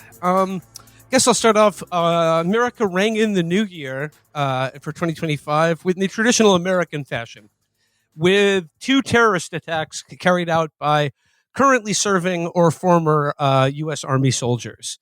Now, I will say that our Thursday episode that we have scheduled for this week is going to be a much deeper dive into these terror attacks and sort of the general culture of the U.S. military and its great army bases like Fort Bragg. But just to kick things off, I don't know how you guys felt. I don't have too much to say about these terror attacks off the top of my head, but I will say the fact that the Vegas guy, the guy who blew up a Cybertruck in front of the Trump Hotel in Vegas, the fact that his name is literally Life is Burger. I know his name is Livelsburger or something, but when you read it, it looks like Life is Burger. And I thought, what are they doing? What are they? That's what Gomer Pyle would say before killing himself in Hartman if Full Metal Jacket was made. Now, Private Pyle today, they would kick him out of the Marines for being underweight, and they would go, "You're too skinny. What are your pronouns?" Because the military's woke now, and he would get mad about that, and he would go, "Life is just a fucking." And kill himself and the drill instructor. I am in a world of burger. Hi, Joker. Would you like burger? I mean, the only joke I've come up with about the New Year's terrorist attacks is the years of bread. That's all I got so far. That's pretty good. Yeah. I don't know. Like there are some interesting details about both of the men involved in these terrorist attacks and some of the circumstances surrounding them. Particularly the fact that the Vegas guy rented a Cybertruck and then in an email to his girlfriend was like, "It's badass. It makes me feel like Batman or Halo." And I guess it's just. I mean, if nothing else, if there is an intention behind these terrorist attacks, it's to undermine the way we think about operators in American culture, because I usually thought their internal monologue would be like, I don't know, just in like Delta Bravo talk and talking about kinetic situations. But no, he's just thinking about driving the Warthog from Halo and then blowing himself up in front of the Trump Tower to raise awareness about gravitational anti-grav drones. I don't know. Like I said, there'll be more discussion of this on Thursday. Yeah, I just like all the guys who do this type of thing where it's like they send an email to like everyone they've known where it's like, "Judgment Day is now. Don't say that you knew me. History books will remember my decision today." And then they drive headfirst into the lobby of a hotel or like try to kill Trump with like a blow dart and get shot 470 times.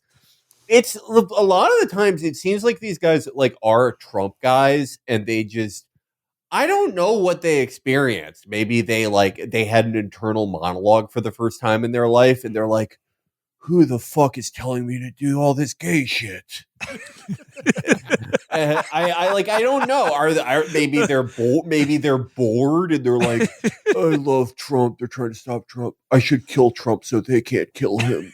Like, I don't know. I just like I feel like certain famous people or not so famous people have intangible qualities that cause absurd reactions in people.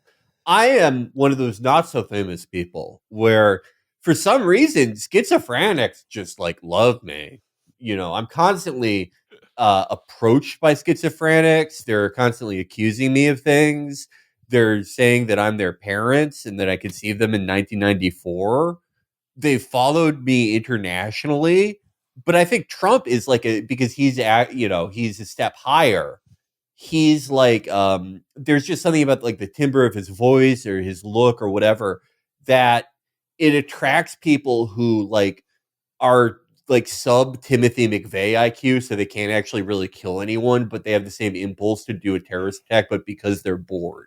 He really, more than anyone else in the world, he's the guy most likely to get killed by his own supporters because they're bored. I'm imagining a schizophrenic who conceives of their any internal monologue as Cortana telling them to do things. You'll make a girl a promise if you know you can't keep it. I'm finishing this fight. You pull onto the Vegas Strip. It's time to finish this fight. I love that when he told that girl, I feel like Batman or Halo, she just didn't say anything. And he's like, well, that seals it. I'm killing myself. And Trump's building? If I kill his building, he'll die. Or if I guess if I blow up his building, he'll have to come out and be like, what's the meaning of this? And also, I don't know what he thought. Yeah, well, I don't know. I mean, also the fact that he was shot in the head before the explosion went off. Like I said, well, I'll have a deeper dive into this on Thursday. But like, let's just say, look, for people suspicious about this, look, there's such a thing as a timed device. Okay, you light the fuse, blow your head off, and then detonate 200 fireworks in the back of your. And by the way, I loved Elon's response to the Cybertruck bombing because he was like, the Tesla Cybertruck is probably the worst car to use in a car bombing because of its steel frame will contain the blast. Yeah. Like, I just don't understand that as like a sales pitch. Like, if you're like, well, I have a lot of disposable income, but I'm also crazy. Like, I don't know what I'm going to do 10 years in the future. I might hear 1 millisecond of an ISIS song and be like, this seems like a good idea. But I don't want to hurt anyone when I do. Like, I know now that that's a bad thing to do, but I won't know it then when I go crazy. Well, I mean, I guess that's the first thing, or at least just covering the things that we missed over the last couple of weeks is, I don't know, like the rise of Elon Musk is just like, he's having a good old time. He's christened himself Kekis Maximus. I mean, when I heard that, Felix, I had to think of you because it's just like, is there any figure like as sort of culturally relevant as Elon Musk who nonetheless seems to be about 5 years behind everything? Yeah, that is what really fucking astounded me is, okay, where did he find someone that was doing like Keck stuff? In the year 2024 or wherever he found it, like, you have to go back so far to find like Keck accounts. My favorite account, Kekistan Gov, that like I retweet him all the time. The guy who's like, whenever I see a normie, I want to puke.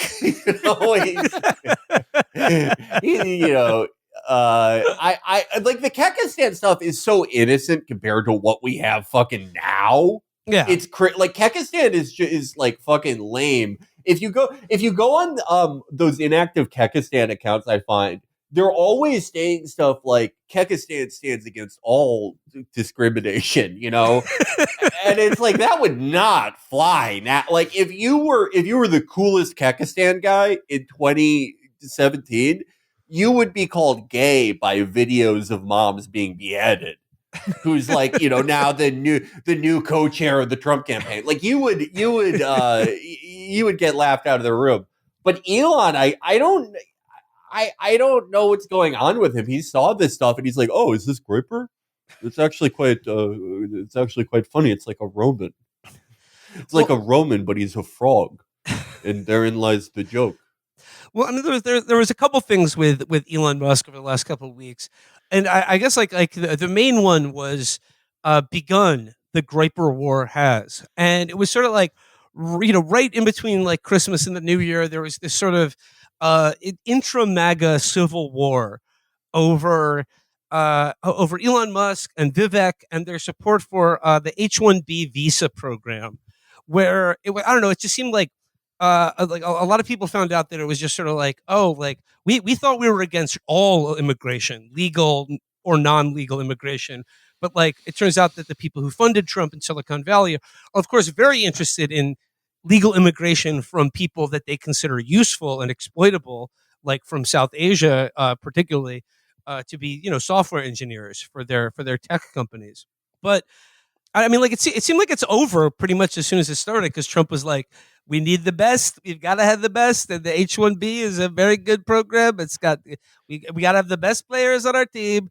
And I mean, like as soon as he came out for it, it seemed like that kind of went away. But I just like I don't know. It was just a question of like if you supported Donald Trump, like what did you think was going to happen when he became president? That he was going to make a choice that valued or prioritized American workers over a more highly exploitable version of the same thing? Yeah, I mean, like, I am confused by the people who are like feel betrayed by him, because it's like he was president already and he like did this kind of stuff all the time. Like my favorite thing that Trump does is whenever there's like infighting in his camp and he has to sort of play unifier, because it goes so against his biological programming as like a messy bitch. I remember the first time this happened when it was like the Bannon faction versus the Kushner faction. And again, just like Kekistan, Bannon would get called gay now by all the guys who are like, fucking let's kill all the Indians. But when that happened and they're like, it's they're globalists in the administration. We ran against globalists and they're globalists. And he said, "Well, I'm a globalist and a nationalist." And I thought it was so cute when he said that. But he doesn't really know what to do, because his entire life he's been rewarded for doing the opposite of that. Like he's a reality TV guy. You do the opposite of that. Like the people who are saying this isn't what we voted for. I mean, you did 4 years or fucking 8 years ago. This happened already. Like what? Do you have another poem for us this week? Yes. I assumed to the epic Elon Musk and whatnot, and Bitman or whatever. I post epic memes of the 4chan, which cool. So I got to withouten, and that's epigram of a sex haver. The illusions of some of competence of a kind is what is after, and irony he invented was easy to understand. He knew conspicuous care like the back of his hand, and was greatly interested in crypto and speaking leet. When he laughed, delusional transhumanists burst with his laughter, and when he cried, the Tesla exploded in the streets. I'm sorry we didn't get to the Adrian Dittman thing in the Musk crashing out section, but I mean, I've seen some speculation. I've seen some news reporting that Adrian Dittman actually is his own person, which I think sucks. And I don't know which explanation is stupider, but like, if indeed Adrian Dittman is his own person, like the net effect of that is like, wow, there's two guys that are stupid and annoying in exactly the same way, and even have the same stupid voice. But like, Felix, what do you make of the Adrian Dittman, Elon Musk sort of doppelganger? I don't know. Yeah, I like, feel like I don't really give a shit. Like I don't see any reason to say to go, well, it's not him. It's this fucking crowd from Fiji. Okay, who cares? And I guess like I think people really want to believe it because it's so embarrassing. Like because if it is Elon Musk pretending to be this other guy and only replying things like that about how great Elon Musk is, that's pathetic and embarrassing. But like the behavior that Elon exhibits under his own name is already unbearable and just beyond the pale. It also seems equally impossible to imagine that Elon doesn't have dozens of other accounts that look, if I owned X, I would have 40 accounts that I was just checking to see how basic functionality were, even if I was like a sensible person. Of course he has other accounts on the site. It would be insane not to. And like, didn't his daughter say that like this is him? I don't know. Like, I don't know. I just, whenever people put on their debunking hats, I'm like, are you sure? A part of me I don't like the whole ethos of it. You know, everyone is enjoying something and you're like, I backtrace the IP. Okay, well, fuck off. Why don't do that in a truth tellers group chat? Leave the rest of us to have fun. Talking about the Trump inauguration and what a new era of Trump sort of conjoined with artificial intelligence and our wonderful tech overlords. We'll discuss the prospects of that with our good friend from the Better Offline podcast. It's Ed Zitron is back in the trap. Ed, welcome back. Thank you for having me. All right. So obviously, a lot to talk about.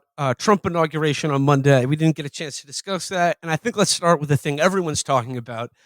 Elon Musk's awkward gesture. I am Adolf Hitler!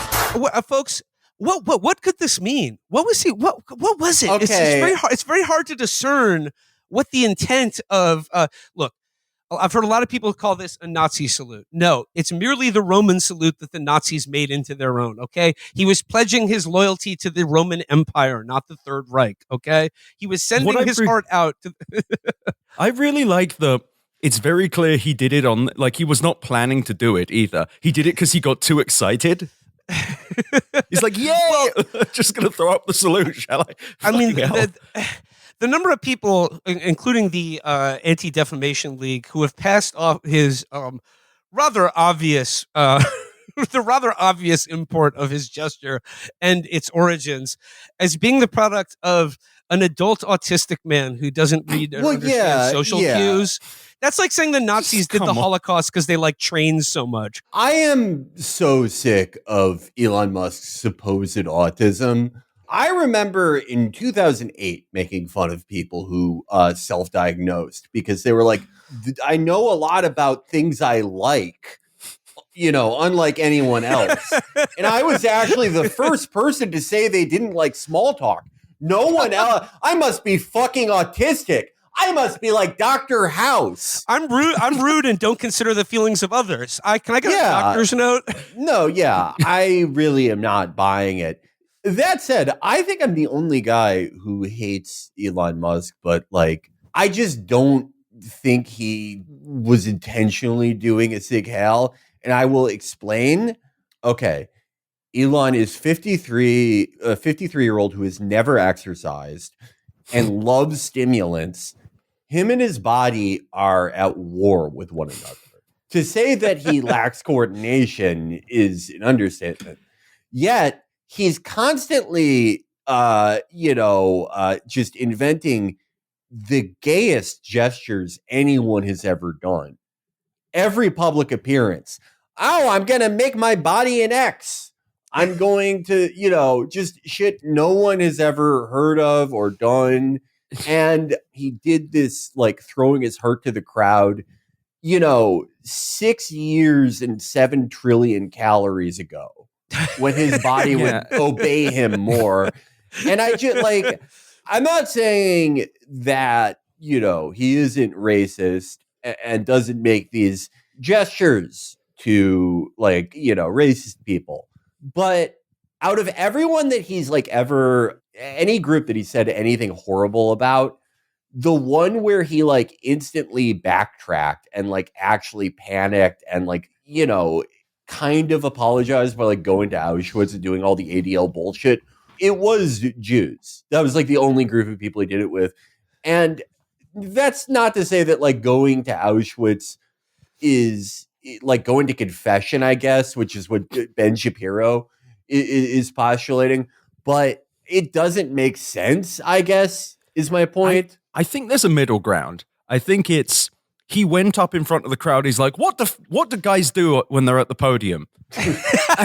Yeah. like, what do they do when they get up there and they're all excited? How about this? And then he's now posting stuff like making fun of the Holocaust, which I don't even know is necessarily, like, to be clear, very clearly racist, very clearly like loves the right wing. Like, they are his friends.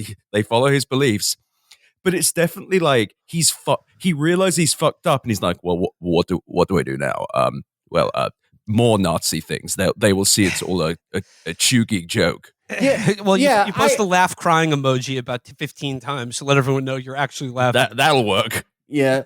I mean, like, I want to make it clear. I'm not against people saying he did this. Anything that makes him spiral like 18 hours a day and, like, you know, being alive. Yeah, seek refuge in the arms of, like, Gunt Patriot 1939. My dad was a concentration camp guard, and he would have hated you, Elon. Thank you. Retweet crying emoji. AI art of me looking thinner and against the stars. But he also definitely he has the vibe of a man just learning new ways to be depressed every day, and when he was up there, and you can tell he's not had anyone. He knows that none of these people really like him, and he has so little social interaction despite all this money that he's just constantly, every time he's in front of a crowd, being like, what do we, I'll jump like an X. I'll go USA. Yeah. Well, did you see his eyes rolling around in his head? Like, I mean, it looked like he was going into a K-hole during when anyone else was talking. Now that's a theory. Yeah. I mean, the good news is he's trying to make new friends. And he spoke in class today. Yeah. And I think, like, this is really, if you're Trump and you are, like, basking in positive approval ratings for the first time, and you're saying things like, I'm a globalist and I'm woke and I'm a nationalist. You're presenting you're trying to present a more moderate image in your own way. You probably love it that this is all people are talking about after the inauguration, right? Yeah. This probably augurs great for their friendship. What's going to happen is Elon Musk is just going to say during an interview, I am the president. He's just going to say those words and Trump is going to shoot one of the knife drones at him. It's like the nasty candle man, he's being sent to pasture. It really does fucking suck having to see even more of him and knowing that he's just kind of waddling around various departments, pointing at desks, being like, take the keyboard away. And it's just very depressing because he doesn't understand anything he's doing. He is a contracts guy. He is a guy who meets with people, convinces them he has enough collateral to leverage $1 billion, and then leaves and goes back to ignoring one of his 18 children. And it's very scary, but also, I hope, going to remain funny because I think that'll be the only thing that counterbalances the things he actually does. Yeah, I mean, like, we've had, like, more malign public figures in, like, the damage they've caused, to this point. He could surprise us, but just, like, as far as the shittiest public figure ever, like, the most annoying, I think, like, the top one. Like, the worst public figure of, like, the last 40 years. I gotta say, for Elon Musk, I'm sure he's would prefer people be questioning whether or not he's an open Nazi rather than bringing up the fact that he cheats at video games. Oh, God. Could someone explain this to me with, like, what was the games he plays? Diablo and Path of Exile? It seems like everything else to do with AI is just like, it's not really artificial intelligence. It's just like 10,000 people in the Philippines just grinding for you. Like, did he get to his top stats in Path of Exile too by hiring people to grind loot for him, or how does this work? Yeah, it's an account carry. He's paying someone to grind for him to the top tiers. So there is someone out there in, like, Eastern Europe probably just playing like 18 hours of Path of Exile every day while Elon Musk funnels them hundreds, if not thousands of dollars. And then Elon Musk will jump on the account and be like, and now I will use my sword. But the sword button is here. This is how I love using the sword. And it's sad because Diablo 4, I don't play Path of Exile, but Diablo 4 I played a lot of. To do what he's doing requires so much time, like an unfun amount of time. Like poop sock level, I have ruined my life playing this game. Except he's creating a job. I think that's nice. He's creating jobs out there. Yeah. But to go and pretend this, it would actually be more charming and approachable if he was just like, I got to some of the end game and it's fun. What would be wrong with that? No, he needs to pretend to be playing an unreasonable amount of video games because there's no way that he could post as much, let alone allegedly run companies, which he's definitely not doing. And it's just fucking insane. It's insane watching him do this because it's loser shit. Like, it's actual lose. Like, I'm not even like he has so much money, but he is a loser. Like, he's doing weird shit in video games that, like, loser people, speaking of myself, in high school would have, like, made up. Like, yeah, I'm the best player in Diablo in the world. Canada. In Canada, where my very real girlfriend lives. It's very funny to watch because for all the money he has, all the money in the world, he has nothing. Like, he is just very sad. And this is not even cope. This is just look at him and listen to how he sounds. Yeah, like, we're in sort of like a nadir of global oligarchy. People have pointed out that, like, Carnegie built thousands of libraries and, like, these guys at least left, like, an intentional physical legacy of some type. But, like, even as shitty as, like, the new guys are, at least, like, Larry Ellison wasn't doing this. He wasn't, like, making everyone believe he was good at Street Fighter for some reason. Just, like, the type of, like, validation he needs is so just, it's skin crawling. Like, it would be upsetting if it was just, like, a guy you knew. Yeah, but it's like he's not doing well, and you're like, hey, man, stop posting. Yeah, but it's, like, one of the most, like, omnipresent people in today's culture. Yeah, and he could do anything. Yeah, what accounts for that? And, like, was he always like that? It's unclear because he's been an arsewipe for a lot longer than people give him credit for. He's been a real shit, like the whole pedo guy thing. He pushed all of these horrible Elon fans like 2018 to harass a reporter called Aaron Bieber. There's been racism and sexism at SpaceX forever. He had that very funny thing where he crashed $1 million car with Peter Thiel in it with him, and he went, this isn't insured. Now, that's the funniest thing he's ever done.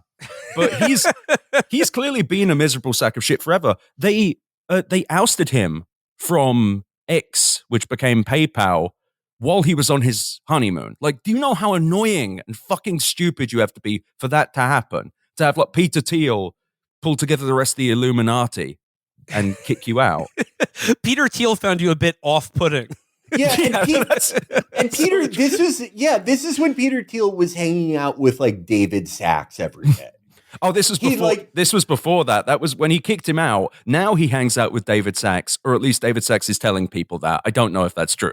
Oh. No, this was back in the days when it was just Peter Thiel and, like, a bunch of other engineers before everything was worth $1 trillion. And even then, Elon was just like, I can't have him here. Like, he's going to run this company into the ground. Back with X.com in the 2000s, they had a really funny thing where if you got into someone's account, you could just send money anywhere. There was no KYC or anything that would check to make sure that was what you wanted to do. There wasn't any thousands of dollars got stolen from Elon Musk's financial startup, which is why I'll be banking on X, the everything app.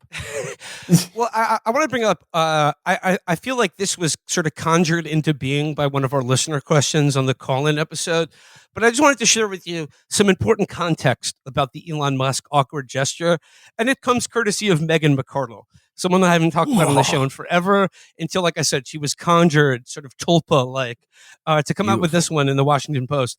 The missing context from the Elon Musk salute. Having never met Elon Musk, I can't rule out the possibility that the man deliberately gave a Nazi salute at the presidential inauguration parade. But neither can I reject the possibility that the gesture, clasping his right hand to his chest and throwing it out to the crowd, was an awkward attempt to embody what he said next. My heart goes out to you. As a general principle, when there is a plausible, innocent explanation, I err on the side of believing it. This will strike many readers as willfully naive, or perhaps a sign of my own Nazi tendencies. You didn't need to say that, Megan. You could have left that line out. And she says, well, I have stood in a crowd, my arm extended slightly above my shoulder, just like, you know, and I often wondered if there's a photograph of that event floating around somewhere because there were a number of well-known progressives nearby making the same gesture. See, no, it's the doing from the chest outward and extending outward. That everyone's had their hand up in the air in a Wait, single was she second. suggesting that she might have thrown up the salute somewhere? Yeah, but she's did the talking about in the Justin context of just. Trudeau. Well, speaking of Justin Trudeau, she says, this is the example she uses to exonerate Musk. She says, take a decidedly non-racist acquaintance who was throwing a last-minute Halloween costume together from materials he had handy. A new white sheet set. Eschewing the cliche toga, he decided to dress up as a ghost. Only the sheet wasn't quite long enough when it draped over his head, so he reached for the pillowcase and belatedly discovered from the stunned silence of his fellow partygoers that he had inadvertently dressed up as a Klansman. Oh, this happens to me. It's happened to me last week. What the fuck? Come on, going as a ghost to a Halloween party, could we be a little bit more creative? How is this supposed to know that there was like so much history in like a burning cross? I just thought it was cool. Also, a ghost costume can just be one sheet. You have to get a second one. A set? Yeah. You got to put in a pillowcase over your head? Yeah. I just wanted I wanted a silhouette, okay? I've been looking at the menswear guy and... You have to make it pointy, too. Yeah. It's so hard to make it pointy. I don't have anything in my house that could, like, make it pointy like a The Klan ghost costume guy. is you take one sheet and you cut 2 holes in it for your eyes, and then you put it over your head so it's flat. When you put a pillowcase on your head, it gets pointy. And then people may have questions. But I take Megan's word that this was a decidedly non-racist trend. And she closes it out by saying, this is how I can believe Musk made a similar cognitive error. If you watch the longer video of Musk's speech, not a strategically edited clip that went viral, you'll see he made other awkward gestures. And that just may be how he moves when he's excited. Musk said he is mildly autistic. Even high-functioning autistic people struggle with reading and sending accurate social cues. So, like, he behaved like a complete asshole on many other occasions as well. He did many other embarrassing things during that inauguration, and this is just how autistic people are.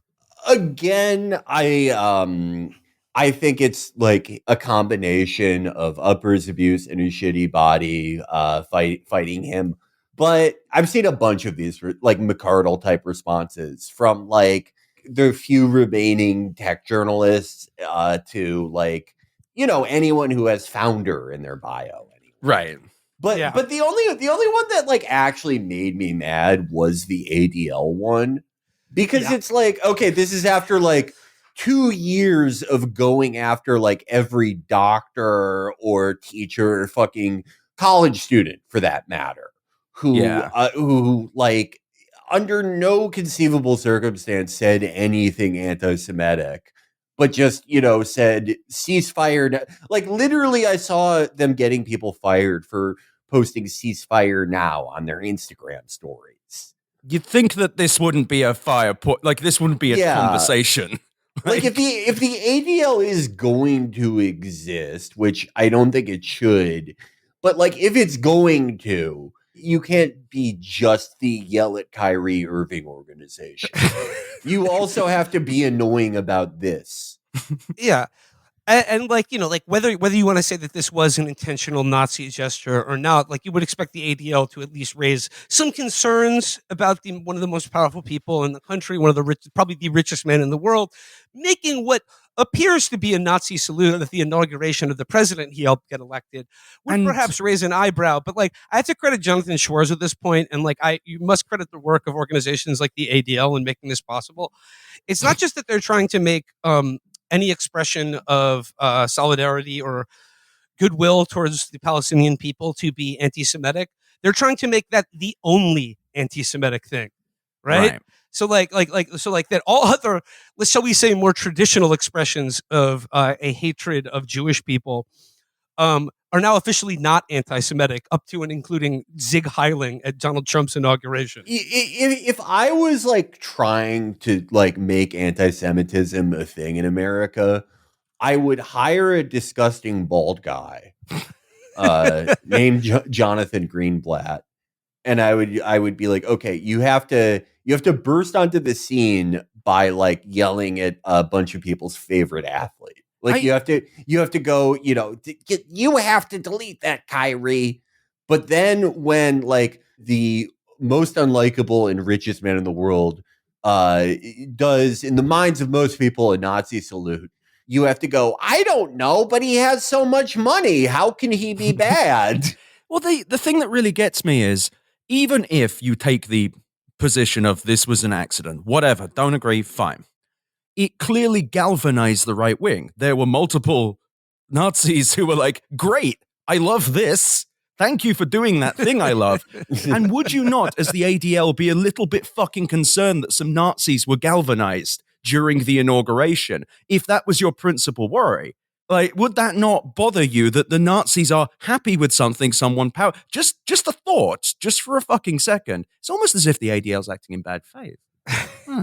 Yeah, well, you could come to that conclusion, but I'm willing to hear. But why are we coming to conclusions? No rushing.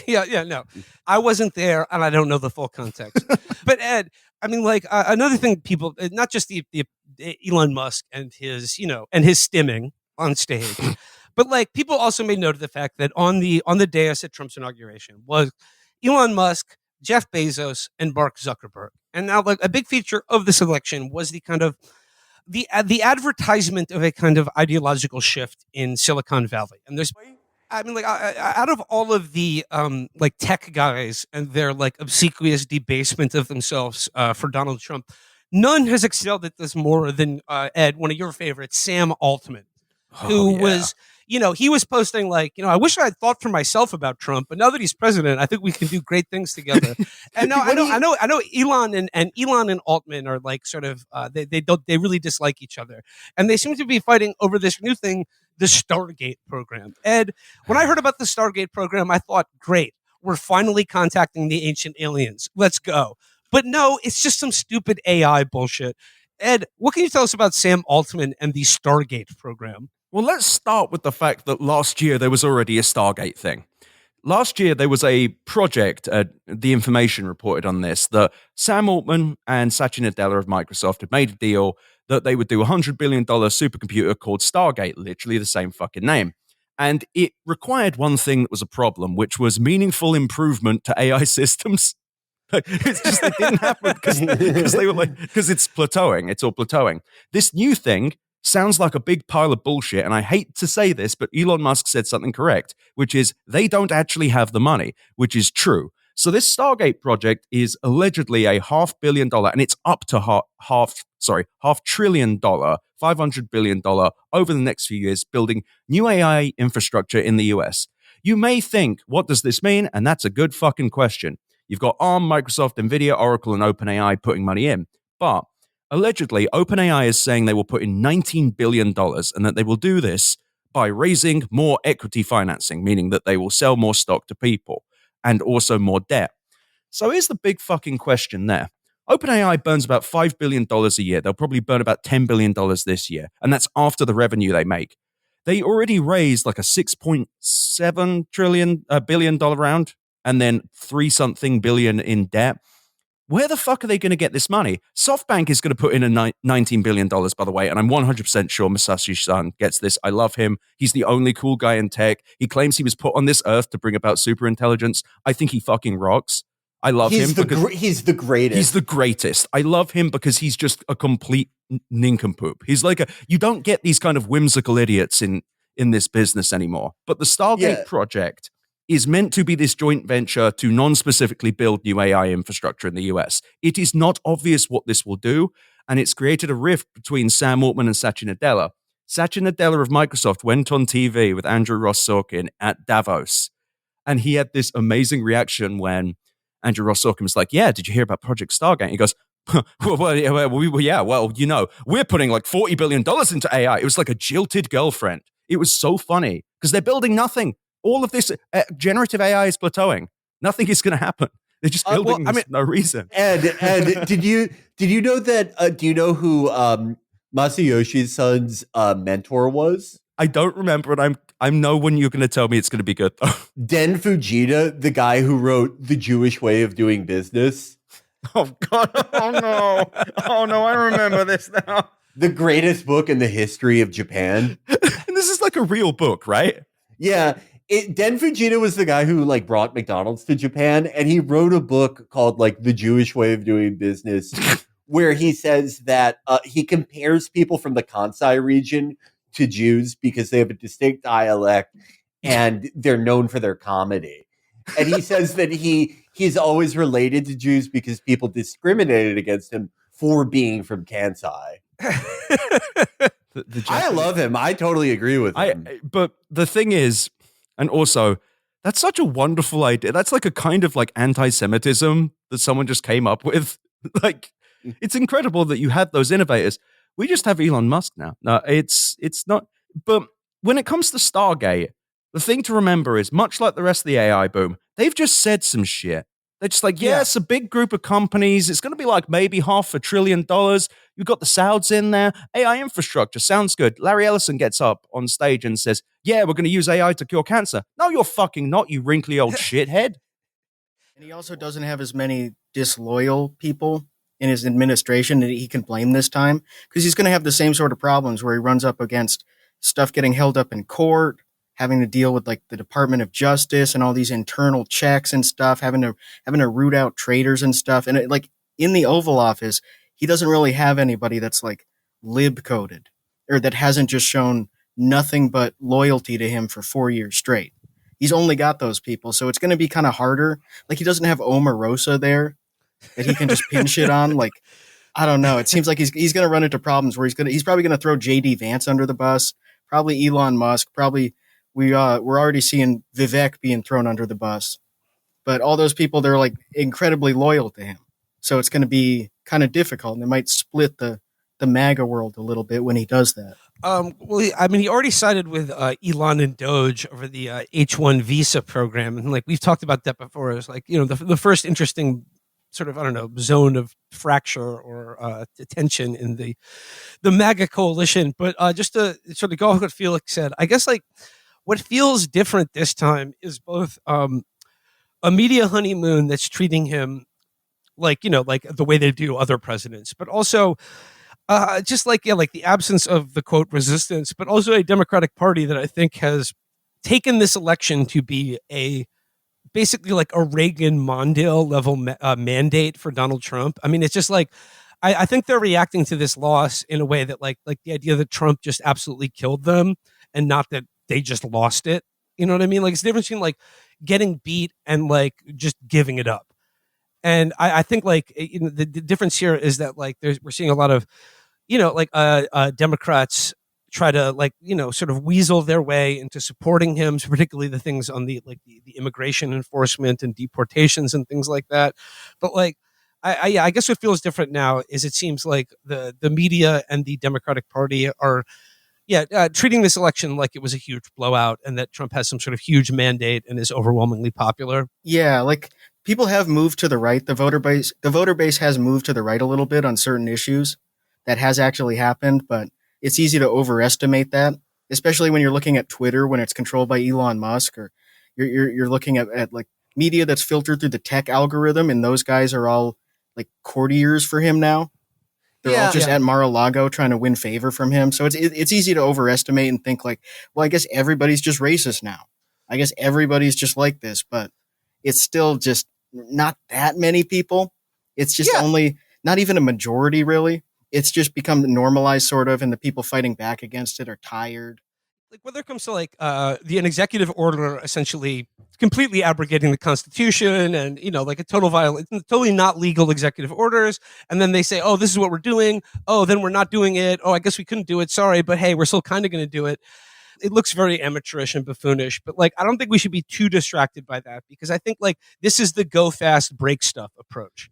And when Trump was just reelected, the word I used was vandalism. And like that now begins a 40-year process of looting and vandalizing the public sector as much as possible to eviscerate the provision of any good or services. See, but that's where like, first of all, the death by 1,000 cuts was already working, and it had a lot of Democrat support. Look at the fucking post office, and you know what? It was smart. They were boiling a frog, and you can't now. You're doing smash and grab.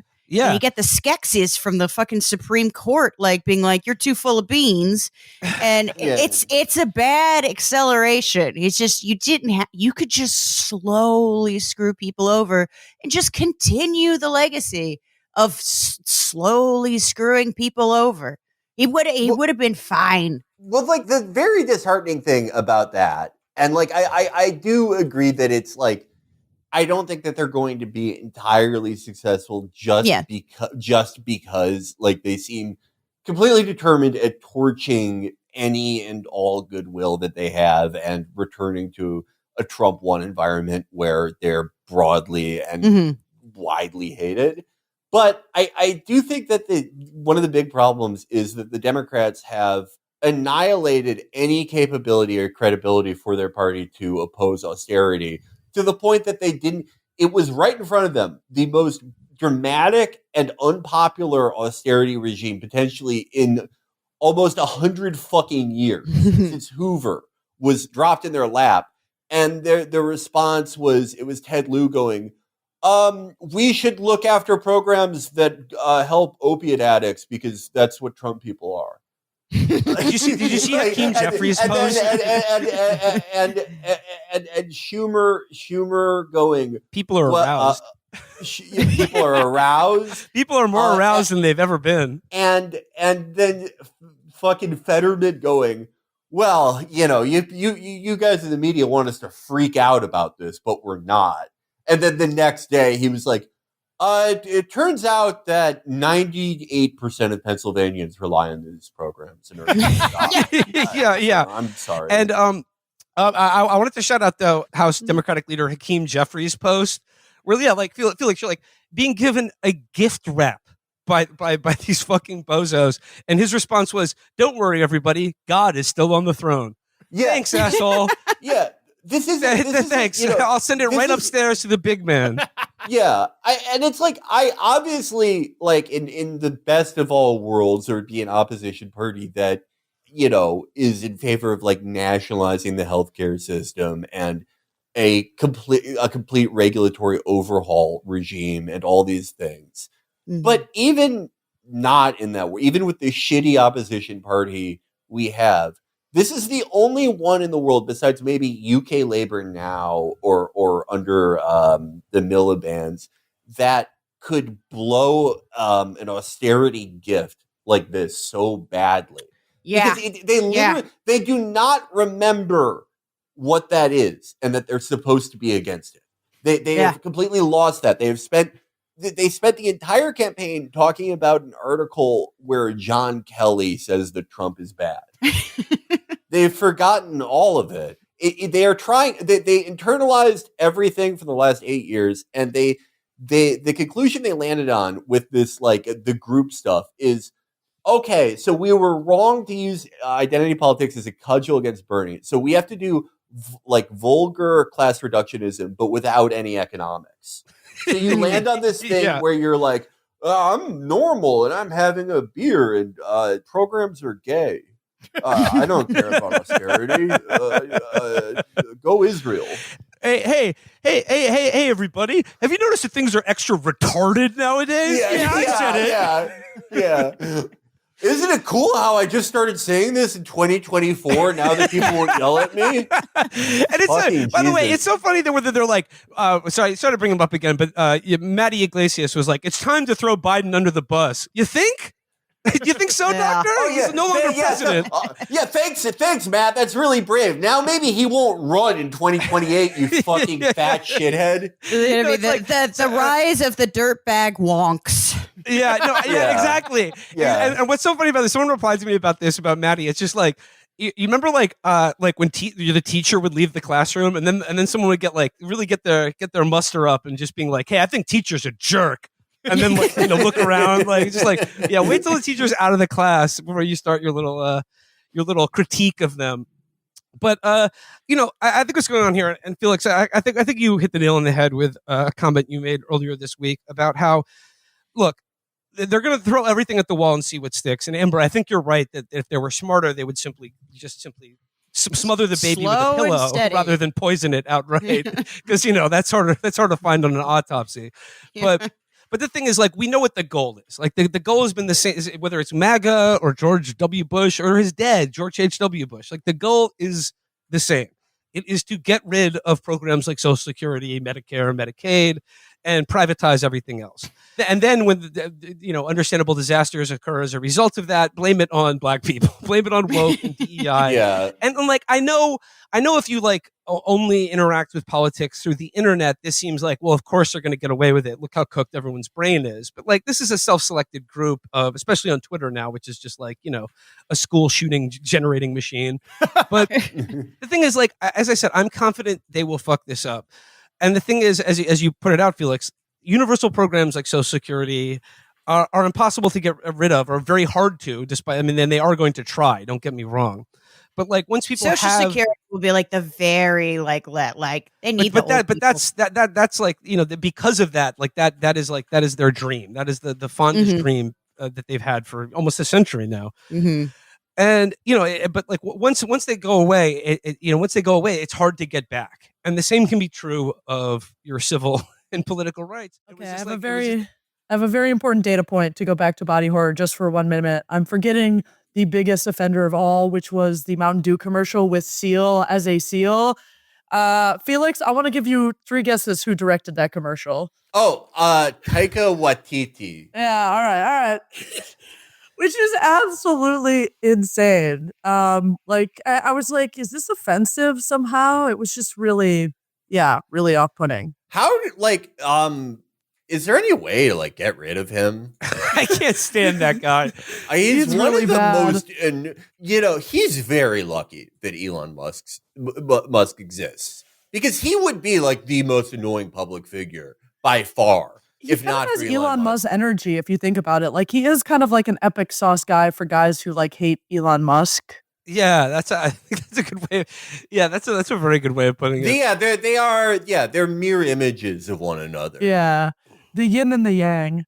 On the program now is Washington Post reporter Jeff Stein, who has been covering the inauguration of the Department of Government Efficiency, the power of the Doge.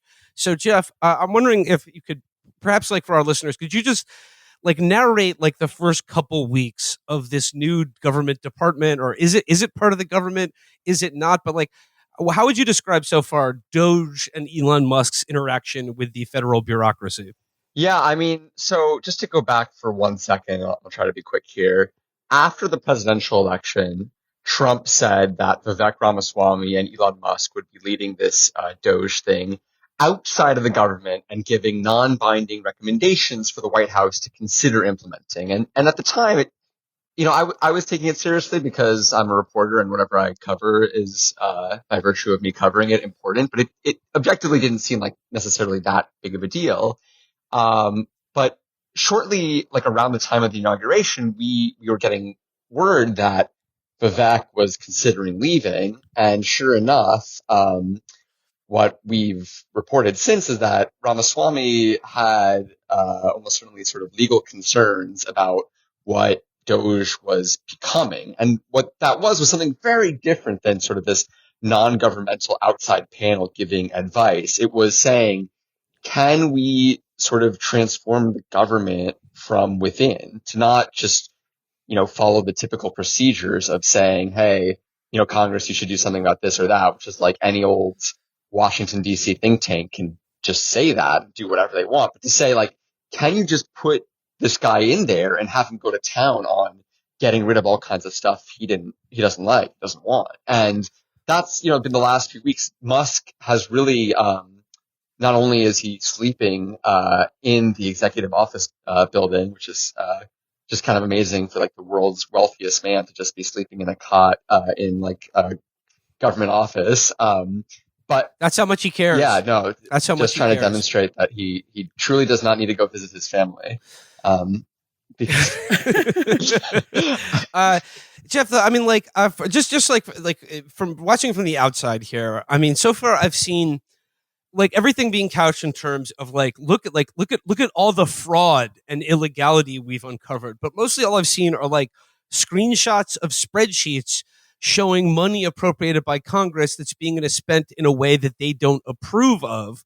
But like, as far as a fraud hunting operation here, what, like, have they uncovered anything that's actually illegal or fraudulent, or are they just saying these laws passed by Congress are illegitimate and this is fraud and this is corruption and we're saving all this money for the taxpayer? That's a really good question, actually. And, you know, there are instances in which they've clearly just said, you know, we don't like the fact that Congress like approved money for like healthcare for this group, so like it's illegal, which is not like how laws work. On the other hand, there is this sort of like grayer area where Trump, when he came in, signed these executive orders, right? You remember the ceremony where he, you know, was like, that's a good one. That's a good one. Yeah, that was amazing. And there is some question about whether spending money in violation of the EO is itself illegal, because those executive orders do carry the force of law. On the other hand, if the president is just going to say, like, anything I declare to be illegal is, we've like, I don't, I mean, like the president can't, that's not under executive powers that like, okay, no more, the government can't exist anymore. You know, like that's not one of the outlined powers that like Congress controls the purse strings. That's what everyone learned in the Schoolhouse Rock anthology. And like the president does have like some discretionary spending power, but it's like, and I guess that could extend to a lot of things, but not like a total spending freeze. No, I mean, and this is the thing where it's like, I have been wary, as I know you guys have, about like the idea of TDS and just like this sort of overly reactive, hair on fire, lib MSNBC response to every fucking thing that happens that Trump does. But like, you look at the facts here. I mean, it's just like, it's hard to avoid the conclusion that you just articulated, Felix, where they basically put, you know, like, do you guys remember the scene from In the Loop where Malcolm comes to Washington? And he's like, is this the meeting? Is this it? Yeah. And it's like a 19-year-old guy, and he's like, no disrespect, but it looks like you'd have your head being shoved down a fucking toilet right now. Oh, and here we are. The fucking vice president has also graced us with his presence. Give him a bottle of milk. That guy is now in charge of like literally every agency. Okay, no, Jeff, I have to take issue with that, because you'll remember the guy from In the Loop was like the 19-year-old Heritage Foundation like intern, but he was wearing a crisp suit. The guys in charge of the government now are fucking a different breed. Big balls. Balls. I mean, like that is like sort of the problem though with like this sort of like Trump 1 framing of all of this, especially the idea of like Trump as like an aberration that like the Republican Party must be saved from. That plus like all these sort of like doomed like Lev Parnas type shit against Trump that sort of like added, was sort of like delegitimized like future attacks on him. It also like took away any remaining muscle memory that the Democrats as like a nominally center left opposition party had of opposing austerity. Like don't put down Lev Parnas. I learned so much about Lev Parnas from the Diggler that I can't deal with all those years wasted. I was really excited to find out that Lev Parnas' son is one of those like shouting pro DNC TikTok children. Oh, is he on Donut Twitter? Yeah, well, he's like he hangs out with like Harry Sisson and all those other kids. You really can become anything in America. It's sort of beautiful. Like your dad can be like a sort of like thumb-shaped Ukrainian crook, but you can become like a screaming Democratic twink. It's awesome. I love the idea that the Harry Sisson types are going to like rediscover Donut Twitter in like 4 years and be like, these are like our ancestral roots. These are our ideological origins. Yeah. These are the elders. It's like finding the scrolls. It's like the forerunners in Halo for that. Yeah. But Jeff, can I just get back to Musk and Doge here? Like I said, like this is all couched in the language of we're rooting out corruption and we're returning all this money to the American taxpayer. But like, I get the sense that like what government corruption is or what corruption is means something different to Elon than it does to, I don't know, myself or other people. Because like himself, like he is a government contractor to the tune of something like $200 billion. Like I just get the sense here that like his conception of government corruption is when the government spends or gives money to anyone who isn't him. Yeah, I mean, the thing that I've been like having a hard time like adequately communicating in my coverage, I feel like, is like the scale of the amount of money they're talking about. I mean, there are obviously fraudulent payments that the government does, but it's a small fraction of the federal budget. But more importantly, it's like they are currently, as we speak, in the process of passing a tax bill that conservatively is going to be at least $4 to $5 trillion. And Elon Musk is like on Twitter, like every day being like, oh my God, I found like this like $300,000 program, or like, oh, we found out these like foreign aid programs for Mauritania cost like $2 million. And it's like, you are in the process. The scale here is so disproportionate. Like their tax bill is 10, 20, 100 times potentially bigger than anything that they've even purported to have found thus far. Yeah, I mean, it is like if you were to like take them in earnest and act like this is just like a genuine search for inefficiencies and like overblown costs and fraud, then this would be like the greatest example of amphetamine thinking ever.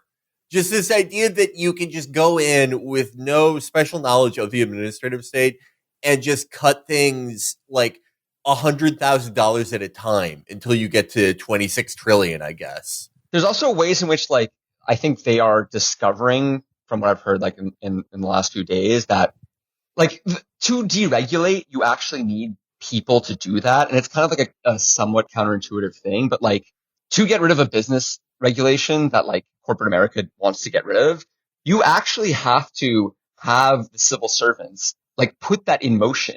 Like that's not just a thing that you like go to like a code and switch it off. Like you need a person to do it. So like even the deregulatory agenda is stymied by just annihilating the civil service. Like a competent functioning bureaucracy is not just like crucial to like American empire in a way that like I think even like the Trump people would want to preserve, but it's also sort of crucial to maintaining like the functions of business, and like the American neoliberal state, whatever, like actually does need a civil service that is not just like constantly in this complete crisis mode that they've been in the last few weeks, where they're like accidentally like turning off entire government systems, like for NIH funding or Head Start. Like those are things that are, I mean, I guess to go back to what you were saying earlier, Felix, like I'm torn because I very much like have heard and appreciate some of like the left critique of like this idea that Trump is not a normal Republican, kind of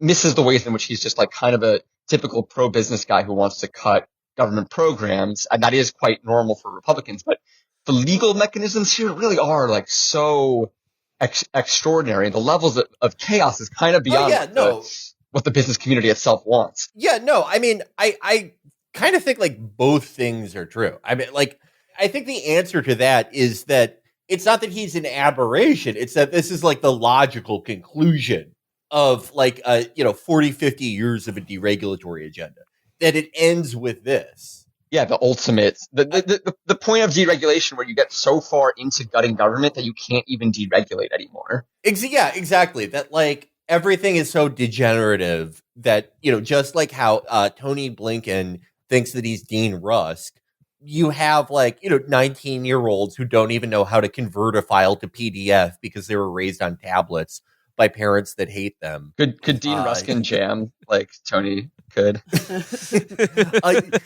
They think they're, I guess, like the inheritors of like the Grover Norquist mantle. But Norquist was like a bureaucratic knife fighter. All these guys they had like a working knowledge of the regulatory state that they wanted to obliterate. And arguably were like much more successful in the long term and also set the stage for this because of that knowledge. Yeah, and like Jeff, the question I want to ask is like when you get into things like defunding the National Institutes of Health, or even getting rid of the Department of Education, which is this like big, liberal sacred cow, conservatism and trying to get rid of it forever. But like things like the NIH and Department of Education represent a huge source of federal money for many states and employment in those states as well. So like, are you beginning to see fractures between the sort of professed sort of nationalist populism of the MAGA movement with this with Musk's agenda of completely just getting rid of the federal government and everyone who works for it? I mean, I think this is a really important sort of tension point to emphasize, and not just sort of the MAGA movement. I mean, sort of normal so-called, Republican types like Susan Collins and just normal Republican senators don't like having all the hospitals in their districts being like, where's our funding coming from next month? Like there is enough institutional resistance to the GOP that I think to sort of just cutting all this stuff that I think the Republicans on the Hill, got at least some of the measures that the Trump White House started in terms of freezing funding, reversed.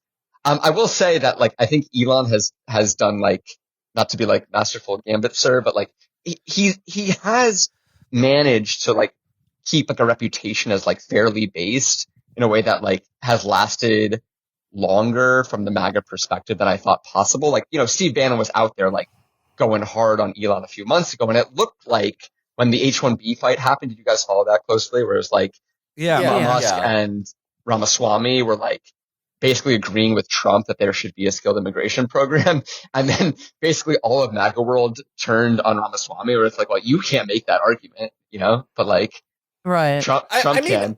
But I guess just quickly, the Musk ability to go up, on inauguration day and do that salute that triggered the libs to such a degree that it reverse polarized MAGA into liking him again. I think it's given him a leash within Trump world that I was hearing a lot of. So basically we'll allow programmers from India as long as the person hiring them is openly Nazi. And the programmers themselves, over the weekend, this guy tweeted. Do you see this story about Marco Ellis? Yeah, no, he was I hate Indians. He said, he said. The guy who said normalize Indian hate. I was normalized, and he also said cool. you couldn't pay me to marry outside of my ethnic group. It's buddy, you're gonna need to be paying them to marry you, regardless of the ethnic group. JD Vance was who among us didn't have a tweet at 24 that was virulently racist? He was this 25-year-old boy didn't let have a bad tweet ruin his career. It's this isn't just some kid who's getting fired from a summer job because they said something edgy. This guy now is running the Treasury Department apparently. Cut his iPad time tonight. He doesn't get as much screen time. And by the way, did they rehire that kid? I say kid, that 25-year-old innocent child. They're bringing him back to Doge, so he's gonna be working for Elon is his sentence. That's great. That's really good. They should make him the deputy for big balls. That should be his punishment.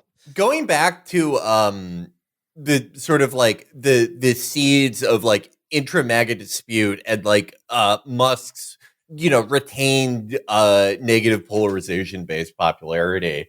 I sort of think that if there is a schism there, it's not going to come from the direction of Trump ejecting him so much as it will be the stress on Elon of sort of being the sin eater for Trump. And by that I mean Trump's general popularity will fall just because he weirdly came in on sort of a similar pitch to what Biden came in on 2020. And when you come in on we're going to make everything go to normal type deal, and within 3 months everything isn't dramatically better, people really start to hold that against you. But I think that Elon is going to absorb a lot of the immense unpopularity that we personally saw for Trump during Trump 1.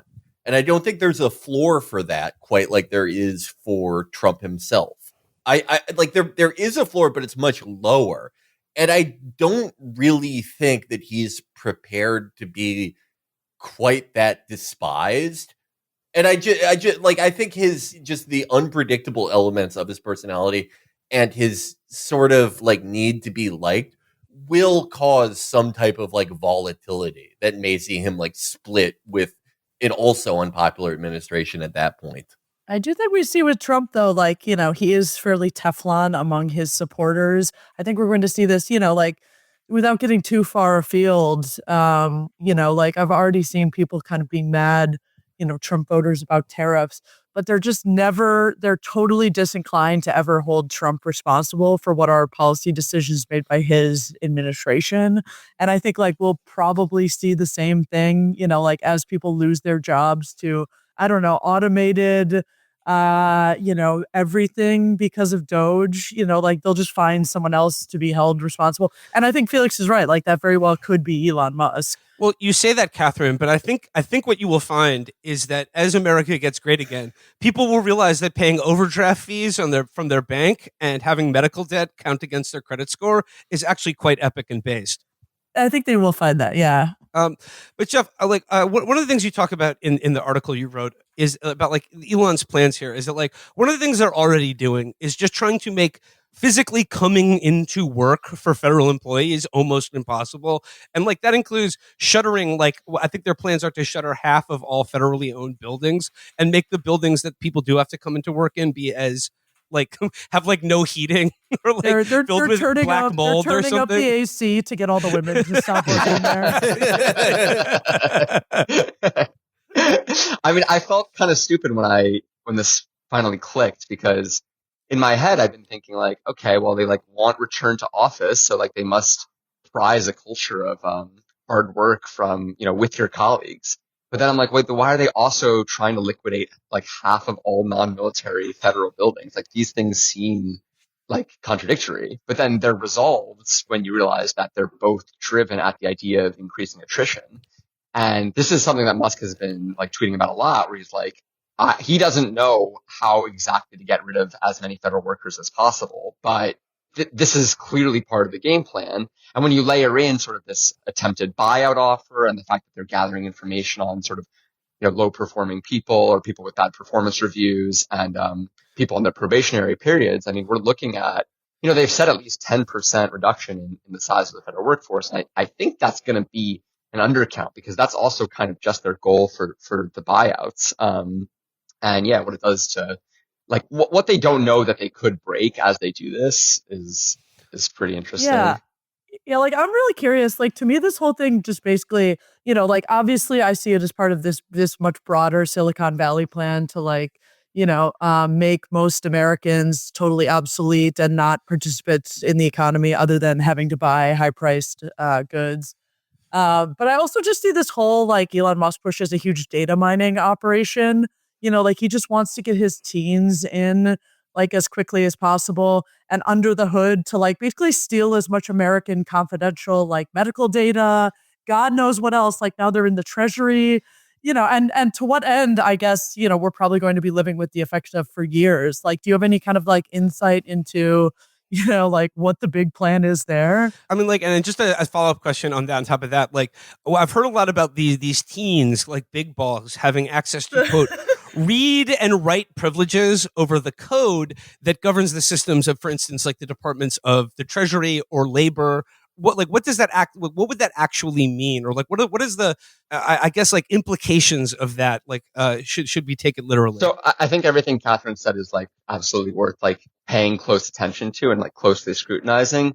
I can say like in terms of what we know already about what they are hoping or planning or have already done in some cases with the data they're hoovering up is basically like to feed all this information that they're consolidating on these internal systems into some sort of like AI machine learning, yada, yada, yada thing that I don't understand. Oh God, it's so bad. And then, it's so bad. And then come back with like a list of things that could be automated. So it's like, we've taken all of like the Treasury payments. This is like sort of me guessing a little bit based on reporting and like some other things. But my understanding is that like at the education department, for instance, they've taken all this data on loans and grants and like who does that work, and they feed it into the AI, and then they're like, oh, actually, we don't need like a human being to approve XYZ grant. We can actually just have like, Grok like decide like whether you like, like 9 years of paying for public student loan forgiveness was like not accurate or not,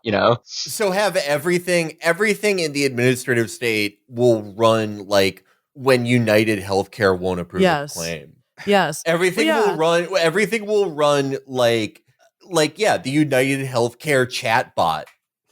That's fucking amazing. Or it's AI that made that just out of hand denied 90% of claims the first time around. No, that's what I mean. Like this exact same system. I would not everything becomes to see United Healthcare. To see Elon do like a chatbot that's literally named after Big Balls. I think that's where you like process your tax return. So we Jeff, we mentioned it a couple of times. Who is Big Balls? What do we know of this young man and his balls? He's a 19-year-old who now has a State Department email address.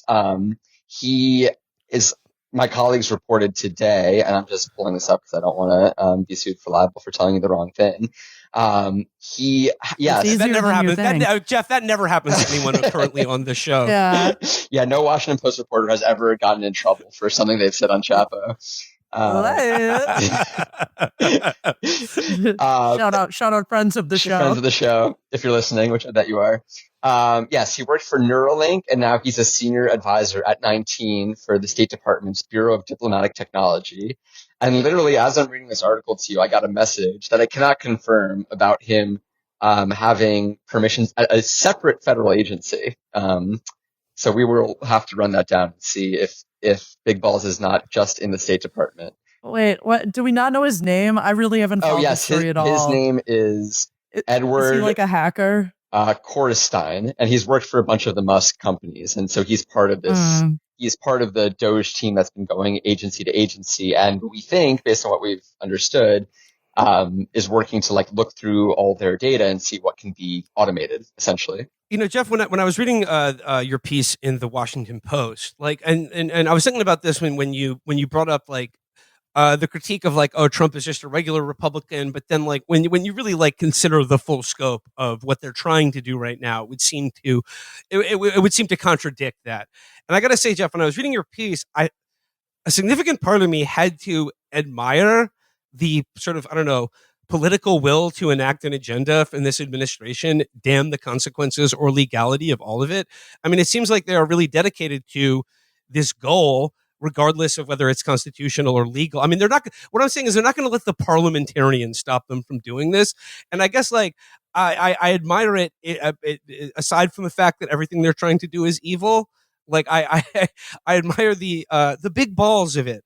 But Jeff, what is the end goal here? Because it starts with gutting the federal workforce, and then it goes from there. But is the end goal here is essentially to make Elon Musk and all his subsidiary companies the U.S. government? Because that's what it seems like to me. I mean, if you take Musk literally at his word, at what he said, and we can get into whether this is BS or not, but his stated goal is to say that the most important thing for humanity is to build extraplanetary, civilizations and to establish beachheads. Fuck off. On other. Oh yeah, we're so close to that. Planets. Yeah, we're so close. And to if only it wasn't for the Department of Education, we'd be on Mars by now. That clearly you need to cut education funding to have the next generation of researchers help us get to Mars. That is what he, repeatedly says. You look at his speeches, he's quite explicit. That's the goal here. Is how do we prevent the U.S. government from defaulting, because the stability of the U.S. government is the precondition for establishing life on Mars. But I really like your point about sort of their willingness to just go for it. And I feel it's like that meme where it's Dems just keep saying a dog can't play basketball. Yeah. and then fucking and then Lassie is doing a 360 jam right in their face. Yeah, what is the response? There's no. We're at the point now, as we speak on Monday, where courts, several judges have said, this is breaking the law. You can't do this, that, or the other thing.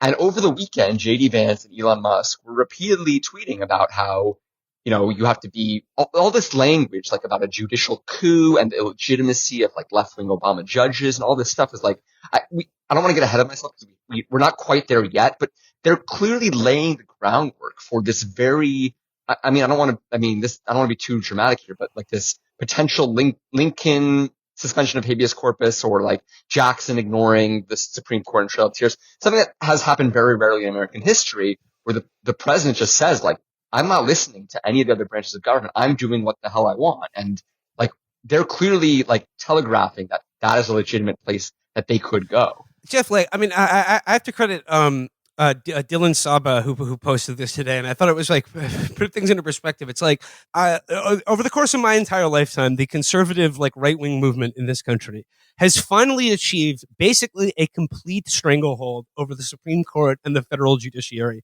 with their like religiously fundamentalist Heritage Foundation vampires. At this exact moment, as Elon sort of tries to take over every aspect of our government, they're going headlong into like overturning judicial review. And like, we're going straight into Marbury v. Madison right now. So like, Jeff, like what is the state of opposition to this? Because right now it seems like the courts are the only roadblock here, and maybe not for long, but like, is there any political opposition that's in any way effective right now? It's just people saying dogs can't play basketball. It's like, yeah, okay. That's where we are. I guess the question is, have you guys seen Show Me a Hero, that HBO show? Yes, I did. I remember that. Yeah, it was Oscar Isaac and Winona Ryder. It's about like housing in Yonkers. Yeah, and in that story, a judge orders the city of Yonkers to basically comply with the order to like build public housing. And when the city doesn't do it, they start imposing greater and greater penalties on the officials themselves with the threat of jail time. And I don't know, but where we could be headed is a situation where a judge is saying to Trump officials, like, if you do not rescind this offer, you are personally, criminally, or civilly liable to the court, which would be like I don't know. I can't think of a time where that happened in American history. Does Trump, he has the pardon power. So where does that go? But right now, the only check on this is the courts, but it's not clear that even the courts will be. Well, I think that's a good place to leave it. I certainly don't have any answers or solutions here. It does seem like kind of doom and gloom, but I heard a podcast this week that sort of like it made me realize that like people everywhere are standing up to fight. Hakeem Jeffries was on, whatever Jon Stewart's new show is called. And he was just on fire. I think Hakeem Jeffries has what it takes to put an end to this. As soon as he discovers the leverage. So we got to find some leverage, though.